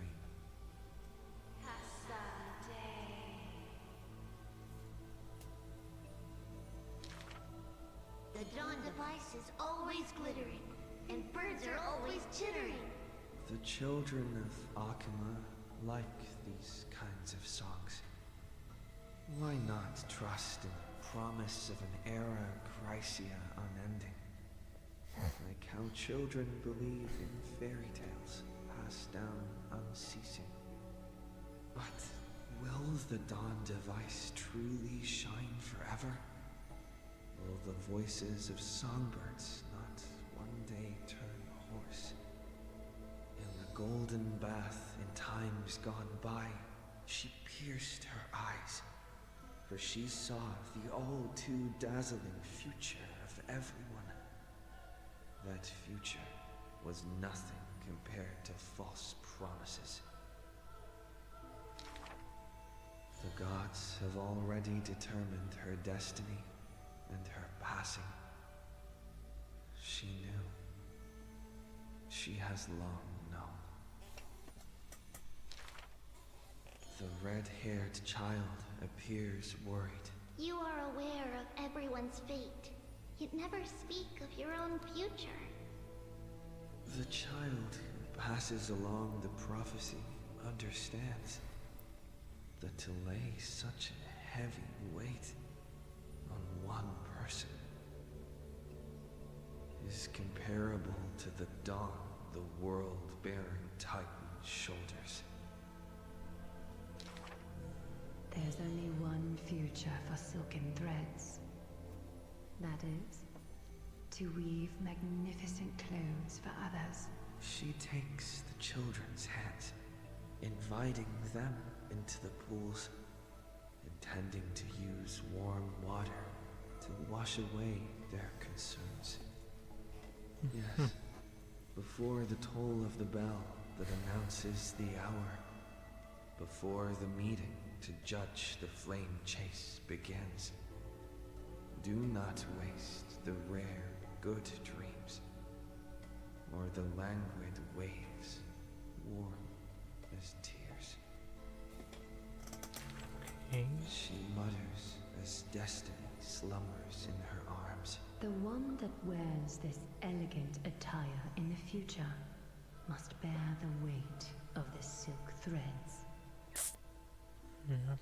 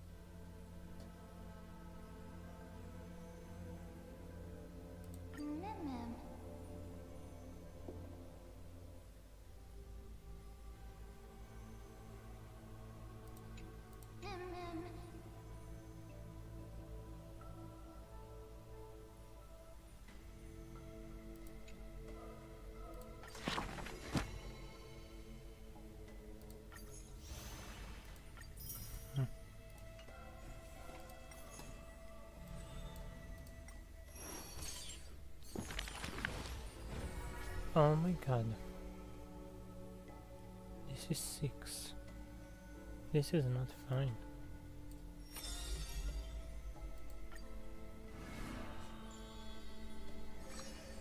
Final sort of trigger. The solemn council is still filled with clamor. Future's destiny still whirls in discussions of candor. To discard the city and save oneself, or to chase the flames that waver. None know the choice that would lead them to a place better. I fear. How can mere mortals defy the gods? I worry. How can mortal bodies reforge the world anew? I suspect that the prophecy is simply a rumor. In the distant past, the Holy Maiden brought the first prophecy to all city-states. Hearken to the sounds that the doors whisper. In the name of God's proper hope she will give to humanity. Though she falls into confusion, she will bring guidance to this world in vigor. Overthrow the gods, it declared. Of the previous journey, she will always remain aware. The Queen of Laws lifted the flag to chase the flames' flare. The tripartite prophecy guided all the world's heroes, all who dared. And building the new world was their oath of yesteryear. The earth roared for them. The tides surged for them. The scales of destiny shivered violently, then slowly calmed. The core flames of the Titans rested here, while the blood of companions congealed over there. The child led one hero after another to their end, but no end awaits her, no rest to prepare. Teacher, do not hesitate. The weaver of gold brushes aside the child's tears. The world still walks on the path you indicate. The prophecy still stands, even if the actors now different faces wear. Restore the core flames, it declared. The solemn council is still filled with clamor. Future's destiny still whirls in discussions of candor. To stop right there and seek peace, or to continue a work still unfinished. None know the choice that would lead them to a place better. Stop. We only wish to live life as it is. No more. Cease. Our achievements already stand tall. Rest up! We only wish to live in peace and prosperity. The discussions today are the same as those in times past. Retreating now will forever deny us the future. The child has already conquered her confusion and fear. No longer before the mists of fate will she cower. Hearken to the sounds that the doors whisper. She travels through myriad passages, burning with determination to once again bring light to humans through her endeavor. The children fly into the streets, wishing to encourage the residents' faith. Please, be not afraid. We will definitely bring you to a new home. Lady Treaty, Lady Trianne, please, don't cry? Do not worry. We trust you always. The matron wipes away the tears on the children's faces. The praying ones piously bless them in faith. The lost ones take the children's hands, just as the prophecy guides their path. They're the divine authority, it declared. Quiet Trinan has little to say. Lively Trian loves to play, and well-behaved Trevi roams around all day. The people's encouragement rings sincere. The Chrysos heir's companionship lasts through the years, and Mother's embrace warms up every dream. Thus the child understands. Thus the child accepts, though countless farewells on her shoulders weigh, though destiny's blunt dries like clay.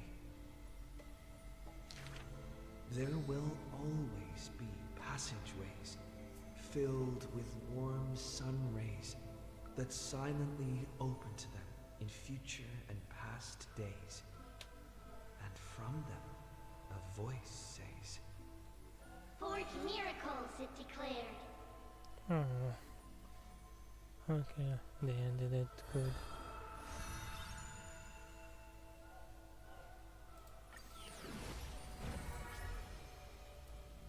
Four more to go. Oh my god.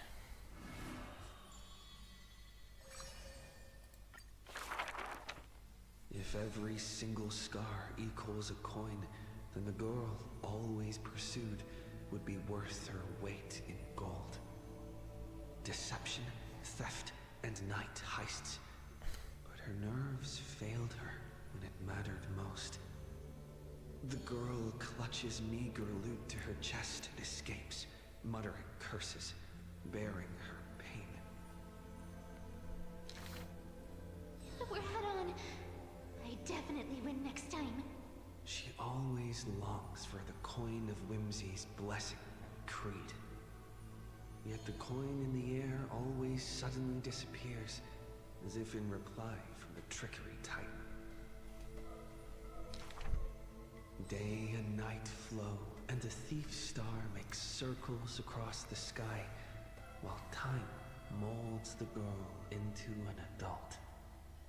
The cloak once used to conceal her entire body now only suffices as a hood that barely covers her fringe. No matter. These days, I have no need to hide. With a confident stride and a silver tongue, her perfected fraud thieving every opportunity as a result. And at curtain fall hour, those treasure-seeking steps fade into the moonlight. When she appears again, her arms are laden with money's weight. What is the art of thieving? Stealing from the poor. The girl narrows her eyes of greed towards those called the Chrysos heirs. The golden vines of the sages' homes, the sacred carcass of the Deathward realm, the divine lyre of the seashore's pearl, and the crystal chalice of the thousand gates. The girl knows not the treasure's origins, only that they are all valuable beyond measure. To have something priceless is the true art of thieving. A pity the deceits are all eventually revealed, and the thief meets a rare defeat. A golden thread discerns her meticulous disguise, and the heroes hold down her third hand to imprison in this thief star made of human feet. I take defeat with my head held high. Spare me your sympathy. She frankly faces the accusations, knowing that escaping would be nothing more than child's play. So the Chrysos heir outside the cage smiles sweet, Would you like to see my most precious? A treasure bride? It is a dress, like the beauty god Nestia's divine body. More blinding than the sun, rivaling the moon in its glory. It is woven by divine threads. It captivates even the gods. But all the lies and deceit are revealed under the golden thread's query. The world-famous thief is stirred by such grand words into a flurry. Then just you watch. This wondrous dress will forever remain in my own gallery.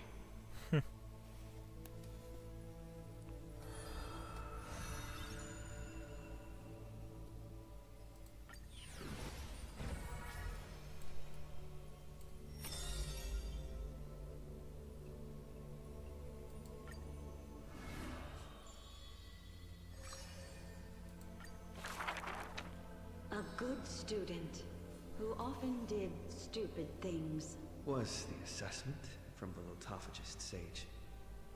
An excellent healer who fails at all scholarly means. Was the assessment from the Noticed sage. A shining child who also burns away her own life's rays. Was the assessment from the Erythrocaralist sage. A fool who was always wreathed in smiles, while drowning in a weighty and pitiful dream. Was the assessment from the Newsporist sage. The girl had visited all the schools during her time studying in the Grove. She refused to become a scholar, despite her exemplary grades.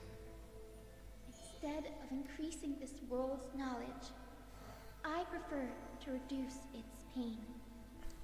While the sages faced her words in silence, the Newsporist sage alone decided to hire her as assistant post-haste.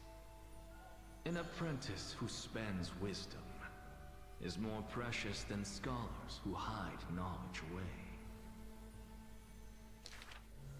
The faded twilight courtyard, long eroded by time, now shelters a girl, the sole heir of her lineage.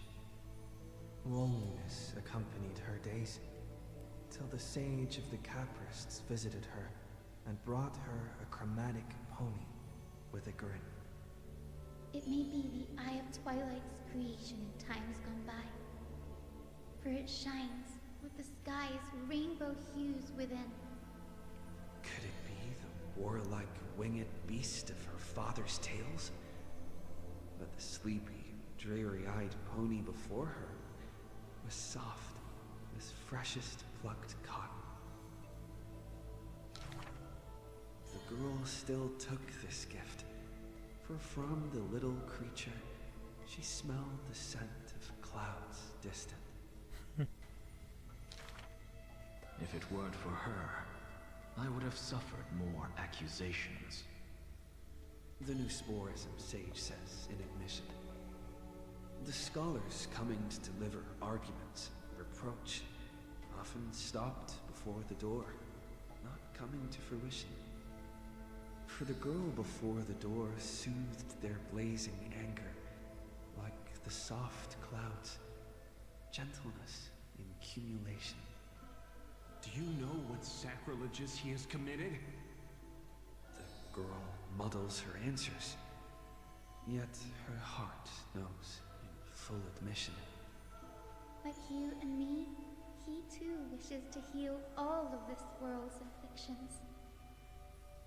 The girl treated ailments for many years in the Grove, composing her medical treatises into tomes. When scholars seek medical help, she realizes with a startle that kindness too can grow into its own bloom. By that time, the twilight already lost their eyes, and the world drowns in evernight, while the girl and the healer again traverse the world in gloom. Seeing the golden thread ivy in the night. It has been long since she recalled her past. She once again thinks of her childhood dream. Should the sun be dimmed by destiny's decree, then the dawn that heals the world, I shall replace.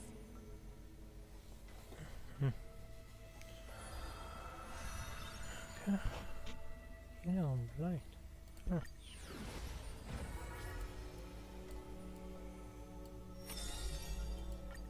Number 4 and 5. On the day that the grove fell, he accepted his defeat and demise, as if embracing truth and heresy. Believe in Titans, and you'll have a happy death. Deny the Titans, and you'll have a fulfilling death. Yet, as the lightened soul bids farewell to its heavy shell, a Titan made an untimely call. Do not be startled, child of humanity. You have a final query in this world. You finally came. He does not seem shocked, and lets the Corefling take over his shell. Be more punctual next time, if you will. Upon his first meeting with the Titan, the blasphemer is already on his best behavior. And towards the suggestion to reforge his body, he paid no mind. I have so kindly offered you the best body. So why do you insist upon your mortal imperfection? The scholar replies in candor. Only by retaining the various flaws can my humanity be preserved in rigor. His form remains in the mortal realm, while his spirit walks the river of souls' shores. Between life and death, he fatigues. Dwelling in the child of humankind's thoughts and senses, the Titan cannot bear to remain a mere spectator. Why not ask me your questions, child of humanity? I am rich in wisdom, and shall speak with no ambiguity. As though an unspoken pact, the scholar asked the god about all things, feigning a humble quest for knowledge.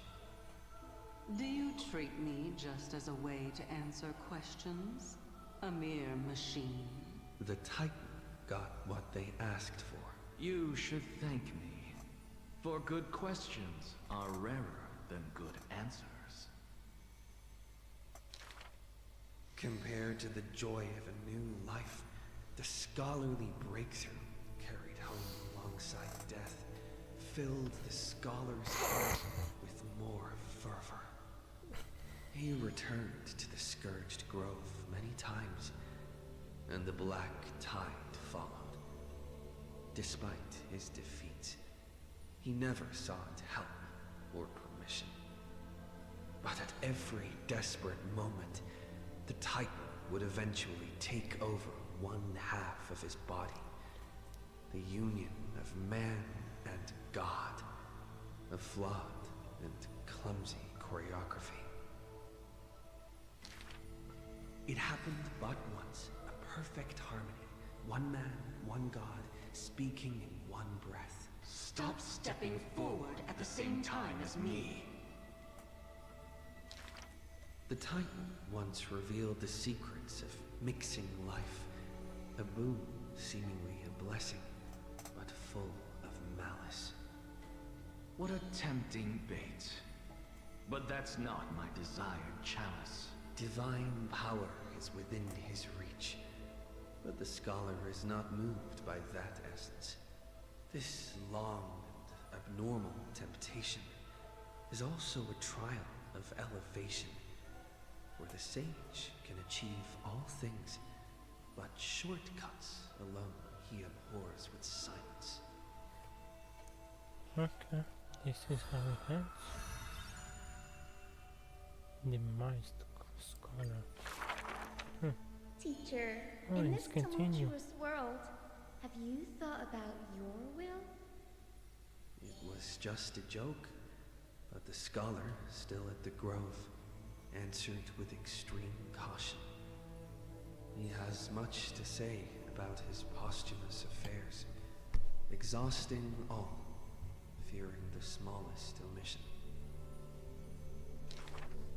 Teacher, could it be that you fear death? The assistant asks in concern. It was a question needed, yet he gave no direct reply. Philosophy is the inquiry into death, and I have always considered myself a philosopher.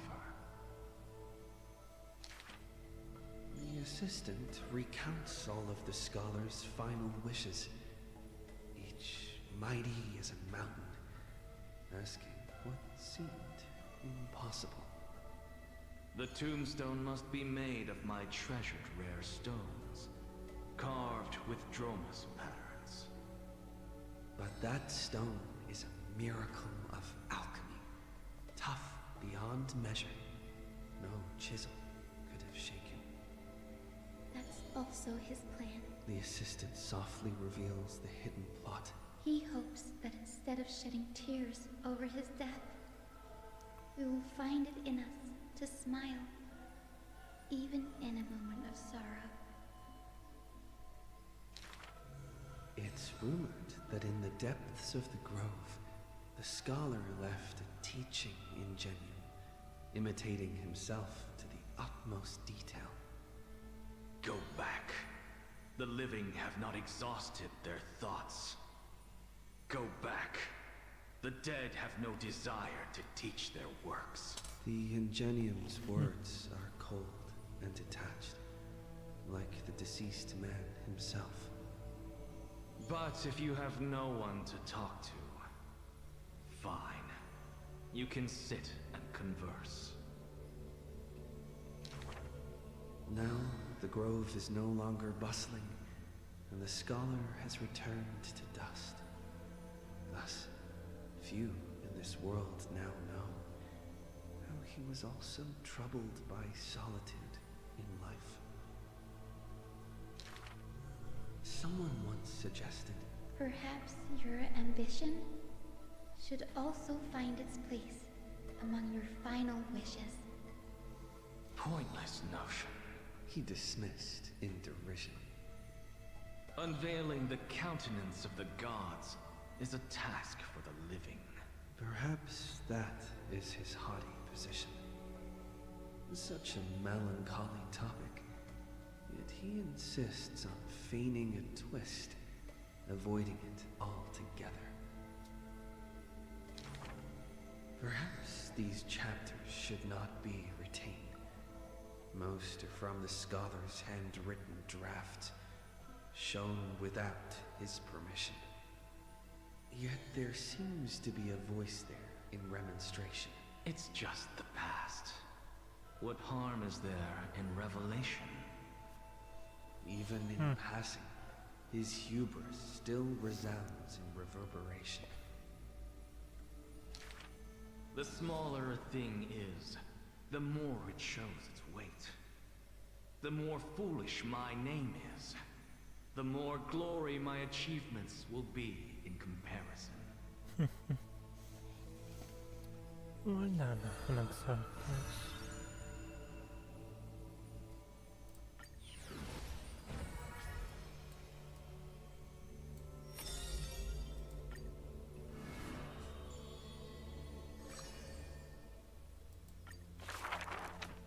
As always, to perceive the man's fury, one must do so 7,000 paces away. The Kremnos he guards is once again shrouded by mist. Rust, blood, and fire are the ceremonial ode to the demigod. There is no one to witness or to give cheers of glory. The final Kremnos festival goes on without end. The victor shall embrace death and silence, and his glory will only be remembered by the defeated array. For that man, laws and seals no longer have meaning. War and battle never cease for a single minute, each passing day indistinguishable, morning and night entwined. The corpses pile up, filling ravines, forming mountains strong. He carved time with peak's edge, and counted the fleeting years by fires of war. Sometimes the lion would climb to the hilltop to look down on the world and search for friends in longing. The distant heavens and earth stretched vast and boundless, but their endlessness felt ever more remote.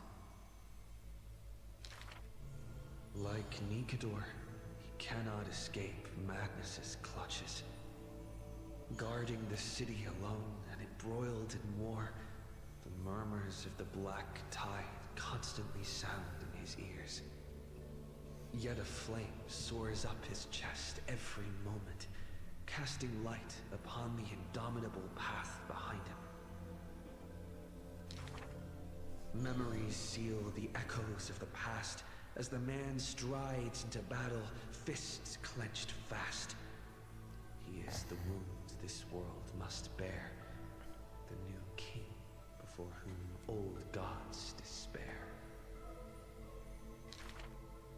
As stated in Idonia's poems, humans are born with eyes closed to accustom to this world's light, and their sight fades in old age to reacquaint with night's anthems. But the man did not bow to the decay of time, rejecting the lure of death's call. With each return from the brink of death, his eyes burn with fury, fixed upon his foes, until everything suddenly faded away, like a surging black tide swallowing all into nothingness. The world dissipates in the roiling black tide's requiem. Even the lion will one day die, a departure with no way back. With a sudden fall, his pierced chest hits the ground, and slowly flowing into the underworld is his golden blood, departing his system.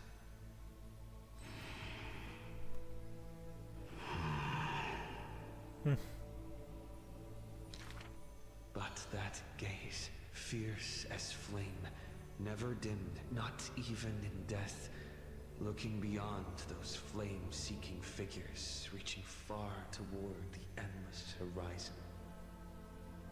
And the stars will chant, the lone king of Kremnos is called Mighty. His journey was one of ceaseless, eternal warfare, and behind him, he left a world ablaze with glory. A fighter till the end.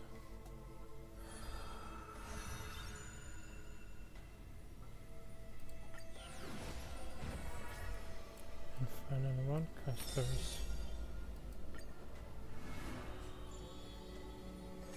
Also two. Puddles and pools clear. As dusk approaches, the exhausted girls collapse over the wheat heaps, through a world dear. Oh, Sky, slow your closing gaze. How I want to keep this moment in my hands forevermore. On that day, the breeze was warm and gentle. At that time, death was soft and fair. The broken-winged butterfly falls by the window, bringing with it a scent of melancholy. The girl looks outside. The golden wheat fields rolled endlessly, stretching to the horizon. Holding to the chair, she tries to stand, only to find her legs trembling and feeble. Don't worry. Alexia. Her older sister whispers beside her ear, and on her sister's shoulder, the girl weeps mournfully. And time thus becomes silent, painted with sighs only. When hearing the healer's diagnosis, the girl remained deathly still. Her eyes were already drained of tears, and her heart a wilted grave. Every time she has something on her mind, she would tilt her head and look outside. Her sister follows her gaze, seeing a barren field turned by wind into a desolate gray expanse. Till one day, when the girl looks outside, she sees a dash of dark blue, most brave. It's a flower my sister planted. Like the torrential river of life, it pours into the depths of her heart. The flower is called Antilla. Even in the Netherland, it's rumored to thrive. You are the quiet in my heart, amidst the chaotic choreography. That seems to be its floriography. When the days are warm, the sister would take the girl on long journeys through the flower fields, gazing upon rivers, napping amongst the grove, a discussion hardy. After I die, I want to become an Antilla flower and become the quietness in your soul. A thoughtless word from the girl gains her a wrapping on her forehead most dainty. Do not speak of dusk when you have yet to see the dawn. Dew drops from the petals as wind pulls on the leaves, and the two of them sit in quietude.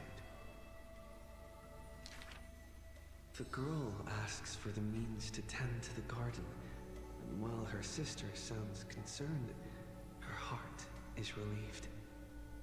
But the concern is well-founded.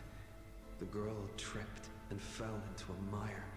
She gazed directly into the eyes of death in that dark pool, bottom unperceived. I've been the weight upon my sister's wings. Let this be where it all comes to rest. The girl gives up her struggles, only to see a figure pierce through the water's surface. I won't allow you to walk through the dusk alone, or enter the night of no reprieve. Her sister sobs without end, and the girl has to gently hug her and softly relieve. And then, this distant memory turns bleary, difficult to retrieve.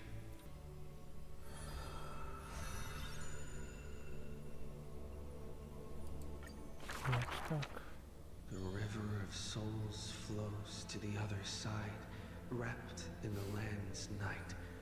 Broad, slow, an eternal and silent sight. It belongs to all in this world that has life, all of which flows downstream, converging as one. The master of the nether realm, Thanatos, enshrouds themselves and the souls within the moon cocoon. The dragon, born from the cocoon, carries a girl, soaring upstream the river of souls, defying its eternal flow. Their connection flows tighter than blood, and the key that opens the netherworld's gates is the sister's selfish plight. Back then, the boreal winds cut through to the bone. Back then, death was a bitter and stabbing fright. In the netherrealm, without an earth or sky, a flower named Antilla blooms, its beauty witnessed by but one soul. You are the quiet in my heart, amidst the chaotic choreography. The younger sister scores through the blooming Antilla fields, never finding that promised dark blue sprig. She silently made up her mind. Death, leave all your dark nights to me, and save the dawns for her. The younger sister gazes at the moon cocoon high above and plans a trip to the mortal realm, a distant flurry. A bard once sung to musical notes. Do not turn back. Oh, do not turn back. The long hand of shadow will retain the dead behind their gates. The giant dragon born from the moon cocoon willingly offered itself as the enduring barge of the River of Souls. No need to turn back. Oh, no need to turn back. That price had long been paid for you by someone else. The dragon lowers its long neck and places the girl on its back. In slumber, she will unknowingly greet the dawn of her rebirth. The dragon flaps its wings in the chilly gloom of the floating dead upstream, ferrying from purity into grime, going from silence to roaring boom. The souls of countless poets flounder past, their distant rhymes endless like foams. Do not turn back, for to look toward the land of mortals is in itself turning back. Okay. In this pale dawn, the sun's first rays light the night ablaze. So the dragon crosses the sea of souls onto the shores of life and strands itself in the gleam. We know not where these stories arise. They are scattered across the shallows with the waves. The confession the girl made before her departure still echoes in the tide's heaves. If there is anything for me to leave behind, may it find a soul to remember. This is the ode of my life, and I've already penned my last stroke.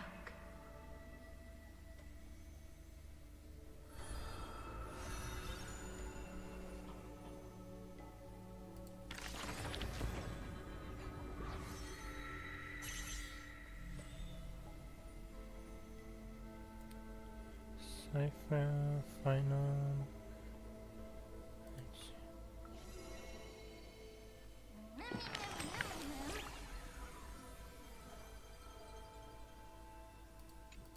Nina?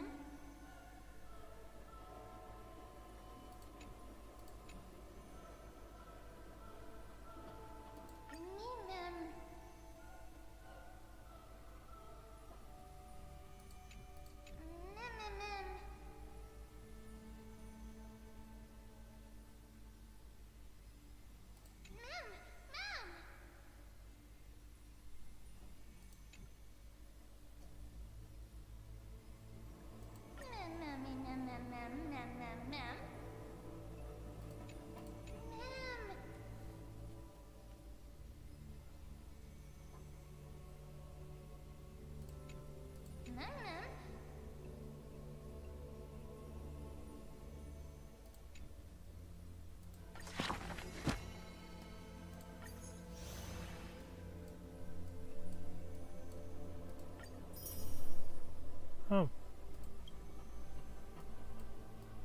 How many are no? 2. Okay. So I have 11 more.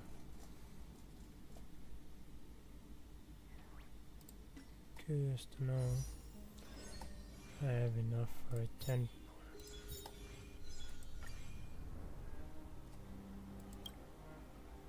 Let's see how much.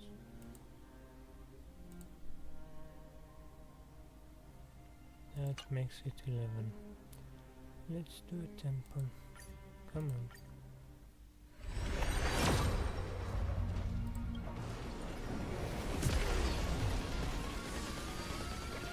Also one, of course.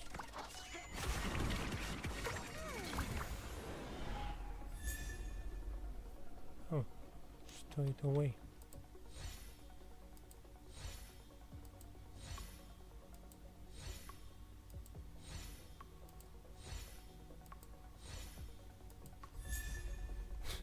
Two of them.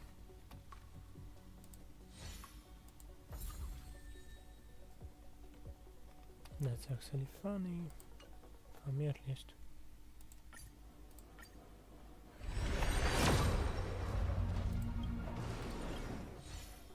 Yep.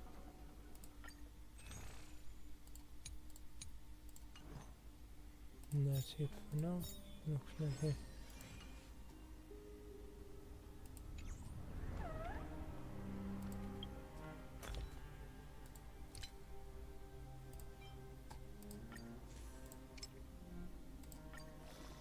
Let's upgrade what I can.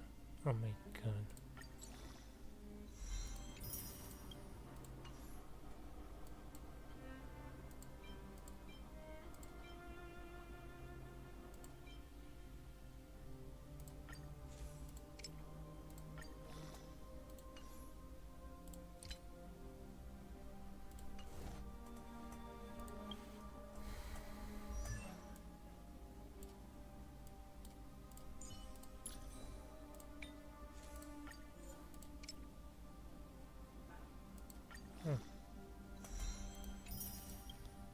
As expected.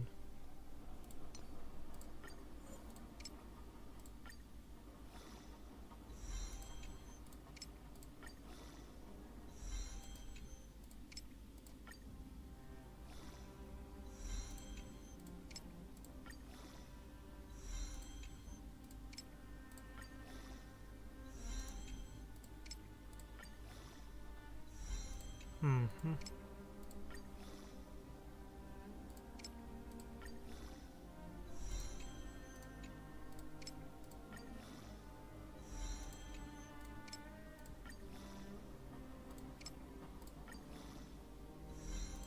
Of course. Here it is.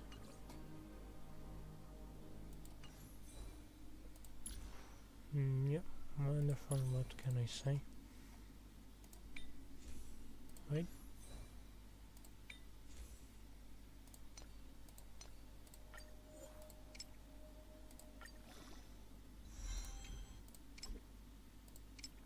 Oh, and that's it. Upgrade it what I can.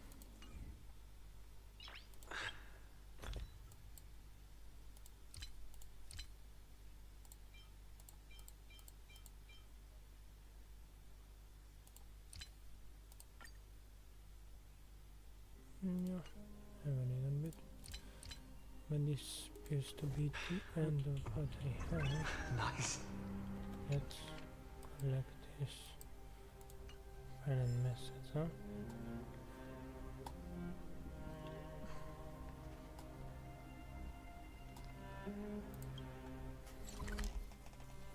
And of course here we still have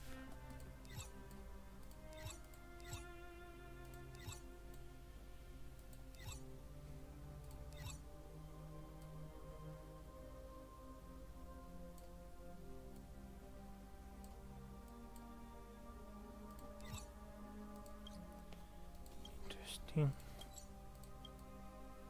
Looks like I'm gonna do a lot of exploration here. Not today, but maybe later this day I will do another stream for the 3.4 Trailblazer mission.